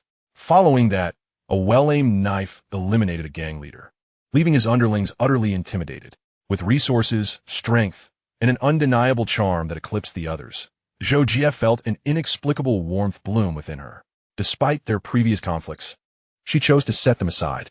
To her, Chunzei was undoubtedly a formidable figure, so compelling that even a female pilot was forcibly brought back home by him. Now, with the 3 of them possessing commendable looks, their collective approach would surely amplify their allure. She had no doubt that Chunzei would find it hard to resist. We will heed Sister Zhou's plan. Tell us how to proceed. Both women chimed in unhesitatingly. Excellent. We shall head to room 1801 to seek out Chunzei. Zhou Jie spat out a cigarette, and shouted loudly. In the corridor of a 14-story building, around the corner stood 4 individuals huddled together. Each of them wielded slightly dulled machetes and carried supplies on their backs. Among them, one individual bore the heaviest load, and the others subtly gravitated towards him as their focal point. Is this how we settle the score with Brother Hu and Brother Xiao?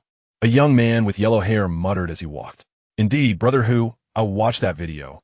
It was nothing short of a cowardly ambush by that kid. Otherwise, how could Brother Xiao have been slain? Another young man tugged at a half-tattered piece of protective gear, using it as a makeshift cloak. This had been snatched from the bodies of Zhang Xiao and his companions. In an effort to maintain the sanctity of the elegant supermarket, Chunzei had disposed of their corpses outside the building after eliminating them. Soon, the Ravagers and some mutated carnivorous creatures devoured the remains, leaving only a heap of bones and garments that were deemed inedible. It cannot end like this. However, our immediate priority is to find a suitable refuge. As you all have seen, the lower floors are overrun with rats. We must locate a higher building to serve as our base. The man known as Brother Hu replied solemnly. He was Zhang Zhao's brother, Zhang Hu, also recognized as one of the 4 kings under Zhang Zhao's command. During the onset of the apocalypse, he and a few subordinates had been on duty at the night charm bar. With food and drink available, and the risk of relocation looming, they had not considered moving over to Zhang Zhao's side. However, a group of wandering outsiders had come to contest the bar supplies. Coupled with the incessant blood rain and flooding on the streets, the bar had been nearly submerged. Ultimately, upon discovering that his brother Zhang Xiao had been killed, Zhang Hu resolved to leave the bar and seek vengeance at Yunhua community. On the way, Zhang Hu and his companions witnessed a helicopter flying towards Yunhua community to airdrop supplies. They immediately decided to hasten their pace to participate in the scramble for the dropped goods. The hurried footsteps of the outsiders Chunzei had seen earlier through the floor-to-ceiling windows belonged to Zhang Hu and his group. Their strength surpassed that of most survivors in the community, allowing them to seize a larger share of supplies. Naturally, as the leader, Zhang Hu carried the most substantial supply bag. Building 1701, the residence of a fellow known as Brother Wuxi, let us designate this as our refuge, Zhang Hu declared, pointing upward. Isn't that the guy who despaired and attempted to jump from the building? Ha ha ha, what a coward.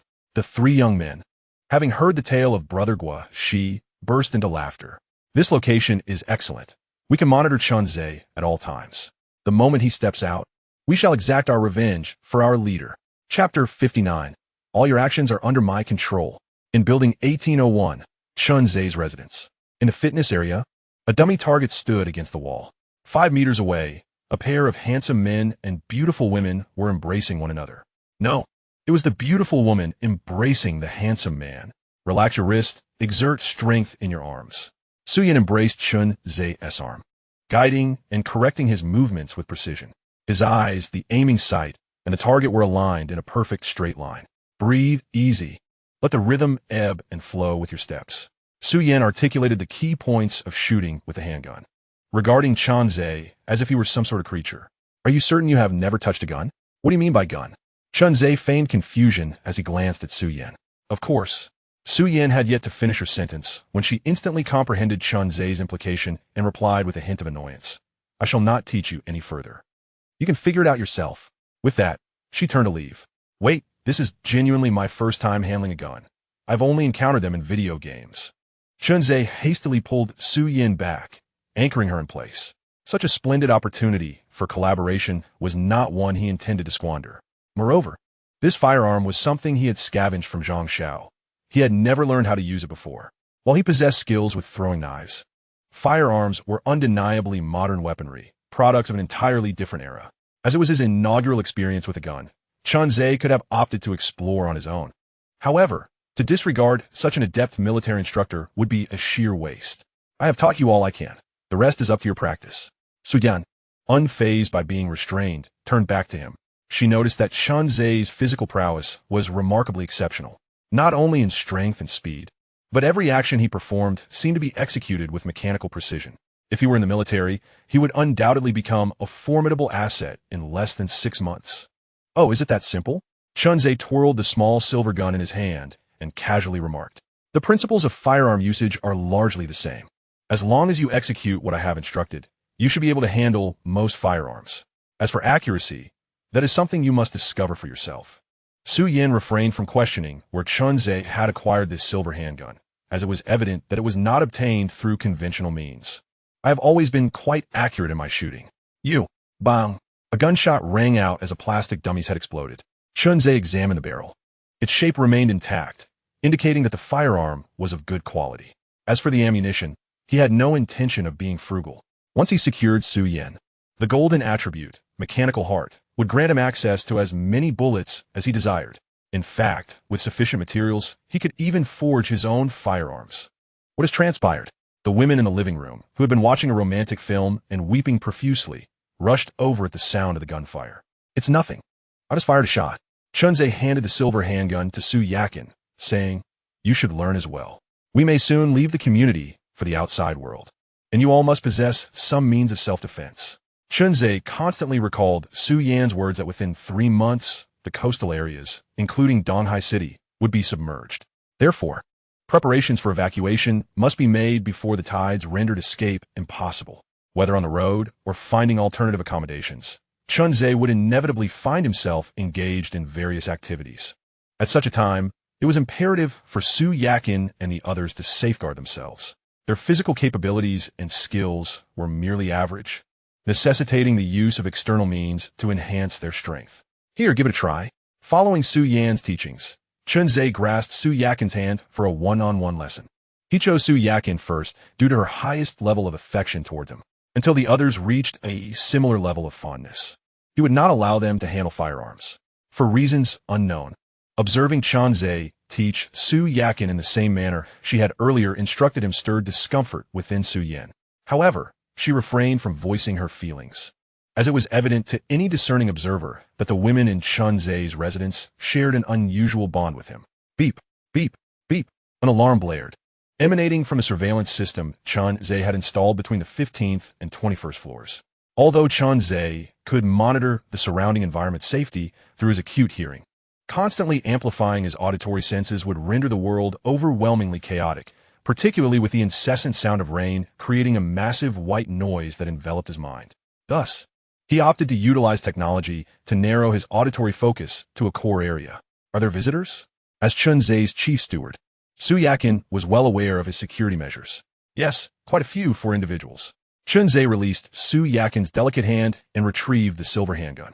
I'll take a look. Just be cautious. Faced with 4 malicious intruders, Chun Zhe remained unfazed. Amplifying his hearing and olfactory senses, he quickly gleaned a detailed understanding of the quartet. Their steady footsteps and deep breaths indicated they were men. The pungent scent of blood suggested they had spent considerable time in a bloodied environment, likely not residents of the community. Additionally, they exuded various alcoholic odors, implying they had consumed substantial amounts of alcohol prior. From this analysis, Chunze deduced their origin, the Meiya Bar, not far from Yinhua community. He recalled that Zhang Zhao subordinates were known as the Four Kings: wolf, crane, leopard, and tiger, each overseeing a major facet of the bar's operations. Since he had already dispatched wolf, crane, and leopard, the visitors must be the last, Brother Tiger. Observing the corridor surveillance, Chunze maximized his sensory capabilities, visualizing the four men in his mind, clearly perceiving their every movement. Ollie, you'll handle the door shortly. Big Head and the Starving Ghost, you two keep watch. The moment you spot the berserkers and the rats, report immediately. Once we secure room 1701, we can have a bite to eat and rest before seeking trouble with Chunze. All right, Brother Tiger. No problem. Picking locks is my forte. Listening to their banter as they ascended the stairs, Chunze discerned their intentions. For an ordinary individual, their strategy would be impeccably executed and methodical. However, they were unfortunate enough to encounter someone like him. He had deftly manipulated his elder brother, Zhang Xiao, and Zhang Hu, this younger brother, was but a mere pawn in his game. Chapter 60. My dear, the times have changed. Why is this lock so difficult to open? Muttered a younger brother named Ollie, wiping non-existent sweat from his brow. Chunze stifled a laugh behind the door of room 1701. This door had been specially modified to prevent intruders from breaking in, designed to thwart both brute force and locksmiths, with the intention of buying him precious time and avoiding capture. Chunze activated the surveillance on the 17th floor, observing the movements of the four individuals clearly. Zhang, who stood behind the door, watching Ollie attempt to unlock it. The other two guards were stationed in the corridor, on high alert. The 17th floor was relatively safe, but on the 4th or 5th floors, swarms of mutated rats would occasionally scurry by. If the rats discovered four individuals in this vicinity, it could provoke a tide of chaos. Click! The lock sprang open with a sound. Is it open? Ollie raised the wire he had been using, his mind filled with confusion. He had switched to a different wire, but had yet to enter. How had it opened? As Ollie pondered, a gleaming watermelon knife emerged from behind the door. Ollie, what are you dawdling for? The door is open. Zhang Hu, standing not far from the door, questioned in bewilderment as he noticed Ollie still crouched on the ground. Ollie? Ollie? Calls went unanswered, and as the door swung wider, a towering figure stepped into Zhang Hu's view.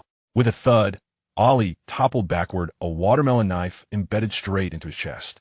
Blood gushed forth from the blade, pooling on the ground. Who are you? Zhang Hu was startled by the presence before him. As far as he knew, room 1701 belonged to someone named Brother Guanxi, who had supposedly jumped to his demise. Who was this person standing before him? Zhang, who had never seen a photograph of Chunze, and even in the Meiya Bar, their encounters had been fleeting. Thus, he had no knowledge of the connection between Chunze's face and his name. There's no need to know who I am. Just recognize this. As he spoke, Chunze retrieved a silver handgun from his pocket, aiming its muzzle directly at Zhang Hu. Using Zhang Hu to unseal this weapon seemed like a rather clever choice. You are Chunze? Zhang Hu's pupils constricted, recognizing that the gun in Chunze's grasp was indeed the secret weapon of his older brother, one that had been custom-made for Zhang Xiao and brought back from abroad. Thus, the moment Chunze brandished the firearm, Zhang Hu was unequivocally certain that the individual before him was the very murderer of his brother. Qianxia, you and Zhang Xiao are indeed brothers. Even your final inquiries mirror each other so closely. With a single hand, Chunze disengaged the safety of the handgun. Do you not possess remarkable skills with throwing knives? I, too, am adept with blades. Shall we engage in a fair contest? Zhang Hu's expression remained stoic as he discreetly swallowed hard. A true expert's prowess reveals itself in an instant. The manner in which Chunze held the gun and disengaged the safety was impeccably precise. In Zhang Hu's perception, such a flawless grip could only belong to a hitman from that free country known as America. He dare not move, nor would he risk a wager on the notion of speed within 7 paces. I can wield a knife as well. Chunze nodded toward the fallen locksmith, remarking, observe. Can you insert this dull watermelon knife so neatly? Before Zhang Hu could respond, Chunze chuckled softly and inquired, have you heard a particular phrase? What phrase? Zhang Hu instinctively asked. Bang! My lord, the rebuttal has been delivered. With the crack of gunfire, a wisp of blue smoke curled from the silver barrel, and a lifeless body collapsed to the ground. Without uttering another word, Chunze swiftly sprinted towards the staircase. He had not forgotten that Zhang, who had 2 henchmen stationed in the corridor. One of the henchmen, upon hearing the gunfire, rushed over immediately. Before he could comprehend the situation, a throwing knife embedded itself in his forehead. The other henchman, more astute, darted down the stairs in the opposite direction of the gunfire. Alas, Chunze leaped forward in pursuit, and once again, a flash of silver sliced through the air. The henchman lunged forward, collapsing motionless. Quite clever of you. Saving me some exertion, Chunze mused as he seized the body and casually tossed it out of the stairwell window. He could not allow a corpse to linger in the corridor, especially not in his vicinity. Doing so would undoubtedly attract feral creatures and mutated rats. Even in the absence of such aberrations, the sight was simply repulsive. Chunze returned, disposing of the other 2 henchmen's bodies in a similar manner. When he reached Zhang Hu, he noticed that the latter was burdened with supplies scavenged from an airdrop. What a pity! Would it not have been better to remain alive? Observing the substantial package on Zhang Hu's back served as a testament to his capabilities in this territory. Yet, as the saying goes, it is unfortunate that he encountered Chunze. If a different individual were in charge, someone as ruthless as Zhang Hu could at least endure until the day the East Sea is submerged. Furthermore, he would likely lead a rather comfortable existence. Chunze removed the supplies bag from behind Zhang Hu before casting him aside. He then retrieved 2 bottles of mineral water from his personal store to wash away the bloodstains on the ground. As for the pure water that others refer to as liquid gold, Chunze saw no issue in using it to cleanse the floor. After all, it was merely a couple of bottles. His personal store held a veritable mountain of such mineral water. It would refresh daily, rendering it virtually inexhaustible. Once the floor was cleared, Chunze returned to room 1801 with Zhang Hu's supplies bag. It wasn't that he was in dire need of these resources. Rather, he was curious about the nature of the supplies airdropped by the EC base. Previously, Su Yin had mentioned that their base was not particularly well stocked. What then comprised the supplies dropped by that base? Bang! Time rewound to the moment Chunze fired his weapon. Wu Xiaojin, who had just stepped out with her grandson, was startled. What was that sound? Given the distance, it merely registered in her ears as an explosion. Yet, it instilled a sense of unease within her. Could it be some kind of monster? Should she venture up? Just as Wu Xiaojin was engulfed in uncertainty, a figure descended from the hallway. Trembling, she cautiously approached the window, peering down below. A conspicuous puddle of crimson flesh lay at the base of the building. Before Wu Xiaojin could process this shocking sight, 2 more figures plummeted down. With a sickening splat, 2 additional pools of scarlet meat appeared. Ugh! Crouched, Wu Xiaojin instinctively retched, bile rising in her throat, aggravating her esophagus with a burning sensation. Grandson, perhaps you should endure a little longer? Wu Xiaojin thought, wavering in her resolve. Whatever transpired above was beyond the ability of an old woman like herself to confront. A couple of gray shadows, possibly rats, darted past, further petrifying her and rendering her immobile. Weakly, she clung to the windowsill, gently placing her still unconscious grandson down. No, what could I, an old woman, accomplish by climbing up? Could I possibly drag Chunze out? My greatest asset is my position. I am the chairwoman of the residence committee. I can rally the masses. As long as the people stand with me, I refuse to believe that Chunze would dare oppose me. With this thought, Wu Xiaojin silently withdrew her foot from the ascent. Chapter 61. I lack morality. How can you kidnap me? Help! A rat bit my finger. Haven't they been infected by the blood rain upstairs? No, I killed a rat. It has been 5 minutes, and I am still alive. When did the upstairs mutate? Please send a message so I can keep track. I too have been scratched by a mouse. It has been 2 hours, yet I am still alive. Do not be perplexed. Some mutated mice have lingered indoors for too long, and the blood rain they carried has long since dried. Have the mice recently acquired the ability to tunnel? How is it that all of you have been bitten? Enough of this. I have formed a group for those bitten by mice. Most of the residences below the 6th floor have been breached by these rodents. Fortunately, I reside on the 7th floor. Is there anyone with disinfectant? I have not been infected, but my wound is bleeding and festering. I have some. What will you offer in exchange? How about 2 pieces of dry bread? That's insufficient. Add a packet of instant noodles, and you must come to collect it yourself. Very well, where are you? I will message you privately. Brother, Brother, I too feel somewhat unsafe on the 7th floor. Could we arrange an exchange for some disinfectant? Message me privately. This is clearly a bait. Surely no one would fall for it?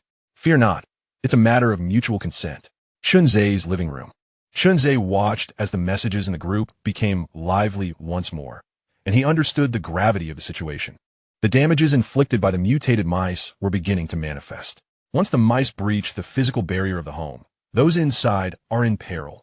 As for why the individuals in the group claim that the mutated mice present no significant threat and that their encounters merely result in minor injuries, Chunzei could only surmise that those who are still alive are the only ones qualified to send messages. Those who have been infected or have encountered a wave of mice likely have their remains lost to time. What fate typically befalls those bitten or scratched by mice? Chunzei inquired of Shun Yambing, who was currently massaging him. If treated promptly, there should be no major issues. Shun Yambing noticed the messages on Chunzei's phone and replied while continuing her shoulder massage. However, if not addressed in a timely manner, the consequences could be quite severe, such as mice typically carry a plethora of pathogens. If a deep wound is inflicted, these bacteria could infect the injured party. Within 3 days, the wound could rot and fester, leading to systemic infection and death. As Shun Yambing spoke, she opened an image in the group depicting a mouse bite. Pointing to it, injuries like this, if not treated promptly, could lead to death from infection in less than 3 days. 3 days? Yes, 3 days, compounded by insufficient nutrition. The body's immunity is already low, and he may succumb in merely 2 days. Listening to Shun Yambing's account, Chunzei could not help but express his relief. Fortunately, I fortified and sealed my home from the very beginning. Even the apartment below, 1701, has been adequately secured to prevent vermin from bringing the blood rain indoors. But even if I were injured, I would not fear, for I possess the golden attribute, holy purification, which eradicates all negative states. Moreover, I have the brilliant and talented doctor, Shun Yambing, by my side. With Shun Yambing's medical expertise, he is more than capable of addressing the vast majority of injuries one might encounter in an apocalyptic scenario. Contemplating this, Chunzei suddenly realized that his medical supplies appeared to be insufficient. The inventory in his mobile supermarket consisted merely of standard medical supplies. While he was untroubled by minor wounds and colds, he was still quite a distance from the level of hospital-grade medical resources. As someone afflicted with a severe fear of insufficient firepower, Chunzei harbored a similar mindset regarding medical provisions. If a chance arose, he would certainly seek to acquire some professional reserves from a hospital. Just as Chunzei was lost in thought, a familiar figure suddenly appeared in the group chat, igniting a flurry of excitement among the members. Wu Xiaojin, the director of the Yunhuan Neighborhood Committee, announced, "I know an exceptionally talented doctor who can help everyone with their wounds. Who is it? Please reveal the doctor's name and address." Hold on. Do you need disinfectant as well? Get lost. I just took a peek and saw 3 burly men lurking nearby. I shouldn't have to elaborate on what they intend to do, right? Wu director, who is this doctor you mentioned? The discussion in the group became fervent, and 2 individuals already had their suspicions confirmed. One was Zhang Dong, who was hiding in his home. After slapping himself a few times, his face was still swollen, and he was applying ice to it. When the group was discussing the injuries, he immediately thought of the beautiful doctor that Chunzei had once saved. He dared not divulge a word, fearing that Chunzei might seek revenge on him for it. However, now that Wu Xiaojin, this old crone, intended to leak the information, he didn't mind watching the ensuing chaos. The other was Zhao Chong, the young man who had just acquired 3 packets of instant noodles from Chunzei. He was now feeling quite elated, having stealthily gathered some additional ingredients, along with 3 packets of instant noodles as emergency rations. His survival pressure had significantly diminished. Let them fight it out. The more chaotic, the better. Ideally, they would both suffer heavy losses. Zhao Chong wished for the community to descend into disorder, with no formidable contenders remaining. In his view, Chunzei was far too powerful, wielding a machete and throwing knives with the prowess of a one-man army. This would stifle the community's tendency to spiral into madness. Beep, beep, beep. The sound of an incoming call pierced the air. Zhao Chong glanced at the unfamiliar caller ID, but chose to answer nonetheless. Hello. How do you know I know Chuntai? Is there a helicopter that airdropped supplies in our community? A pilot? Why do you ask? The woman was rescued by someone. The man is dead. Zhao Chong's heart raced. He had already surmised who was on the line. It was highly likely a call from the Donghai base. Moreover, the inquiry regarding Chuntai was significant, as he was well aware of Chun Tai's esteemed connections in the political sphere of Donghai. The identity of the caller was becoming increasingly apparent. Ho Zhun, the father of the deputy mayor of Donghai, Ho Xiangnan. How to respond to Ho Zhun's inquiry may significantly impact his future path. After much contemplation, Zhao Chong resolved to take a bold gamble. The woman was rescued by a man named Chun Zhe, while the man himself met his demise at Chun Zhe's hands. With a clever ruse, Zhao Chong extricated himself from this predicament. Suddenly, a sound of shattering glass echoed from the phone. Wiping the sweat from his brow, Zhao Chong grinned. He realized the other party had taken the bait, and now he merely awaited further communication. If he could serve as a guide, would it not lead Zhao Chong to a blissful existence at the base? Brother Zhe, someone is inquiring about my whereabouts. What do you intend to do? Shen Yambing observed the messages in the group and surmised who Wu Xiuzhen was referring to. What to do? Remain unfazed. This old witch intends to launch a media onslaught. Does she think I am afraid? Chenza discernet vu xiuzenes tactics.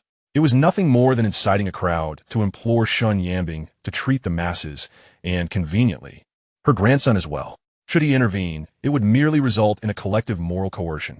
Huh? Chun Zhe scoffed at the increasingly fervent crowd, thinking to himself, how can you impose moral constraints on one devoid of morality? Chapter 62. I, the community committee chair Wu Xiuzhen, shall act on your behalf. Ding. A message popped up on Chun Zhe's phone. Chun Zhe, I asked you one last time. Will you allow Dr. Shun to treat my grandson? It was none other than Wu Xiuzhen. After blocking this old witch's community identity, she exploited her authority as the committee chair to obtain Chun Zhe's phone number, sending this final ultimatum. What now? Are you threatening me? I am quaking in my boots. Chun Zhe, unfazed, found amusement in toying with this old witch. I give you one final chance. Otherwise, once I disclose the news regarding Shun to you, the number of individuals she needs to treat may multiply. Who knows what mischief the crowd might engage in, potentially endangering your little lover. Will you choose to treat my grandson alone, or a multitude of others? If you opt to treat my grandson, I swear by my title as community committee chair, I shall not reveal an iota of information regarding Dr. Shun. Chun Zhe handed the phone to Shen Yambing, jesting, look, you are so sought after that even the community committee chair wants to personally summon you for treatment. Will you go? Mock me all you wish. Shen Yambing, rarely displaying pride, adopted a haughty demeanor. From the moment she was threatened by Wolf Brother, she had tucked away the principles of healing inherent in her role as a doctor. Had she succumbed to compassion or ignorance, her fate would have been dire, a relentless torment and a life shrouded in darkness.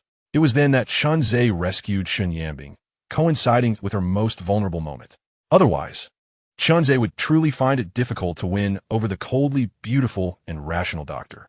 Chun Zhe, I shall grant you 3 seconds to contemplate. Chun Zhe remained silent for an extended period, causing Wu Xiuzhen to grow increasingly anxious. Enough. After sending that final word, Chun Zhe blocked her number. Meanwhile, Wu Xiuzhen stared at the incessantly failing message notifications, nearly overwhelmed with frustration. How dare he? This is your doing. Wu Xiuzhen opened the community group chat and swiftly composed a message, sending it without hesitation. The chief surgeon of the Eastern Sea City's top-tier hospital, Dr. Shen Yambing, resides at Chun Zhe's home. Is that the most beautiful doctor in Eastern Sea, Shen Yambing? Yes, indeed. Shen Yambing is in our community. My injuries are saved. How did she end up living with him? It seems they hit it off during a mutual aid meeting. I heard from my deceased aunt. I must seek her out. My fingers have turned a dreadful shade of black. Is anyone traveling that way? I live in Building 7, Apartment 401. Wait for me. I'm coming too. I live just below you. Does anyone have a vacant room? I wish to move. I've already caught 3 waves of rats today. The upstairs residents are quite fortunate. Has anyone thought to ask if Dr. Shun is willing to treat you? It is a doctor's duty to save lives. If she refuses to treat, it would be her dereliction of duty. Exactly. I could just offer her some money. Let us go. Let us seek her help together. In no time, the community buzzed with activity. Some were genuinely intent on seeking Shen Yambing for treatment, while others eyed the passers-by. The messages in the group were public, and everyone saw the opportunity. However, some merely became opportunities in the eyes of others. For instance, 3 small groups had tacitly set their sights on the 2 individuals in Building 7. Wu Xiuzhen glanced at her grandson's ears, which were beginning to fester, and her fear gradually morphed into anger towards Chun Zhe as she scolded her phone. You ungrateful wretch, born of a mother yet raised without one. You have no sense of gratitude. Without your mother's notice, how would you have acquired such abundant resources. That Shun is also a heartless doctor.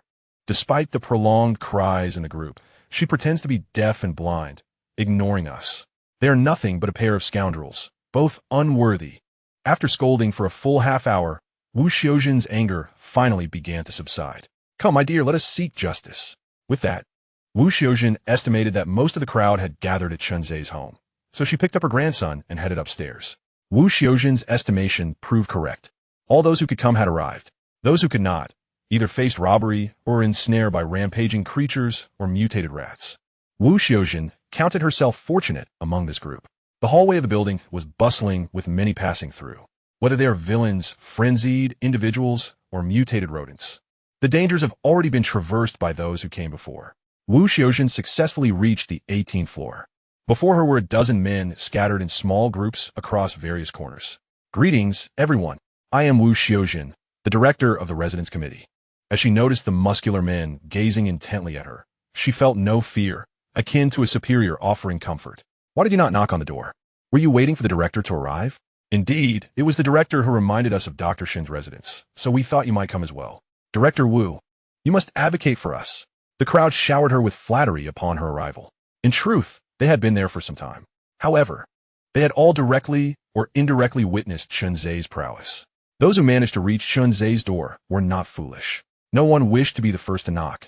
For if Chunzei were to erupt in violence, they had little confidence in their ability to escape unscathed. Thus, the group remained stalemated outside Chunzei's door. Now that Wu Xiaojin had arrived, they intended for this elderly woman to take the lead. Wu Xiaojin set her grandson down and, as was her habit, waved her hand while walking, declaring, "Rest assured, I will advocate for everyone. In the name of the residence committee, I request Dr. Shun to come out and treat your wounds." Observing the dozen men respectfully standing behind her, Wu Xiaojin's fear of Chunzei dissipated significantly. She was aware of Chunzei's fighting capabilities, but she did not believe he would dare to lay a hand on her. It was not only due to the presence of so many people behind her, but also stemmed from her confidence in her status. She was not one of those petty ruffians or lowly characters. She, Wu Xiaojin, was a bona fide director of the residence committee with an official position. Moreover, her purpose was not to confront Chunzei, but simply to request Shun Yanbing to tend to their ailments. How difficult could that be? They were not refusing to pay. After all, with this thought, Wu Xiaojin raised her hand and knocked firmly on Chunzei's door. Chapter 63. A kick sends Wu Xiaojin flying. Chun-Sir re-emerges. In the living room, Chunzei slowly rose, donning his protective suit. He had already been aware of the dozen individuals who had arrived. He merely wished to observe how long they could endure. After all, he was comfortably enjoying his time indoors, with no urgency. The individuals outside were not so fortunate, as they could be discovered by frenzied individuals or a tide of rodents at any moment. A moment's lapse could result in complete annihilation. In the end, surprisingly, before he could test the limits of the crowd outside, the old hag Wu Xiaojin arrived. You chose not to walk the path to heaven, yet you veered towards hell. Chunzei let out a cold laugh, retrieving a watermelon knife from his portable supermarket. He had not intended to go outside. However, now that the instigator Wu Xiaojin has arrived, how could he not respond to her good intentions? Open the door. Hurry, open the door. Chensha. I know you are inside. Open the door. Chunzei twisted the doorknob with his left hand and pulled it inward. The door swung open. Wu Xiaojin felt an emptiness in her hand, followed by an overwhelming force colliding into her abdomen, akin to being struck by a small automobile. With a resounding crash, Wu Xiaojin was propelled from the doorway, landing in the very spot where she had begun to tend to her grandson. She lay there motionless, her fate uncertain. Grandma. Her grandson Wang Xiaochuan, witnessing his grandmother being violently thrust away, immediately sprang to his feet in alarm. Scoundrel, I shall take you on, Wang Xiaochuan shouted as he charged toward Chunzei. Noticing the fierce gaze of the young boy, Chunzei's expression turned cold, and he slightly raised his watermelon knife. To him, the distinction between foe and child was irrelevant. What child, after all, is exempt from the consequences of their actions? Let him converse with my knife. Stop. Wang Xiaochuan, midway through a sprint, was abruptly scooped up by a man. Let me go. He is bullying my grandmother. I must kill him. The boy's face was contorted with rage, his bandaged ear enhancing his resemblance to a fearsome creature bearing its fangs. The man was Ma Yuan, the captain of the community security team, who had previously worked closely with Wu Xiaojin's daughter-in-law. A closer inspection revealed a striking resemblance between Wang Xiaochuan and Ma Yuan. Seeing Wang Xiaochuan intent on confronting Chen Zhe, Ma Yuan felt a pang of sympathy. On the other hand, he wished to prevent any bloodshed from Chen Zhe. Ma Yuan had not anticipated Chen Zhe's ruthless demeanor. He had opened the door with lethal intent, sending Wu Xiaozhen flying several meters, now unconscious and in peril. Ma Yuan had clearly witnessed Chen Zhe's menacing stance with the knife. If Wang Xiaochuan charged forward, what fate awaited him? Not only could Wang Xiaochuan be harmed, but should Chen Zhe's fury be ignited, they would truly be in dire straits. Their chances of seeking medical help would diminish exponentially, unless they could subdue Chen Zhe. Finding Shun Yambing to treat their wounds would be nothing but a pipe dream. Ma Yuan had risen to the position of security team captain through self-awareness. He did not believe that they stood a chance against Chen Zhe. Moreover, even if they were to prevail, Chen Zhe could simply retreat to his home. Once the door was closed, they would be left without recourse for the foreseeable future. Spitting defiantly, Wang Xiaochuan extended his head and spat several times in Chen Zhe's direction. Chen Zhe was taken aback that someone had dared to intervene on behalf of the boy. Yet, considering the boy's audacious action, Chen Zhe resolved that neither Wu Xiaozhen nor her grandson would leave unscathed. Silence. Ma Yuan swiftly covered Wang Xiaochuan's mouth and entrusted him to a man standing behind him. Keep an eye on him. Be quiet, you little rascal. The man behind said, striking Wang Xiaochuan on the back of the head with a forceful punch, rendering him unconscious. Chen Zhe immediately discerned Ma Yuan's ruse and exposed it. Surely, you do not believe that this will ensure his safety, do you? Such naivety. Let us temporarily spare him, for I wish to offer my sincere apologies. Ma Yuan inclined his hand towards Chen Zhe, forcing a smile. Observing Chen Zhe's indifferent demeanor, Ma Yuan inwardly cursed Wu Xiaozhen for her foolishness. How could she possibly care for a child? Were it not for his own lack of marital ties, he would truly be indifferent to Wang Xiaochuan's fate. Oh, how intriguing. Chen Zhe had initially contemplated eliminating these individuals entirely, yet a different notion now took root in his mind. The fact that they managed to converge at Building 1801 indicated that they were not inept. Why not recruit them as allies? Of course, direct integration would be imprudent. In these tumultuous times, the hearts of the people are easily swayed. However, Chen Zhe possessed the ability of hypnosis. If he could successfully hypnotize these dozen or so individuals into becoming his loyal subordinates, his security within the community would undoubtedly ascend to new heights. As the rodent plague loomed, the lower-tier survivors would be the first to suffer assaults. What would they do upon losing their sanctuary? They would surely seek refuge elsewhere. Consequently, the community would inevitably descend into chaos, leading to a complete upheaval. Ultimately, those who failed to secure shelter might pose an even graver threat than the rampant beasts and mutated rodent hordes. They would band together, assaulting homes one by one. Seizing supplies, Chen Zhe's residence could very well become a target. Although he had reinforced his home, it was a personal endeavor. Its overall safety could not compare to that of professionally fortified structures. Thus, he needed to enhance the security measures beyond mere shelter. Infiltrating spies among the masses was undoubtedly a prudent strategy. Chen Zhe had never underestimated the power of the populace. He believed it to be boundless. Therefore, he intended to align himself with them. This group of individuals presented the perfect opportunity. Yet, to hypnotize so many at once was a daunting challenge. His current mental fortitude was insufficient. The last time he attempted to hypnotize 4 or 5 minds, it nearly overwhelmed him. The number was greater this time, exponentially increasing the difficulty. Nevertheless, as a psychologist, Chen Zhe understood how to alleviate the challenges of hypnosis. By dismantling their psychological defenses, the process would become considerably simpler. Do not worry. I am quite magnanimous, Chen Zhe remarked, dismissing Ma Yuan's apologies with a wave of his hand. Thank you, Chen. Hold on, I have not finished speaking. Chen Zhe retrieved 2 bottles of medical alcohol from his portable supermarket, raising them aloft. 2 bottles of medical alcohol. Who wishes to partake? To everyone's surprise, Chen Zhe was remarkably accommodating. Before they could even articulate their purpose, he had already prepared the disinfectant alcohol. Could it be that Wu Xiaozhen's recent misfortune was attributed to some other cause? Kind-hearted Chen, a rat has bitten my arm, and it has turned purple. Give it to me. I was bitten by 5 or 6 rats on my calf. I need it first. And me, I am on the brink of death. In an instant, a dozen men began to lament their misfortunes. Chen Zhe raised his hand to silence them. A faint smile playing on his lips as he proclaimed, One bottle for drinking, one for use. You may decide amongst yourselves who will drink and who will use it. Chapter 64. Wu Xiaojun reaps what she sows. Chun, kind-hearted Chun, how can this medical alcohol be consumed? Indeed, this is no jest. It could be fatal. The crowd, upon realizing it was medical alcohol, quickly shook their heads in disapproval. So what do you say? Do you not want it? Chun Zhe then loosened his grip, allowing a bottle of alcohol to plummet to the ground.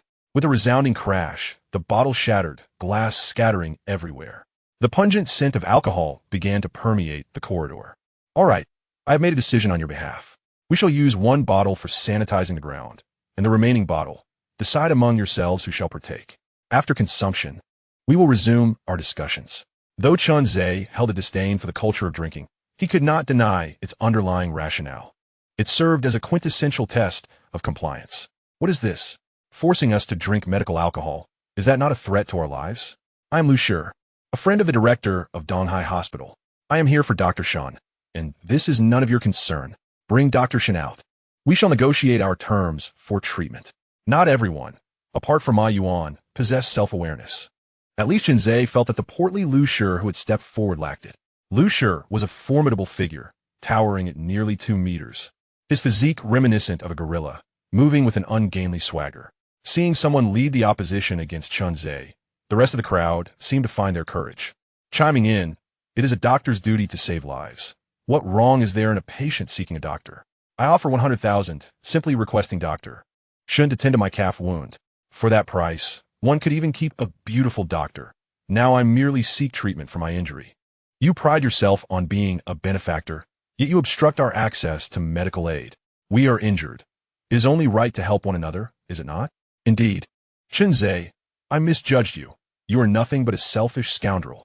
We are not unwilling to pay. Surely you will allow us to meet Dr. Shin? If the terms are insufficient, we can renegotiate. Chun Zhe, have you imprisoned Dr. Shan, only thinking of monopolizing her services? Dr. Shan, please come out. We can help you rid yourself of Chun Zhe's threat. I possess ample resources, and if you follow me, I can instantly grant you a life of happiness. Ma Yuan observed as several individuals emerged, pressuring Chun Zhe alongside Lu Shi, a bead of sweat trickling down his forehead. Fortunately, they seemed aware of Chun Zhe's prowess and were still attempting to reason rather than resorting to violence. Otherwise, Ma Yuan would have been a loss as to whether he should flee. Before Chun Zhe could respond, another figure unexpectedly appeared behind the door, Shun Yambing, who had been called out by the crowd. Leaning against the door, she coldly declared, "You should all leave. I will not assist you." Sensing a tinge of discomfort, she added, "I am merely Chun Zhe's woman now, no longer Dr. Shun." After casting a final glance at Chun Zhe, she retreated back into the room. She had overheard the provocations outside and worried whether Chun Zhe might alter his perception. Thus, she felt compelled to step out and express her true feelings. Unbeknownst to Xin Yambing, Chun Zhe possessed a system panel that allowed him to gauge her affinity. Once her affection reached its peak, it would never diminish. Naturally, Chun Zhe would not waver in his trust towards Shun Yambing due to a few words of incitement. "Are you done speaking?" Chun Zhe tightened his grip on the watermelon knife and continued, "Now it is my turn to speak." With a swift motion of his hand, a flash of silver sliced through Lu Shi's neck. In an instant, blood spilled forth, sealing his fate. Lu Shi's imposing physique crumpled like a wisp of cotton. You. His vocal cords severed. Lu Shi could only manage incoherent sounds as he fell. The previously tumultuous atmosphere in the corridor fell eerily silent, with the sound of swallowed breaths echoing distinctly. Still haven't made up your minds? If not, I shall randomly select someone. With that, Chun Zhe retrieved a toy revolver from his portable supermarket, opened the chamber, and loaded a rubber bullet. After closing the chamber, he vigorously shook the revolver. Although his absolute sensitivity allowed him to discern which chamber contained the bullet, he chose to ignore it, curious to see who would be the unfortunate one. Everyone present understood Chun Zhe's intent. He was using the revolver as a lottery mechanism. Whoever was struck would be compelled to drink a bottle of medical alcohol. Yet, they dared not resist. Lu Shi's body was still warm, his blood not yet congealed. The thought of confronting Chun Zhe filled them with dread, and they lacked the resolve and courage to act. Silence could spell doom, but stepping forward would lead to swifter demise. "Chun, kind-hearted benefactor, does everyone present count?" A bespectacled young man gathered his courage and stepped forward to inquire. "Of course," I replied, The decision rests with you. Here, you referred to everyone present. Chunze raised a toy gun, aiming it at the bespectacled man, and asked, "Would you like to be the first to try?"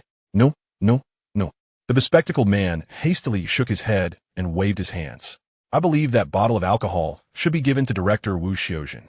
She has such a kind heart and has devoted herself to our community. She would surely be willing to assist us in this matter." He adjusted his glasses and gestured towards the unconscious Wu Xiuzhen, expressing his sentiment. The others followed his gaze, and a flicker of clarity swept through their minds. Indeed, how could we forget about our benevolent director? She is our guardian and would undoubtedly want to help us. Aunt Wu, known for her eagerness to lend a hand. Chimed in, "I agree. Just recently, she lent my family 2 kilograms of rice, and now it is time to repay her." "I concur," another added, "as the director, she ought to embody the spirit of mutual assistance." "Agreed. She has lived a long life and has certainly enjoyed enough. If you all agree, then I shall agree too." "Very well, it is settled. Chinga, give her the drink." The only hesitant one, Ma Yuan, seeing everyone else consent to Wu Xiuzhen drinking, chose to remain silent. "You take action."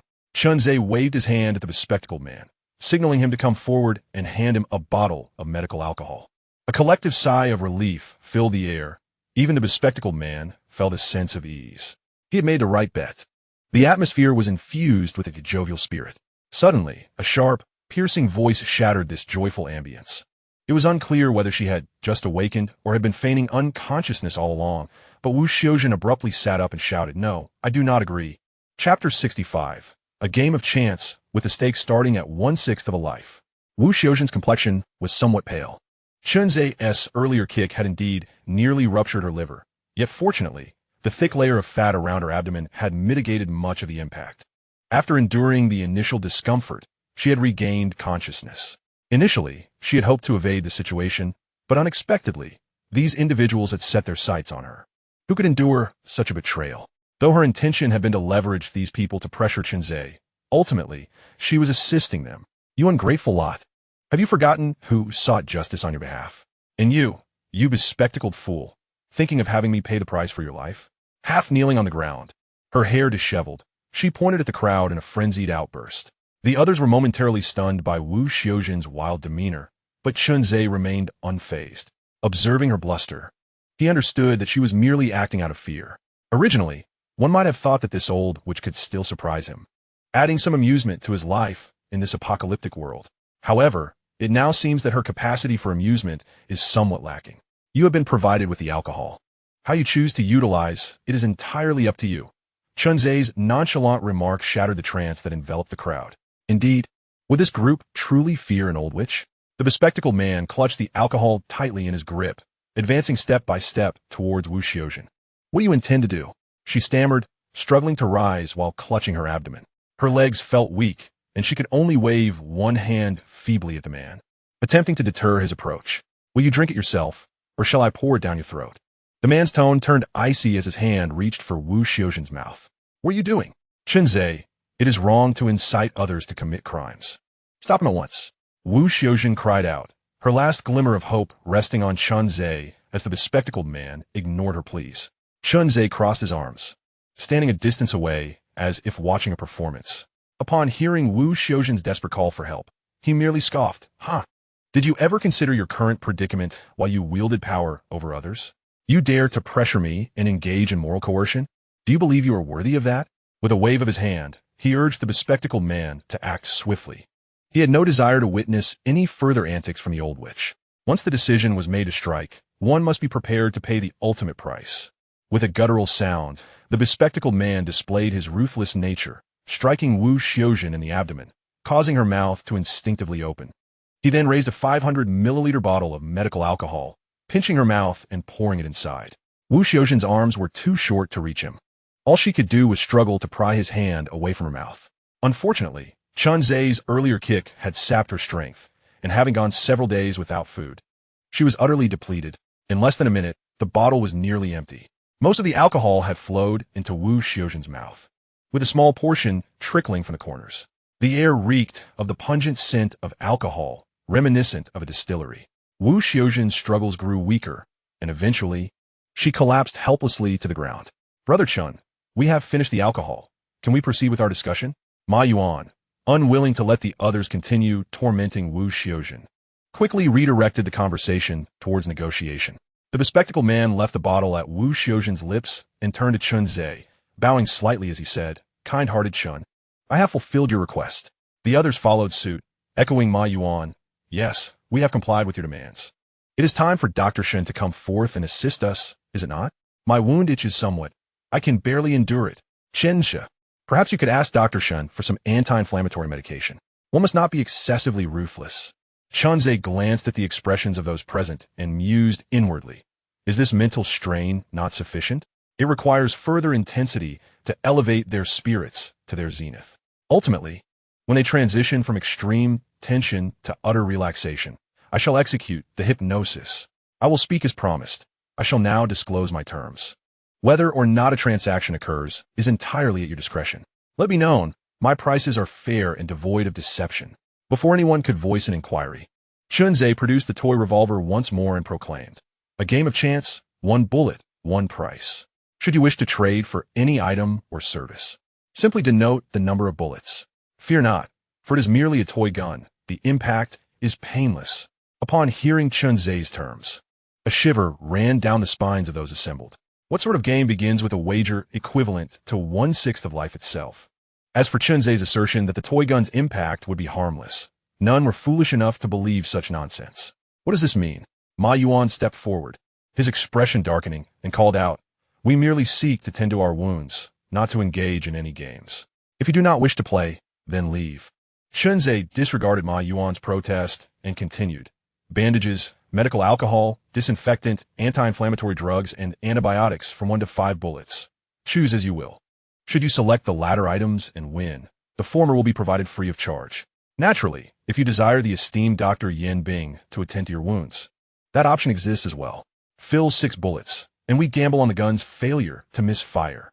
Should you succeed, I shall summon Yin Bing to assist you. So, who wishes to take the plunge?"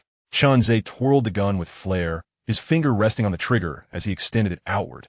"What nonsense! I refuse to partake any longer. I shall take my leave," muttered a man at the back, turning to depart.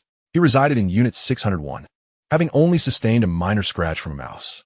He had merely ventured forth after hearing Wu Xiaojun mention that Chunze would provide free assistance from Dr. Shen.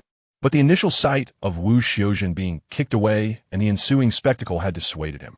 Now, to hear Chunze propose a wager on their lives? No chance. Just yesterday, he had bartered with half a bottle of mineral water for a young woman and had yet to satiate his desires. Others began to contemplate retreat as well. Moral coercion? Ineffective. They could not overpower him, and now Chunze proposed a life-and-death gambling game. Why would they stay? Medical alcohol and disinfectant were hardly worth wagering half their lives. As for summoning Shun Yambing for wound treatment and risking the gun's failure, one would have to be quite deranged to entertain such an idea. Chunze observed the man attempting to escape and swiftly hurled a flying dagger. With a thud, the man lunged forward, a fruit knife embedded in his back. He was not inclined to play the game. He chose to take his own life. And what of you? Chapter 66. Hypnotizing the masses, Chunze enhances his safety measures. Let us play.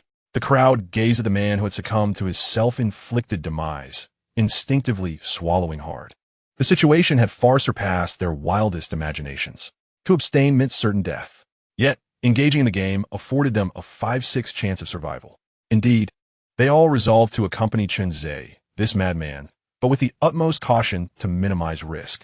They felt as though they were ensnared in an intricate web spun by Chunze, with each of their actions dictated by him. Very well, let us begin with you. Chunze beckoned to Ma Yuan. He discerned that Ma Yuan was the most rational and adaptable among the group.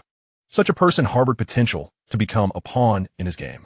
Chunze opened the chamber of his revolver and inquired, "Which one will you choose?" "Bandage." "I choose the bandage." Ma Yuan hastily declared his choice, as if fearful that Chunze would assign him something else. "All right, just 1 bullet." Chunze inserted a rubber bullet, closed the chamber, and vigorously spun it. Click, click. The chamber rotated swiftly. Ma Yuan fixated on the revolver in Chunze's hand, whispering fervently, "Heaven help me, heaven help me." Set an example. Chunze handed the loaded revolver to Ma Yuan.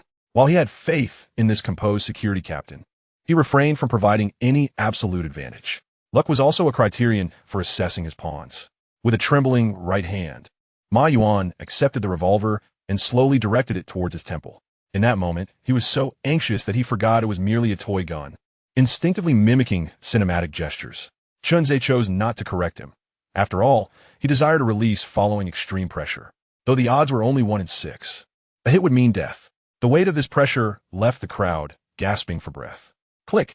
The revolver was empty. Haha, I won a bet. Ma Yuan's legs buckled, and he collapsed onto the ground, grinning foolishly. No one mocked him. They merely watched Chunzé with bated breath, hoping he would draw at a slower pace. A quarter of an hour later, a deadly game of roulette reached its conclusion. 14 emerged as the fortunate ones. 3 fell, one of whom attempted a final struggle before succumbing. Alas, before Chunzé could intervene, he was dispatched by a survivor who had previously endured the roulette. Having become beneficiaries of the game's rules, they were more determined than anyone to uphold its integrity. Well, congratulations to all of you standing here. You have successfully completed the game. It is now time to claim your rewards. Chunzé pretended to pull out a pile of gauze from his backpack. Upon seeing him produce the gauze, tears welled up in the eyes of the crowd. No one could truly comprehend the harrowing experience they had just endured on that life-and-death roulette, especially when they witnessed the moment when Chunzé decisively eliminated the one who had triggered the bullet. Their limbs felt weak. Ha ha ha. Some individuals were moved to tears of joy. Observing that the crowd had relaxed their guard, Chunzé seized the opportunity to activate the hypnosis skill. From this moment on, you shall all heed my words, for it is I who has bestowed upon you the joy of life. No sooner had Chunzé spoken than an overwhelming sense of fatigue washed over him, akin to having been struck on the head with a hammer, leaving him feeling quite unwell. Nevertheless, this time the hypnosis was successful. Hypnotizing 14 individuals at once was approaching the limits of Chunzé's mental capacity. He glanced at his 48 points of mental strength and mused to himself, I must gather more skills. I cannot allow myself to become complacent. Yes, master, came the unanimous reply from the 14 voices. This time, Chunzé refrained from providing them with specific instructions, unbothered by the possibility of others noticing. As pawns, they were to follow his commands without question. Chunzé handed out 14 doses of antibiotics to them, instructing, administer the injections yourselves, and thereafter, conduct yourselves as you did before. Should you encounter anyone plotting against me, report back to me immediately. The antibiotics would significantly alleviate infected wounds. Even if they could not completely cure them, they would at least provide temporary relief. That was sufficient. Chunzé had no intention of lingering in the community for long. With less than 3 months remaining before the city of Donghai would be no more, staying in the community would be tantamount to courting disaster. As long as he secured Su Yan's golden skill, mechanical heart, he could swiftly construct a vehicle and depart. The crowd received the antibiotics and, after injecting themselves in their arms, replied, Understood, master. Should we hear of anyone wishing to harm you, we shall report to you immediately. You are my true eyes within this community. Any unusual occurrences must be reported to me without delay. Shen reiterated. Many whispers could not be conveyed in the larger community groups. Therefore, establishing surveillance and maintaining control over the environment was a primary reason for his hypnosis of them. Understood, master. Seeing that matters were settled, Chunzé waved his hand, dismissing them to leave. Being called master by a group of burly men was somewhat disconcerting for him. By the way, ensure that the hallway is cleared, and take these 2 individuals out to be dealt with. Chunzé pointed at the barely conscious Wu Xiuzhen and the unconscious Wang Xiaochuan. Throughout this ordeal, he had paid little heed to Wu Xiuzhen, the community director. In apartment 1801, in the living room, Su Yin inquired, You let them all go? Unaware of Chunzé's hypnotic abilities, she assumed he was merciful. Let them go? What purpose would it serve to keep them? Chunzé replied casually, taking a sip of his refreshing cola. He felt a sense of delight, having added an extra layer of security for himself. Aren't you worried they might return? Su Yin expressed her concern. Enough, Su Yin, do not meddle in Zhe Ji's affairs. Jiang Ruolin, who was practicing yoga, interjected. She had a good rapport with Su Yin and wished to prevent any negative impressions of Chunzé from forming in her mind. Zegu always has his reasons for his actions. We must trust him. Chunzé raised an eyebrow. After all this time, was Jiang Ruolin's wild spirit finally being tamed? Oh, Su Yin found herself somewhat unaccustomed to the way the women around Chunzé were so obedient to him. Perhaps it was because she had yet to experience the extent of his power, as she was not yet one of his women. Suddenly, the sound of beeping interrupted them. Chunzé's phone rang. Glancing at the screen, he saw it was the base number Su Yin had called earlier. "It's from a base. You should take it," he said, handing the phone to Su Yin without a moment's hesitation. "Uncle Chung?" Su Yin answered the call, and upon hearing the voice on the other end, her expression changed dramatically. A moment later, with a worried look, she hung up the phone. "What happened?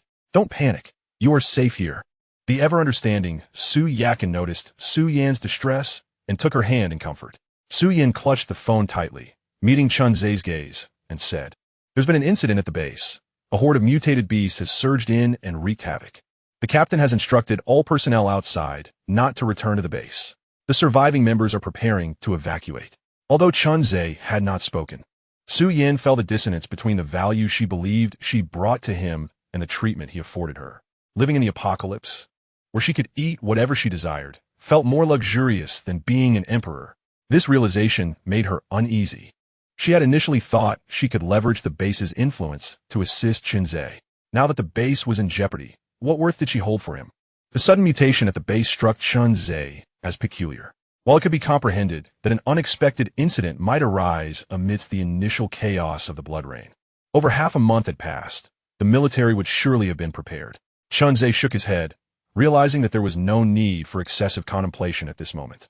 Instead, he should focus on how to secure the entry for Mechanical Heart as soon as possible. "As you can see, I have ample provisions and security here.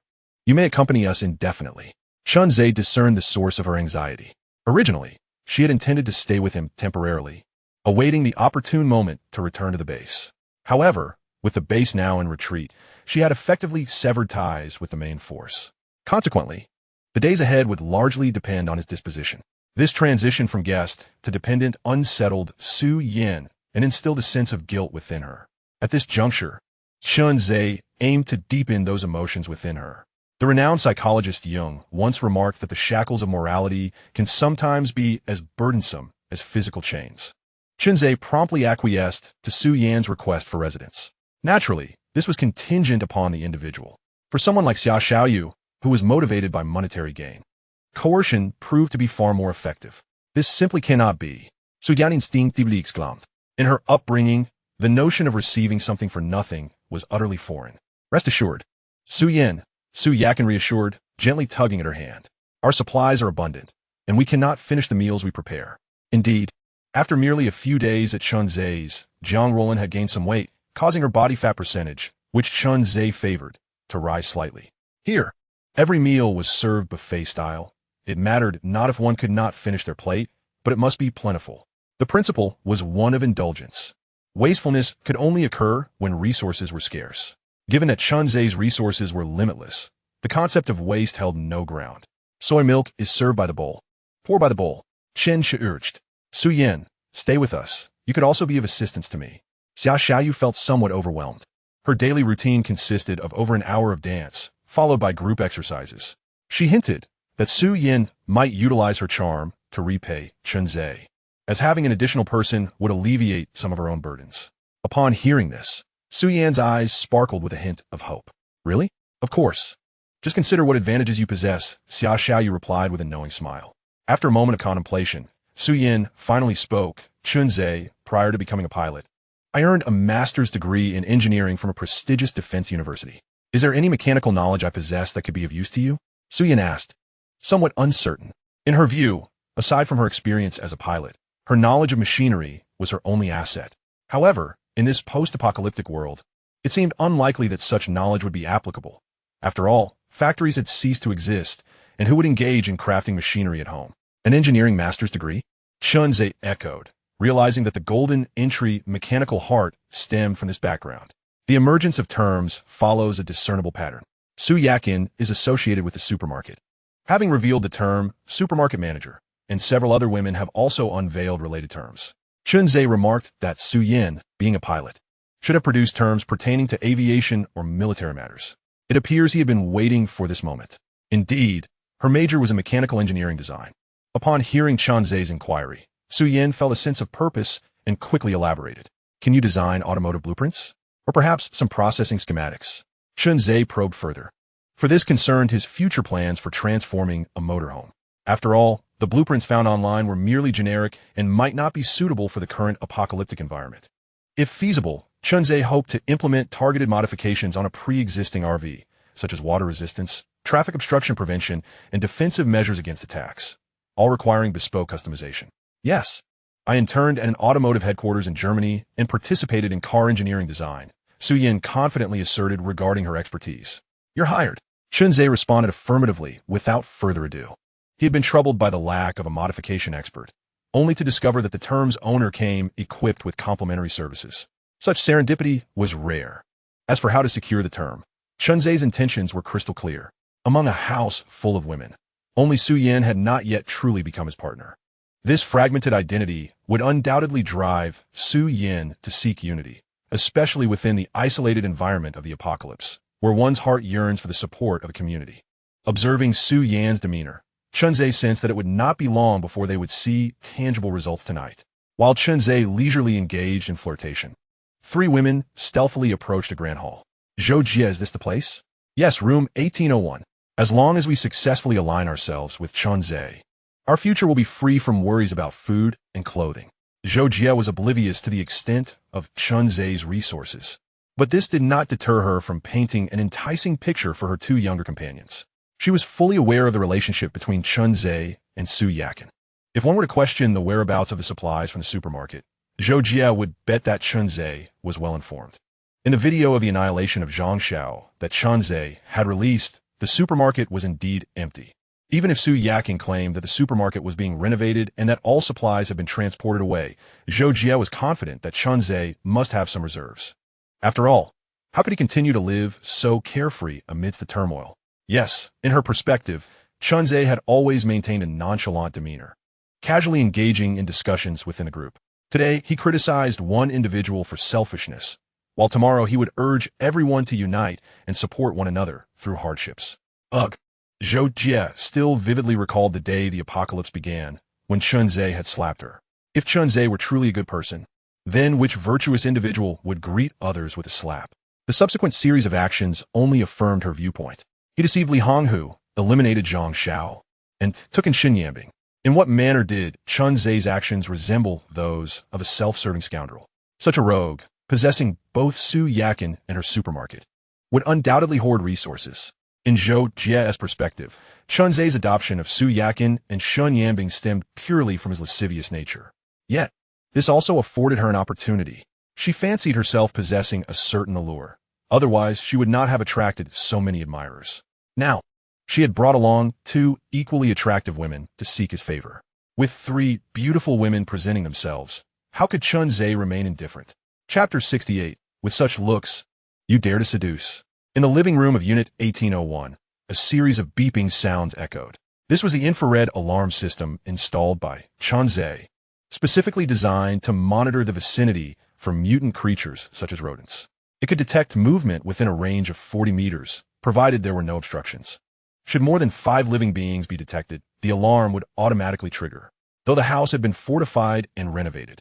Chunze still wished to be forewarned of an impending rodent surge. Approaching the surveillance screen, he noticed a multitude of small red dots gathering beneath the adjacent building, rapidly advancing towards his own. A rodent tide might be imminent. Everyone should refrain from unnecessary movements, he cautioned the women. In truth, even without his warning, the women would not engage in foolish actions such as opening windows. They either chatted in the living room or rested in their respective rooms, hardly venturing outside. However, in a post-apocalyptic world, caution could never be overstated. Should I close the curtains as well? Su Yakin recalled the scene of rodents swarming in the kitchen and asked, somewhat apprehensively. She feared that others might witness the rodents congregating on the balcony, causing panic. No need. We've already viewed plenty of videos, protested Xia Xiaoyu and Jiang Luolin. They understood that this was a facet of their harsh reality, one they must learn to adapt to. After all, their current existence was solely due to Chunze. Without him, they might not survive even 2 days. Observing the women's reactions, Chunze nodded in satisfaction. Understanding women are always favored by men. Suddenly, Chunze sensed 3 figures in the 15th floor corridor. Their breaths were sharp and rapid, their footsteps light. Women? Upon glancing at the corridor monitor, he confirmed it was indeed 3 women. At this moment, Zhou Jie and her 2 companions remained oblivious to the approaching rodent tide as they cautiously ascended the stairs. 2 young sisters walked in tandem, with Zhou Jie sandwiched between them. Zhou Jie felt a twinge of confusion. Why was this building so eerily quiet? After all, she had encountered a rampaging beast when she descended from their building. The trio had decisively taken up their weapons and vanquished the creature together. However, upon arriving at Chunzei's location, the silence was striking. Not a single creature was present, not even a mouse. Could it be that someone had already cleared the area? Zhou Jie recalled the earlier gathering led by Wu Xiuzhen, but called upon others to solicit Xin Yanbing's medical assistance. It hadn't been long since then, surely. These individuals had tidied the hallway of any anomalies. How fortunate for them. Zhou Jie and her companions felt a sense of relief, thankful for their predecessors' efforts, which had made their journey considerably easier. Otherwise, traversing the 18 floors could have posed unforeseen challenges. Remember to adjust your clothing slightly, but be cautious not to reveal too much. Zhou Jie instructed the two young sisters. Although they were of a similar age, these sisters were previously respectable women. They had been captured by Zhang Xiao and endured a few days of servitude, only later to accompany Zhou Jie in various ventures. Their faces bore a hint of allure. Yet it was modest. When it came to the art of seduction, Zhou Jie prided herself on her skills. After all, she had managed to ensnare the heart of her superior, Su Yakin's husband. In the presence of a lecherous man like Chunzei, one must exhibit allure while maintaining an air of modesty. It was essential to incite Chunzei's desires while also presenting a demeanor of reluctant allure. Only through this approach could they transform their passive stance into one of initiative, ultimately captivating Chunzei. Did you hear that? Zhou Ye reiterate. We heard.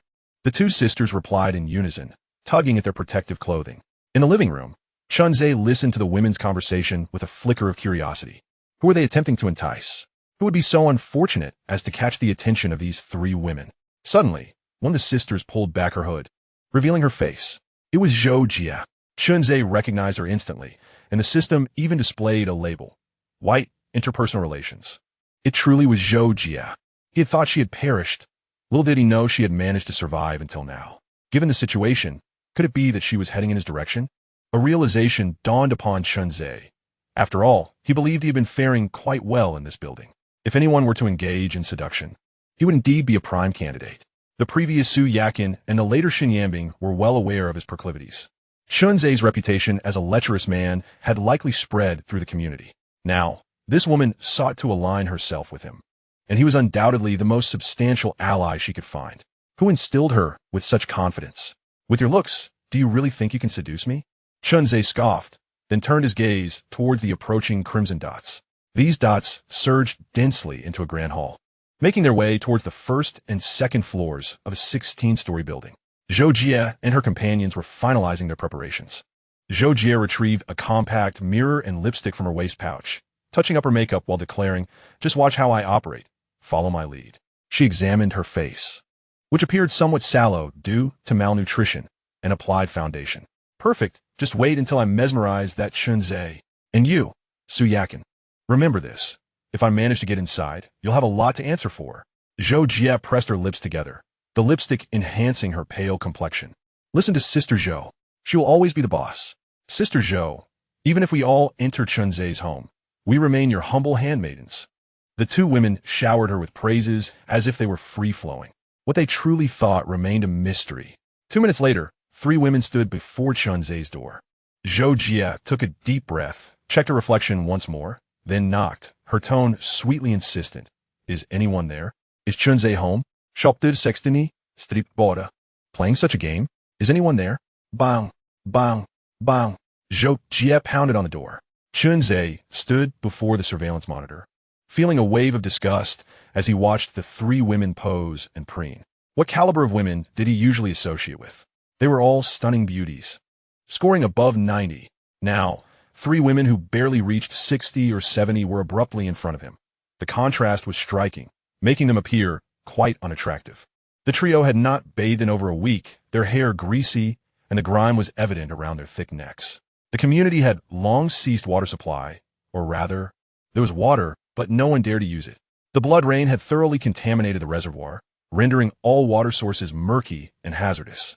Contact with it would lead to infection and madness. Presently, survivors were not only deprived of bathing, but also lacked drinking water. Aside from a few clever individuals who had stored some tap water at home, Most faced both hunger and severe thirst. Chunzhe himself had not used tap water since the onset of chaos. He had even sealed the pipes to prevent any contaminated rainwater from entering his home. For cooking, drinking, and hygiene, Chunzhe and his companions relied on expensive bottled spring water. This was even more lavish than life before the apocalypse. Yet, Chunzhe remained indifferent. Sister Zhou, do you think Chunzhe might not be home? In truth, the younger sister wanted to inquire whether Chunzhe was dead, but she hesitated. No, Chunzhe was active in the group chat this morning. Zhou Jie cast a sweeping glance around. Her heart filled with perplexity regarding Chunzhe's intentions. Did he truly believe himself to be a berserker, recklessly banging on doors, thus feigning ignorance? With this thought in mind, Zhou Jie directed her gaze towards the doorbell. Surely, a berserker would not possess the wit to ring the bell, would they? Beep, beep, beep. Zhou Jie incessantly pressed the doorbell, simultaneously calling out loudly, Chunzhe, I know you're home. Open the door. It's Zhou Jie. I brought you a surprise. For reasons unbeknownst to her, an increasing sense of urgency surged within Zhou Jie, as though she sensed that something ominous was about to transpire. This only spurred her to hasten her pressing of the doorbell. Beep, beep, beep, beep, beep, beep. What a racket! Chunzhe exclaimed from the hall, unable to contain himself at Zhou Jie's relentless ringing. He then manually silenced the doorbell. As for confronting Zhou Jie to reason with her, that was out of the question. The tide of rodents could arrive at any moment. He could not afford the risk of opening the door. The lives of Zhou Jie and her companions were not worth a modicum of danger to him. Is it Zhou Jie? Suzakin in Guit? Having heard the commotion outside the door. Yes, she has brought along 2 friends. Chunzhe projected the surveillance footage from the entrance onto the living room screen, revealing the antics of Zhou Jie. By this time, Zhou Jie's voice had grown hoarse, instructing another young girl to knock and shout.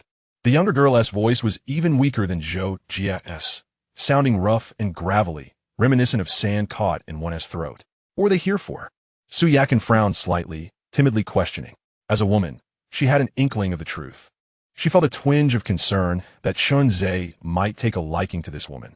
After all, Su Yakin had first-hand experience of Chunzhe's prowess in that regard. Men who possess such strength are often quite lascivious. Now, faced with the trio of women at his doorstep, not only Su Yakin but also Xia Xiaoyu and the others harbored their own worries. This was a woman's instinct. The women did not harbor animosity towards one another, as they still held a measure of admiration for each other. Be it Su Yakin, Jiang Luolin, or even Xia Xiaoyu, all were esteemed figures in their respective fields. Mutual admiration exists even among women. But what could Zhou Jie and her companions possibly offer? Su Yakin even noticed the bite marks on Zhou Jie's neck, and it was evident what that implied. Among the group of women, only Shun Yambing watched the screen with an amused expression. She was the most rational, instantly discerning that Chunzhe held no interest in someone like Zhou Jie. Although she had joined Chunzhe's team later than the others, she understood him better than most women. His strength, reason, intense possessiveness, and an extreme selfishness captivated her greatly. This was also the reason she had chosen to follow Chunzhe in the first place. As long as one wholeheartedly follows Chunzhe and becomes his private possession, she need not fear abandonment or mistreatment. However, the prerequisite is to gain his approval. Unfortunately, Zhou Jie clearly falls short of the standards set by Chunzhe. Outside the door, after knocking for quite some time with no response from within, Zhou Jie, filled with determination, removed her top. She was gambling on the hope that Chunzhe was aware of someone knocking and perhaps even watching their every move from behind the door. Thus, she felt compelled to demonstrate her sincerity. Follow my lead, Zhou Jie commanded, casting a glance at the 2 women beside her. What? The 2 girls hesitated. Although there was no one around, it was still broad daylight. What are you waiting for? Hurry up and do as I say. Zhou Jie ruthlessly tugged at one girl's hair, her tone cold. In her view, Chunzhe was concerned for them, worried they might bring him unforeseen harm. Additionally, the allure was insufficient. They had not yet stirred his desires. By shedding her clothing, she left little room to conceal any weapons, rendering Chunzhe less apprehensive of them. One couldn't help but commend Zhou Jie for her self-awareness. As a psychological master, Chunzhe quickly discerned her intentions, to show sincerity coupled with the unadulterated allure of seduction. It was indeed a clever ploy. If it were an ordinary individual, witnessing 3 young women willingly offering themselves and alleviating his doubts, He would have opened the door without hesitation to welcome them in. Alas, Chunze was a remarkable youth raised under the red banner, capable of withstanding trials. The other women, observing Zhou Jie's bold maneuver, turned pale with dismay. Huh, how shameless. She truly dares to go this far. Disgusting. Siye. Isn't the rat tide supposed to be coming? One of them remarked, while another added, with that figure, she still dares to show off? This last comment came from Xia Xiaoyu. Only Su Yin remained seated at one end of the sofa, idly holding a piece of Wong crushed ice. Witnessing the scene, she nodded thoughtfully, as if she had come to a realization. Not wishing to observe any more inappropriate displays, Chunze switched the surveillance to the infrared warning display. A multitude of red dots was already densely packed on the 6th floor, and they were surging towards the 7th floor like an overflowing tide. This impending rat wave was indeed formidable. Chunze could not help but sigh in relief, thankful that the house had undergone thorough reinforcement. Even mutated rats, steeped in blood, could not breach their defenses. Chapter 70. With limited supplies, only one person may enter. Is nobody still inside? Zhou Jian knocked on the door twice more, her expression shifting as she muttered to herself. She hadn't anticipated that despite her drastic actions, Chunze would remain unresponsive. Sister Zhou, I seem to hear some strange noises. The younger sister cautiously interrupted Zhou Jia's complaints. What sounds? I once raised chickens, and this noise resembles a flock of chicks incessantly chirping. The younger sister said uncertainly. Due to hunger, she might sometimes hallucinate, but the current sounds seemed substantial, as if emanating from downstairs. How come I didn't hear it? You must be delirious from hunger. Keep undressing. I refuse to believe that Chunze, a mere man, can resist such temptation, Zhou Jie declared, as she began to remove the last remnants of her clothing, once again painting a rosy picture. As long as you can impress Chunze, you won't be in this starving state. What ambiguity! What half-hidden allure! She cast aside all reservations and laid her intentions bare. Observing Zhou Jie's determination, the two younger sisters ceased to dwell on the peculiar sounds. As Zhou Jie articulated, as long as they could get close to Chunze, they were willing to do anything. After all, they had already sold themselves several times. What was one more? Just as the two girls began to follow suit, a faint squeaking echoed through the empty corridor. Even Zhou Jie, now entirely unclothed, couldn't help but glance back. Sister Zhou, a rat. A mutated rat. One of the younger sisters, who was more timid, screamed first. Around the corner of the corridor, a rat, dark red with patches of black, revealed half its head, its round eyes fixated on the three women. Its short, sharp forepaws hovered in front of its chest, and it continuously emitted high-pitched squeaks. Chunze observed everything clearly through the surveillance cameras, although the rat tide was still spreading on the 6th and 7th floors. That did not mean there were no rats climbing up. This pioneer rat had already reached the 18th floor where Chunze was. What is there to fear? It's merely a mutated rat. Zhou Jie felt a chill run through her body, instinctively tucking herself in.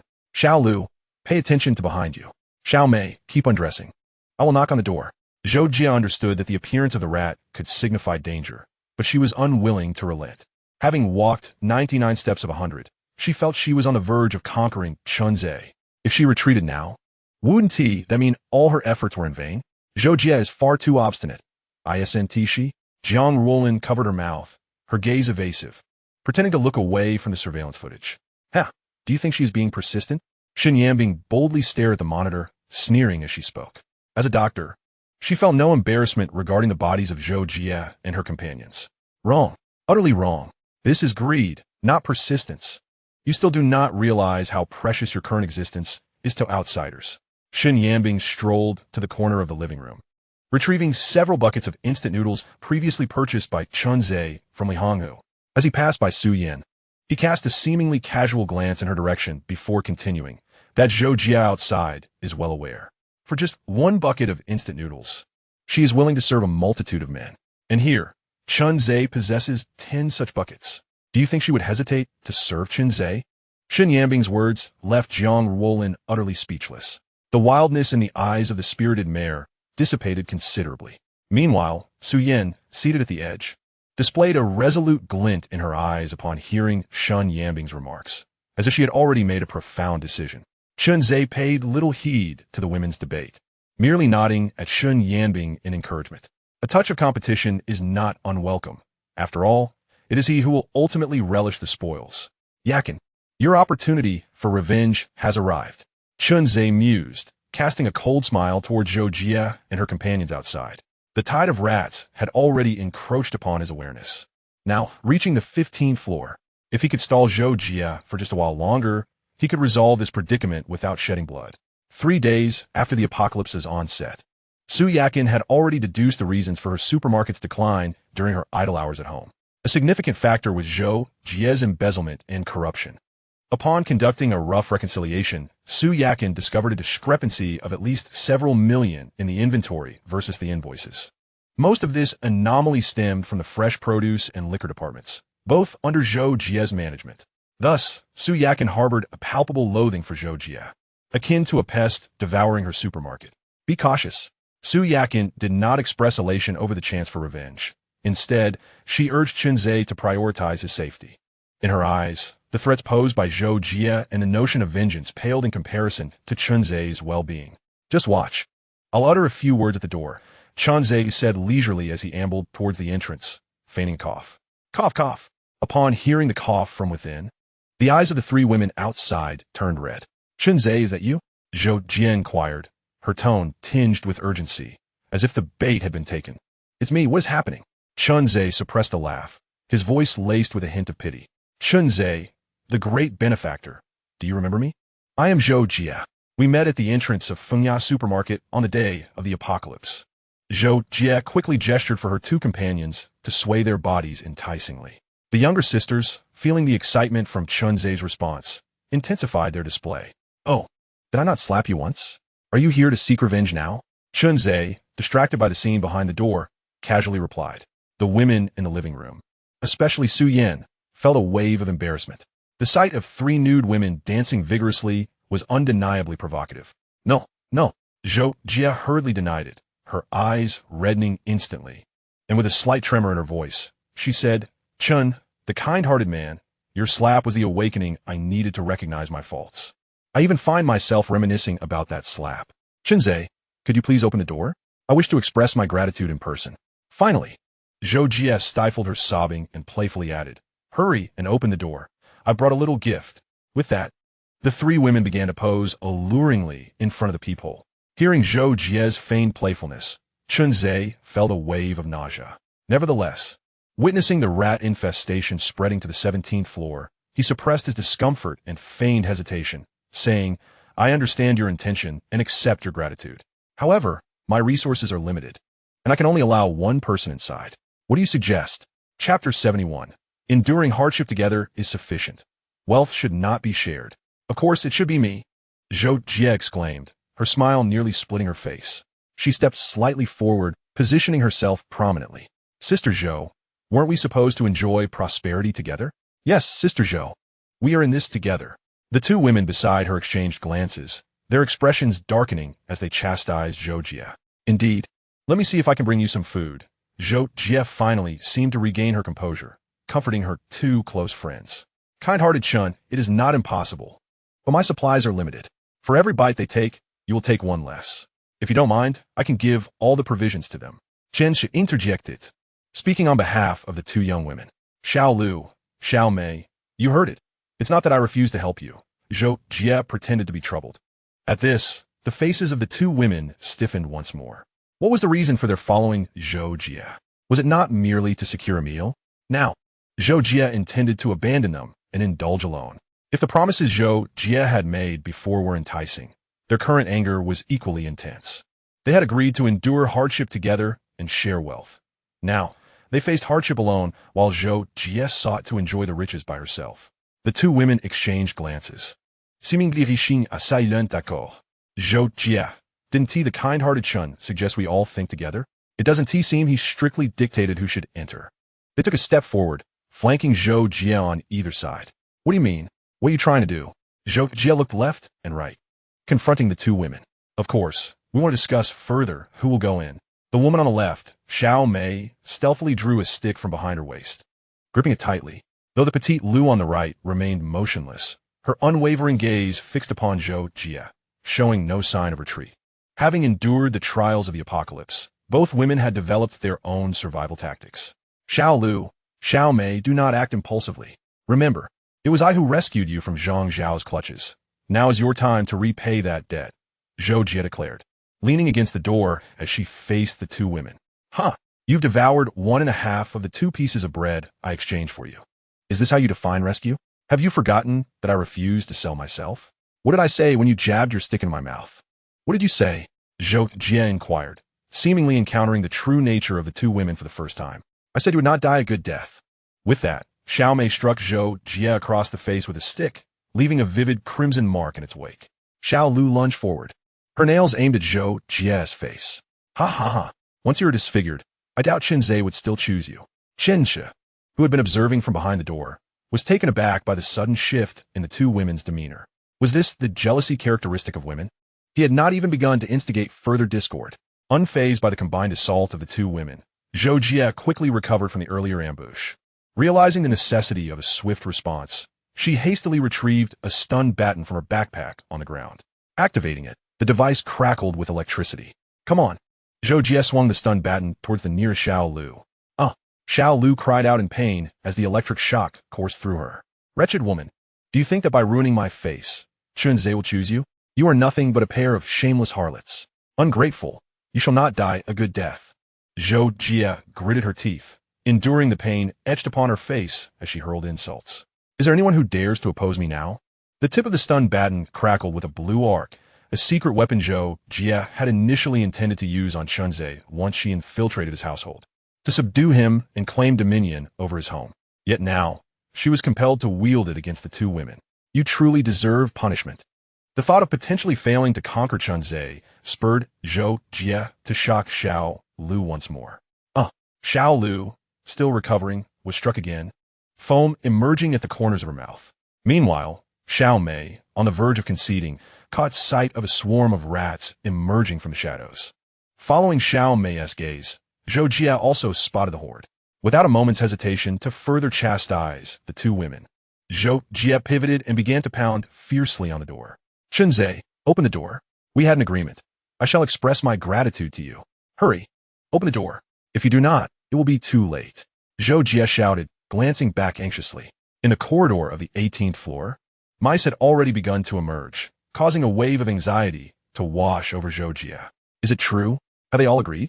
Yes, they have all consented. Zhou Jie turned her gaze back to the two women, seeking their verbal confirmation.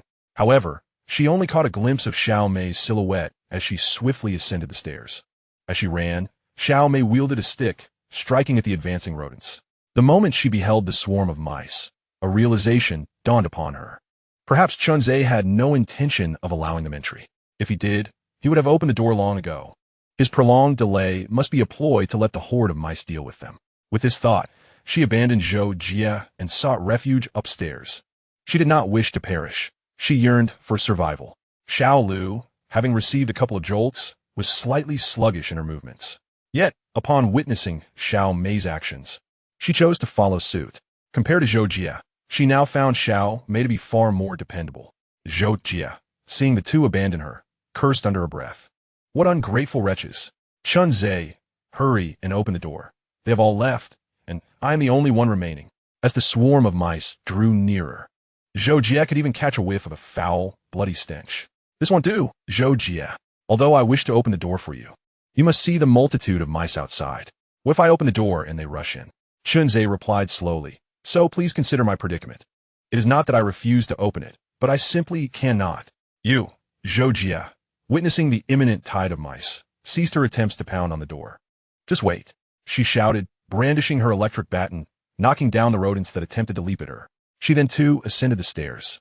Outside, the rodent swarm surged forth. In the living room, a serene atmosphere prevailed.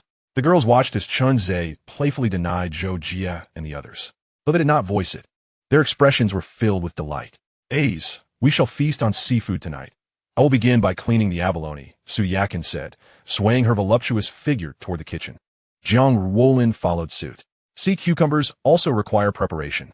Xiao Xiaoyu cheerfully played music and began to dance. Shen Yambing assisted Chen Zhe with a massage.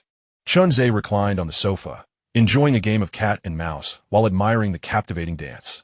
Only in the corner, Su Yin felt a profound sense of isolation, as if she could not integrate into the joyful ambience.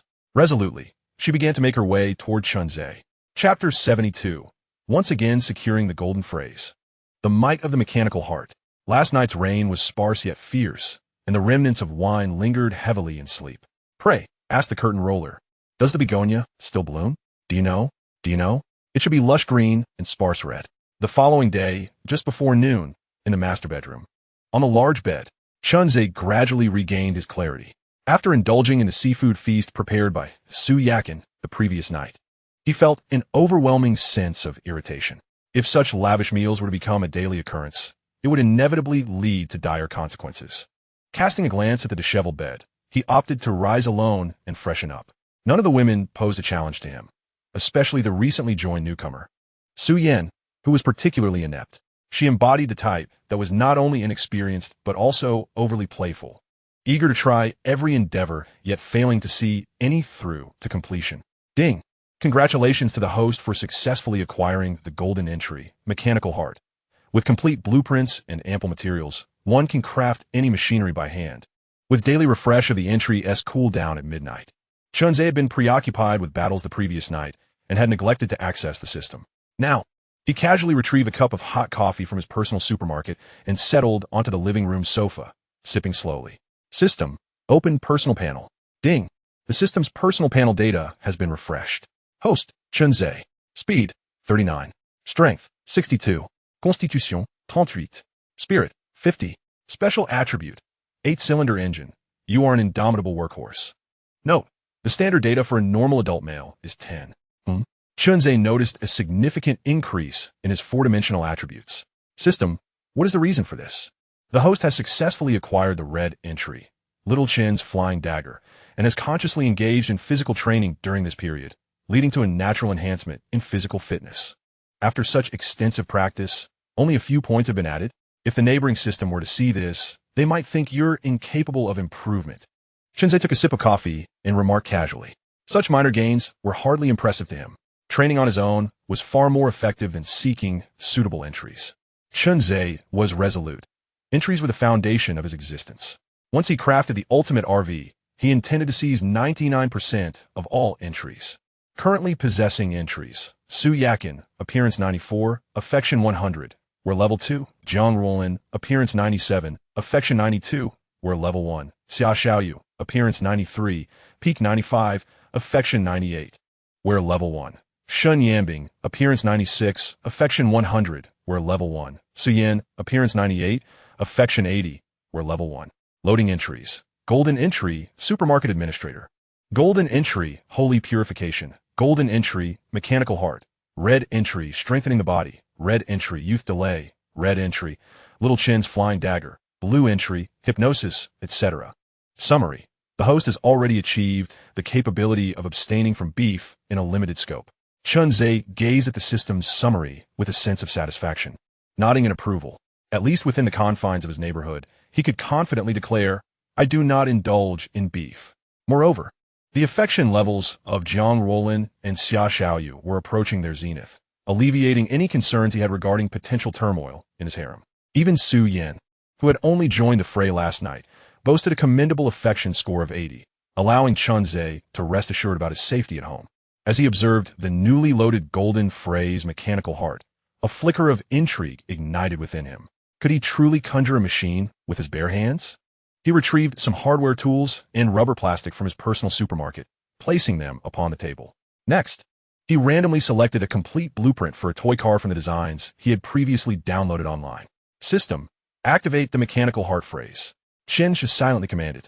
Instantly, a brilliant light emanated from his palm, illuminating the hardware and rubber materials on the table, which then vanished without a trace. Where's the car? He pondered, only to receive a prompt from the system. Ding. A portion of silicon material required for the chip is still missing. Without hesitation, Chunzhe grabbed a glass from his personal supermarket. Another flash of light ensued, and the glass disappeared. Shall I synthesize this type of toy car? The system inquired. Synthesize. Chunzhe reiterated in his mind. Moments later, within the confines of the system's space, a brand new toy car lay quietly. Chunzhe felt a connection to the toy car and effortlessly summoned it into his hands. Upon examination, He found it indistinguishable from an ordinary toy car. He retrieved a matching remote control from his personal supermarket, installed the batteries, and activated it.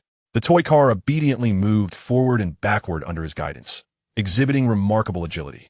After some time of play, Chunze decided to test whether he could retract the car back into the system space. If successful, it would be akin to having acquired a free system space. Although the cooldown for the mechanical heart phrase was once a day, the prospect of creating a machine daily and storing it for later use was exceedingly convenient. For instance, a firearm? Imagine encountering a dilemma where others, seeing him devoid of any weaponry, sought to lecture him on principles, only for him to suddenly find a principle materializing in his grasp. What a delightful scenario that would be. With a surge of excitement, Chunze watched as the toy car vanished from the ground. Correspondingly, within the system space, the toy car lay quietly at rest. Success.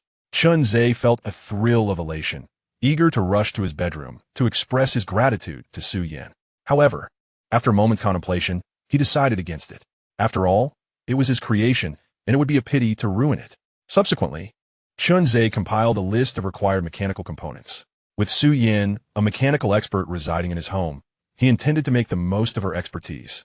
The first item, of course, is the Super RV. The entries within the community have already been thoroughly exhausted by him. It is high time to explore the entries of the outside world. The second item is firearms. Upon venturing out, although Chunze's flying knives are quite commendable, he still hopes to employ them as a secret weapon. After all, in this modern age, individuals skilled in the art of throwing knives are exceedingly rare, and the element of surprise is paramount. Furthermore, should more people become acquainted with the flying knives, he would be directly exposed to the scrutiny of the masses. This is something that cannot be tolerated by him, a cautious individual. Firearms, on the other hand, can rationalize and amplify his combat prowess without drawing undue attention or curiosity. Regarding the choice of firearm models, Chunze wisely opts to heed Su Yan's counsel. After all, she, as a military personnel, possesses first-hand experience and familiarity with firearms, unlike Chunze, whose knowledge is rather limited. The third item is a bullet-making machine. With firearms acquired, it is only logical that the firepower should keep pace. Unfortunately, the cooldown of the mechanical heart is excessively lengthy. Otherwise, he could have directly utilized it to fabricate bullets. Chunze diligently notes these three items on his list, eagerly awaiting Su Yan's awakening to present them to her. Reflecting on this, Chunze suddenly muses, if he were to become a boss, he would indeed be a remarkable one. Not only would he provide meals and accommodation, but he would also offer guidance on both physical and mental well-being.